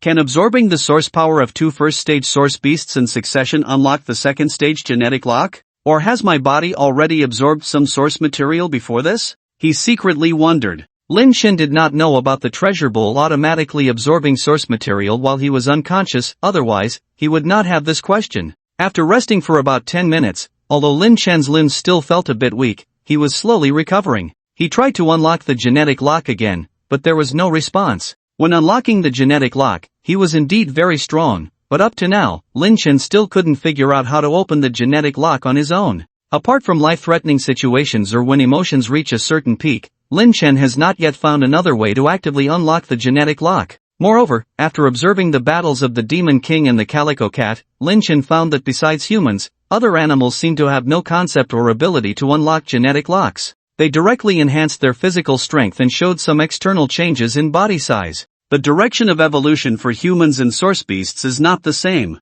Everything is still in the exploration stage, and Lin Chen can only slowly understand and discover the mysteries within. Retrieve the body of the masked cat into the space, he opened the door of the utility room. The Demon King didn't know when he was waiting at the door. Waiting for me? Lin Chen was slightly surprised, squatting down to touch the Demon King. The Demon King walked around Lin Chen twice, constantly sniffing Lin Chen's nose, as if confirming something. What's wrong? Lin Chen asked with a smile. The Demon King rubbed Lin Chen's palm with his nose, his agile eyes full of closeness and a hint of awe. Lin Chen thought the Demon King was hungry, patted the Demon King's head, and said, "Are you hungry? Let's go, eat." After a sumptuous dinner, Lin Chen took out all the jewelry such as gold, platinum, diamonds, and silver collected today from the space and placed them on the living room floor. The gold collected today is at least several hundred kilograms, and the other silver, rose gold jewelry, diamond jewelry add up to almost the same weight. The entire living room floor was shining with golden light, looking dazzling. Replicas cannot be used for upgrades, and these things have no value for replication and use other than upgrades. Lin Chen looked at the interface of the treasure bowl in front of him. Treasure bowl, storage space, 96 by 96 by 96, money points required for upgrade, 32,000, function, item replication * 21, money points required for upgrade, 58,500, squatting down, he placed his hand on this pile of jewelry, took a deep breath, and said, "Upgrade item replication." As soon as Lin Chen's words fell, the interface in front of him flashed slightly, and the pile of jewelry immediately decreased. The numbers on the treasure bowl interface quickly jumped, and after calming down, it became, treasure bowl, storage space, 96 by 96 by 96, money points required for upgrade, 32,000, function, item replication * 45, money points required for upgrade, 160,000, the upgrade rule for the number of items is +3 for the first upgrade, +6 for the second upgrade, +12 for the third upgrade. This is Lin Chen's fourth upgrade, adding +24 times in total. At the same time, the precious metals needed for the next upgrade have also increased. It was 80,000 before, but later Lin Chen gave the excess gold to the item replication to be consumed, reducing it to 58,000, and now it has directly become 160,000. 160,000 money points is equivalent to 160 kilograms of gold. Rose gold and platinum can also be consumed, but no gold can reach a 1:1 ratio. 100 G of silver can be exchanged for 1 money point. As for diamonds, the treasure bowl does not seem to recognize these stones that have been inflated to sky-high prices. Or is it that only precious metal treasure bowls can consume them? Lin Chen set aside these thoughts and continued to upgrade item replication. Fifth upgrade. Item replication +48 times. Continuing the upgrade requires 320,000 money points. Sixth upgrade. Item replication plus 96 times. Continuing the upgrade requires 640,000 money points. Lin Chen glanced at the floor, which was already missing half of the gold and silver jewelry. According to this upgrade rule, the next upgrade will require over 1 million money points. The gold and silver in front of him are probably not enough. He silently recited the upgrade again. This time, the number of item replications increased by 192 times. Treasure bowl, storage space, 96 by 96 by 96, money points required for upgrade, 32,000, function, item replication asterisk 381, money points required for upgrade, 1. 24 million, Lin Chen roughly estimated that the remaining gold and other jewelry could still be exchanged for 400 to 500,000 money points. It seems that it is far from enough to upgrade to the next level of item replication. Lin Chen chose to upgrade the storage space. After upgrading 5 times before, the space has now reached its current size. The amount of gold needed for space upgrade is much less than that for item replication. He estimated that if he upgraded 4 or 5 more times, he would not need to upgrade the space in the future. Upgrade all storage space, Lin Chen decisively said. As the voice fell, all the accessories in hand disappeared except for the diamonds. The upgrade time of the treasure bowl has obviously become much longer. After the number on the treasure bowl changed 4 times, it became, treasure bowl, storage space, 1456 by 1456 by 1456, continue to accumulate 985,755 wealth points to obtain complete storage space. Function, item duplication asterisk 381, wealth points required for upgrade, 1. 24 million, complete storage space? Lin Chen was slightly stunned. He had always had a guess in his heart that if the treasure bowl was upgraded to a limit, there might be some unexpected changes, but he didn't expect it to be achieved so quickly. Lin Chen's heartbeat slightly accelerated. The storage space had been upgraded 5 times before. With the current 4 upgrades, does that mean it can only be upgraded 10 times at most? Lin Chen took out pen and paper and silently calculated. According to the rule that each upgrade of the treasure bowl requires double the wealth points, the wealth points needed for the 10th upgrade of the storage space should have been 512,000 points,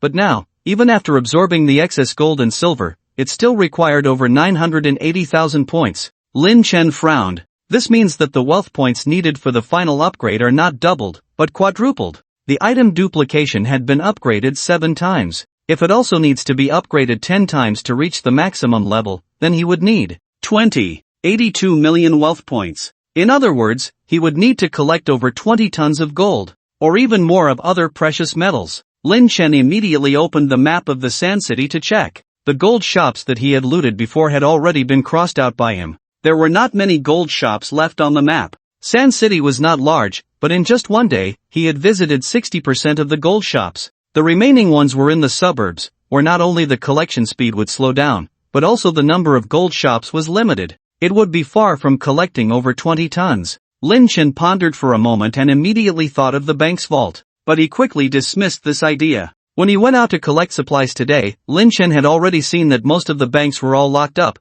although unguarded. The walls of the banks were blast-proof walls, and the glass was bulletproof glass. Not to mention the bank's vault, it was said that even bombs couldn't blast it open. Even if unguarded, with the firepower he had in his space, breaking the bulletproof glass was already extremely difficult, let alone opening the bank's vault. Lin Chen looked at his hand and wondered if the space of the treasure bowl could collect the gold inside the bank's vault through the walls? Thinking of this, he immediately stood up and walked towards the wall. To find out if it was possible, it was simple, just try with his safe house. The outer wall of his safe house was over 3 meters thick, but the inner walls separating the rooms were not as thick, about 30 centimeters thick. Let's try with his own room first. Lin Chen placed his hand on the wall connecting to the bedroom. He closed his eyes and communicated with the space with all his thoughts. When his thoughts connected with the space, there was always a vague feeling of drifting away. When he took things from the containers and suitcases before, he had a sense that his consciousness could faintly touch the things inside. But at this moment, as soon as he had the thought of taking away the items in the room, a sharp, needle-like pain struck his brain.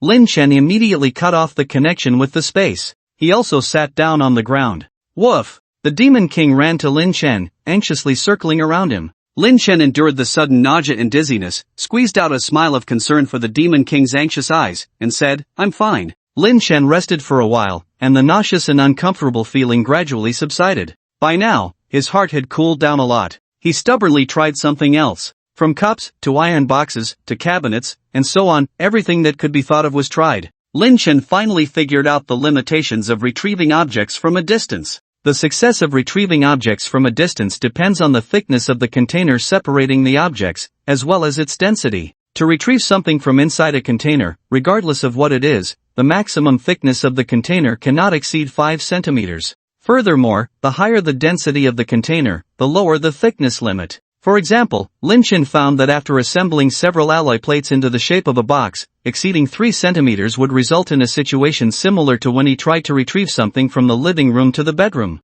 It seems this approach won't work. Lin Chen rubbed his swollen temples. To retrieve items through a container, the object must be relatively thin and not very dense. The bank vault clearly did not meet these conditions. It seemed he could only take another route, collecting gold from other cities around Sha City after finishing collecting from the gold shops in Sha City. The next day, Lin Chen still unwillingly went to the bank. After spending half a day breaking through several door locks of the bank, he arrived at the entrance of the vault. Once again, Lin Chen experienced the feeling of being hit on the head hard and feeling dizzy and nauseous. This time he completely gave up. Not only was the bank vault thick, but it also had many layers and a complex structure that ordinary external forces could not open. Just the lock on the vault door was extremely complex, and even if the lock was destroyed, the door could not be opened. Helplessly, he could only honestly collect gold from each gold shop. On this day, Lin Chen swept through all the remaining gold shops in the city, only collecting less than a few tens of kilograms of gold and various other jewelry.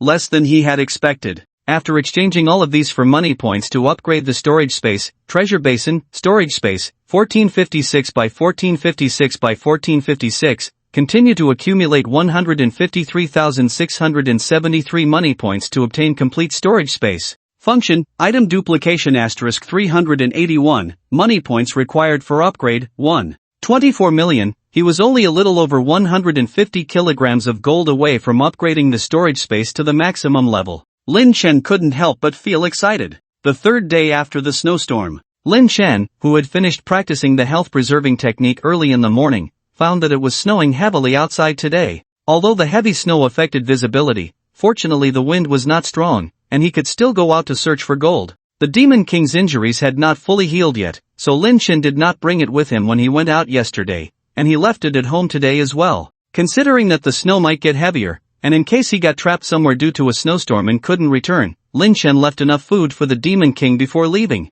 Today, Lin Chen's target was the suburbs. As soon as he arrived in the suburbs, Lin Chen noticed a different atmosphere. Perhaps it was not just the suburbs, but the entire atmosphere of Sha City had changed. There were noticeably fewer people searching for supplies outside today compared to the previous 2 days. Over the past 2 days, whenever a lone person carrying supplies walked by on the street, someone would rush over to snatch them. During the looting process, the scene of people getting hurt was a common sight in front of Lin Chen. In addition to the chaotic footprints on the snow, there were often glaring bloodstains spreading across the pristine white snow. Yesterday, Lin Chen even saw 2 young women who seemed to be out together looking for supplies, but they were dragged into a dark and empty shop by 3 big men. The struggling and desperate cries only lasted for a while before falling silent. Lin Chen, dressed in luxury, was unsurprisingly targeted by people who had ill intentions and kept eyeing him. With his current physical fitness after unlocking the second stage of the genetic lock and the accumulated experience of killing over the 8 years of the apocalypse, anyone who dared to approach him looking for trouble was easily dealt with by him. Knowing that facing life and death can trigger humans to unlock their genetic code, Lin Chen became even more decisive in his actions. He never hesitated to kill those he could eliminate with one strike. The whole world turned pure white, while human hearts turned pitch black. After killing the 5th fool who dared to challenge him today, Lin Chen felt somewhat annoyed and casually sheathed the bloodstained Nepalese military knife at his waist. Indeed, fewer people with eyes came looking for trouble afterwards. However, during lunchtime, Lin Chen encountered another fool. "Young man, please, could you spare some food? I haven't eaten in 2 days," a kind-looking middle-aged woman in tattered clothes pleaded as she entered the print shop where Lin Chen was resting. Lin Chen coldly glanced at the woman approaching and spoke in a chilling tone, "Take one more step and you'll die." The woman hesitated at the door, wiping her eyes. "Heaven isn't giving me a way out. My children are all away, leaving me, an old woman, to suffer here. Young man, I don't ask for much, just a bite to eat. I'll trade you this coat on me for it." The woman stood her ground at the doorway. The offer of trading a bite of food for a warm cotton coat seemed reasonable, and perhaps someone would grit their teeth and agree to the exchange. Lin Chen's eyes grew colder as he stood up and walked towards the woman. The woman thought Lin Chen had agreed and a smile appeared on her face. Just as Lin Chen approached, a flash of fierceness crossed the woman's eyes, and she revealed a sharp steel spike hidden in her coat. Before she could raise her hand, a cold light flashed in the corner of her eye. Her vision suddenly spun, and the last thing she saw was Lin Chen holding a bloody sharp knife standing in front of a familiar headless body. Is that my body? This was the woman's final thought. Lin Chen sheathed his knife, kicked the woman's body out of the door, and coldly glanced at several prying eyes nearby before returning to the shop to eat. In the afternoon, while collecting gold, Lin Chen suddenly heard a commotion. The voices were not coming from nearby but from some high-rise residential areas and apartments. Soldiers! I'm here! The troops have arrived, we're saved! Soldier! Save me, I haven't eaten in 3 days. These past few days, people in the apartment complexes have been desperate, shouting for the troops to come and save them, wondering why the government hadn't come to their rescue. Lin Chen had already guessed that the troops would soon take action. Yesterday, he had another chance to visit another port and found that most of the containers had been opened, and useful supplies had been taken away. Thinking back to the scene when he encountered the troops that day, Lin Chen had no doubt that the soldiers had received orders to quickly gather supplies in these few days. This was wise. Without supplies to appease them, even if the troops managed to maintain order in the city by force, the survivors on the brink of starvation and freezing would still be dissatisfied. Driven by cold and hunger, they might even confront the troops, leading to riots and uprisings. This also indicated that the top commander of the Shashi troops was not a narrow-minded person. Indeed, the troops finally took action. Teams of soldiers armed with real weapons appeared all over Shashi. To the disappointment of the survivors, these soldiers did not bring the supplies they had hoped for but instead carried papers that looked like flyers. The soldiers seemed to turn a blind eye to the corpses littering the streets, engaging in activities akin to pre-apocalyptic advertising. They plastered these papers in prominent locations throughout the city. Some soldiers even handed out the flyers directly to people. Lin Chen also received a handwritten flyer, or notice, in his hand. He carefully looked at the leaflet he was holding. Recently, the weather has been abnormal, and communication with other cities has been interrupted. Special situations require special treatment. Our unit will take the following measures for extreme weather conditions. Notice 1, starting from tomorrow, citizens can go to the outskirts of the east to the Shanghai apartments with their ID cards to register personal information and receive 1 week of survival supplies. For those with elderly or children at home, they can bring the identity information of the elderly and children to collect on their behalf. Those who falsely claim or take more than their share will have the supplies confiscated and permanently lose the eligibility to receive supplies. Notice 2, the military will build shelters in the eastern suburbs of Shashi City. Anyone who participates in the construction of shelters for 100 days will be granted the right to live in a shelter. Participants will receive 2 extra work meals per day and an additional set of cold weather clothing per month. Requirements, ages 16 to 45, physically fit, and free of underlying diseases. Those with special talents will be given priority. Notice 3, due to the construction of shelters, those who contribute various building materials will receive contribution points based on the quantity contributed. Those who accumulate 500 contribution points will be eligible to live in a shelter. Contribution points can be exchanged for supplies, and the exchange details will be posted outside the Shanghai apartments in the eastern suburbs. Notice 4, starting today, there will be a squad of soldiers patrolling with real guns and live ammunition in each district every day. It is prohibited for citizens to engage in activities such as looting, murder, violence against women, etc. If such incidents are discovered, the perpetrators will be shot on the spot. There was a long official statement following this, which Lin Chen roughly skimmed through. His previous speculation was correct. The official indeed had their eyes on the land in the eastern suburbs. When he asked Liao Peng to find a location before, he had noticed that area in the eastern suburbs. After all, there were not many places that met the requirements for building shelters. His own safe house was located on a small hill in the western suburbs of Shashi City, quite far from the eastern suburbs. The terrain was high, and the area was small, so even if the land was requisitioned, it wouldn't affect his 300 square meters of land. That's why he felt at ease building the safe house. Before long, people kept coming out of their homes and surrounded the soldiers distributing these leaflets. Comrades, do you have any food? I'm starving. I'm so cold, do you have any spare clothes? Brother, my child is sick, do you have any medicine? The surrounded soldiers could only keep explaining, we didn't bring any supplies. You can go to the east suburbs tomorrow to collect supplies. It's all written on the leaflet. Please step aside, we need to complete our task first. When the crowd realized that these soldiers really didn't have any supplies with them, they became restless. When lives are at stake, why are you distributing useless leaflets? You came so late, my father has already passed away. If you had come earlier, maybe my father wouldn't have died. He was only in his 60s. Don't you bring any food when you go out? Do you know how much we, the common people, are suffering? What kind of soldiers are you? Strip them of their clothes. More and more people gathered around, seemingly not willing to let the soldiers leave without giving them something. Bang! A gunshot rang out. The crowd suddenly fell silent. But it was followed by even louder curses, and some people even started to get physical. A burly man with a crew cut pushed away the soldier who fired the shot and stared at him, saying, "If you have the guts, go ahead and kill me. Today, I'm telling you, if you don't produce something, don't even think about leaving. Let's see if you dare to fire that gun." That's right. None of you are leaving. Your guns are meant to be aimed at enemies, not at us common folks. Let's see if they dare to make a move. Voices of support kept coming from the crowd. The conflict seemed ready to erupt at any moment. Lin Chen calmly watched the scene by the road, curious to see what kind of orders the commander of the Shashi troops would give to these soldiers. To develop Shashi into the largest official sanctuary, the commander must be quite capable. Bang! With the sound of gunfire again, the burly man who had been the most aggressive before looked incredulously at his bleeding chest and fell down. The crowd finally quieted down. The leading soldier's stern expression swept over the crowd and said, "Troublemakers, kill them.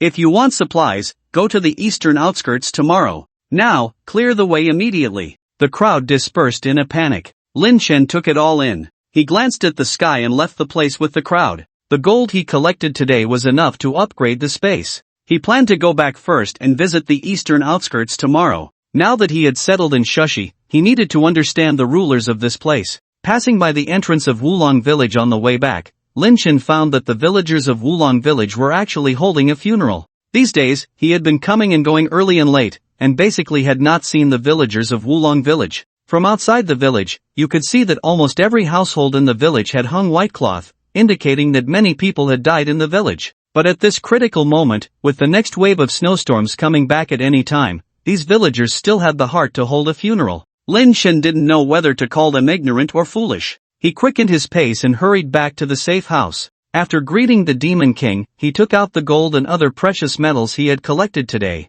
There was some nervousness, excitement, and apprehension in his heart, but more than anything, there was anticipation. Lin Chen took a deep breath and said softly, "Upgrade storage space." Most of the gold jewelry in his hand disappeared. A dazzling golden light suddenly emanated from Lin Chen's forehead. The entire treasure bowl interface in front of him began to flicker like gibberish. Lin Chen's pupils dilated as he stared intently at the changes before him. The last time the treasure bowl interface had such drastic changes was when it absorbed the second ancient coin. Lin Chen's heartbeat unconsciously quickened. The Demon King was already stunned on the side. Although he had become somewhat accustomed to Lin Chen's ability to transform things at will, this was the first time he had seen someone emit light on their own. The Demon King's mouth hung open wide, drooling without realizing it. The admiration in the dog's eyes as he looked at Lin Chen was now visible to the naked eye. After a while, the treasure bowl interface reappeared before them. Treasure bowl storage space, complete space volume can increase with the user's internal source power.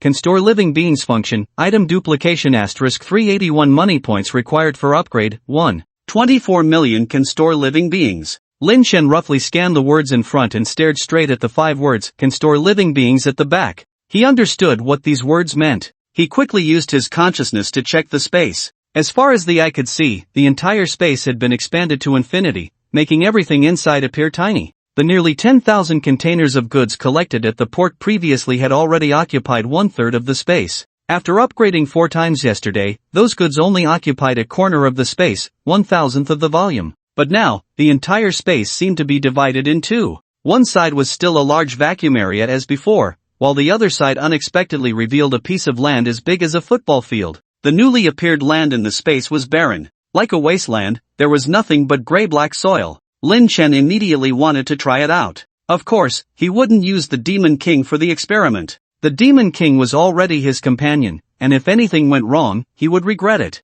Lin Chen walked out of the safe house, looked around for a moment, and found nothing but vast white snow between heaven and earth. He immediately set his sights on the villagers below the mountain. Wulong Village. Wang Liang shuttled through the villagers' houses with a gloomy expression. "Uncle Wang, the outside world is in chaos now. Can we postpone the funeral of the elders, or make it simpler?" Wang Liang said as he entered a villager's house. The man known as Uncle Wang replied angrily, "Postpone until when? Who knows when another blizzard will hit. I can't have my father lying at home for 10 days or half a month. That's unacceptable. When someone dies, they should be laid to rest. And now, having just one funeral for so many elders is already simple enough. Do you want it even simpler? Wang Liang, feeling frustrated, said, when someone dies, they die. We, the living, still need to carry on, right? We can't cut off the path for the living just for the dead. How much did my father do for the village before he passed away? Liangzi, the village chief often tells us that we should not be selfish, we are a collective, we should advance and retreat together.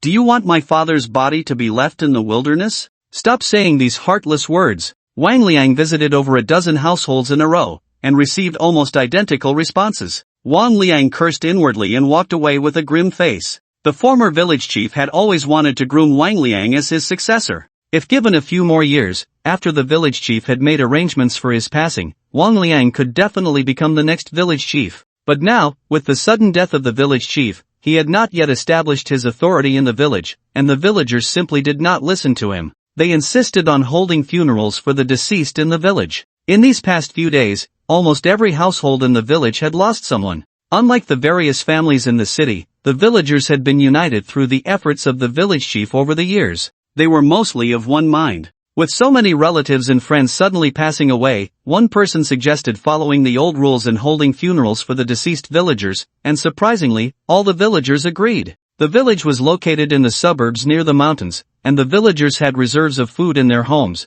as well as the habit of drying vegetables and curing meat. So, for the time being, there was no chaos and looting like in the cities outside. However, Wang Liang had gone out and seen that people outside were resorting to all kinds of atrocities for a bit of food and clothing. If they didn't come up with a plan soon, when the village's food ran out, they would be no different from the outsiders. This was why Wang Liang was so anxious. At this moment, he felt like he was the only sober one among a crowd of drunk people. Suddenly, he realized that the village chief's ideals were not enough to deal with the current situation. Wang Liang walked out of Uncle Wang's house in anger, stomped on the snow on the ground at the foot of the mountain, and cursed, "It's all because of that person on the mountain." Wang Liang cursed a string of profanities, even cursing Lin Chen's ancestors. It seemed that only by doing so could he vent his frustration. If he hadn't met Lin Chen, he would have been patiently waiting in the village to become the successor to the village chief. Suddenly, Wang Liang noticed a shadow behind him. Just as Wang Liang was about to turn around, a hand landed on his shoulder.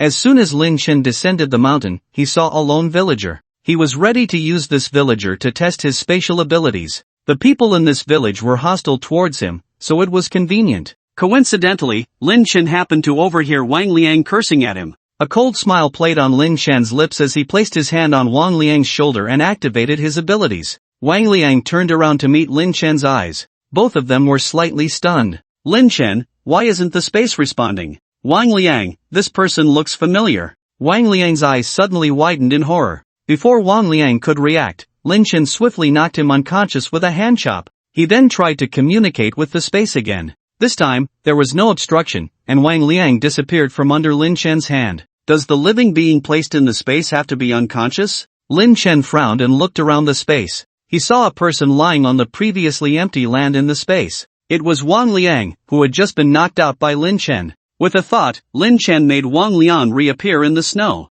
He took Wang Liang to a deserted corner, grabbed a handful of snow and stuffed it into Wang Liang's clothes. Wang Liang soon woke up from being frozen, and when he saw Lin Chen, he wanted to scream in fear. However, Lin Chen was prepared and punched Wang Liang in the mouth, silencing his screams. "Don't make a sound, or you'll die immediately." Lin Chen's eyes were filled with killing intent, making Wang Liang nod repeatedly. With just one punch, several of Wang Liang's teeth were knocked out by Lin Chen. Lin Chen tried to bring Wang Liang into the space again, but encountered resistance and failed. Next, Lin Chen grabbed Wang Liang's throat. As Wang Liang struggled, Lin Chen used his other hand to break Wang Liang's hand to prevent him from resisting. Lin Chen's grip tightened as he tried to bring Wang Liang into the space, and when Wang Liang's eyes rolled back, he succeeded. Wang Liang was on the brink of suffocation but was saved by Lin Chen, who pulled him out of the space. Lin Chen repeated the process several times and finally concluded that a person must be powerless or weak-willed to be brought into the space. He also realized that time passed normally in the living space,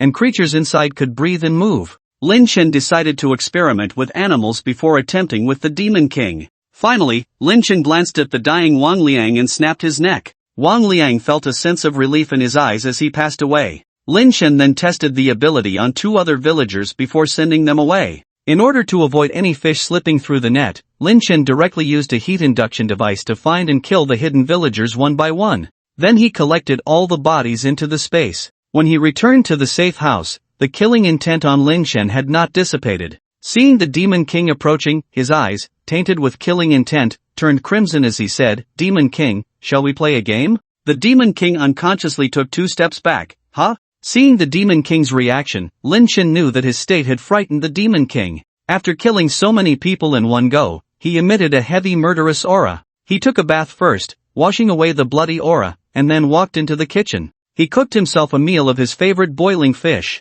Cooking could calm him down. 20 minutes later, a delicious and fragrant boiling fish was ready. Lin Chen ate several bowls of rice with it, and also remembered to give the Demon King some fresh wild boar meat. After the meal, Lin Chen's mood had calmed down a lot. He waved to the Demon King, "Demon King, let's play a game." "Demon King." Lin Chen coaxed, "I'll take you to a place later, you can help me see if that place is fun, don't be afraid, I will bring you back soon." The Demon King tilted its head, pondering the meaning of Lin Chen's words. Lin Chen placed his hand on the Demon King's head, connecting consciousness with the space. The next second, the Demon King appeared bewildered on the spatial land. In Lin Chen's consciousness, he saw the Demon King suddenly jump up in the space, looking extremely vigilant in all directions, emitting uneasy low growls. Woof! Woof woof! Lin Chen quickly moved the Demon King out of the space. The Demon King returned to the familiar safe house, seeing the familiar Lin Chen, excitement almost overflowing from its dog eyes. It was about to pounce on Lin Chen.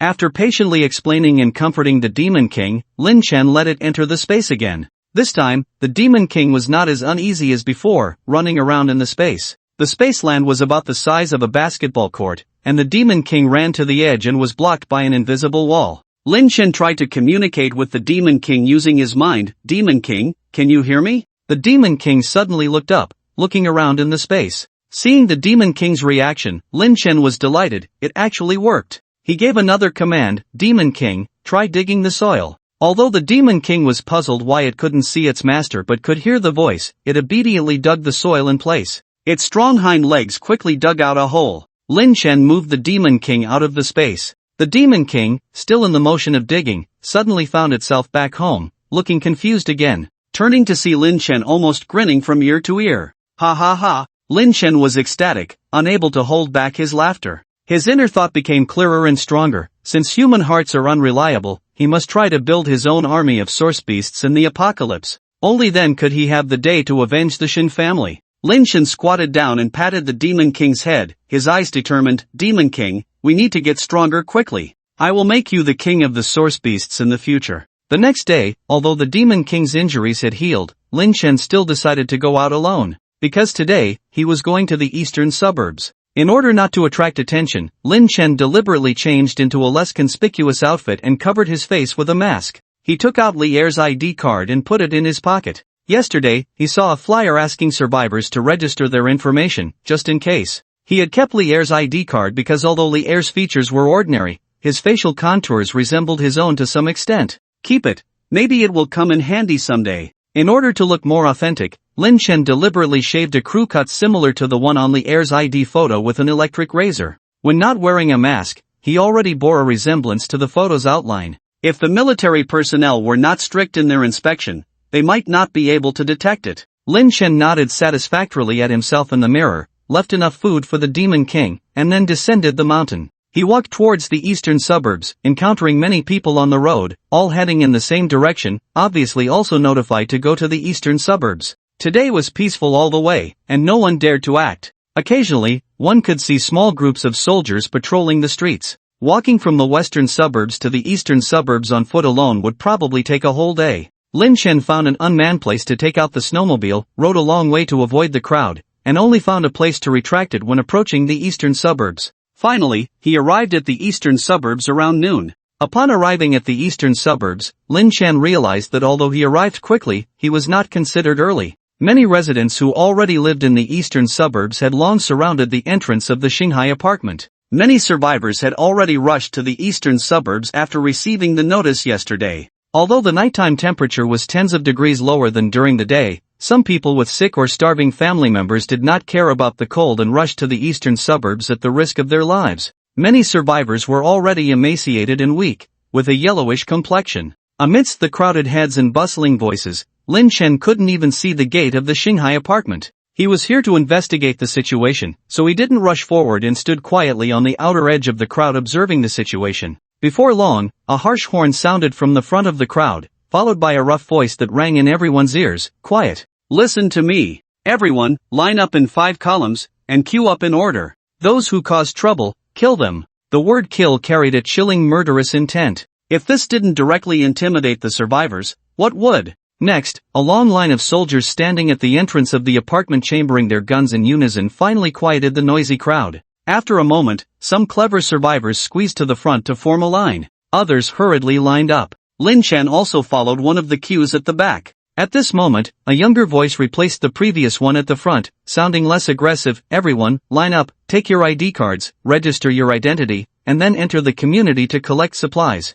1 ID card for 1 supply. For family members collecting on behalf, please show your household registration or marriage certificate for verification. Those who falsely claim or take more than their share will lose their permanent eligibility to receive supplies. Please collect supplies rationally. If your ID card is lost, you can register and verify it on the right side here. During this special period, to prevent disturbances, we must be serious. Please understand. Job applicants, please register for interviews on the left side. Lin Chen stood at the back of the crowd observing. Although he couldn't see clearly, he could tell from the speed of the queue that the inspection was not very strict. After a while, there was suddenly a commotion ahead. My surname is Chen. What's the problem if my son's surname is Huang with my wife? Why can't I collect it? A man at the front of the line shouted excitedly. The registrar said, if you want to collect on behalf of your family, please show your household registration or your wife's identity and marriage certificate. I ran all the way from the southern district. I didn't bring those documents. Without proof, you can only collect supplies for yourself. Ha! Hey, aren't you supposed to serve the people? What kind of service attitude is this? Believe me, I will complain about you. The man wanted to say something, but suddenly a cold gun barrel was pressed against his temple. Can't you understand what he said? With identification, you can collect on behalf. Without it, you can only collect one. Now, either go get your own, or go home and get your documents. Troublemakers, die. The voice was the rough voice that had appeared on the loudspeaker before. The man in the green military coat looked burly, with a square and rugged face. One of his eyes had an abnormal cloudy color, indicating an injury that added a touch of ferocity to his stern face. The threatening voice combined with the cold touch of the gun barrel on his temple made the troublemaker's legs go weak, and he knelt directly on the ground, saying, yes, yes, yes. The troublemaker got up, took the sign from the registration personnel, and hurriedly ran through the right-hand passage into the apartment. Many others who had similar intentions as the troublemaker were deterred by this scene. The pace of the queue quickened. Soon, people who had registered earlier were seen coming out of the apartment carrying a large black bag. The people in the queue immediately shifted their gaze to the bag, as if trying to see through it to find out what was inside. Someone in the queue boldly shouted, "Hey, what did you get?" The person did not answer, tightened his grip on the bag, and hurried away. As the queue moved forward, after waiting for 3 hours, Lin Chen had reached a position near the front of the line, with about a dozen people ahead of him. After observing for a while, he noticed that the only strict part of the process was the verification for those collecting on behalf of others. Individuals collecting supplies only needed to register their information from their ID cards and state their pre-apocalypse occupation to enter the apartment and collect supplies. Those whose professions matched the recruitment criteria for building shelters would receive additional benefits and be directed to another area. Lin Chen was particularly interested in the man who had been standing in front of the soldiers all along. This man exuded a strong and commanding presence, standing sharply ahead of the queue, matching the intimidation of the row of armed soldiers. A soldier had approached this man earlier to report something, and Lin Chen faintly heard the soldier address him as General Lin. Could this man be the leader of the Sand City forces? Lin Chen did not stare too long, to avoid being noticed. Finally, it was Lin Chen's turn in the queue. He presented Li Er's ID card to the registration personnel. After a brief glance, the registration officer noted down his age and gender from the ID card and asked, "What was your previous occupation? Why are you wearing a mask?" Cough, cough, cough. I've been coughing badly these past few days. I'm afraid I might have caught the flu. Do you have any medicine in your supplies? Lin Chen coughed forcefully a few times, his voice hoarse, and said, "I used to be an accountant." The staff member glanced at the ID card and Lin Chen, then handed him the ID card and a metal tag, saying, "Go in, present the tag to collect your supplies." Next, Lin Chen took the tag and walked into the apartment through the segregated passage guarded by soldiers. Inside, there was no chance of getting lost, as 2 soldiers stood every meter along the path, holding guns. It was like a guard post every 5 steps and a sentry every 10 steps. By following the path outlined by the soldiers on both sides, one could reach the supply collection point. Lin Chen carefully examined the cold metal tag in his hand. It was essentially a rectangular metal piece, possibly made of aluminum alloy, with a stamp of the Xia country emblem on it. It seemed to be hastily cut from a large piece of aluminum alloy, with rough edges that could cut if not handled carefully. The process of receiving the metal tag and entering the apartment to collect supplies seemed somewhat redundant, but Lin Chen understood that distributing supplies directly at the entrance of the apartment would pose risks. Supplies are directly piled up at the door. First of all, it is easy to encounter blizzards or snow outdoors, and the supplies are not easy to transport and store. Secondly, with so many survivors, seeing the supplies will inevitably make some people desperate and rush to grab them. If there are too many looters, it may lead to riots, and then it will be difficult to defend the apartment entrance. Now, by effectively diverting the crowd and deterring those with ill intentions, if someone tries to loot supplies in the apartment, they will not be able to escape the tight defense. This minimizes the occurrence of riots and accidents to the greatest extent, achieving tight security on the outside and loose security on the inside. This is only what Lin Chen can think of, perhaps there are more reasons. Turning a corner, a person who had just received supplies was walking towards him. Lin Chen casually glanced over and coincidentally, this person actually looked somewhat familiar to him. Qian Liangliang held the supplies in his arms vigilantly, afraid that the things in his arms would disappear. These days, he has suffered a lot. Although he initially managed to deceive 2 pieces of clothing and some food with his cleverness, he quickly couldn't deceive anyone anymore. Not only that, he was also robbed and almost lost his life. Qian Liangliang had been hungry for 2 full days, and he ran here before dawn to finally get some supplies. At this moment, Qian Liangliang noticed that the person walking towards him was looking at him. Lin Chen had his face covered and was wearing a hat that day, and he was also accompanied by a demon, so Qian Liangliang did not recognize him. "What are you looking at?" Qian Liangliang glared at Lin Chen and quickly walked towards the entrance of the apartment. Lin Chen then remembered that Qian Liangliang was the person he had encountered a few days ago, so he retracted his gaze. The 2 of them did not know each other, but they would soon meet again. The place to receive supplies is the property lobby of the apartment. When Lin Chen arrived, there was also a queue inside. However, there were not as many people as at the entrance of the apartment. Lin Chen could only line up at the back of the queue again. After a while, an elderly lady bypassed from behind and hurriedly walked to the front of the line, naturally inserting herself at the front. Immediately, someone dissatisfied said, "Hey, lady, why are you cutting in line?" The elderly lady stood with her hands on her hips and confidently said, "I have trouble with my legs and feet. I've been walking for a long time and my legs are sore. It's only right for you young people to give way. Don't argue. Haven't you seen that those soldiers guarding the supplies are not saying anything?" Everyone glanced at the soldiers who were expressionless and tightly guarding the supplies, and some people could only silently endure this. But some people couldn't stand it and said, "We all came a long way and waited in line for a long time. Just because you're old, can you rely on your age to cut in line? Your physical strength doesn't seem to be worse than us young people even after walking such a long way." The elderly lady disdainfully looked at the person speaking. "Young man, everyone else is not saying anything. It's only you who keeps harping on this trivial matter. Can you be more magnanimous? Making a fuss won't benefit any of us. Stay quiet, understand that not listening to the advice of the elderly will lead to trouble right in front of you." The elderly lady is not scary, but it's scary when the elderly lady is educated. This remark made the other person seem unreasonable, and that person gritted their teeth, too angry to speak. "Humph, not listening to the advice of the elderly, you'll be happy for several years, right?" At this moment, a young man in front of Lin Chen suddenly smiled and spoke, walking over and pulling the elderly lady out of the crowd. Everyone was quite surprised that someone would stand up at this time. All the people who were originally unhappy because of the elderly lady cutting in line showed a pleased expression.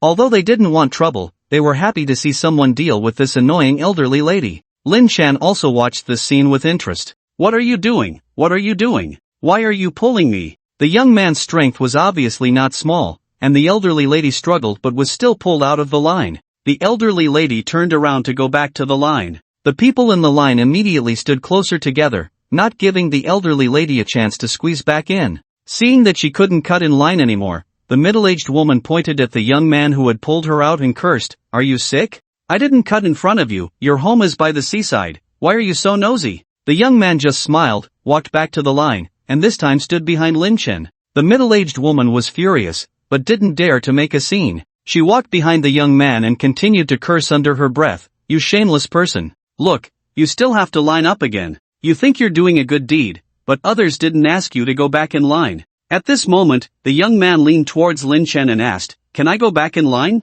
Lin Chen made a gesture of approval. The young man raised his eyebrows, looked smugly at the infuriated middle-aged woman, and went back to stand in front of Lin Chen. Lin Chen found this person quite interesting. It was just a matter of changing positions in line. Whether or not to let him in didn't matter. The key was the attitude and behavior of this young man that puzzled Lin Chen. The young man didn't exude the sudden sense of despair that surrounded the others. On the contrary, he carried an attitude of nonchalance and positivity from the peaceful era before the apocalypse. When everyone was still in line, Lin Chen hadn't noticed it. But with this action, he immediately felt the difference in the young man. Perhaps feeling too strongly scrutinized by Lin Chen, the young man suddenly turned his head and blinked at Lin Chen. His eyes were clear and bright, devoid of the sinking, despairing, and vigilant emotions that almost everyone else had, yet there was an emotion that Lin Chen couldn't quite grasp. "Thank you," the young man said with a smile to Lin Chen. Lin Chen nodded, lowered his gaze, and stopped looking at the young man. No matter how special he was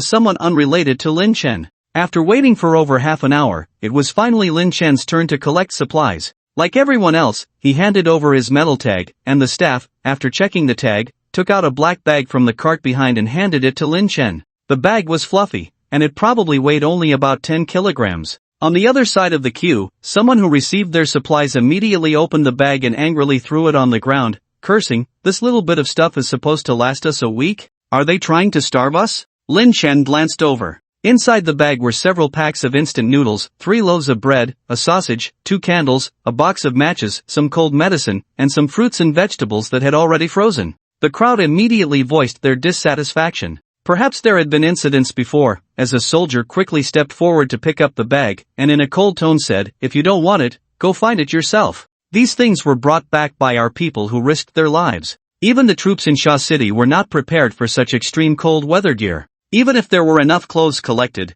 essentials like waterproof snow boots and gloves were basically non-existent in Sha City. In the past few days of collecting and transporting supplies, many soldiers had suffered frostbite and even lost fingers and toes. Everyone was well aware of the situation outside, and in the end, no one could say a tough no. Snatching back his bag angrily, he walked away. Having these things was already good. In a few months, they wouldn't even be able to eat these. Lin Chen thought to himself. Before leaving, he noticed a large notice posted on the wall of the hall. It detailed the exchange of contribution points for materials and the reverse exchange of materials for contribution points. There were also paper and pens available for people to copy and take home. Lin Chen also picked up a pen and paper to copy down a list. 100 kilograms of sand exchanges for 5 contribution points. 100 kilograms of cement exchanges for 10 contribution points. 100 kilograms of steel bars exchanges for 20 contribution points. A list of building materials and their exchange details. Below are details of items that can be exchanged for contribution points, such as undamaged circuit boards, various electrical appliances, or car parts, various precision parts, wires, etc. What catches the eye is the detailed list of items that can be exchanged for contribution points. List of items exchangeable for contribution points. 5 contribution points can be exchanged for a pack of instant noodles, or a loaf of bread, or a sausage. 10 contribution points can be exchanged for 5 kilograms of charcoal, or a liter of diesel, or a candle. 20 contribution points can be exchanged for a cotton jacket, or a cotton quilt, a No. 5 battery. 200 contribution points can be exchanged for a military flashlight, or a military horn. 500 contribution points can be exchanged for the right to live in a single-person shelter. 1,000 contribution points can be exchanged for a cold weapon. Types include entrenching shovel, military knife, bayonet. 2,000 contribution points can be exchanged for a dagger gun, similar power to a pistol within 10 meters. 3,000 contribution points can be exchanged for a crossbow, specialized for the Xia country forces, or a pistol. 5,000 contribution points can be exchanged for gene pills, repair genes, strengthen physique, slightly accelerate healing of internal and external injuries. 10,000 contribution points can be exchanged for gene tablets, repair genes, strengthen physique, to some extent accelerate healing of internal and external injuries. The aforementioned items can be obtained as long as survivors are willing to spend time and effort to collect contribution points. Especially for some electronic components, each piece can be exchanged for dozens of contribution points. With luck in finding a few pieces, the issue of food and clothing can be solved. What surprised Lin Chen was seeing two things on the list that should not have appeared. Gene tablets, gene pills. Lin Chen's eyes flashed. When he saw these two things, he quickly recalled the pills and tablets he obtained from the Shin family. Although it was surprising that the military had such things, it was not too unbelievable. If even the Shin family had them, the country must have developed them as well. In his previous life, Lin Chen had heard rumors of soldiers unlocking genetic locks. What Lin Chen did not expect was that the commander of Sha City would actually bring out these things as rewards to motivate survivors. Ordinary people have no concept of these pills. Repairing genes, they can indeed repair collapsed genes to some extent, but they are only useful for those who have unlocked genetic locks. Normal people who take them can only absorb a little source material and slightly increase their physical strength. It is still better to exercise and improve physical fitness. As for healing injuries, Lin Chen admits that they have this effect but only in cases of minor injuries. For serious injuries, like the previous Shin Jinbin, one would need to take 6 pills at once to hang on to life, and then continue to be saved with modern medical technology. Now, if seriously injured without modern medical equipment, even taking 10 pills would result in death. So, this function is also quite redundant. Lin Chen could see at a glance that these items were just a gimmick, like the grand prize in a scratch-off lottery, attracting people to buy them. 10,000 contribution points, it is impossible for anyone to reach this level in a short time. If achieved, it would be several years later. What still caught Lin Chen's eye was the crossbow worth 3,000 contribution points. He wondered if the power of the Xia country's crossbow would surpass that of the Lighthouse country's interception crossbow, considering the long history of the Xia country's use of crossbows. Seeing items like batteries, flashlights, Lin Chen speculated that the Sha City forces should have a lot of military supplies well sealed or stored underground, not destroyed by electromagnetic storms. However, apart from trivial items like flashlights and horns, the other items would probably not be brought out. Lin Chen copied a list at random, and by the time he left the distribution center, it was already past 3 in the afternoon. In about an hour, it would be getting dark. When he returned to the entrance of the apartment, he could already hear soldiers using horns to disperse the still unchanging crowd. Today's distribution of supplies will end in half an hour. Those who have not received supplies can come back tomorrow. And there were soldiers walking around with military horns to inform those coming from behind. There were sounds of dissatisfaction and complaints in the crowd. Some of the people at the back of the line were unwilling to leave. Lin Chen walked out of Shanghai apartment with a bag not far, and soon noticed several unfriendly gazes. These people had been eyeing him since he walked out of the apartment. The distance to Shanghai apartment was still very close, and there were more soldiers patrolling around than in other places. Lin Chen sneered inwardly and continued to walk without showing any emotion. After walking another 2 kilometers and passing through an empty street, these people finally couldn't help but jump out. 6 masked men, divided into 2 groups, blocked Lin Chen's way forward and backward. One of the masked men pointed at Lin Chen with a fruit knife in his hand. "Kid, hand over what you have in your hands voluntarily, and we will spare your life." Lin Chen raised the bag in his hand and shook it. "Here you go." A flash of joy appeared in the eyes of the masked man, and he took a few steps forward to take the bag. However, as the masked man approached, Lin Chen took a step forward, grabbed the masked man's right hand, and plunged the fruit knife in the masked man's abdomen. He quickly pulled out the knife and rushed towards the other 2 who had not reacted yet. Moments later, 6 lifeless bodies lay on the cold snow. Since the incident with Shin Jinbin, Lin Chen always made sure the bodies had completely lost vital signs before leaving or directly storing the bodies in his space. Due to the previous inability of the space to hold living things, any body that could be stored in the space was definitely dead. Originally, he had planned to store the bodies of these few people in the space. But for some reason, after killing these 6 people, he still had a feeling of being spied on. He couldn't pinpoint where this feeling was coming from. Lin Chen was secretly vigilant, did not use the space, confirmed that these people were all dead, got up and left. Long after he left, a figure appeared on the snow carrying a head with distorted features. If Lin Chen were here, he would recognize the face of the head that couldn't close its eyes. It was the ant who had cut in line at the distribution center before. And the person carrying the head turned out to be the strange young man who had been in front of Lin Chen before, looking harmless. The young man looked in the direction Lin Chen had left, a mysterious smile on his face. Interesting. After Lin Chen left that street, the feeling of being spied on disappeared. Just to be safe, he walked a few more kilometers while carrying the bag. Finally finding a secluded corner, he stored the bag in his space. After changing his appearance, Lin Chen took out a snowmobile and headed towards the western suburbs. By the time he was halfway back, it was already dark. After dark, Lin Chen no longer hid, he directly rode the snowmobile onto the main road. Only Lin Chen's headlights were on the dark street, attracting the attention of many shivering survivors rushing on the road. "Damn! What is that?" someone exclaimed. "Snowmobile. Boss, give me a ride." Someone envied. "Damn, where did a snowmobile come from in Sha City?" Someone doubted life. "Are there still cars that can be driven now? I'll go look for one tomorrow." Someone held a glimmer of hope. Lin Chen's face was hidden behind goggles and a mask. No one could see clearly. They could only watch with envy, jealousy, and hatred as Lin Chen disappeared into the distance. Once in the western suburbs, Lin Chen stored the snowmobile in his space to avoid being tracked from the traces left by the snowmobile. After clearing his footprints, when he returned to Wulong Village, it was almost 7 o'clock in the evening. Just as Lin Chen entered Wulong Village, he sensed that something was amiss. Since the arrival of extreme cold, the night was devoid of the usual sounds of insects and birds,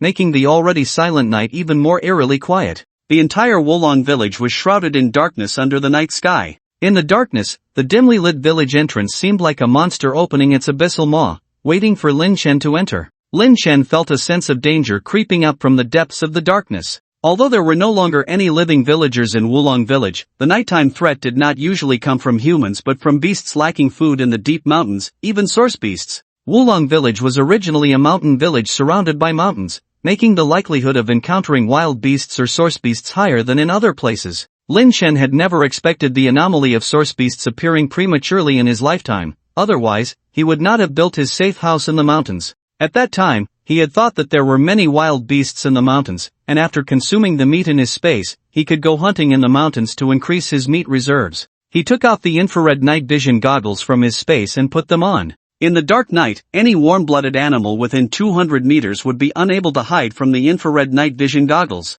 He then took out his weapons and walked towards the village's outskirts. On one side of the village's outskirts was a field, while on the other side were the village houses. Tonight, with no wind and snow falling, the field full of wild grass revealed everything without any buildings obstructing the view. Lin Chen focused his attention on this side of the village. He proceeded cautiously step by step. After walking for a few minutes, he still did not see anything suspicious in his line of sight. He could only hear the faint sound of his footsteps in the snow. Could it be that he was overly suspicious? Lin Chen thought to himself. However, he did not let his guard down and proceeded with caution. In the apocalypse, even if he wasted some time and energy being overly cautious, it was still better than dying due to his carelessness. After walking for a few more minutes, a red light suddenly flashed in the infrared night vision goggles. It disappeared in an instant behind a building. What was that? Lin Chen stood still, on guard. He now had a gun in his hand. Seeing the red light confirmed his intuition that there were indeed living creatures in Wulong Village. The red light had streaked across the sky, definitely not human. Lin Chen held his breath slightly, staring intently at the spot where the red light had just disappeared. About 3 to 4 minutes later, with a strange sound, another red light flashed and disappeared in the infrared night vision goggles. This time, it was closer to his position. As time passed, Lin Chen remained on high alert. Just as the red light appeared in his line of sight again, he quickly aimed at the red light and fired his gun. Bang! The gunshot caused the thing pouncing towards him to stagger, falling from the sky and landing with a heavy thud in the snow. It quickly stood up as if nothing had happened and lunged towards Lin Chen. This time, Lin Chen saw clearly what it was. It was actually a primate-like creature. In the infrared night vision goggles, this primate's arms looked particularly robust, using both hands and feet when running, with palms even larger than a basin. It was undoubtedly a mutated long-armed ape. The sound Lin Chen had heard earlier was because this long-armed ape had been swinging around the village's buildings in mid-air. As the long-armed ape approached within 100 meters, the treasure bowl immediately issued a prompt, detected a first-order source beast within 100 meters. Lin Chen was not surprised but delighted. He put away his gun and took out a military knife. He wanted to see if he could tame this long-armed ape. Although he had already thought of forming a source beast army, if source beasts could not be tamed, then even if his space could contain living creatures, his plan could not be implemented. He wanted to test if his idea could succeed with this long-armed ape. Now that he had unlocked the second stage of the gene lock, he could also test his true combat power with this first-order long-armed ape. Lin Chen's eyes filled with fighting spirit as he wielded his military knife and charged straight at the massive long-armed ape. The long-armed ape, seeing Lin Chen not retreating but advancing, swung its basin-sized palm with a howl towards Lin Chen. Sensing the foul-smelling fur coming towards him, Lin Chen agilely dodged. He brought down his knife on the long-armed ape's arm in front of him. The The blade sank an inch into the flesh but was caught by the ape's muscles, unable to go any further. Such strong defense. His current strength was several times stronger than when he first unlocked the first stage of the gene lock. How could the wound he inflicted on this long-armed ape be less severe than the mutated wild boar before?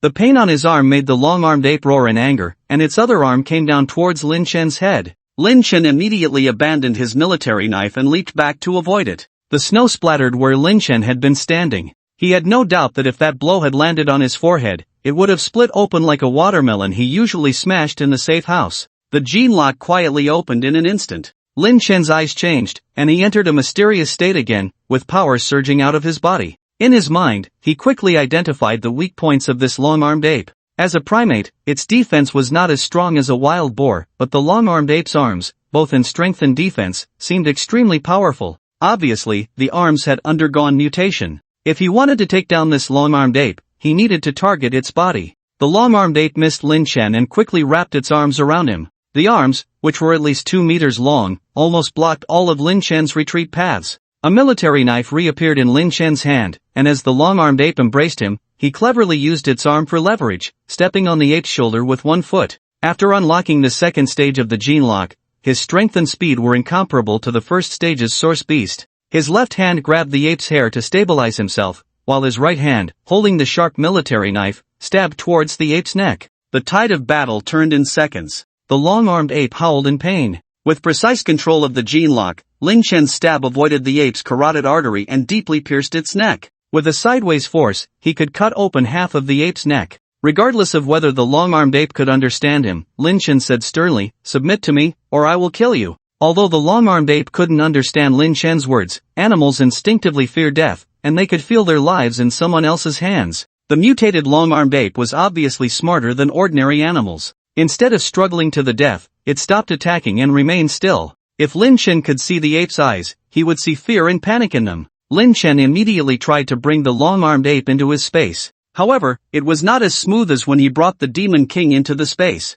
When he tried to pull the ape into the space, he felt resistance. Lin Chen increased the force in his hand, and the military knife went deeper. He threatened with a tone full of killing intent, "Do not resist." Time was running out, with only 8 seconds before the gene lock would weaken him. If he failed, he would have to kill the long-armed ape immediately to eliminate the threat. He knew that wild animals could not understand human language, so he released his killing intent to make the ape understand his intentions. If that didn't work, he would have to come up with another plan next time. Lin Chen silently counted down in his heart. 5, 4, 3, 2. The next second, the long-armed ape disappeared from the snow. Lin Chen landed. Success! He immediately entered the space to check. The long-armed ape appeared bewildered on the ground in the space. Noticing that the blood was still flowing on his neck, he grabbed a handful of mud and patted it on his wound, then looked around. Lin Chen regained consciousness. The next moment, a sense of weakness swept over him. This time, Lin Chen did not stagger and kneel down,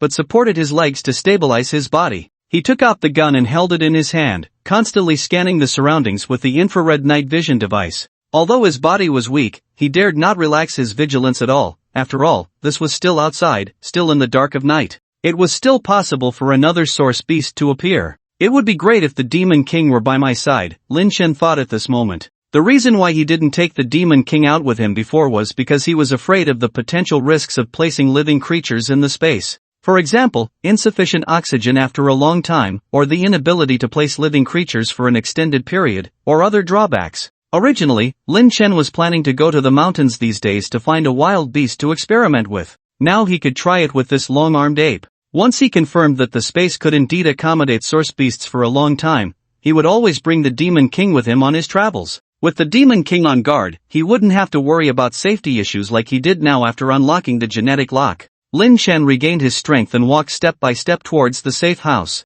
Half an hour later, he finally returned to the safe house. When the Demon King heard the sound of the door opening, it quickly came forward, sniffing Lin Chen curiously. Lin Chen habitually reached out and touched the Demon King, plucking the short fur that had grown out a few times, then went to take a bath and change his blood-stained clothes. Being able to tame a source beast this time was a huge gain for him. Whether he could fully make this source beast serve him like the Demon King still depended on the future development. After dinner, Lin Chen tried to communicate with the long-armed ape in the space. However, although the long-armed ape was intelligent, having lived in the wild all the time, it couldn't understand human language at all. Instead, it was startled by the sudden appearance of a voice in its ear and started to move around the space anxiously. Lin Chen thought for a moment, glanced at the obedient Demon King watching instructional videos on the side, and said, "Demon King, I have a task for you." The Demon King turned its head and looked at Lin Chen in confusion. Woof. A dozen minutes later, Lin Chen sighed as he watched the scene of a dog and an ape chasing each other in the space.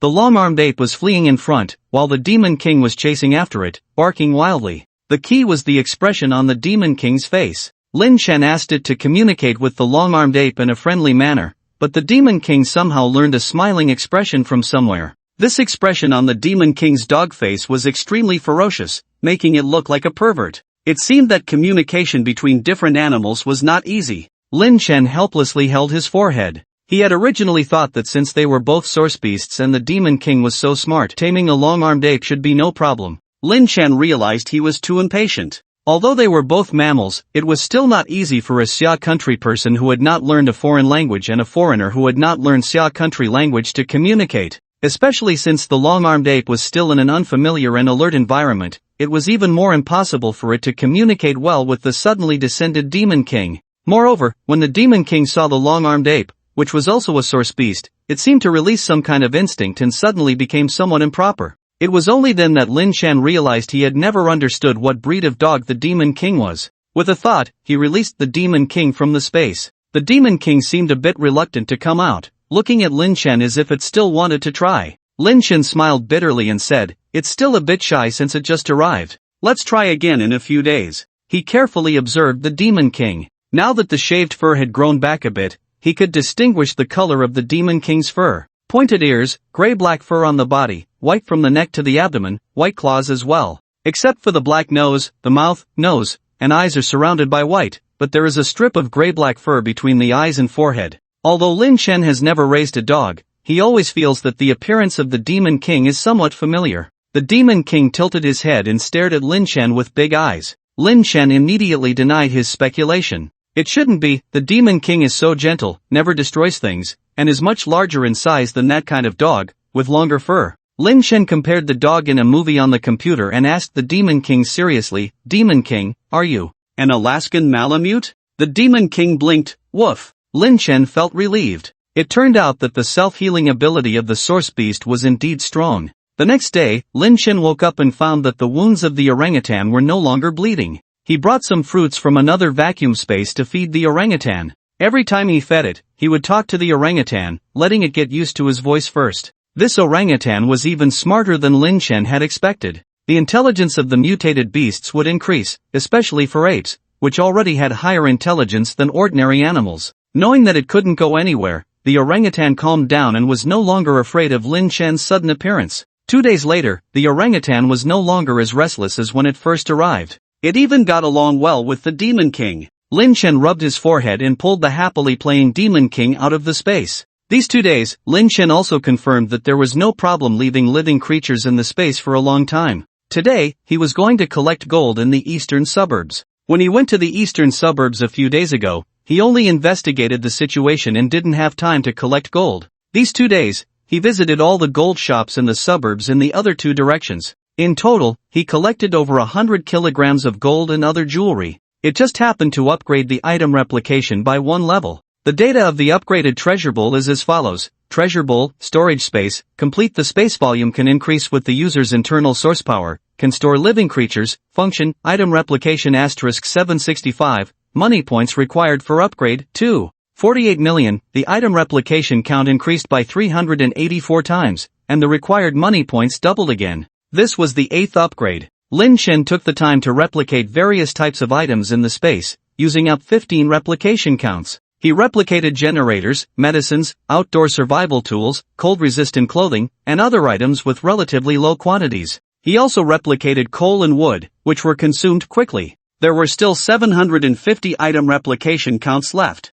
After reminding the Demon King and the orangutan not to fight again, Lin Chen put the Demon King into the space, got dressed, and went out. It was snowing heavily outside today, so Lin Chen was wearing a waterproof and warm suit from head to toe. When traveling in the snow, if the clothing is not waterproof, no matter how thick it is, it won't keep warm. Snowflakes melting on the body and freezing on the clothes will make a person cold to the bone. Survivors on the road were holding umbrellas, and their shoes were wrapped in nylon and plastic bags to prevent water leakage. They had to shake the umbrella to remove the snow every now and then, to avoid carrying extra weight. The survivors on the road envied and even felt jealous of Lin Chen's attire. Since the Sand City troops distributed supplies, once the surrounding villages and counties received the news, they all headed toward Sand City with their families. The blizzard and low temperatures had caused many deaths in the city in less than half a month. People coming from the surrounding areas would knock on the windows, confirm that a house was empty, then directly break in or enter through broken windows. They would throw the frozen bodies inside onto the road,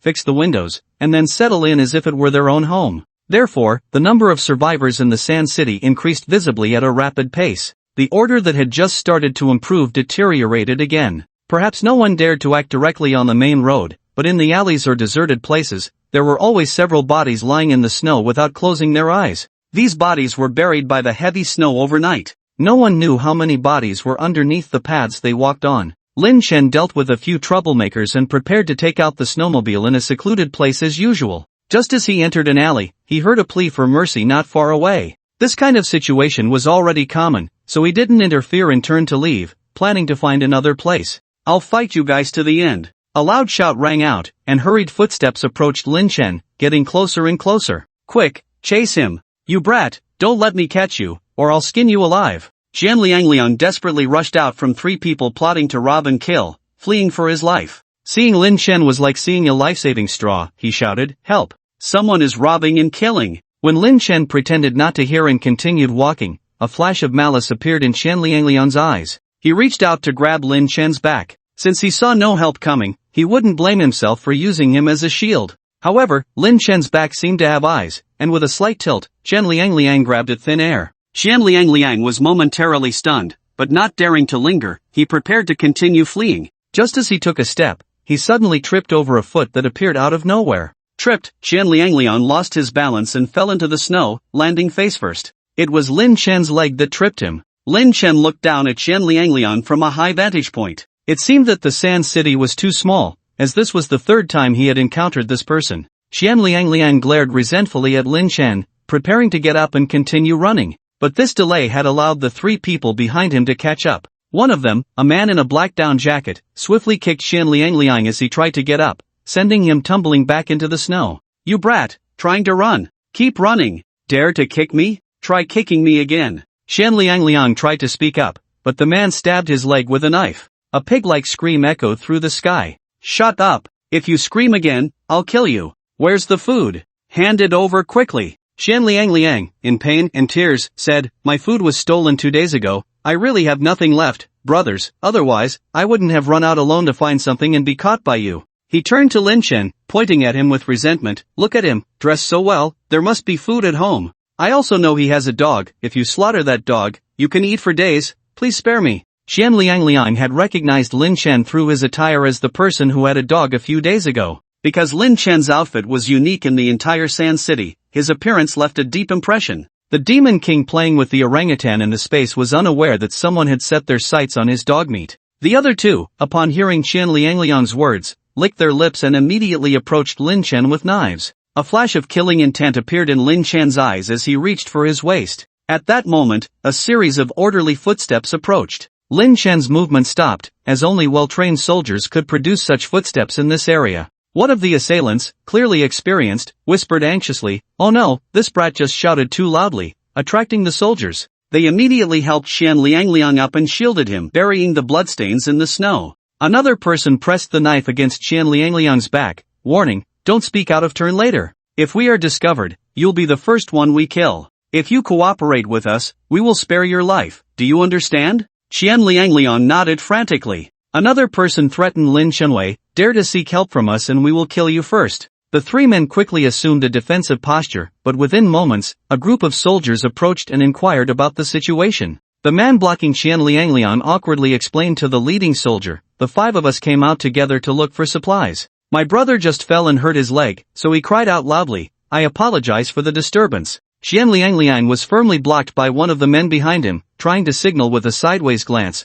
only to feel the blade behind him pierce his clothes, making him immediately stop moving. The other 2 also quickly put on harmless expressions. The leading soldier scanned the group suspiciously. Looking at Lin Chen, who was clearly not with the group, he asked, "Is that so?" Obviously, these soldiers were also aware of the situation in Shushi now. The three thugs immediately broke out in a cold sweat. If the Shushi troops found any robbery, they would directly take the culprits to the nearby Public Security Bureau. The nearby Public Security Bureau was said to be overcrowded these days. If anyone thought the current Public Security Bureau was the same as before the apocalypse, they were mistaken. Those caught would be crammed into a cell with dozens of people, without food or bedding. Dozens of people squeezed together wouldn't freeze to death, but the filth, disorder, and stench, along with constant hunger, made it unbearable, not knowing how long they would be held. That kind of torment was truly terrifying. Of course, they could resist, but the result of resistance was death, and killers would be shot on the spot. The three thugs turned their heads and stared intently at Lin Chen. Xian Liang, who was blocked by one of the thugs, had a look of ecstasy on his face, screaming in his heart, "Damn it, blink quickly, so I can be saved too." Just when everyone thought Lin Chen would seek help, Lin Chen glanced in Xian Liang's direction, and due to his position, he caught sight of Xian Liang's ecstatic expression. He shook his head at the soldier. "I was not kidnapped." The look of ecstasy on Xian Liang's face froze, showing an incredulous expression. The three thugs were secretly surprised, but they also breathed a sigh of relief. At this moment, another cry for help came from the street outside, someone shouting, "Help!" The leading soldier's expression tightened, ignoring the somewhat strange atmosphere of the five people, and quickly led the team towards the outside. After the soldiers left, the three thugs resumed their fierce expressions. One of them, staring at Lin Chen as if he had a deep grudge, said to Qian Liang, "Take off your clothes and shoes, and get lost." Qian Liang had thought he had missed the chance to seek help from the soldiers and was doomed. Seeing that the three men were really going to let him go, he didn't care about the cold and quickly took off his clothes and shoes. He dared to guarantee that he had never undressed so quickly the first time he got into bed.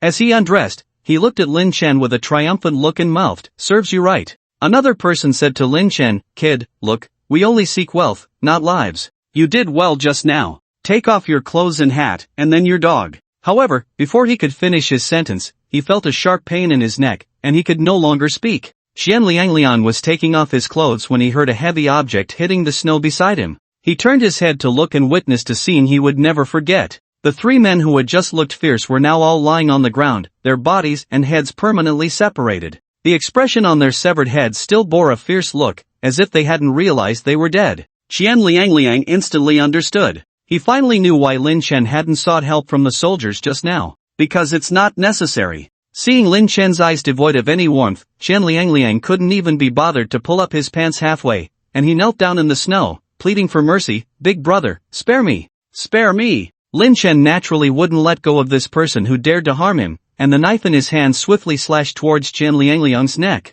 At that moment, as if knowing he was doomed, Xian Liang suddenly had a realization and said, "Big brother, I know a place where there is a lot of gold." Lin Chen paused his hand that was about to strike, instead placing it on Xian Liang's neck, squinting his eyes and looking at him with a chilling intent. "How do you know I need gold?" "Big brother, everyone around here already knows about the incident where you took a big dog out to rob a jewelry store and killed a monster." "Hee, I heard about it too." Xian Liang smiled and cried, cold sweat continuously dripping from his forehead, quickly turning into frost. Soon, his head was covered in white snow. Lin Chen asked, "Do you know where there is a large amount of gold?" I know. I used to work at a place where my boss, he has a habit of buying gold, and..." Xian Liang hesitated slightly. Lin Chen impatiently interrupted, "Are you trying to deceive me? How much gold can one person buy? Will that person's gold be more than what's in the jewelry store?" Xian Liang immediately remembered that his life was in the hands of the other person, and quickly said, No, not just a little, there is definitely a lot. I heard many people have given him gold. He is my big boss." He glanced sneakily at Lin Chen. These were things he shouldn't have said. But in the current situation, even if he said it, what difference would it make when his life was already at stake, and who cared about being retaliated against by the leader? Seeing that Lin Chen had indeed restrained his killing intent, Xian Liang knew that his life was temporarily saved. "Where?" Lin Chen asked. Originally, after collecting gold in the eastern suburbs today, he was planning to visit other cities nearby. But without prior scouting in other cities, the collection speed would be much slower than in Sha City. If he could speed up the process, that would be even better.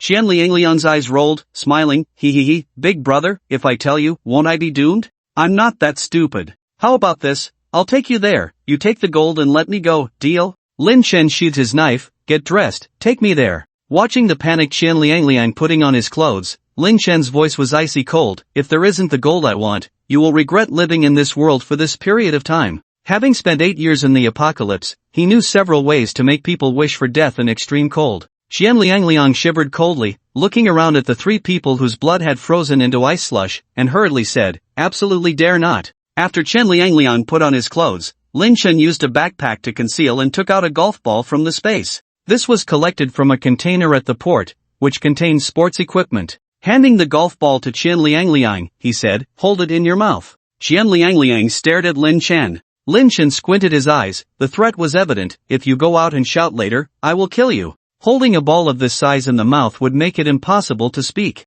Reluctantly, Qian Liangliang held it in his mouth and put on the mask that Lin Chen handed him. There was no abnormality from the outside. Originally, Qian Liangliang, who had wanted to wait for an opportunity to escape on the street, now felt like there was something he wanted to say but hesitated. 2 hours later, Lin Chen and Qian Liangliang arrived at a villa area near the eastern suburbs. Along the way, Qian Liangliang had almost lost hope. Lin Chen's vigilance was astonishing. He didn't find any chance to escape. The houses in the entire villa area looked shorter than usual. Now the ground floor in the low-lying areas of Sha City is no longer habitable. The continuous snow has accumulated to a depth of more than 3 meters in Sha City. The first floor has been submerged by snow, and the villas, which are usually only 3 stories high, now only have 2 stories left. Following Qian Liangliang's directions, the 2 of them arrived in front of a villa. Is this the place? Lin Chen pointed to the villa where only a little bit of the front gate was visible. Qian Liangliang nodded frantically. Looking around and seeing no one nearby, Lin Chen grabbed Qian Liangliang and, amidst his terrified cries,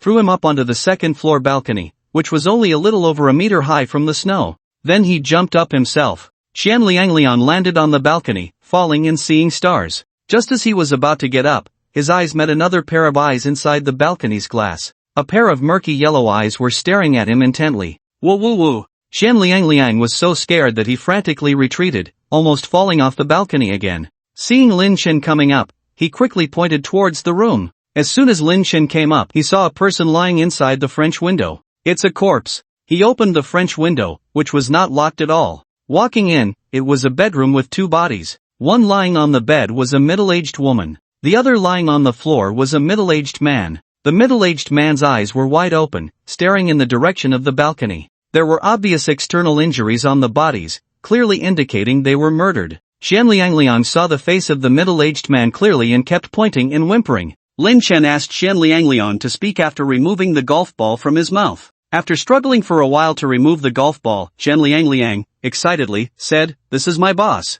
Looking at the traces in the room, Lin Chen frowned. Someone has been here. What? Qian Liangliang, looking at the traces of the looting in the room, looked at Lin Chen with some fear. Afraid that Lin Chen might get angry and kill him immediately, he said, "Shall we look again? Maybe the gold hasn't been taken yet." He didn't even believe what he was saying himself. How could the looters leave behind something valuable? Although gold was not of much use now, what if one day the world returned to its original state? Qian Liangliang just hoped to have a chance to escape while looking for things. Lin Chen glanced at the fidgety Qian Liangliang and said, "You search, I'll watch you." Seeing his little scheme exposed, Qian Liangliang started searching the room listlessly. All the clothes, bedding, and even curtains in all the bedrooms of the villa had been taken away. There were no valuable items to be seen. It was cleaner than after a flood. The more Qian Liangliang searched, the more disheartened he felt, unable to resist sneaking glances at Lin Chen's expression behind him. "Hurry up and search, or I'll kill you right away," Lin Chen urged. Qian Liangliang could only continue searching with a stiff upper lip.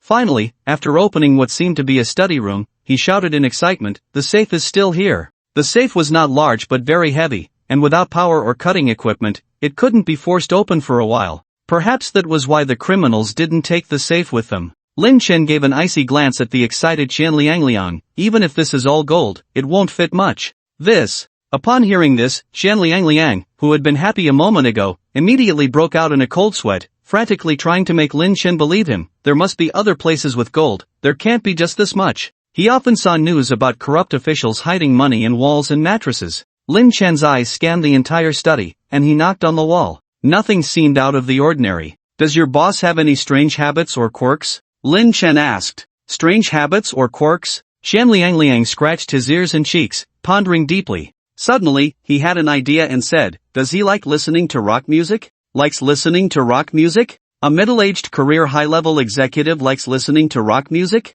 Yes, I heard that he even built a soundproof room just to listen to rock music, and he would invite people over to enjoy it together. But he treasures his sound system and never allows anyone else to touch it, Chen Liangliang said. In the room they had just visited, there were several huge speakers. Let's go back to that room. The two walked back to the room with the speakers. The room was luxuriously decorated, with a huge screen on one side and 6 exaggeratedly large speakers on each side. Across from them was a leather sofa. Lin Chen suspected there was gold in this room. He directed Chen Liangliang, take apart the sofa and see. Chen Liangliang walked towards the sofa, while Lin Chen walked towards the speakers. With speakers this big, it should be easy to hide things, right? He placed his hand on the speakers and shook them. The first speaker was normal. The second one too. On the third one, Lin Chen immediately noticed something unusual. The speaker felt particularly heavy, more than twice as heavy as the previous two. Lin Chen immediately communicated with the space using his mind and extended his consciousness into the speaker.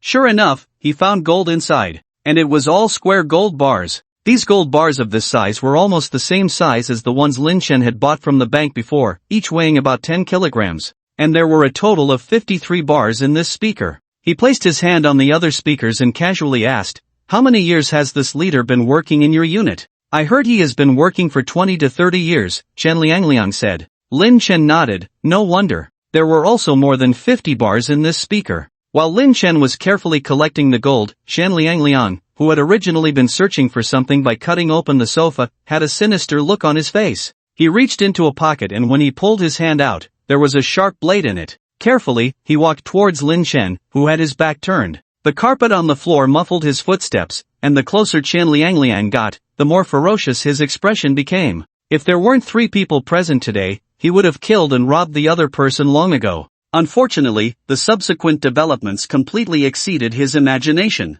What if this guy was cautious? Everyone has a moment of carelessness, just like now. In Chen Liangliang's mind, he could already see the look of despair and shock on Lin Chen's face after he cut his neck with the blade. He took another step closer and slowly raised the blade in his hand. "What are you doing?" Lin Chen turned around, his calm eyes meeting Chen Liangliang's wicked face. Chen Liangliang froze in place, not expecting Lin Chen to turn around. Little did he know that Lin Chen had already noticed and was waiting for him to come closer for the final blow. This person was already useless. Lin Chen quickly drew his knife and beheaded Chen Liangliang. After dealing with this guy, he continued to inspect the remaining 2 speakers. In each of the 2 remaining speakers, there were 50 to 60 bars of gold. Added to the ones found earlier, there were more than 200 bars in total. Over 2 tons of gold. If it were before the apocalypse, this would be worth over 500 million Xia country coins. Lin Chen couldn't help but admire the cunning of this leader. To have gold right under his nose and still invite people over to listen to rock music together.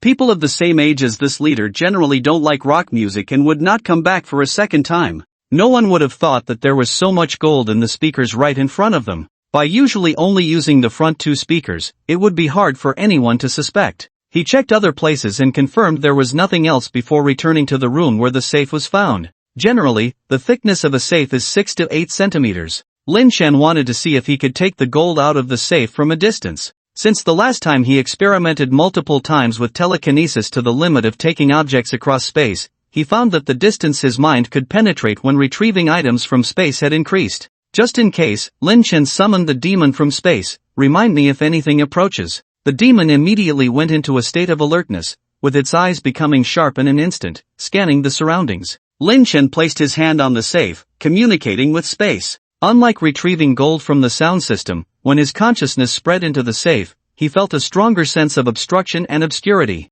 As his consciousness delved in, Lin Chen felt a dull pain in his temples. But he hadn't reached the limit yet. Frowning, Lin Chen concentrated and continued to probe with his consciousness. Finally, success! As the items in the safe were transferred to space, Lin Chen breathed a sigh of relief. Unconsciously, his forehead was covered in sweat. Lin Chen wiped his sweat and checked the items just stored in space. The result was disappointing. In his hand flashed some cash, 2 small gold bars, and some jewelry. The value of these items didn't even compare to a single gold bar found in the sound system. However, Lin Chen didn't mind much. The unexpected joy of obtaining over 2 tons of gold this time was enough. Perhaps he should explore the villa area more? Following the principle of being here, Lin Chen stored all the wooden furniture in the villa into space. The wooden furniture could be burned for fire, and many people might not realize the value of wood, which might disappear in the future. He also took some pots and pans that he found useful. Let's go. Lin Chen cleared out the villa, retrieved the demon back into space, and left from the balcony.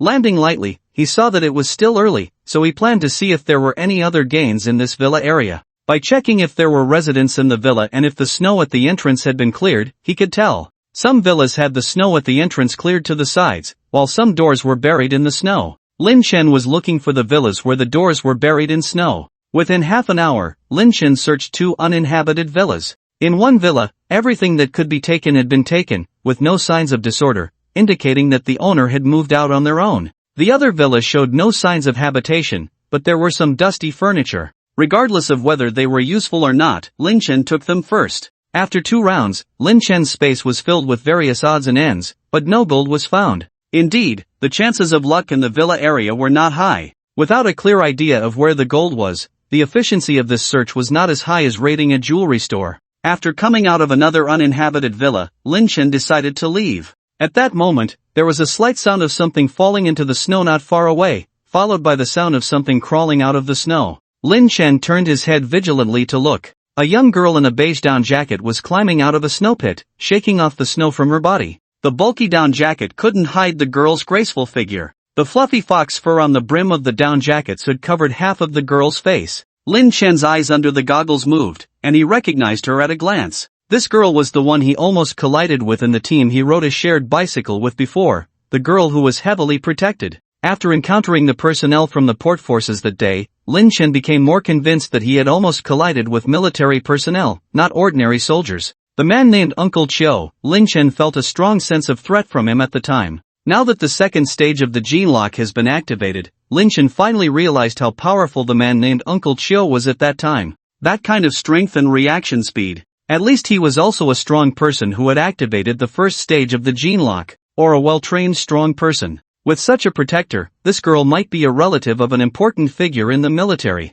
The girl is here, and it is very likely that the man known as Uncle Chiu is nearby. Although his strength now is no weaker than that of Uncle Chiu, he doesn't want to get involved with troublesome people. Lin Chen turned his head and quickened his pace to leave. Since a sudden solar storm, Lu Pianran was taken from school by his father's men to this villa. For more than 10 days, she has not stepped out of this villa. Not because she didn't want to, but because she couldn't. Today, Lu Pianran took advantage of Uncle Chiu's absence and finally slipped out of the villa, escaping the guards. But she found that the world was covered in vast white snow, and she didn't know where the exit of this villa area was. At this moment, Lu Pianran turned her head and saw Lin Chen walking quickly towards the villa area. Lin Chen felt someone following him. He stopped, turned to look at Lu Pianran, and frowned under his protective goggles. "Why are you following me?" The last time he saw this girl, the weather hadn't turned cold yet, he was dressed lightly, and half of his face was still covered by a raincoat. This time, he didn't even show his eyes, and he was wearing a lot more clothes than last time.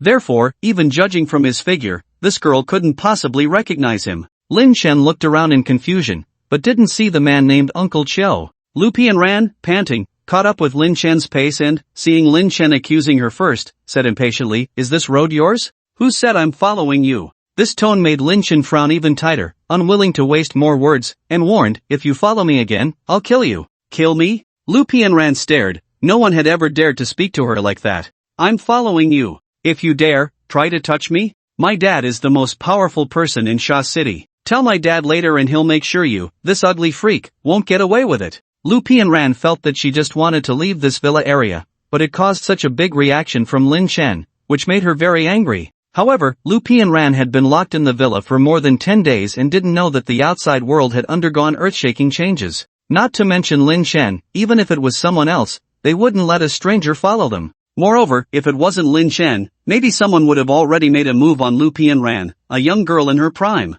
Ugly freak? Lin Chen hesitated whether to deal with this girl. The power behind this girl seemed considerable. Even if he solved it, it would be troublesome. Lin Chen didn't want to deal with such people, so he turned and left. At this moment, hurried footsteps in the distance were rapidly approaching. Xiao Jun had just visited an old friend in the villa area and, upon returning, found Lu Pianran missing, so he ran out in a panic. He came to Lu Pianran, checked her up and down to see if she was injured, and asked with concern mixed with severity, "Xiaoran, are you okay? How did you sneak out like this? Where are you going?" Lu Pianran stuck out her tongue. Sorry, Uncle Chiu, you keep me in the villa every day. I was just too bored and wanted to go out for a walk. Other people protecting Lu Pianran quickly ran over and surrounded her, protecting her heavily. Xiao Jun pulled Lu Pianran behind him, looked warily at Lin Chen, and asked, "Who is this?" Lu Pianran looked at Lin Chen disdainfully and distorted the truth. "I was walking on the road just fine, and he said he wanted to kill me." At this moment, Lu Pianran hoped that Xiao Jun would teach the unscrupulous Lin Chen a lesson. But little did they know that this sentence would immediately escalate tensions between the two sides. Upon hearing this, Xiao Jun's brows furrowed, a surge of killing intent directed towards Lin Chen. Others also reached into their clothes. The eyes under Lin Chen's protective goggles also flashed with killing intent. Was this person deliberately looking for trouble with him? Seeing that the atmosphere was not right, Lu Pianran quickly pulled Xiao Jun and said somewhat nervously, "Forget it, Uncle Chiu, look, I'm fine now. Let's just let bygones be bygones." However, this did not dispel Xiao Jun's killing intent. Lu Pianran was unaware of the dangers of the outside world now, but they were. Someone actually wanted to assassinate the only daughter of the commander of the Sha City forces? Even if they had murderous intentions, it was unacceptable. After listening to Lu Pianran's words, Xiao Jun and the others looked at Lin Chen with even more hostility. "Xiaoran, step back." Xiao Jun was confident in dealing with this kind of small thief, he could easily capture him. With a sudden step on the snow, leaving a deep footprint in place, he charged towards Lin Chen like an arrow. Lin Chen's reaction was not slow either, quickly reaching behind to draw a pistol from the space. He did not bother to defend himself because having experienced the apocalypse, he knew that defending oneself at this moment was useless. Even if the other party had doubts, they would first capture him before anything else, and Lin Chen would never entrust his safety to someone else's conscience. As Xiao Jun moved, Lin Chen had already taken out his pistol and directly fired at Xiao Jun, who was charging straight at him. At such a close distance, a normal person could not dodge the bullet. But at that moment, Xiao Jun's eyes widened, and in an instant, his gaze became vacant, narrowly avoiding the bullet by a hair's breadth. With a surge of killing intent in his eyes, Xiao Jun abandoned his initial plan to capture Lin Chen and interrogate him. This young man was unexpectedly dangerous, carrying a firearm, truly prepared. "Execute on the spot," Xiao Jun ordered as he approached Lin Chen. Lin Chen narrowed his eyes slightly, taking advantage of the moment when the others were loading their pistols, he decisively fired a second and third shot. However, this time, he did not aim at Xiao Jun but at the 6 people standing in front of Lu Pianran. The 6 people protecting Lu Pianran dared not dodge and 2 of them fell instantly. Only then did the other 4 start shooting at Lin Chen. In the moment when the bullets were flying towards him, Lin Chen's demeanor suddenly changed. The genetic lock in his body automatically released, and he dodged the 4 bullets that came at him at a speed almost like a phantom. This scene seemed like a movie plot unfolding before their eyes, with a strong visual impact. When Xiao Jun saw that Lin Chen had also unlocked his genetic lock, his pupils suddenly contracted, shouting loudly, "Wait, this is a misunderstanding." He did not expect Lin Chen to be a powerhouse who had unlocked his genetic lock. Those who could unlock the genetic lock were already above 99% of humanity. If such a person really wanted to kill Lu Pianran, they would not have given him the time to get close to Lu Pianran. The other 4 also stopped shooting, looking at Lin Chen in shock. Obviously, they also understood the significance of being able to dodge so many bullets. However, at this moment, Lin Chen had already made up his mind to act. It was too late for misunderstandings now that he had already acted. He did not believe that killing the other party's men would not cause any resentment. Lin Chen poured out the bullets in his hand without hesitation. Without needing to aim, he fired 3 shots in quick succession, killing 3 people.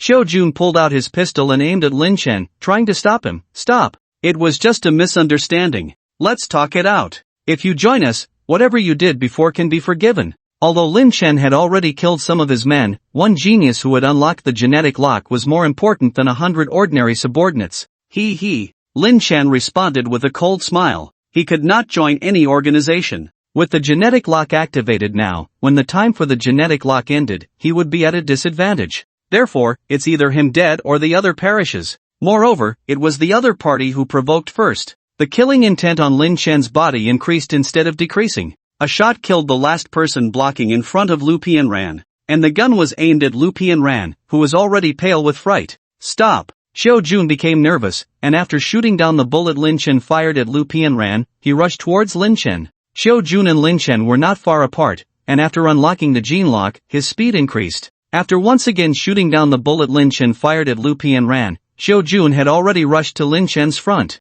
ready to capture him first. Lin Chen gave up the empty gun. Facing the punch coming towards him with a gust of wind from Qiu Jun, he quickly reached out to catch it. Qiu Jun was not surprised by being caught by a punch, as the speed of a person after unlocking the gene lock was faster than the instinctive speed. Even if you... Originally, he wanted to say, even if you have also unlocked the gene lock, you won't be my opponent. It also takes time to adapt and master the unlocked gene lock. And he had been in the first stage of the gene lock for a full 5 years. However, what he didn't expect was that catching this punch from Lin Chen was not the end. A fierce look flashed on Lin Chen's face. He slightly exerted force with his arm, clenched Qiu Jun's fist, and twisted it forcefully. A barely audible crack sound came. At the moment Qiu Jun's punch was caught by Lin Chen, his arm was twisted into a twist by a huge force. Impossible! Qiu Jun's pupils shook. His eyes at this moment were as if he had seen a ghost. The second stage, it was definitely the second stage of the gene lock. Mockery appeared in Lin Chen's eyes. Be more careful in your next life before you act.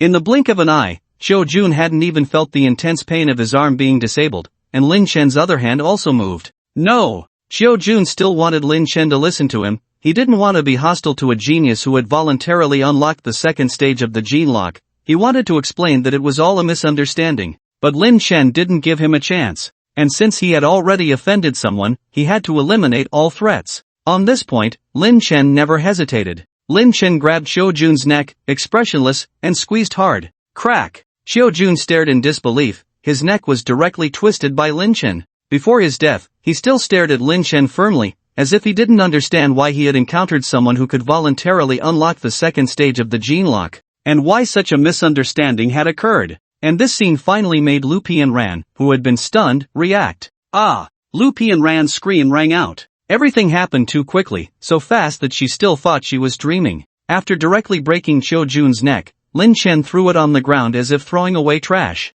Everything that just happened seemed to have taken a long time. In reality, from Qiu Jun's outburst to Lin Chen firing the gun, and then Lin Chen killing Qiu Jun, it was only a matter of a few seconds. In fact, Lin Chen was also somewhat surprised. He found that Qiu Jun had maintained the unlocked gene lock for more than 3 seconds. Originally, he thought that the higher the level of the unlocked gene lock, the longer it could be maintained. This idea was now ruled out by him. It turned out that even without increasing the level of the gene lock, the time it could be maintained could be extended. He needed to go back and study this carefully. At this moment, Lin Chen exuded a strong killing intent, like an Asura coming out of hell. Lu Pianran never dreamed that just by saying a few words, she had caused Uncle Qiu, who had watched her grow up, to die tragically in front of her. It also made several protectors who were like older brothers to her die on the spot. If this had been before the apocalypse, her previous unreasonable behavior of distorting right and wrong might have caused at most a small misunderstanding, perhaps just making people resentful without much harm.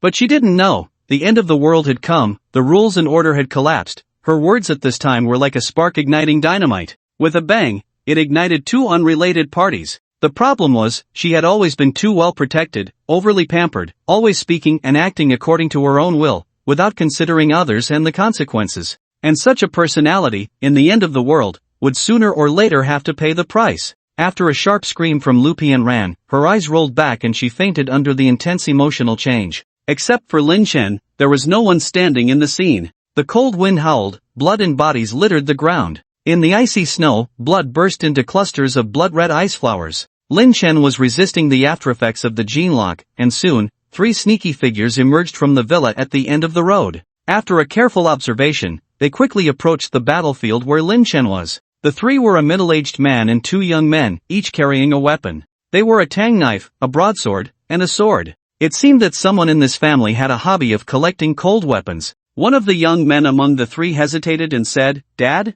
That person is so scary, do we really have to go over there? What are you afraid of? That person's gun is already out of bullets. Didn't you just see him throw the gun on the ground through the telescope?" The middle-aged man said. The hesitant young man bit his lip, a hint of fear flashing in his eyes. But when I just set up the telescope, I saw him twist another person's head off barehanded. The middle-aged man looked at his son as if he were an idiot, then looked at Lin Chen who was motionless, and said, "You kid, have you watched too many movies? From this distance, you just glanced quickly, you must have seen it wrong. Look, that person is standing there motionless, obviously unable to move. He must have been seriously injured just now." The other older young man patted his younger brother's shoulder. "Ahua, the world outside is too chaotic now. What's more dangerous than this? Hasn't Dad always taught us that risk is proportional to reward? Let me tell you, when those poor people have nothing to eat, they will come to rob us. If we don't prepare some self-defense, sooner or later, even our neighbors will come after us. This older young man clearly understood the evil in human nature. He continued to encourage his brother, "We have all learned martial arts, it's just like slaughtering pigs, don't be afraid. When we get our hands on guns, we'll still enjoy the good life as before." Since the end of the world arrived, for people like them who were accustomed to a luxurious life, these days were simply like a nightmare. Not enough to eat, not warm enough to wear. Even if this incident didn't happen today, they had planned to go and plunder other people's homes in the next few days. The middle-aged man looked approvingly at his eldest son and urged his younger son, "Hurry up, don't let others get ahead of us." The three quickened their pace towards Lin Chen. The recent gun battle had awakened many people. Even some who were originally hiding in the villa's secret rooms or basements came out to observe the situation when they heard the commotion. Soon they noticed that their usually shrewd neighbors who hid at home had also come out. So more people followed suit. Among them were men, women, and two elderly people. Someone shouted, "There are a lot of guns over there." Suddenly, these people were like cats smelling blood, their eyes lit up. Because the distance was too far, and the battle ended too quickly, they almost didn't have time to see how those people around Lin Chen died. They only saw one person left in place now, with a handgun on the ground. Wealth and danger go hand in hand. If they don't take a risk now, when will they? If no one stepped forward, they might not dare to go up either. But now there are so many people who are emboldened, they don't think they are so unlucky to die in front of others. Run faster, absolutely can't let the Wang family father and son get the gun. One middle-aged man with a big belly saw the father and son of Lin Chen getting very close, running out of breath and shouting, "Honey, you run faster, I'll follow you from behind, we must not let others get the gun first, otherwise we will be at the mercy of others in the future." Another woman shouted. Many people with similar thoughts, although not many people live in this villa area, there are still more than 20 people rushing out. People all have a herd mentality, especially greedy people, who are more likely to be eroded by greed and lose their rationality. This group of people has already regarded Lin Chen's loot on the ground as their own. Lin Chen naturally noticed the commotion around him. He didn't show much surprise in his eyes towards the crowd surrounding him. In the pre-apocalyptic era, if someone saw scenes of blood and corpses everywhere, they would have run as far as they could. But in the apocalypse, there are many instances of being caught off guard. At this moment, he felt weak all over. The aftereffects of the genetic lock had not passed. But he was not alone. Lin Chen calmed down and communicated with the space through his consciousness. He said to the Demon King who was still chasing the orangutan in the space, "Demon King, prepare for battle." The Demon King immediately stopped chasing the orangutan, his dog eyes becoming sharp, as if he understood in that instant, the master is in danger. He raised his head and barked. In no time, the father and son who appeared first arrived near Lin Chen. Seeing Lin Chen still motionless as they approached, the three of them felt relieved, greedily eyeing the handgun in front of them. "Dad, watch me go and kill him, you cover me from behind." The older youth's eyes were fierce as he took a few steps forward. He had studied martial arts for a few years and could see that Lin Chen's lower body was unstable, his body trembling faintly, with a determined gleam in his eyes. The middle-aged man nodded, instructing his younger son to be careful and go around to get the gun. However, just as the young man with the knife approached Lin Chen, the figure of the Demon King suddenly appeared out of thin air. The older youth only saw a huge black shadow pouncing towards him in his eyes. He didn't even see what it was, and his neck was bitten off. It was only then that the middle-aged man and the young man preparing to get the gun saw that a fierce big dog had appeared out of nowhere. "Clear the field, kill them all." Lin Chen's emotionless voice came from behind the mask. Without hesitation, the Demon King pounced. Biting off one person's neck, he lifted his head and pounced towards the middle-aged man. The Demon King looked at these humans who dared to have designs on Lin Chen. His eyes seemed to carry a hierarchical suppression of higher life forms over lower life forms. At the moment when they met the Demon King's heterochromatic eyes, everyone who saw the Demon King felt a chill down their spine. The middle-aged man was mercilessly knocked down by the Demon King in the snow, his chest pierced by sharp claws. The middle-aged man's younger son, who was pale with fear, saw the Demon King withdraw its claws from his father's body, the claw tips still dripping with blood. He knew he was about to die and wanted to escape, but his legs trembled uncontrollably. A foul-smelling liquid flowed from under the man's crotch. Disdain flashed in the Demon King's agile eyes, and with a swipe of his claw, he knocked the stinky human away. It happened to land in front of the middle-aged fat man who had just shouted the loudest. The middle-aged fat man looked down and saw that half of the person's brain had been crushed, brain matter mixed with blood flowing out of the shattered skull. The father and son, who were considered his formidable enemies, disappeared in an instant. "Ah, there's a monster!" he screamed in fear, running for his life at a faster speed than before. Seeing this scene, the greed in the eyes of the others disappeared in an instant, and they turned around and fled in a frenzy. Originally, the person who had rushed forward for fear of being preempted now wished they hadn't run so fast, wishing they could grow 4 legs immediately. But their speed was too slow compared to the Demon King. Every time the Demon King pounced, it would take away a person, its snow-white claws quickly stained crimson. Some people, unable to escape, tried to pick up their weapons and resist. However, this resistance posed no threat to the Demon King. Facing a fierce beast, let alone an evolved primal beast, humans were no match. After killing more than a dozen people, the Demon King's originally crimson eye became even more eerie. At this moment, it seemed to return to its appearance before knowing Lin Chen, exceptionally fierce. There was no trace of the gentleness usually shown when interacting with Lin Chen. The scene was almost a massacre. Some people even tried to sneak up to Lin Chen while the Demon King chased others, attempting to take the gun on the ground. But when the Demon King saw someone approaching Lin Chen, it abandoned its original target that was about to be struck down by its claws and lunged towards the person getting closer to Lin Chen. It bit off half of the person's shoulder. In its eyes, besides Lin Chen, the only human it acknowledged, everyone else was walking quadrupeds. "Ah!" The piercing scream abruptly stopped as the Demon King's claw swiped across the person's neck. After killing the person who dared to approach Lin Chen, the Demon King turned its head to continue chasing the remaining humans. The one-sided massacre quickly approached its end.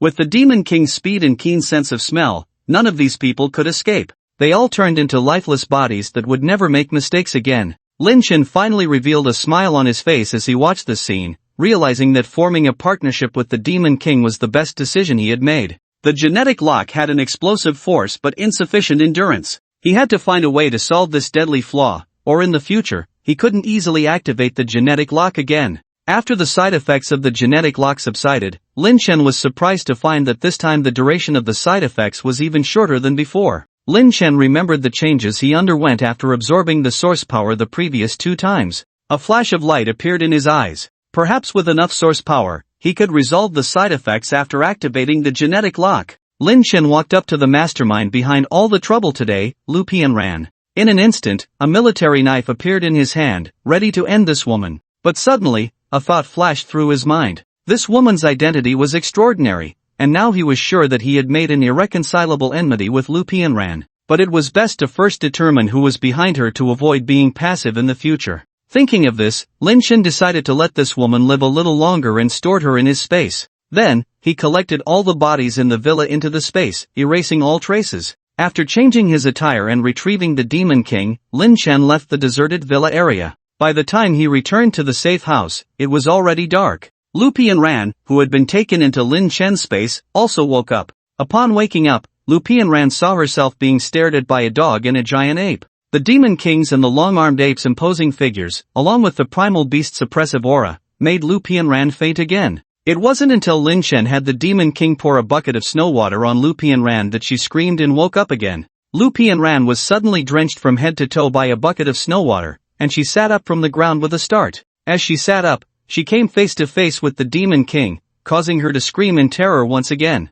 "Shut up!" Lin Chen's voice echoed in the space. "If you make another sound, I'll kill you immediately." Upon hearing this familiar threat, Lu Pianran immediately recalled the scene in the villa area before, clutching her head and pleading, "Please don't kill me." Sitting on the sofa in the safe house, Lin Chen played with a pen in his hand and said in the space, "I ask, you answer. If you don't cooperate, I'll let my Demon King bite your flesh off one bite at a time." Lu Pianran was so scared that he didn't dare to lift his head, repeatedly saying, I'll cooperate, please don't hurt me. My dad has a lot of money, as long as you don't hurt me, you can have anything you want." First question, who are you? My name is Lu Pianran, I am a university student in this city, I used to live in. Later, because of a sudden power outage, Uncle Chiu brought me from school to that villa. Lu Pianran, who had already lost his psychological defense line today, answered all of Lin Chen's questions. Lin Chen continued to ask, "You said earlier that your dad is the most powerful person in Sha City, who is he?" Hearing the word dad, Lu Pianran, who was originally in a state of confusion, suddenly recovered a bit, his eyes flickering.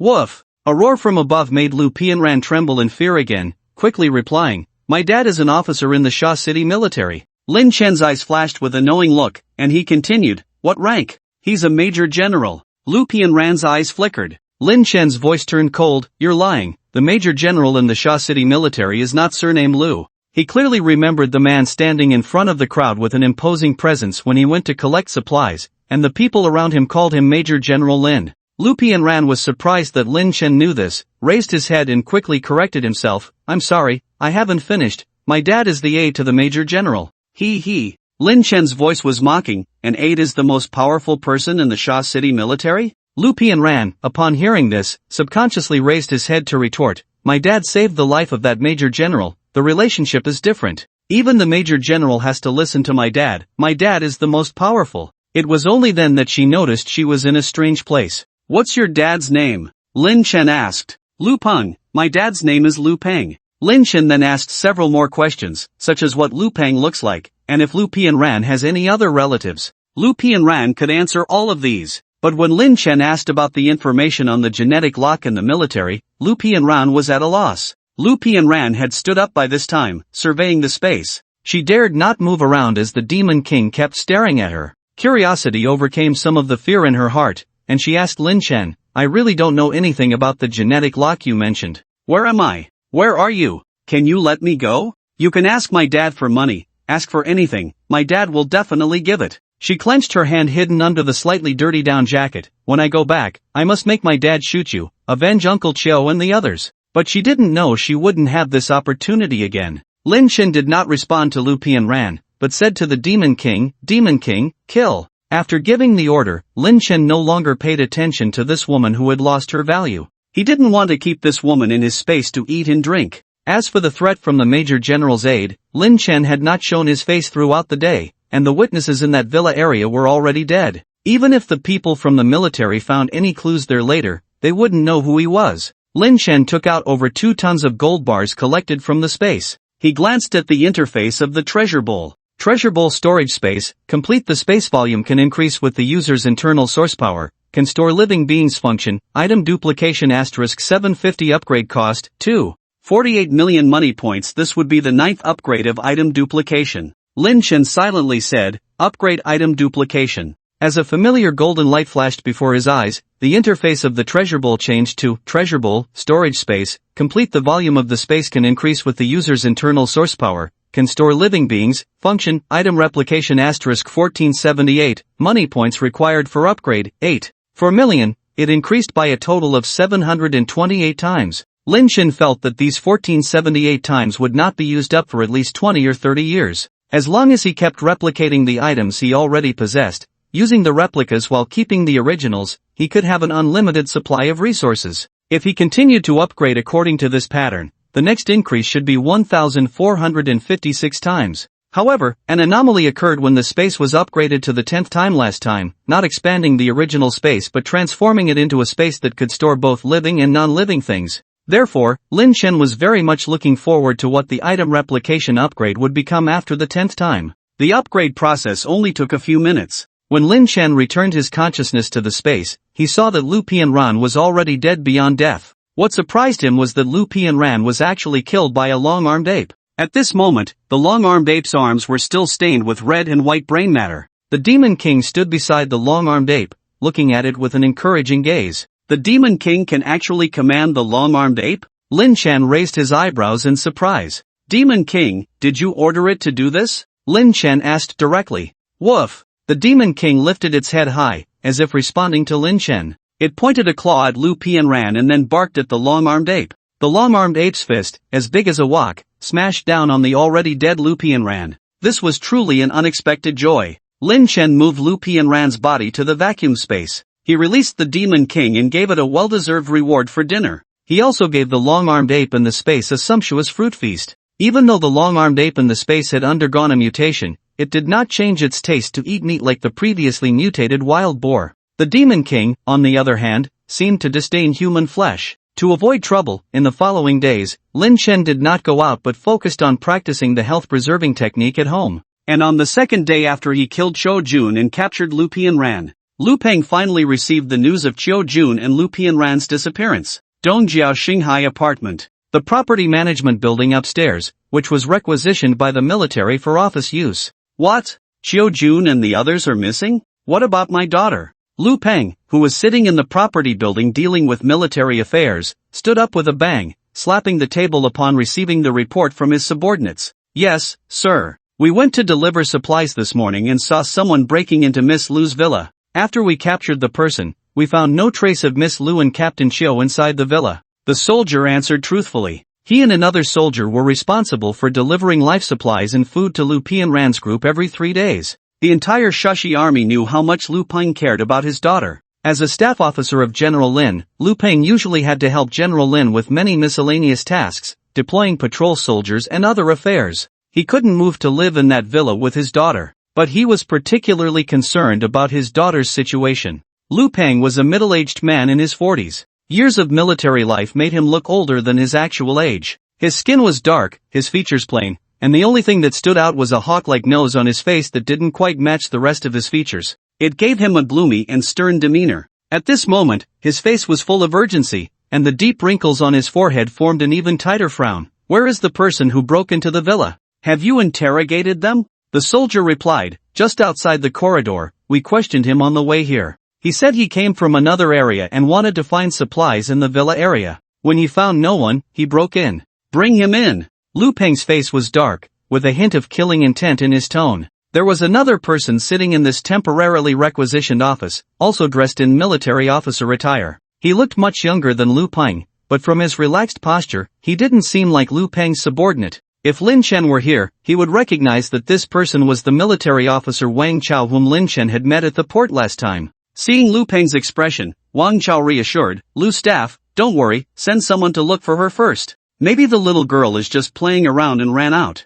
You know the skills of Chiu Jun, there shouldn't be any problem. Although Lu Peng was still anxious in his heart, his expression did ease up a bit. He knew his daughter well, she was indeed playful, perhaps Chiu Jun couldn't resist her and followed her out. But based on his understanding of Chiu Jun, if they had gone out normally, they wouldn't have left no one in the villa. Now that everyone was missing, Lu Peng couldn't help but feel extremely uneasy. Chiu Jun was not under Lu Peng's command, but his comrade. Several years ago, the country suddenly wanted to recruit a group of soldiers to experiment with a new type of gene pill that could cultivate super soldiers. Lu Peng was worried about potential risks and did not participate, while Chiu Jun signed up at the time and became one of the first in the national army to unlock the genetic lock. He was promoted 2 ranks out of turn. This time, having Chiu Jun go to protect Lu Pianran was not only due to their long-standing friendship but also because Lu Peng had once saved General Lin a few years ago, allowing him to easily borrow people from him. The soldier went out to carry out the order and soon brought the intruder into the villa.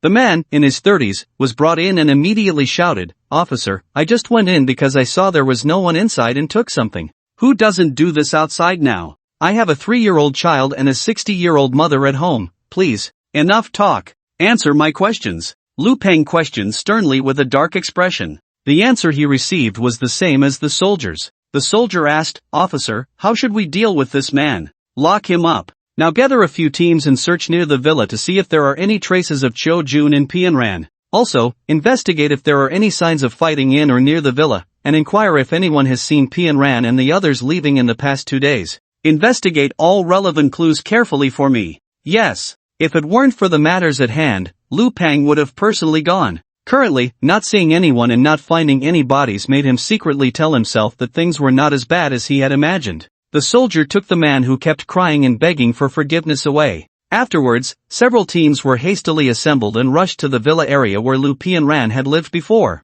However, even after digging 3 feet in the villa area, they found no clues. This was because when Lin Chen and Chiu Jun were fighting outdoors and removing traces of handling the bodies, Lin Chen had shoveled away the snow with bloodstains on it and stored it in his space. Later, he and the Demon King flattened the area where the snow had been shoveled away before leaving. After a night passed, even if there were some imperfect traces left, they were perfectly covered by a day and night of heavy snow. Besides discovering that almost everyone in the villa area was missing, the soldiers surprisingly found no other clues. Instead, they found some survivors hiding in the basement to keep warm and brought them back to the Star Sea apartments. Lu Peng personally interrogated these people. These people were all on the edge of the villa and had been hiding in the basement. That day, neither Lin Chen nor Chiu Jun's fight was heard, so there was no clue to provide. Lu Peng wanted to torture these people for information, but was criticized by General Lin and released them. The people who were released back to the villa felt unlucky, not knowing they had escaped not just one disaster, but 2. In the following days, survivors in Sha City discovered that the number of patrolling soldiers on the streets had suddenly more than doubled.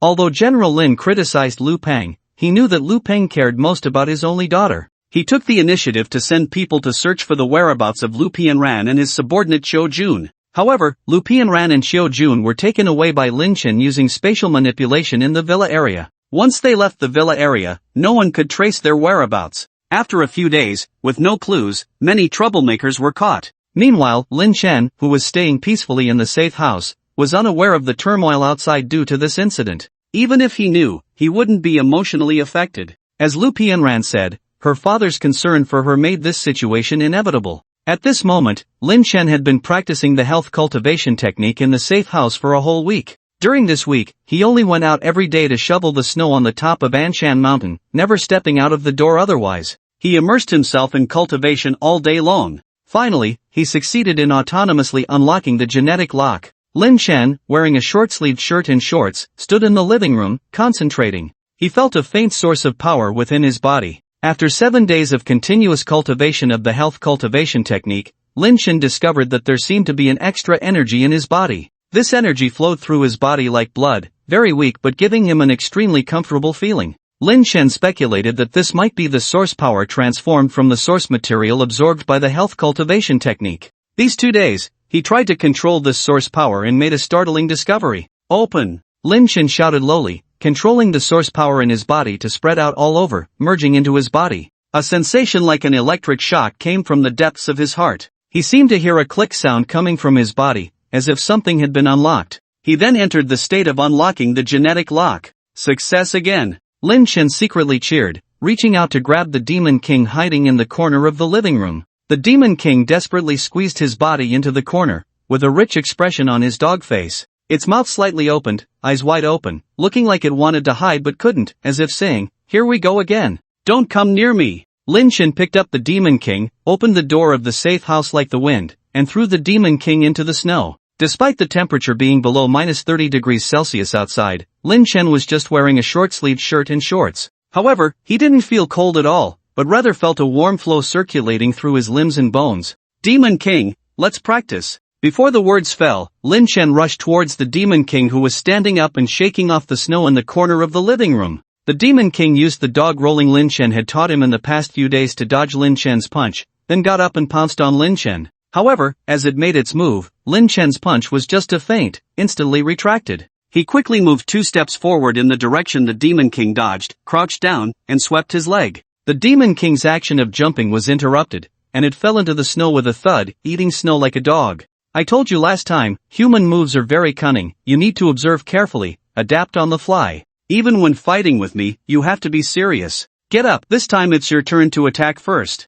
Lin Chen instructed. The Demon King stood up numbly, giving Lin Chen a resentful look. That look had definitely been forced many times. Lin Chen fought with the Demon King while earnestly guiding its attacks. 10 seconds later, the genetic lock time ended. This is not the first time Lin Chen has taken the initiative to unlock the genetic lock, but the 6th time. Since discovering the source power in his body 2 days ago, he has been trying to control it and has mastered the method of unlocking the genetic lock. However, not every attempt is successful. It seems that either the number of times the genetic lock is unlocked has increased, or the source power in his body has increased, as the duration of the genetic lock being maintained is also getting longer. He no longer feels powerless after unlocking the genetic lock like before. Lin Chen believes that as long as he is given more time, he can definitely perfect control over this power. The Demon King saw Lin Chen's momentum suddenly weaken, and his eyes lit up. With a smile on his face, he lunged towards Lin Chen again. Lin Chen, as if knowing that the Demon King would come for revenge, rolled away on the spot and said, "Today's battle is over, let's go home for dinner."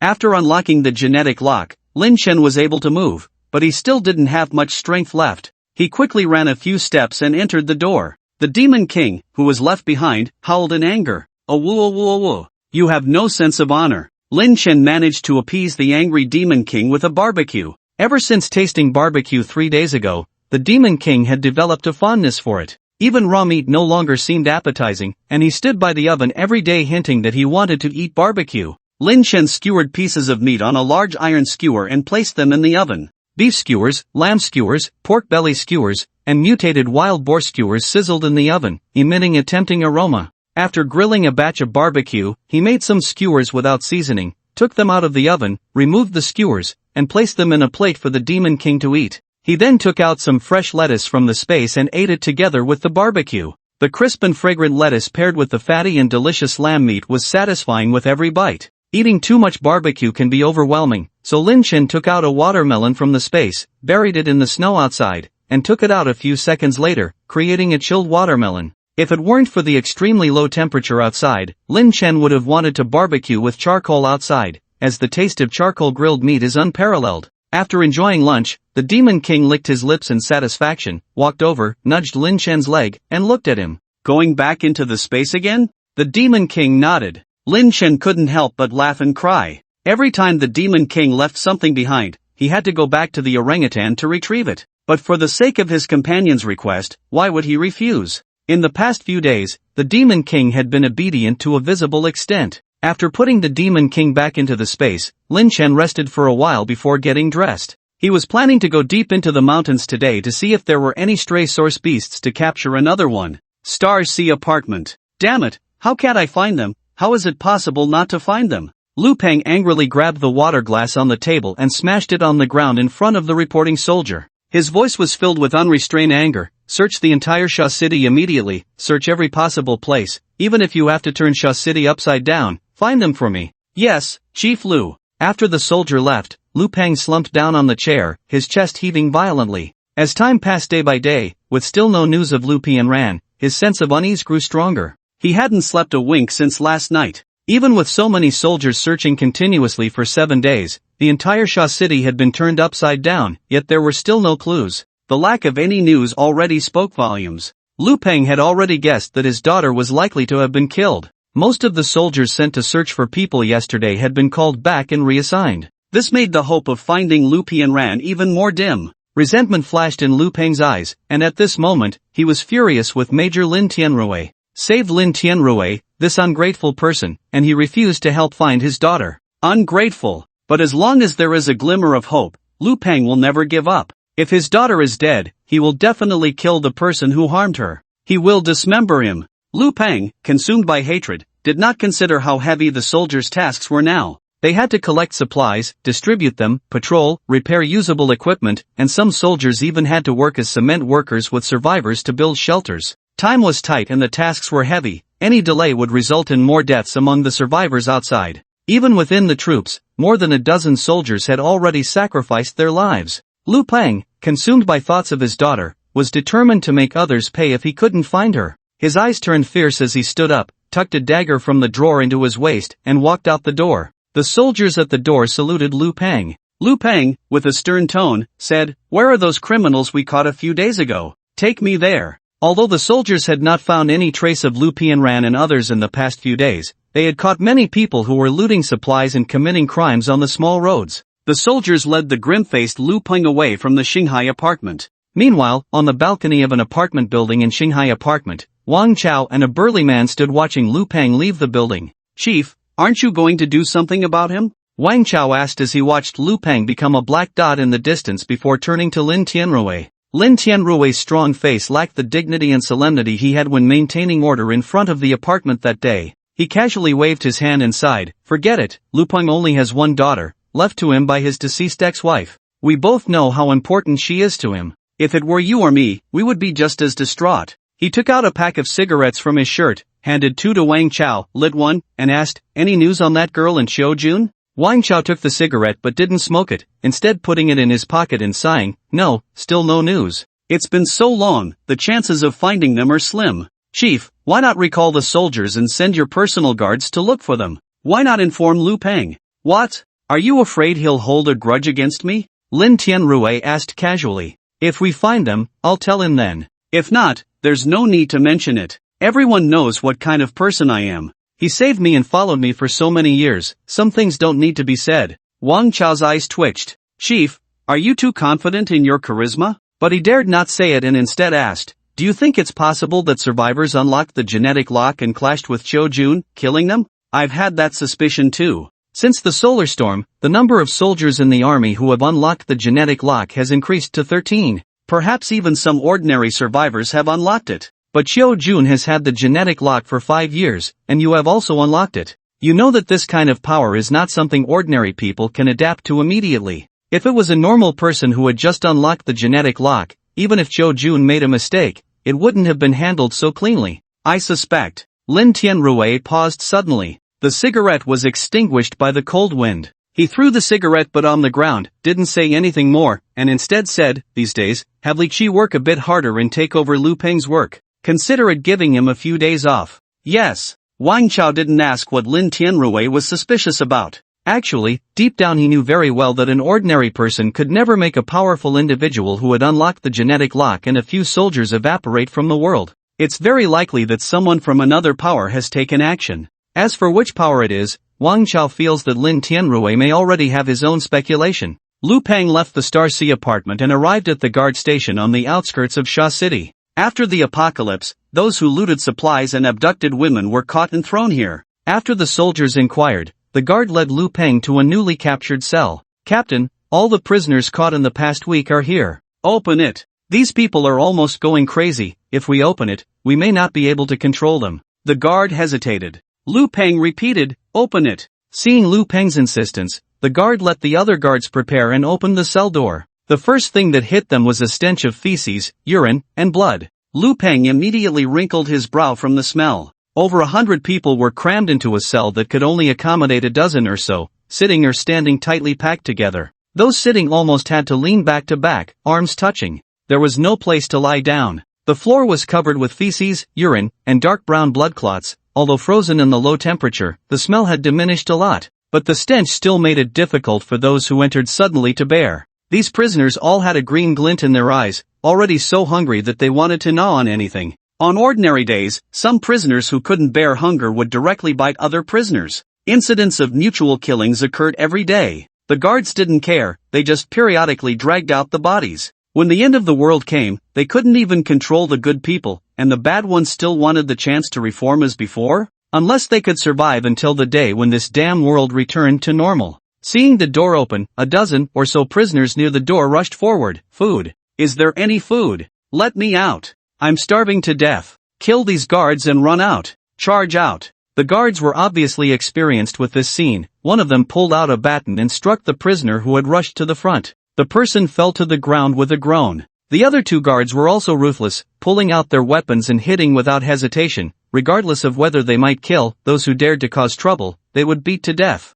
There were also two guards outside holding guns, and after the appearance of the ninth body on the ground, the situation was finally under control. Lu Peng's gloomy eyes swept over these people and he said slowly, listen, a week ago, did any of you see any suspicious person enter the Sea Heaven Villa area on Garden Road? Or, did any of you see any suspicious person pass by Garden Road? As long as the clues provided by someone are true and effective, I can take him out of here and provide him with enough food and cold weather supplies. Upon hearing that they could leave here and get food, these people eagerly said, I know, I have a clue, I saw it. The scene immediately became chaotic again. Lu Peng shouted, shut up, line up, one by one, if anyone dares to deceive me, I will make him know the price of lying to me. Although threatened, these people still scrambled to provide clues for the chance of leaving. After listening around, most people who came forward to provide clues were just making things up. When one person lied to his face again, Lu Peng suddenly erupted, pulled out a dagger, and fiercely stabbed it into the person's neck.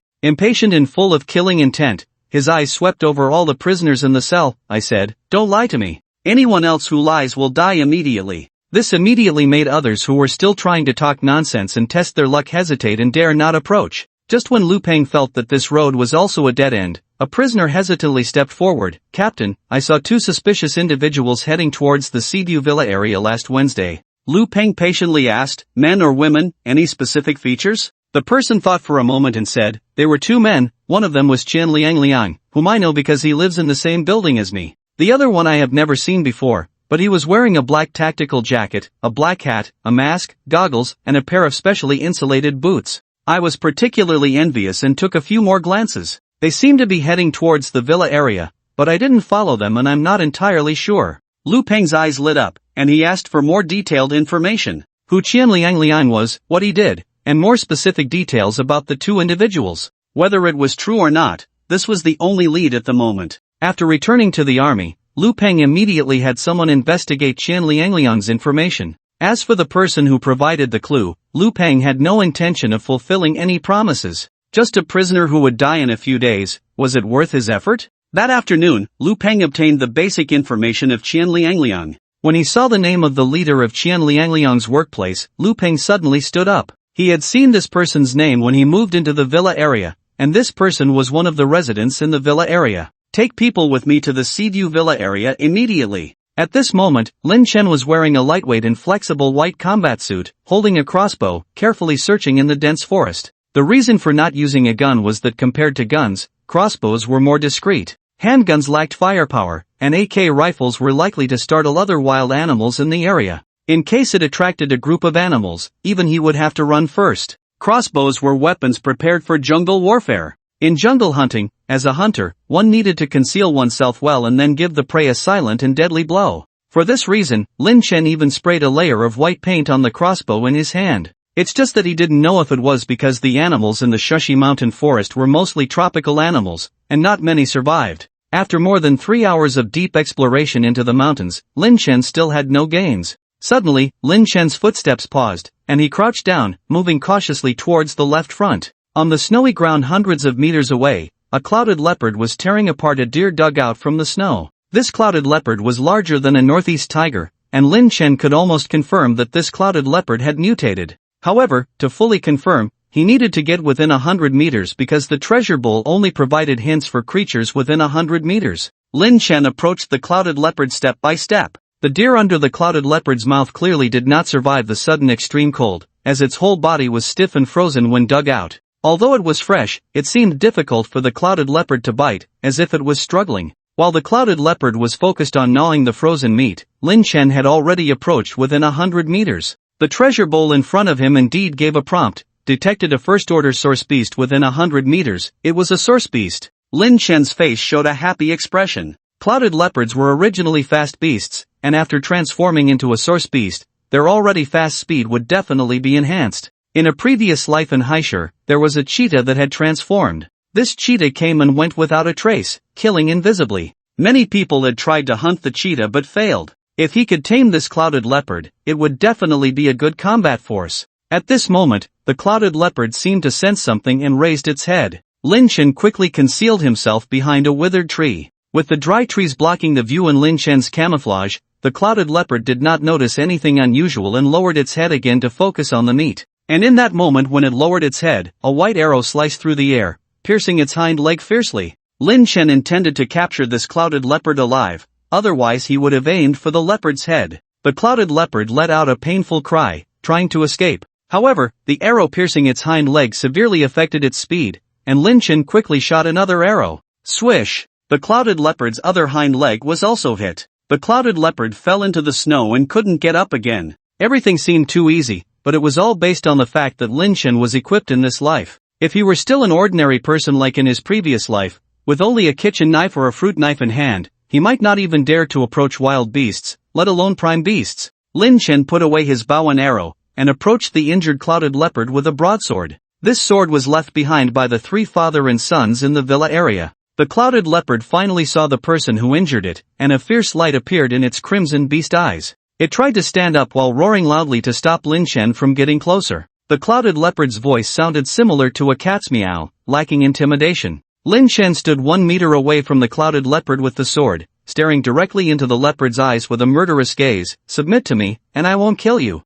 Meow! Meow! The clouded leopard let out a threatening roar. It lacked the intelligence of a great ape, couldn't understand human language, and remained aggressive even when facing a life-threatening situation. When Lin Chen tried to touch it, the clouded leopard opened its mouth to bite. Lin Chen remained calm, with another plan in mind. He put away the killing intent and released the Demon King. "Demon King, let's see who's fiercer." The Demon King landed, and upon hearing Lin Chen's words, its eyes lit up with excitement, baring its teeth and roaring at the clouded leopard. Woof! Slowly approaching the clouded leopard step by step. In terms of size, the Demon King had the upper hand, making the clouded leopard look like a kitten in front of it. The clouded leopard struggled to stand up, then fell back into the snow, meowing threateningly. The Demon King reached forward and pressed the clouded leopard's head into the snow with a paw. No matter how the clouded leopard struggled, it couldn't escape from the Demon King's grasp. "Good boy. Lin Chen praised. Placing his hand on the clouded leopard, he tried to transport it into the space.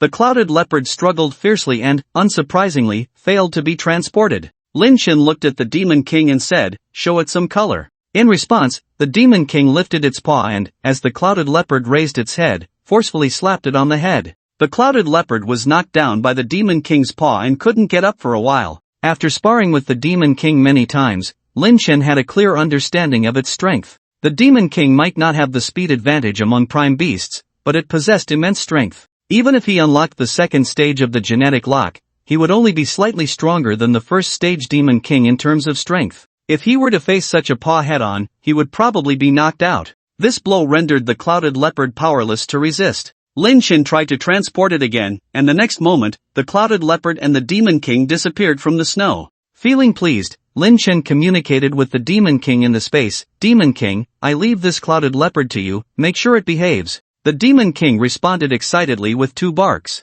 Lin Chen prepared to return. Each prime beast had to be tamed one by one, as having too many might lead to conflicts in the space. For now, with the clouded leopard in the space, the great ape would obediently watch the Demon King deal with the leopard. If the great ape had not been tamed by now, it would have been a scene of a battle among 3 prime beasts. Building a legion of prime beasts couldn't be rushed. On the way back, Lin Chen took out an axe from the space and collected dozens of dead trees along the way. The next day, Lin Chen still wanted to try his luck in the mountains, but unfortunately, a snowstorm hit again. He had no choice but to practice the health-preserving technique in the safe house. The blizzard lasted for 3 full days before finally stopping. Every few hours, Lin Chen had to go out to clear the snow on the mountain. The Demon King also came out to help shovel the snow. To Lin Chen's surprise, the long-armed ape could also follow some simple commands now, although not as easily as the Demon King. But it was a good start. Many trees were half buried in snow. The situation in the city was imaginable.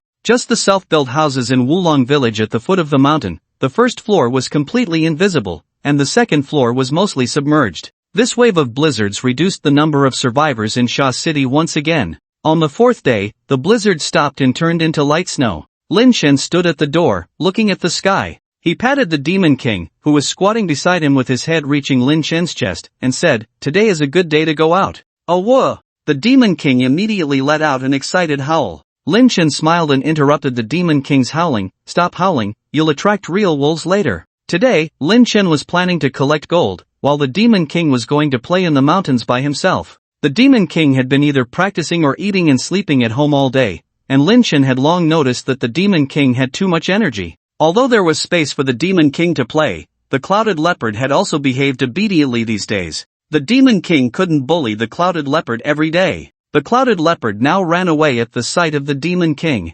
After this period of time, the Demon King's fur had completely grown out. His size had also increased, and with his fluffy fur, he looked majestic. This appearance would definitely startle passers-by on the street. It was better to let him play in the mountains by himself. Remember to come back before it gets dark, okay? Don't get carried away, and don't approach animals bigger than you. Remember the combat skills I taught you, don't be reckless. If the snow gets heavier, find a place to take shelter first, don't rush back, and don't get lost. Lin Chen kept reminding the eager Demon King. At this moment, Lin Chen felt like a mother admonishing a child before they went out. "Ahem, that's it, go on." Lin Chen coughed to cover up his inexplicable nagging. The Demon King walked back and forth in front of Lin Chen on all fours, waiting for his command. And then he dashed off. Just when Lin Chen thought the Demon King would run into the woods without looking back, the Demon King ran for dozens of meters, suddenly stopped, turned around, and looked back at Lin Chen with his tail hanging down. Lin Chen was puzzled. A few seconds later, the Demon King suddenly ran back. "Ah whoa." The Demon King rubbed against Lin Chen and lay down at his feet, refusing to move. "What's wrong? Don't want to play anymore?" Lin Chen asked in surprise. The Demon King looked at Lin Chen with watery eyes, snuggled up to him, and rubbed against him. With that cautious look in his eyes, Lin Chen suddenly understood. It was afraid of being left behind and didn't dare to leave. The Demon King couldn't speak, and Lin Chen didn't know how it had become a stray dog before meeting the Demon King. At that moment, Lin Chen's heart was touched. He crouched down, hugged the Demon King, and reassured him that he just wanted him to go out and play for a day, that he was his good companion, and he would never abandon him. Lin Chen promised repeatedly that he would be back home before dark and would never leave him behind. The Demon King finally ran into the mountains with 3 steps and turned back. Lin Chen returned to the house, changed into an outfit similar to the survivors outside, and left the safe house. He was no longer afraid of the cold. His source power would recover every few hours after consumption. As long as his body had source power, Lin Chen was not afraid of the cold. Dressing like this was just for show, to avoid standing out too much. Of course, this was only in a place like Sha City where the temperature was below -30 degrees during the day. If it is the kind of -50 or 60 degrees, or even 70 or 80 degrees in the north, he still can't stand it. In order to conceal his face, Lin Chen put on a mask. Walking into the city, Lin Chen finally realized that there had been many changes in the city. At this time, not only were there fewer survivors on the streets, but they also seemed to be in a state of panic. He saw a notice posted on a wall by the roadside, with several people standing in front of it. Lin Chen went over to take a look. Just one glance made his pupils shrink. Wanted poster. It was actually a wanted poster. The key point was that there were one or two portraits on it, one of which was Chen Liangliang, and the other was the attire he had worn on the day he went to the villa. Below was a reward notice, stating that if anyone provided information on the people in the portraits, or captured them, they could receive certain supplies and so on. The promised supplies were not few. Since killing Lu Pianran and his group, he had not been out for more than 10 days. He didn't know when this was posted. Following the principle of asking when in doubt, Lin Chen asked the man next to him who was also looking at the wanted poster, "Brother, what's going on? Why are there wanted posters now?" The man seemed to have a good temper, and seeing Lin Chen dressed even thinner than him, he looked at Lin Chen sympathetically and said, "Brother, are you from out of town? This wanted poster has been up for 3 days. It is said that the two people in these portraits killed a very important person in the army and were wanted. The reward is really tempting. I check it every day. You should take a look too. Try to find these two people, then your family won't have to worry about food and drink." Hearing this, Lin Chen casually smiled. Now without surveillance cameras, it's harder to find a person than finding a needle in a haystack. It's better to go find supplies. He couldn't even recognize himself standing in front of this person, and the body of the other person on the wanted poster was still in his space. Those who wanted to get this reward by finding people had no hope in this lifetime. The man sighed heavily. Who doesn't know that? I just take a look. Isn't it like dreaming of getting rich without buying a lottery ticket? Nowadays, it's so difficult to survive. How can you not give yourself a little hope? Lin Chen glanced at the people rushing on the street and asked, "Why are these people on the street so flustered?" The man lowered his voice. "It's all because of this wanted poster. As long as you see someone wearing protective goggles on the street, or wearing a black tactical vest, they will be taken to the eastern suburbs by those who want to get supplies. Now everyone has to be careful when going out to avoid dressing similar to the person on the wanted poster." Lin Chen raised his eyebrows. Luckily he didn't bring protective goggles when he went out today, otherwise it would be another trouble. He guessed that the people behind Lu Pianran would investigate this matter rigorously, but he didn't expect it to cause such a big stir. Seeing the image of Qian Liangliang on the wanted poster, he knew that he must have been seen taking Qian Liangliang to the villa. Qian Liangliang had nothing to do with this matter at all, yet he was also put on the wanted poster, indicating that no substantial evidence had been found. Just by seeing the two of them entering the villa area, they were charged with a crime. It was clear that the person named Lu Peng was determined not to let them go. Lin Chen and the man chatted casually about recent events among the survivors for a few more days. He was not worried at all about the wanted poster. He could just stop wearing that outfit in the future. The man seemed talkative as well, constantly complaining that the supplies available in the eastern suburbs were getting fewer and fewer, and now the weekly supplies only included a little food. Candles had to be exchanged with contributions. Without candles, it would be pitch black at night, and one had to be careful not to urinate crookedly when going to the toilet. A few days ago, there was a sensational event among the survivors, that the army somehow got several excavators and had started digging on the open ground in the eastern suburbs. It was said that most of the shelters were going to be built underground. The man said he went to sign up as a laborer, but was rejected for being too thin and weak. The survivors who went to sign up were mostly strong young people and some skilled workers who were accepted. "There's one more thing." The man suddenly became mysterious, pulled Lin Chen aside, and said, "I'm telling you this because I find you likable, don't spread it around." Lin Chen nodded. "I heard that the military is recruiting evolvers, those with extraordinary strength, like the superheroes in movies, you know?" Lin Chen was slightly stunned, then realized that the person was probably talking about those who could unlock genetic locks. His eyes lit up. The military is recruiting evolvers? Does this mean the military has found ordinary people who can unlock genetic locks? But since when does unlocking genetic locks make someone a superhero? Even if they are superheroes, it's only for a few seconds. He nodded in agreement, saying, "People like the superheroes in Marvel Comics?" "Yes." The man gave Lin Chen a confirming look. "I heard that as long as these people apply to the military, they can immediately enter the officer reserve. Not only can they get permanent residency in a shelter in the future, they can also receive supplies from the military, never worry about food and clothing, get promoted, and reach the peak of life."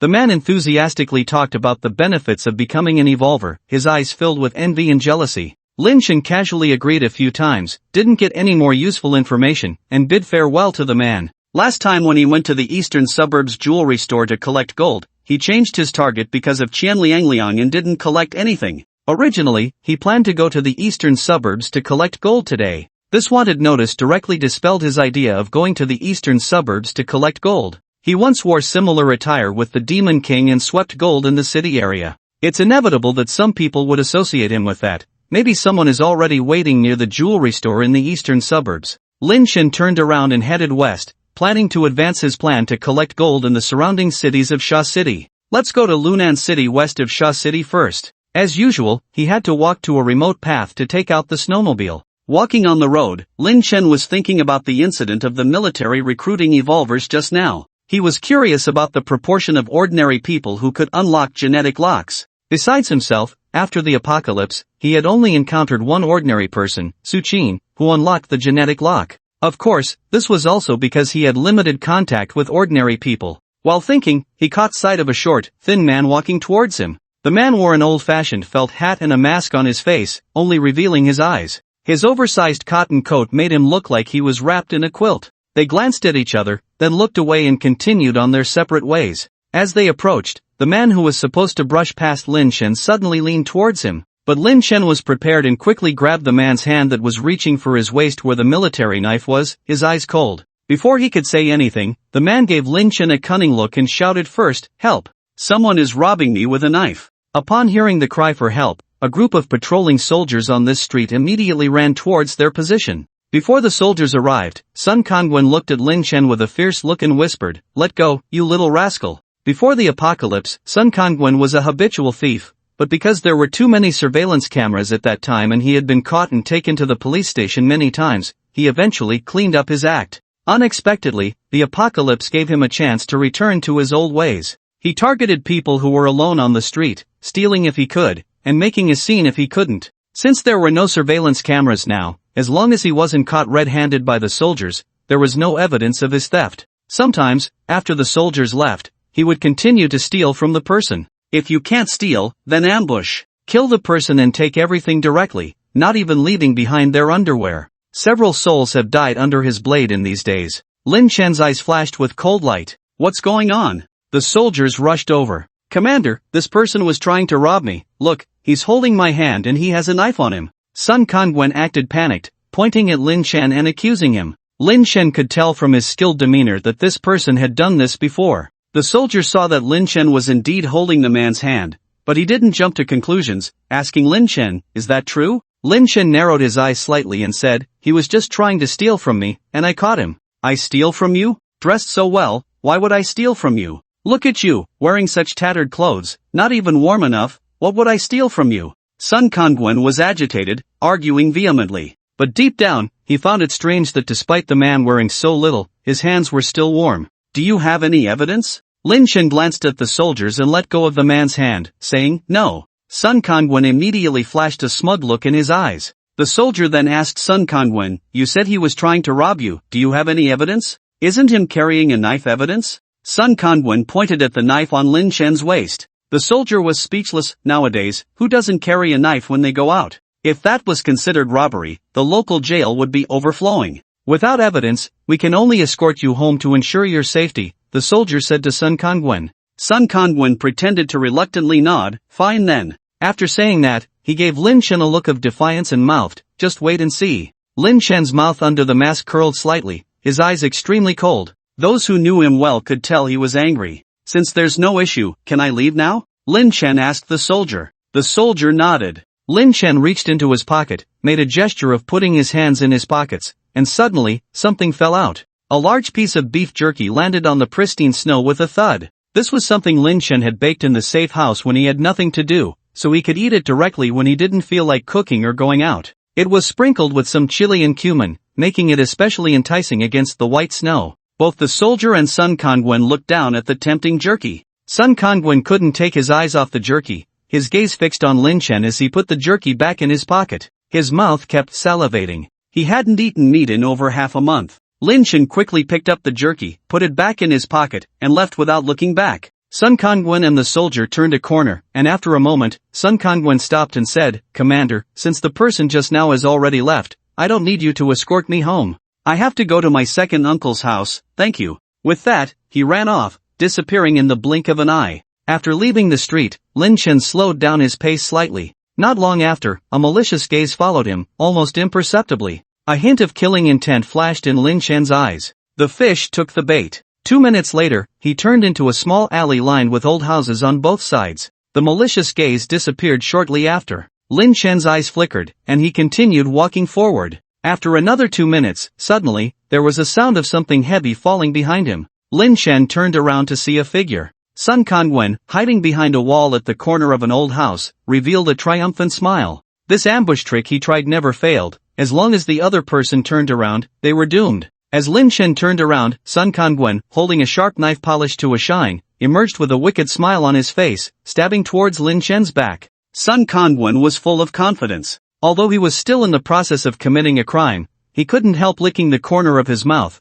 already thinking about how to divide the jerky into several portions to eat. Unfortunately, this time he ran into a tough opponent. Lin Chen had been waiting for him to show up. Sun Kangwen saw that his knife was about to stab the fat lamb, but his hand holding the knife was suddenly grabbed. Lin Chen had turned around at some point and grabbed Sun Tsengwen's hand, squeezing it tightly. A tremendous force that was hard to resist appeared on Sun Tsengwen's wrist, instantly distorting it. The knife in his hand also fell to the ground. Sun Kangwen couldn't help but let out a scream like a slaughtered pig, but Lin Chen didn't give him a chance, delivering a fierce punch to Sun Tsengwen's face. Lin Chen's current strength was terrifying, directly shattering Sun Tsengwen's entire face, even causing his nose to sink in. Despite this severe blow, Sun Kangwen was not dead yet. He couldn't believe that Lin Chen, who had just appeared as a fat lamb in his eyes, had suddenly turned into a fierce jackal. Lin Chen was about to deliver the final blow to this thief when a voice suddenly came from above. "Need any help?" Lin Chen suddenly looked up, his gaze passing through the snowflakes that were flying towards him, and saw a young man sitting on the roof. The young man who had been in front of him in line that day. When did he get there? Why didn't he notice? Lin Chen squinted his eyes slightly. At that moment, Sun Kangwen, who was supposed to be dying under Lin Chen's feet, suddenly hugged Lin Chen's leg that had not been retracted yet. With Lin Chen's attention focused on the young man above, he was caught off guard and stumbled forward as his leg was hugged. Sun Kangwen, with his eyes already shattered by Lin Chen, met Lin Chen's gaze, his terrifying face seemingly trying to scare Lin Chen. Pulling out his other intact hand, he fiercely aimed his fingers at Lin Chen's eyes. Lin Chen's pupils contracted, not because he was frightened by Sun Tsengwen's terrifying appearance, but because the person who was supposed to be on the brink of death suddenly displayed this precise combat instinct. Only one explanation could account for this: the genetic lock. Was this a coincidence, or? His first reaction was that the young man above had done it intentionally. If he hadn't spoken just now, he would have already crushed the thief's head with one foot. Without further thought, Lin Chen reached out and blocked the finger poking towards his eyes, his palm pierced by the sharp nails. He rolled on the spot, avoiding Sun Tsengwen's subsequent attacks. The person who first activated the genetic lock could only maintain it for 3 seconds. He didn't need to confront someone who had unclear intentions towards him while there was a person with an activated genetic lock. After dodging, Lin Chen took 2 steps back. Sun Kangwen had disabled one hand, and as he tried to stand up to continue the pursuit, the time for the genetic lock had ended. Sun Kangwen convulsed and fell back down. Lin Chen looked up again, but there was no trace of the young man above. Sun Kangwen on the ground convulsed and fell silent. Was he dead? Lin Chen raised an eyebrow. Without checking the thief's pulse, he decisively crushed Sun Tsengwen's head with one foot. The already sunken head instantly shattered, exploding like a watermelon hitting the ground. Lin Chen wiped off the disgusting brain juice on the snow with his foot. Without going up to the roof to investigate, he turned and left the alley. After Lin Chen left, there was a sound coming from the roof. TSK, so cautious. No curiosity at all, boring. Qi Yan held a sword, half crouching on the roof, ready to draw the sword at any moment. Unfortunately, Lin Chen didn't come up, otherwise, he would have been met with Qi Yan's long-prepared fatal blow. To actually make me feel threatened, who exactly are you? Qian smiled lightly, sheathed his sword, and with a few ups and downs on the roof, disappeared. After Lin Chen left the alley, he found a house to climb up. The gaze fell on the roof where the young man had just appeared, and there was no one on the roof except for some footprints. Lin Chen's eyes flickered. He recalled the details of the last encounter with that young man. At that time, besides feeling that the person seemed overly optimistic, they had hardly spoken and there was no friction between them. Was it just a coincidence? He remembered the vague sense of being watched he had felt after collecting supplies in the eastern suburbs last time. Lin Chen didn't think it was a coincidence. There aren't so many coincidences in the world. Most so-called coincidences are created by someone with intent. He needed to be more careful next time. Lin Chen got off the roof and headed towards Lunan City. In the evening, Lin Chen finally made it back to the safe house before dark.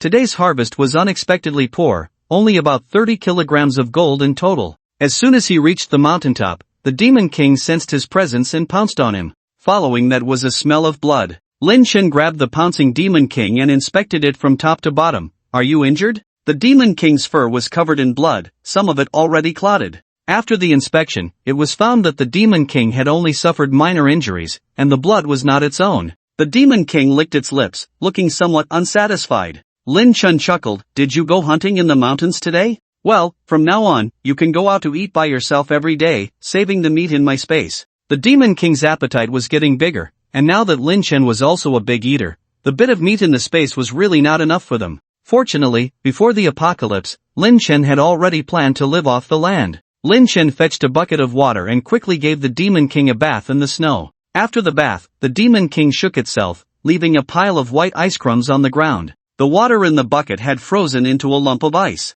Lin Chen, covered in ice, jokingly scolded, "Next time, roll around in the snow to clean yourself before coming back." The Demon King responded with a woof. Who knows what the Demon King ate outside today? It had no appetite for dinner. After dinner and a rest, Lin Chen unlocked the genetic lock and took the Demon King out for training. He didn't miss any opportunity to make himself stronger. Dogs have night vision. In the darkness, the Demon King could still see Lin Chen's position clearly, but Lin Chen couldn't. Without night vision goggles, he could only rely on sound to determine the Demon King's position. Fortunately, after unlocking the genetic lock, the brain's ability to locate sounds was extremely fast, so even if his eyes couldn't see, it didn't affect him. In the darkness, the two of them moved back and forth, and Lin Chen quickly noticed that the Demon King was unusually brave today. It had even learned to use diversion tactics. It seemed that the decision to let it go into the mountains alone was correct. More battles could effectively put learning into practice. After the training, Lin Chen found that this time the genetic lock lasted for 11 seconds. This was another unexpected joy. The next morning, after practicing the health-preserving technique, Lin Chen and the Demon King went their separate ways again. Lin Chen continued to collect gold, while the Demon King went back into the mountains. This went on for half a month. During this half month, when the weather was good, Lin Chen would go out to collect gold. In this half month, he collected a total of over 500 kilograms of gold, along with various other precious metal jewelry, getting closer to the final upgrade for item replication. The Demon King had a blast in the mountains during this half month, getting up early and staying out late every day, thoroughly enjoying itself. It always came back with a full belly. One time, it was completely dark and it hadn't returned home yet, making Lin Chen almost go into the mountains with a flashlight to find the dog. Fortunately, the Demon King came back before Lin Chen went into the mountains. After being scolded by Lin Chen that time, the Demon King became much more restrained, usually coming back early and waiting at the door for Lin Chen. During this half month, the Demon King's size had grown significantly compared to before. Lin Chen speculated that the Demon King had probably eaten many wild beasts or source beasts, digesting their source power. Encountering a snowstorm, Lin Chen was not idle either, chopping trees and collecting wood with the Demon King nearby. After more than a month of extreme cold, most of the tropical plants in Sha City have died. Some trees were not dry enough, so Lin Chen chopped them into pieces and placed them next to the fireplace to dry. During this process, Lin Chen also discovered the Demon King's new skill, tree gnawing. With a few bites, a medium-sized tree was quickly broken by the Demon King's claws and bites, surprisingly fast. Most of the low shrubs had long been buried under the snow. The snowfall slowed down as it accumulated. The snow layer that fell at the beginning was relatively soft, but as the snow on top became thicker, the snow underneath became more solid and compact, sinking. Therefore, although the snow was getting thicker, the accumulation speed was not as fast as at the beginning. Now it has only submerged 2 floors. Over the past half month, Lin Chen's self-cultivation and proficiency in actively unlocking the genetic lock have not been neglected. He has been busy from morning till night every day, feeling very fulfilled. The time to maintain the genetic lock has increased from 11 seconds to 18 seconds. Most importantly, now after ending the genetic lock, he can move freely, no longer affected by the aftereffects of the genetic lock. On this day, after 2 consecutive days of blizzards, a rare sunny day appeared again. Although the sun was not warm enough, feeling the sunlight still brought joy to the heart. Lin Chen still acted separately from the Demon King today. One went into the mountains, and the other went into the city. After arriving in Lunan City, Lin Chen found another jewelry store. Unfortunately, it was another store that had already been looted by others. Apart from broken glass all over the floor, there was nothing inside. Looks like I'll have to find a new place tomorrow, Lin Chen thought to himself. After leaving the jewelry store, he searched a few more streets and suddenly noticed that there were more survivors on the streets of Lunan City today, and they were all carrying large and small bags, moving cautiously together. Does this look like they are moving? Even fewer people tried to rob Lin Chen today. When he encountered someone who specialized in robbing lone individuals again, Lin Chen didn't kill him directly. Instead, he held a knife to the man's neck and asked, "What has happened in these past few days? Why are people carrying things on the streets?" The robber trembled. "Mercy, I'll tell you. A few days ago, a very large tiger suddenly appeared in the city and ate many people. It made it impossible for everyone to go out and search for supplies. I heard that there is a military protecting civilians in Sha City, and many people want to move there. I just wanted to gather some road money for myself. Spare me this time." Lin Chen got the information he wanted and then cut off the man's head with a single stroke. It turned out that a source beast had appeared. In fact, several source beasts had appeared in Sha City in the past half-month, with Lin Chen hearing about 3 of them. It was only because soldiers patrolled and immediately killed the source beasts that the number of survivors' deaths and injuries was kept to a minimum. At this moment, his ears twitched, hearing what seemed to be cries of alarm in the distance. Lin Chen raised an eyebrow and quickly walked towards the source of the sound. In the central square of Lunan City, which should have been bustling and lively, it was now covered in vast white snow due to the extreme cold, becoming a flat and open snowfield where people passed by. But today, it was lively again. Just a different kind of lively. A huge white tiger suddenly descended from the sky and lay in the center of the square, letting out a deafening roar. Roar! The survivors passing by the square were shocked and screamed in fear. "Quick, run! Escape!" With a roar, the tiger launched an attack on the survivors in the square. A woman saw the giant tiger and her legs went weak, causing her to collapse in fear. She struggled to retreat, but it was futile. The tiger locked its gaze on the woman and immediately charged towards her, biting off her head in one go. Blood gushed out from the headless body. Witnessing this scene, the other survivors panicked and desperately ran towards the small road. Some people desperately fled, even abandoning the resources they relied on for survival. Some left behind their wives and children. However, the speed of the alienated tiger was beyond what their 2 legs could compare to, and the fleeing individuals were still caught up by it, torn apart one by one. Blooms of blood suddenly appeared on the white square. Panic and despair gradually spread. Those who were further away saw this scene and immediately turned and ran. When Lin Chen walked to the edge of the square, what he saw was survivors fleeing past him, while the white giant tiger was frantically tearing apart a still living man. The man's leg was already in the tiger's mouth, his upper body still outside, wailing in despair. Seeing Lin Chen not running away, a glimmer of hope appeared in the man's eyes as he pleaded, "Please, save me." Even at this moment, the man still wanted to live. However, the next second, the giant tiger forcefully threw the man up, biting down on the man's chest with a crunch. Crunch crunch, blood splattered. The man was swallowed in a few bites. After finishing its meal, the giant tiger looked calmly towards Lin Chen. Lin Chen focused on the prompt that appeared on the interface of the treasure basin, detected a second-order source beast within 100 meters. It's second order. It's hard to believe that just over a month after the apocalypse began, a second-order source beast had already appeared in the city. In the previous life, it took several years after the apocalypse for second-order source beasts to appear, with a group of first-order source beasts following wherever they went. They could already trigger a small-scale beast tide. This white tiger was not a species from this province, and being a loner, it was likely to have evolved and escaped from a nearby zoo. Second-order source beasts could already withstand the damage of ordinary handgun bullets. Ordinary swords were even more difficult to cut through their tough fur. A glimmer of anticipation rose in Lin Chen's eyes as he raised his arm, revealing the crossbow he had taken out from space in advance. He had a premonition that by absorbing this second-order source beast, there would be a leap in the source power within him. The giant tiger saw Lin Chen and suddenly rushed towards him. Its speed was so fast that it almost reached Lin Chen's location in an instant. But Lin Chen was not slow either. Before the giant tiger pounced, he used a leap to propel himself onto the 3-story rooftop of a shop at the edge of the square.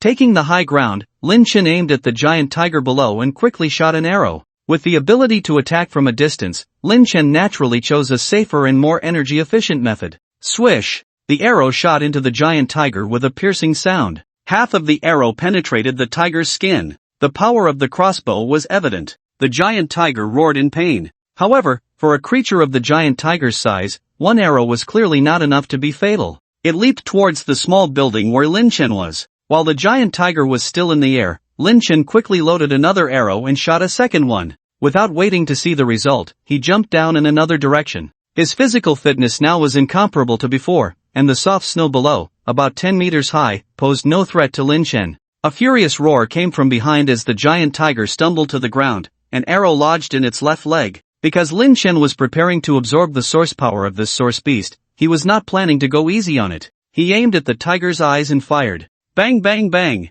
3 gunshots rang out. The tiger dodged 2 bullets aimed at its eyes, but the third one hit one of its eyes. The blinded tiger went even more berserk, crazily lunging towards Lin Chen, opening its bloody mouth to bite. Engaging in close combat with a fierce beast, Lin Chen activated the genetic lock without hesitation. He agilely dodged the large yellow teeth and delivered a powerful punch to the tiger's face. The muscles on his arm swelled at that moment, and the force of his punch caused the tiger's head to tilt to the side. The tiger staggered. Lin Chen followed up with another punch, still aiming at the tiger's head. The head is the weak spot of all creatures. A heavy blow can cause dizziness, disorientation, or even knock them unconscious. The tiger, still dizzy from Lin Chen's second punch, was hit again before it could react. Lin Chen relentlessly continued to strike the tiger's head with his fists. More and more onlookers stopped fleeing and stood still to watch this shocking scene from a distance. My God, is that a human? Someone murmured in disbelief. I finally believe that Wu Song could kill a tiger. This guy is even more fierce than Wu Song.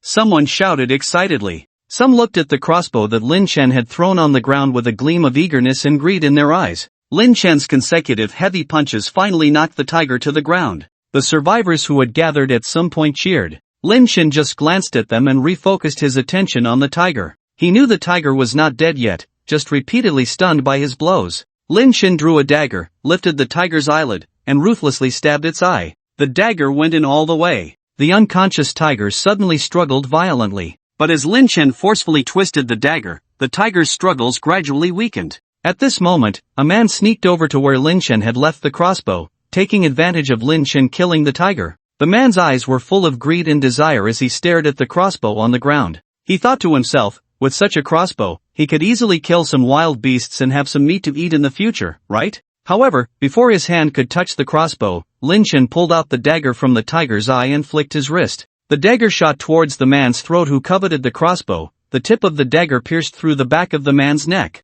It was even more powerful than a bullet. The man stiffened, clutching his throat, his eyes widened, and he fell to the ground. The others who had similar thoughts immediately stopped and dared not move. If a person who could kill such a mutated giant tiger could do that, wouldn't they be like lambs to the slaughter if they approached him? Lin Chen pulled out the dagger, wiped it on the snow, and put it back at his waist. He picked up the crossbow, disassembled and reassembled it a few times, then put it back in his backpack. After removing the arrows, he looked at the huge tiger corpse. Lin Chen glanced at the circle of survivors that had formed. Absorbing the source power must not be interrupted. He would never absorb it in front of everyone. Lin Chen chose to take the tiger's body away first. This giant tiger weighed at least a few hundred pounds. Lin Chen grabbed the tiger's leg and hoisted it onto his left shoulder, showing that he still had some strength left. Walking to the edge of the square, he shouted at the motionless survivors, "Make way!" The survivors moved aside. An old man still stood there, his greedy eyes fixed on the tiger on Lin Chen's shoulder. "Young man, you can't finish such a big tiger by yourself. Can you leave us some? I see you are not a selfish person. Why not help us and save us before giving us a piece of meat to eat?" This sentence successfully brought all the survivors to the opposite side of Lin Chen. Yeah, with such a big tiger, if they divide it up, everyone can get a lot of meat, right? These survivors looked at the giant tiger with fiery eyes, and some had already quietly reached for their weapons. They forgot that if it weren't for Lin Chen's appearance just now, they would probably all be dead. Although Lin Chen didn't intervene to save them, the fact that they were saved was undeniable. Lin Chen sneered. Sorry, he has no morals and is not afraid of kidnapping. A cold light flashed by, and the old man was still standing in front of Lin Chen, but his head rolled on the ground. There can be no hesitation at this time, otherwise these survivors will swarm like hyenas. He understood the minds of these survivors too well. Lin Chen scanned the crowd with a chilling killing intent and asked, "Who else wants it? I'll send him down to fight the tiger himself." The survivors kept waving their hands and stepping back, afraid of following the old man's fate. Lin Chen walked step by step through the 2 rows of survivors, holding a blood-stained knife, until he walked far away. After Lin Chen left, one of the survivors said to a thin man with yellow hair and a masked face, "Yellow brother? That kid seems to be the target that Boss Li asked us to deal with before. Why didn't we take action just now?" Yellow Spear looked at his men as if they were idiots and said, "The end of the world is here, why bother with a task? Can that old dog Li Duokai come all the way here? Let's go, follow up and see if we can get some meat. Yellow brother is wise." Several younger brothers followed Yellow Spear in the direction Lin Chen had left. Lin Chen walked out of a block and into an alley where no one passed by, then he stored the giant tiger in his space. He took out a broadsword from the space and sat in his shop wiping the blade. The broadsword was straight, 1 meter long, with a slender and sharp blade. Like a tang sword, it was not suitable for killing source beasts, but very effective for killing people. After wiping it twice, there was a slight sound of footsteps at the entrance of the alley. Many people who had their eyes on the giant tiger along the way. A burly man with a square face and a man with a pointed chin and monkey cheeks walked into the alley. After scanning the alley and not seeing the giant tiger, the 2 focused their attention on Lin Chen. "Brother, we don't want much, just give us a leg, and we'll leave." Lin Chen smiled, but the smile lacked any warmth. "If you want my things, come and take them with your skills." The 2 looked at each other, and one of them pulled out a gun from his waist, saying, "I advise you not to be arrogant." Lin Chen didn't like to listen to nonsense. With a flick of his wrist, a piece of broken glass hit the man with the gun in the forehead like a bullet. The glass shards embedded deeply in the man's forehead, and he fell straight to the ground. The gun also fell to the ground. The other man with a pointed chin and monkey cheeks was frightened by this move. His lips moved as if to beg for mercy, but he quickly followed his companion's fate. Lin Chen stood up and lowered the tip of the knife, saying to the outside of the alley, "Since you're here, come on in together." As soon as he finished speaking, more than a dozen survivors who had been watching the situation from the shadows also came out. "Don't be afraid. No matter how powerful he is, he's just one person with 2 hands. Let's go together." The survivors held homemade weapons and rushed into the shop. Just a few minutes later, the alley was filled with bodies. Lin Chen gave each body an extra cut, severed their heads, and then left from the back of the alley. About 10 meters away from the alley, Yellow Spear hesitated as he watched the alley where a group of people had rushed in and not come out for a while. At this moment, the small alley entrance seemed like a gaping abyss, waiting for them to be let in. Yellow brother, should we go in?" one of the younger brothers asked. "Let's go take a look." Yellow Spear swallowed his saliva and cautiously walked to the entrance of the alley with his younger brother. Seeing the bodies and unburied heads all around, Huang Mao felt a chill running from his feet to his head, unconsciously taking 2 steps back and falling to the ground. The others were no better off than Huang Mao, almost scared out of their wits. Huanggu, should we still follow? Follow my foot, let's go." Lin Chen returned to Shashi in the afternoon on a snowmobile. Unexpectedly, even Shashi was not peaceful. Lin Chen had just returned to the western suburbs when he saw a group of people surrounding a wild boar, shouting and preparing to kill it. Lin Chen took a distant look and saw that the size was normal, probably just an ordinary wild boar running down from the mountain, not a source beast. 3 people were already lying in agony on the snowy ground, but it did not dampen the enthusiasm of the hunters, as all they saw in their eyes was the green light of meat. The frequency of wild beasts and source beasts appearing had been increasing. Lin Chen understood what this meant. The appearance of wild beasts running out of the mountains indicated a greater threat in the mountains. It also meant that the time for source beasts to come out from the deep mountains or elsewhere to hunt humans was not far off. With the surge of beasts, bodies littered the ground. For survivors, opportunities to openly search for supplies on the streets like now were becoming scarce. This world would increasingly respect strength. Lin Chen's eyes were firm, he needed to become stronger quickly. When Lin Chen returned to the safe house, the Demon King had not yet returned.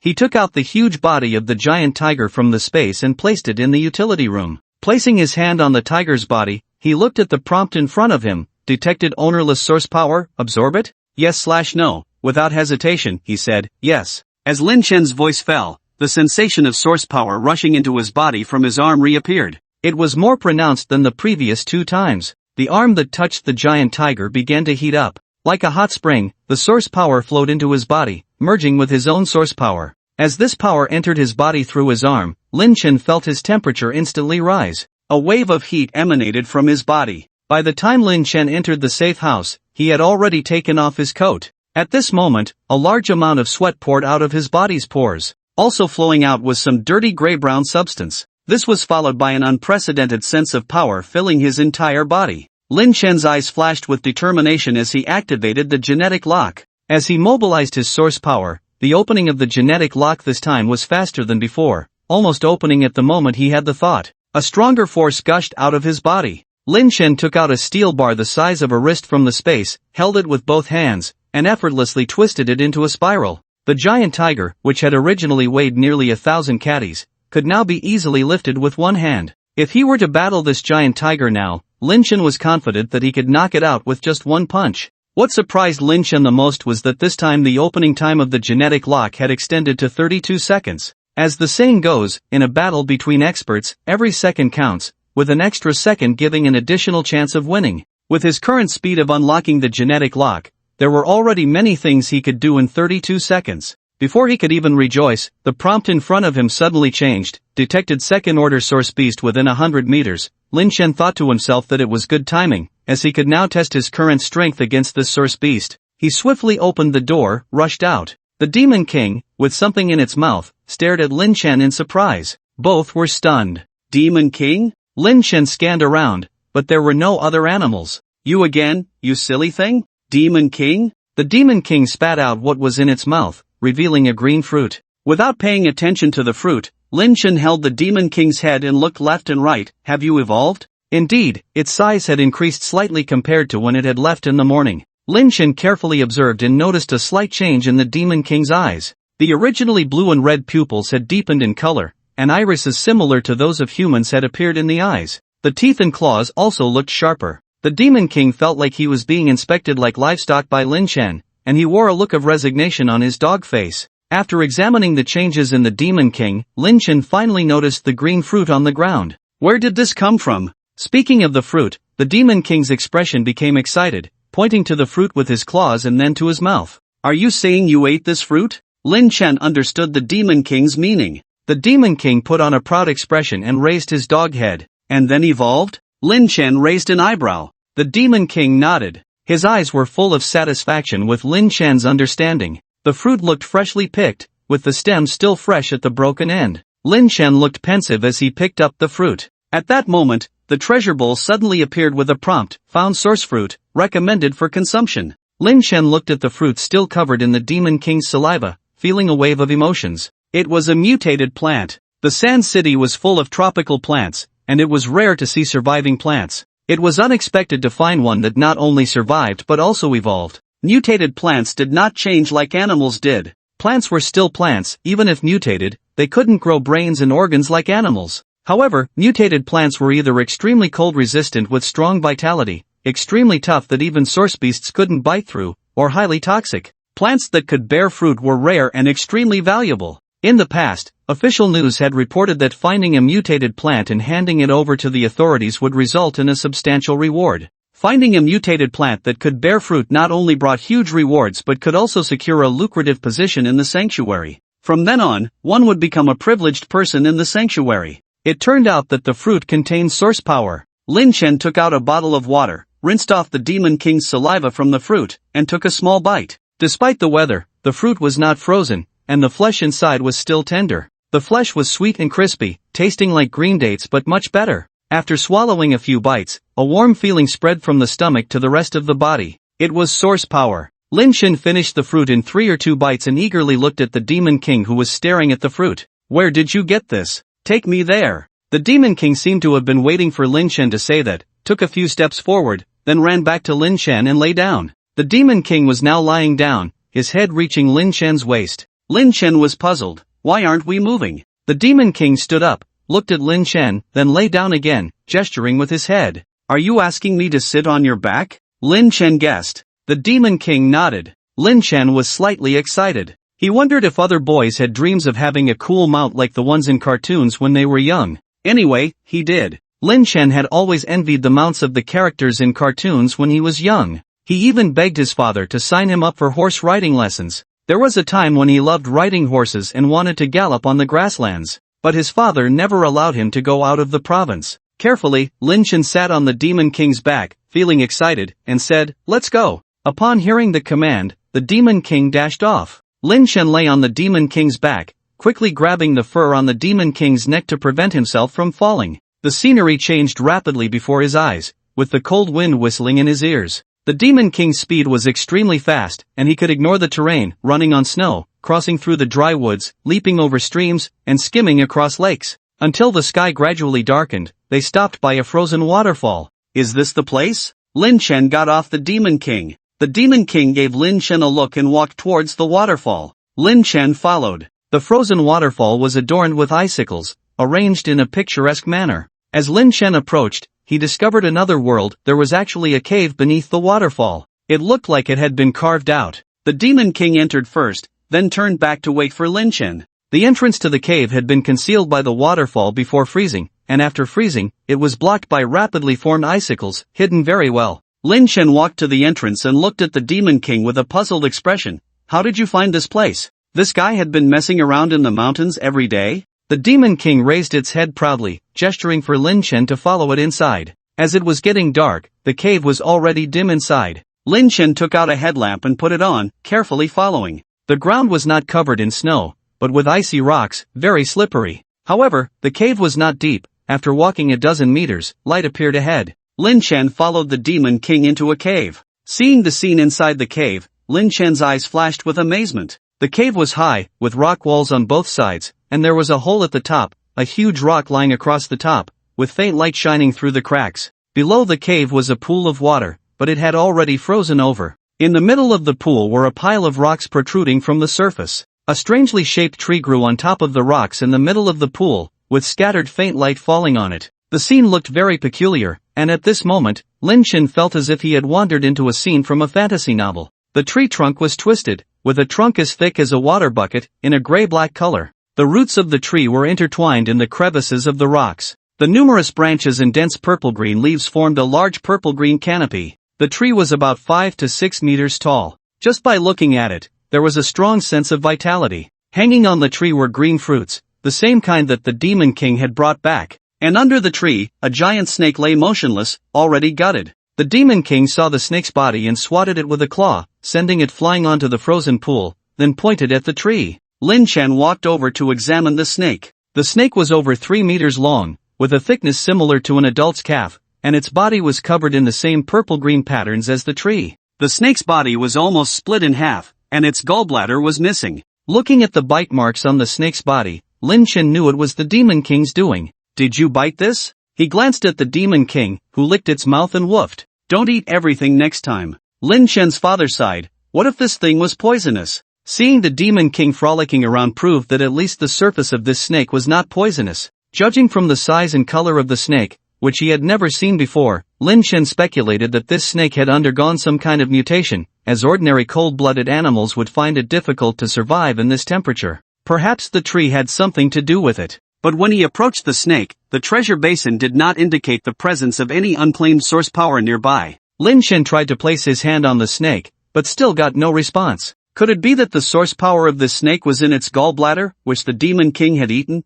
causing the source power inside the snake to disappear? Or had the source beast been dead for too long, causing the source power to dissipate? Lin Chen pondered silently. In fact, he had always had a question in his heart. That is, humans and wild beasts were both animals, so why did they evolve in different directions? Researchers in the previous life had proven that humans could hardly absorb source power autonomously like plants and animals. It was as if humans were not native animals on this planet. There has always been controversy in the history of science about how humans came into being. There is no evidence to prove that humans evolved from apes. Darwin's theory of evolution is just a hypothesis. Lin Chen walked towards the tree, suppressing bold guesses and calming his mind. The Demon King paced back and forth under the tree, looking impatient. As Lin Chen approached, he discovered the Demon King's tooth marks on the trunk. Given the Demon King's temperament, it wouldn't be surprising if he took the whole tree back. But now, he only brought back the fruit for Lin Chen to pick, indicating how tough the tree was. He picked a fruit and handed it to the Demon King. The Demon King took it happily, wagging his tail, then placed it on the ground and continued to watch Lin Chen. "You are getting smarter." Lin Chen patted the Demon King's head and climbed up the tree. When his body touched the trunk, the treasure-gathering pot appeared with a prompt. detected a large amount of source power in this plant, absorb it? Yes/no, Lin Chen raised an eyebrow, not surprised at all. The treasure-gathering pot had been able to absorb source power for a long time. Lin Chen continued to pick fruits. In no time, more than a dozen green fruits had fallen, filling the space. Confirming there were no more fruits on the tree, Lin Chen said to the Demon King beside him, "Don't let anything disturb me." The Demon King immediately perked up and paced around the cave. Lin Chen placed his hand on the trunk, silently saying to the treasure-gathering pot interface, "Yes, absorb." Haishur City, Shin Family Manor. Shin Fanrun, who was preparing to rest, sat on the edge of the bed, listening intently to the report from his subordinate Wang Ji. "Boss, those cops still refuse to cooperate with us. What should we do?" Wang Ji made a throat-slitting gesture tentatively. Shin Fanrun stood up and paced around the room. The conflict with the official power from the Public Security Bureau started when Lin Chen killed Shin Jinbin and 3 bodyguards in the hospital. After Lin Chen killed Shin Jinbin's bodyguards, he didn't take the guns from them, causing trouble for Shin Fanrun. However, what Lin Chen didn't expect was that this incident caused not just a little trouble but a significant one for Shin Fanrun. In the previous life when the apocalypse arrived, Shin Fanrun relied on the network of relationships and good reputation he had built in Haishur City over the years. At the beginning of the apocalypse, he established a cooperative relationship with the authorities and provided countless resources and manpower. This laid the foundation for the Shin family's position in Haishur City, gradually weakening and absorbing the official power of Haishur City, becoming the unofficial king of Haishur City. However, in this life, because of Lin Chen's casual action, the police found a gun on Shin Fanrun's bodyguard. Shin Fanrun was already listed as a key target for investigation by the Public Security Bureau of Haishur City before the apocalypse began. After the communication was cut off, Shin Fanrun found his manor surrounded by a group of special police, who discovered a lot of contraband. Shin Fanrun was taken away directly by the special police from the manor. Fortunately, it was the apocalypse, or Shin Fanrun would have been in big trouble. There were incidents of looting and killing happening all over Haishur City. Shin Fanrun's men took advantage of the chaos to rescue him from prison. He returned to the manor, regrouped his forces, and confronted the official power. Later, he renovated the manor, sheltered refugees, and with crimes happening daily due to the collapsing order, the official power of Haishur City temporarily let him off the hook. The official power of Haishur City was led by the head of the Public Security Bureau of Haishur City, who had gathered a group of law enforcement officers, special police, firefighters, and other public servants who were originally under the authority. During these days, Shin Fanrun had been trying to negotiate and cooperate with the official power of Haishur City, but he had repeatedly failed. The strongest support he had in his previous life had now become the biggest obstacle to Shin Fanrun's rule over Haishur City. Shin Fanrun furrowed his brows, not immediately answering Wang Ji, but asking, "How about the other thing I asked you to investigate?" Wang Ji replied, "You asked me to check on those unusually large wild beasts recently appearing in the city. I found out that these beasts didn't all come from the mountains, but escaped from the north. I consulted with an animal expert, and he said it might be because the temperature in the north is very low now, causing these beasts to leave as they cannot survive there, hence fleeing here." Here, Wang Ji glanced cautiously at Shin Fanrun and continued, "And he also said that the ones appearing in Haishur now are the vanguard of the beasts, the faster ones, suggesting that a large group of beasts may still appear later." Another piece of bad news. During this period, dozens of source beasts and hundreds of wild beasts have appeared in Haishur, causing massive casualties. Ordinary wild beasts are manageable, but those huge ones require firepower to kill. If more of these beasts appear next, without official cooperation in providing ammunition, their stockpile will definitely be insufficient. Without firearms and ammunition, Shin Fanrun's position in Haishur is now in danger. Shin Fanrun's expression turned grim.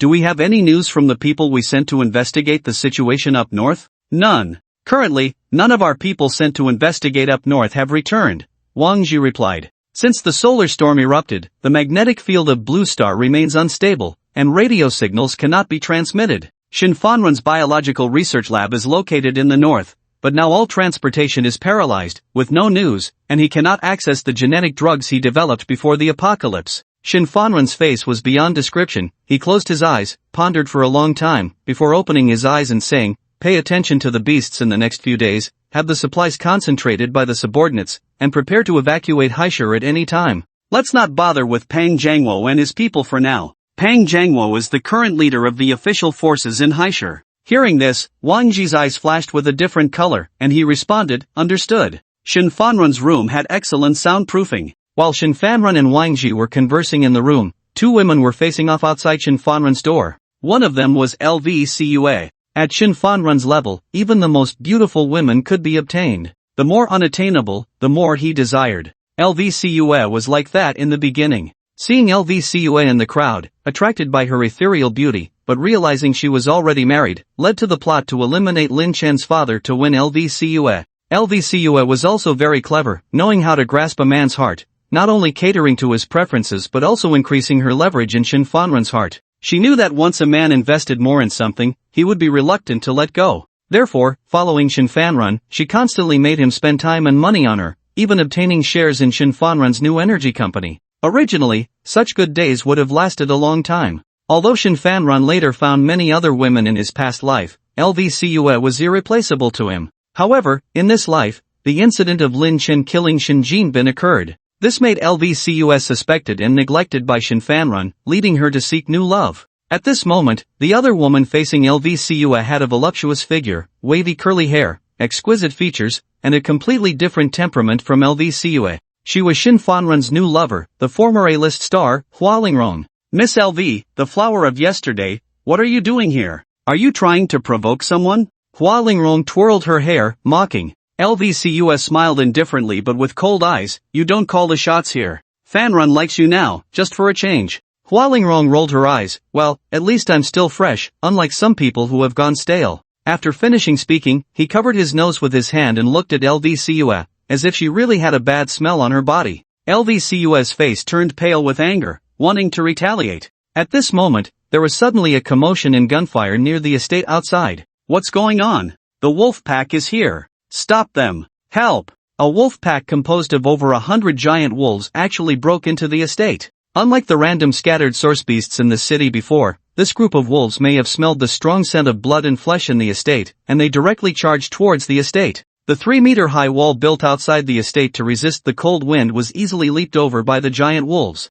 The estate's patrol team was no match for the claws of over 100 giant wolves. Among them, a wolf king larger in size than the other wolves, accompanied by several other wolves, came to a wall and swiped down with its claw. The several tens of centimeters thick cement wall was smashed, revealing the survivors inside who were scared out of their wits. They were torn open. LVCUA and Hua Lingrong, who were looking out from the corridor window, exchanged a glance and saw the panic in each other's eyes. At this moment, the door at the end of the corridor was opened, and Shin Fanrun and Wang Ji walked out of the room and quickly headed towards the stairs. LVCUA and Hua Lingrong hurriedly followed. Shin Fanrun and Wang Ji walked fast. Running and shouting, Hua Lingrong said, "Honey, wait for me." But Shin Fanrun seemed not to hear, and even changed from a brisk walk to a jog. Suddenly, there was a sound of glass shattering. A giant wolf sprang out onto the path in front of Hua Lingrong and LVCUA. Both of them screamed in terror. Just as the giant wolf was about to pounce on them, LVCUA grabbed Hua Lingrong's hair and pushed her towards the wolf in her screams.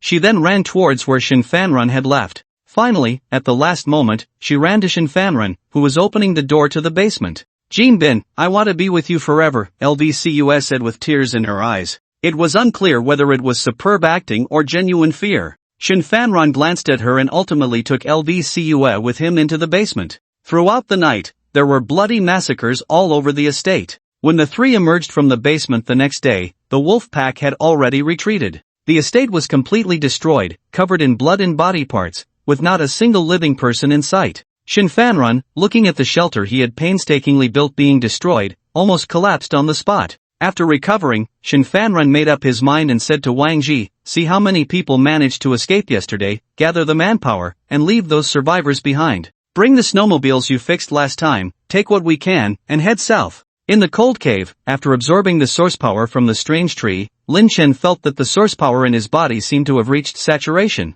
There was a difficult-to-describe sense of fullness in his body, like being overstuffed. He touched his stomach, not a feeling of being full. The third-tier gene lock was not activated either. It was as if there was an excess of source power but lacking something crucial. At this moment, a breeze blew by. The dense purple leaves on the tree fell rapidly like snowflakes. The entire tree seemed to have lost its life essence, leaving only bare branches in an instant. Lin Chen and the Demon King were both stunned. The Demon King bit the tree trunk again in confusion, leaving another tooth mark, showing a grimacing expression. The Demon King's biting force was so strong that he could leave a tooth mark even when biting into steel, indicating the tree's toughness. Lin Chen felt that this tree might be a good material. The tree roots were connected under the water pool and could not be taken into the space. After spending over 10 minutes and breaking 2 axes in a row, he resorted to using a chainsaw. Lin Chen cut down this tree and stored it in the space. He looked up at the sky outside, which had already darkened completely. The wilderness at night is even more dangerous,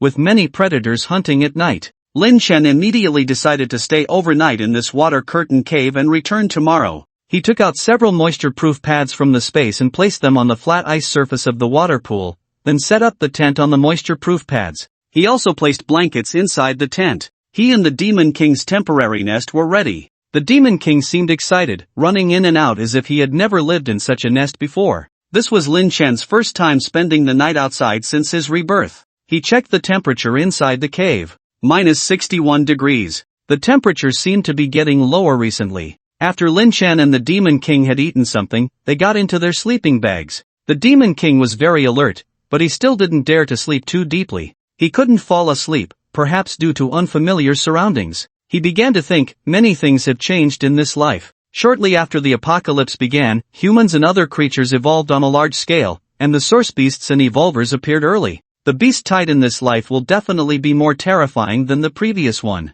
Now thinking back, building a safe house was his best decision. If he still lived in a regular residential building like in the past, a few tens of centimeters of concrete might not withstand attacks from powerful source beasts. His safe house was 3 meters thick, with walls made of steel plates and alloy structures, with 2 floors. Even if dinosaurs from the Jurassic era reappeared, his safe house's strength and structure would not be a problem. He had an ample supply of resources, and with the safe house as a shelter, all he needed to do in the future was to keep getting stronger. Moreover, after the beast tide appeared, places with more people were more likely to be discovered and targeted by sensitive beast groups. His safe house was relatively safer. It was just a pity that he still hadn't avenged his father in this life. Lin Chen closed his eyes. He was not the kind of person blinded by hatred. Otherwise, when he first found out in the previous life that his father did not die accidentally, he would have acted impulsively. Now that the apocalypse had arrived, Shen Fanrun was probably developing his power in Haishur City as he did in the previous life, right? He just didn't know if things would go as smoothly as they did in the previous life. If one day he could subdue thousands of source beasts, perhaps there would be a day to return to Haishur City for revenge. Lost in thought, Lin Chen slowly drifted into a half-dream state. In his dream, he saw himself back in the struggles of the apocalypse from the previous life. He also saw himself and Zhao Xiao digging out that ancient coin, inadvertently activating the cornucopia. However, this time, when activating the cornucopia, he unhesitatingly killed Zhao Xiao. Watching Zhao Xiao's incredulous and unblinking eyes, he surprisingly felt a sense of satisfaction in his heart. When he woke up, Lin Chen was still reminiscing about this dream. If he had been as selfish and ruthless in the previous life as he was in this life, perhaps he wouldn't have ended up in such a situation. Therefore, in this life, he would never trust anyone again. When the sky outside brightened, Lin Chen packed up his things and the Demon King and returned to the safe house. After having a warm breakfast in the safe house, Lin Chen set out again. This time, he was not prepared to laboriously search for gold in the surrounding cities. He had heard that survivors had organized a trading market in the eastern suburbs a few days ago, which might have taken shape by now. He decided to go and see today, hoping to directly exchange goods for gold. Lin Chen rode the Demon King directly into the town. The appearance of the Demon King unsurprisingly caused some panic. People who had long been frightened by source beasts and wild beasts during this period were fleeing in terror. The Demon King did not attack them but instead looked at these panicked humans with a contemptuous gaze. The patrol soldiers quickly ran over when they heard the sound, but the Demon King had already run away with Lin Chen. They arrived at the eastern outskirts, where Lin Chen finally asked the Demon King to stop. He grabbed a survivor who was trembling on the ground and asked, "Is there a trading market nearby?" The person, trembling in fear, could barely speak clearly and thought he was going to die. "There is. At the park 1 kilometer north of the apartment where supplies are distributed." After finding out the location, Lin Chen searched for about 10 minutes before finding the park near the bridge as the man had described. After instructing the Demon King to stay nearby and wait, Lin Chen walked into the park alone. The park, once full of greenery, was now buried under thick snow. Only some taller trees were partially exposed, indicating that it used to be a park. The park was crowded with people, and it seemed quite busy. There were 2 teams of soldiers maintaining order there. Lin Chen walked in and saw makeshift stalls scattered on the snowy ground in the park. Some stalls had wooden signs saying buying medicine at a high price. Some stalls had useless mechanical parts just to exchange for some food. Some stalls had fabrics and moderately warm clothes for sale. There were also stalls with torn cloth signs saying, "Please, kind people, give me something to eat, bless you with a long life," and so on. There was almost everything. There were more people selling goods than buying. Lin Chen walked around and found what he was looking for at one of the stalls. A thin, frostbitten boy was standing at the stall with about a dozen pounds of gold and silver jewelry. When Lin Chen stood in front of his stall, the boy was still eagerly looking at the food on other stalls, secretly drooling. He didn't notice Lin Chen. Lin Chen cleared his throat, and the boy looked back at him.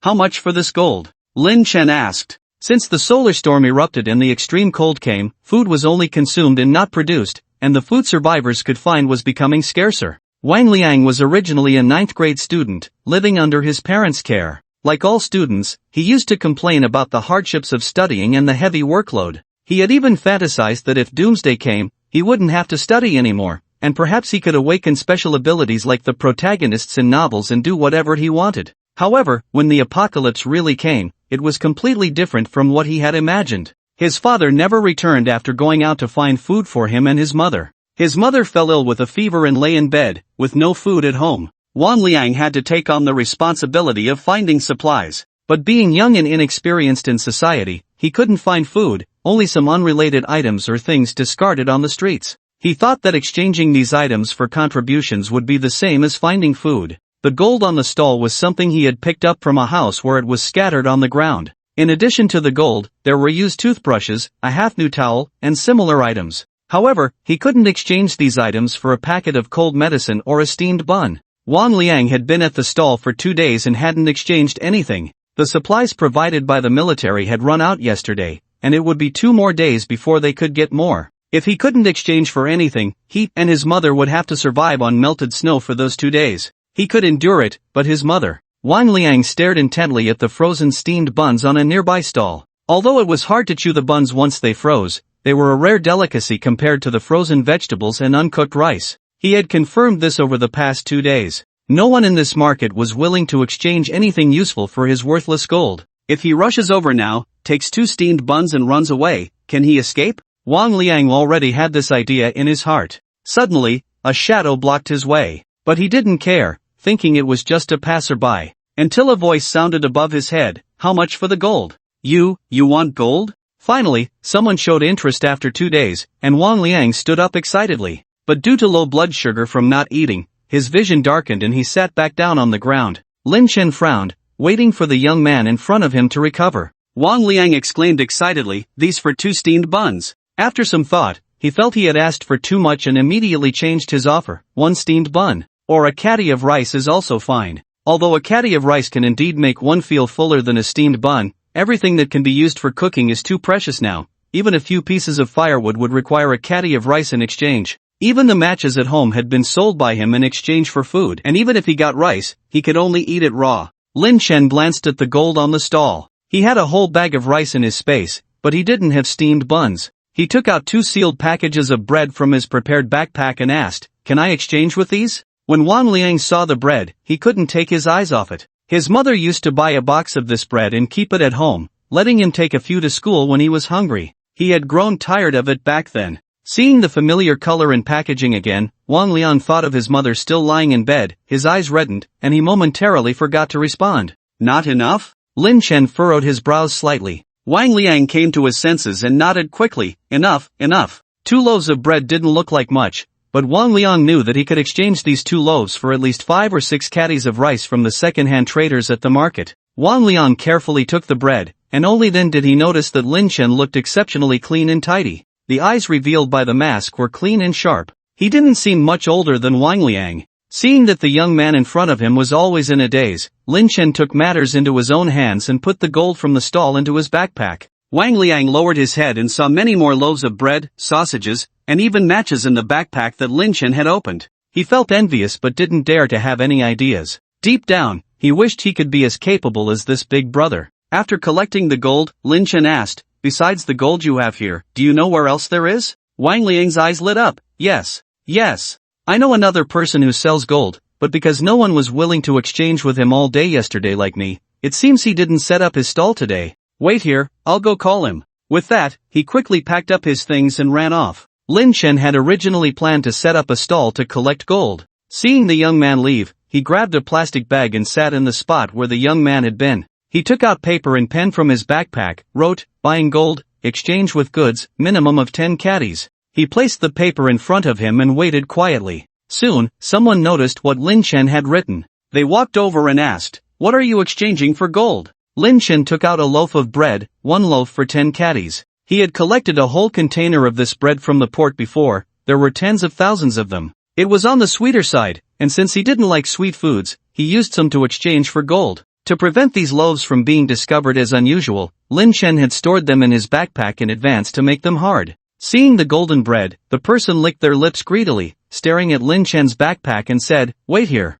Not long after, the person who had just left returned with a second-hand trader to Lin Chen's stall. At this time, several people saw Lin Chen's playing cards and gathered around his stall. However, they didn't have much gold, only a few hundred grams of jewelry, which Lin Chen couldn't be bothered to exchange. Li Wei looked Lin Chen up and down and asked, "Do you need gold? Where there is a trading market, there will be middlemen. They buy low from survivors at the bottom, then sell high to those in need, making a profit from the difference. Li Wei is one of these middlemen in this market that he and a few others have established." "That's right, do you have any?" Lin Chen tossed the small loaf of bread in his hand. He only needed a little over 200 kilograms of gold to upgrade to the 10th item replication. He believed that many people must have stockpiles, especially the wealthy from before the apocalypse who would never want to part with their assets. "Let's talk somewhere private." Li Wei glanced around and suggested. Lin Chen stood up and followed Li Wei to a secluded area. "How much gold do you need?" Li Wei asked. 220 kilograms, do you have it?" Lin Chen directly stated the total amount he needed. Li Wei was somewhat surprised. Now that it's the apocalypse, food is the universal currency, and gold is useless. "What do you need so much gold for?" Li Wei asked. He couldn't figure out why Lin Chen needed so much gold. With so many resources, does he want to make a statue for himself with gold? Lin Chen replied, "You don't need to know, do you have it or not?" Li Wei squinted and thought for a moment. "I do have it, but it will take me 2 days. Also, what will you give me in exchange? It will take me quite an effort to collect so much gold. I don't want your bread, I need some essential supplies. What do you have?" Li Wei stared intently at Lin Chen. He wanted to probe into Lin Chen's background. Being able to exchange so much food for gold, Li Wei's intuition told him that Lin Chen must have more resources. Lin Chen's mouth under the mask curled slightly. He knew that these middlemen were more cunning than a beehive. "Forget the bread, I can collect it myself," Lin Chen said casually, then walked away and returned to his stall. Now Li Wei was somewhat indecisive, standing still in place. The person who had previously informed Li Wei to come to Lin Chen's stall said, "Brotherly, are we not doing this business?" Li Wei smiled, a sinister smile, and said, "Have someone keep an eye on this kid, see if he has any companions. If he's alone, when he leaves the market later, we'll follow him, find out where he lives, maybe we can hit a big jackpot. If not, we'll do business with him properly." When Lin Chen returned to his stall, the teenager Wang Liang, who had been at the stall before, had already returned, pulling along a middle-aged man. Both of them were panting. "Look, he's back." Wang Liang didn't see Lin Chen when he returned, thinking Lin Chen had already left. Chen Xiaodong, who was hurriedly brought over by him, took a closer look at Lin Chen. "You want a large amount of gold?" Although Chen Xiaodong was dressed strangely and his nose was red from the cold, his long-term experience as a bank president set him apart from others. Lin Chen looked at him and nodded. "Yes, how much do you have?" Chen Xiaodong looked around, made sure no one was listening, and said, "How much do you want?" "I can provide tens or hundreds of kilograms." Chen Xiaodong was the former president of the Shushi Bank before the apocalypse, and he had the keys to the bank's vault. The vault had several ways to open it, and in the absence of electricity, it could be opened with special keys. Chen Xiaodong had a good relationship with Wang Liang's father, who had worked under him for many years, so he also knew Wang Liang and had given him some food in private. Lin Chen raised an eyebrow and repeated what he had said to Li Wei earlier. "I can pay with bread, 220 kilograms of gold. I'll give you 30 loaves of bread, how about that?" Wang Liang looked excitedly at Chen Xiaodong. Chen Xiaodong, not as eager as Wang Liang, bargained, 40 loaves, you can have as many as you can carry. I can tell you, there is definitely more than a few hundred kilograms of gold where I come from." 30 and 40 loaves made no difference to Lin Chen, but he couldn't give the impression that he had more food than he could eat, so he replied, 35 loaves. After some bargaining, they finally settled on 37 loaves. Wang Liang breathed a sigh of relief, fearing that Lin Chen would not agree. On the way there, Qin Xiaodong had promised him that if the deal went through, he would give him a tenth as a reward. With 37 loaves, he could get at least 3 more loaves. Then he would have 5 loaves in his hand, enough to exchange for cold medicine for his mother. Lin Chen and Qin Xiaodong made a deal and left the market with the two of them. As they walked out of the market, Lin Chen whistled. The Demon King emerged from a snowdrift and ran to Lin Chen. Lin Chen instructed the Demon King to hide here and wait for him to come back, and to howl like a wolf if there were any source beasts nearby. Unexpectedly, the Demon King found a snowdrift outside the market and hid in it. Lin Chen could only laugh and brush the snowflakes off the Demon King. The appearance of the Demon King startled Wang Liang and Qin Xiaodong. Lin Chen casually explained that it was a pet he had raised before the apocalypse. Now that the apocalypse was becoming more dangerous, having a Demon King with a keen sense of smell around could help detect the appearance of a beast tied in advance. Although it might cause panic or misunderstandings among other survivors, it was insignificant compared to the danger of encountering a beast tied. When the two men realized that the Demon King would not attack humans on its own, they relaxed slightly. Wang Liang looked at Lin Chen with astonishment. Lin Chen mounted the Demon King and left. He and Qin Xiaodong agreed to meet at the bank on the road to the Eastern Suburb College in the afternoon. He had to go back first to get the bread for the transaction, but this was just an excuse to find a secluded space. After parting ways with the two men, Lin Chen found an empty shop, took out 37 loaves from the space, and packed them in a large black bag. Then he waited for the agreed time in the afternoon. During this time, Lin Chen and the Demon King had lunch and rested for a while. Seeing that the time was almost up, Lin Chen went to the bank on College Road as agreed. When he arrived at the bank's entrance, he sensed something was wrong. Lin Chen's range of perception for killing intent and the gaze of others had expanded to over 80 meters. Standing not far from the bank's entrance, Lin Chen felt a faint killing intent coming from the broken door of the bank. Was someone lying in ambush in the bank? Lin Chen signaled for the Demon King to stay tens of meters away from the bank, not to enter, and shouted loudly, "Come out!" There was no response. Lin Chen sneered and said, "In that case, the deal is off." With that, he let the Demon King retreat and leave. Of course, Lin Chen couldn't really leave. He was just one step away from obtaining the gold. Even if the old and the young from this morning wanted to ambush him, he could kill them and then open the vault. What Lin Chen didn't expect was that this retreat strategy unexpectedly attracted unexpected people. Li Wei, holding a pistol and accompanied by 2 knife-wielding accomplices, emerged from the shadows of the bank. Lin Chen didn't know that shortly after he and Qin Xiaodong parted ways, Li Wei and his 3 men intercepted the excited Qin Xiaodong and Wang Liang, forcing them to reveal their transaction. Li Wei had originally planned to follow Lin Chen to find out where he lived. But when he saw Lin Chen riding away on the Demon King, he immediately changed his mind and focused on the Demon King. Recently, the military had received reports of over a dozen scientists preparing to study the recent appearance of mutant wild beasts. Li Wei felt that Lin Chen's mutated and loyal dog could bring him endless supplies and perhaps even power if he could hand it over to the army.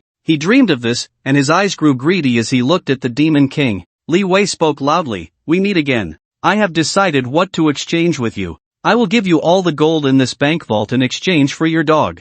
How about that?"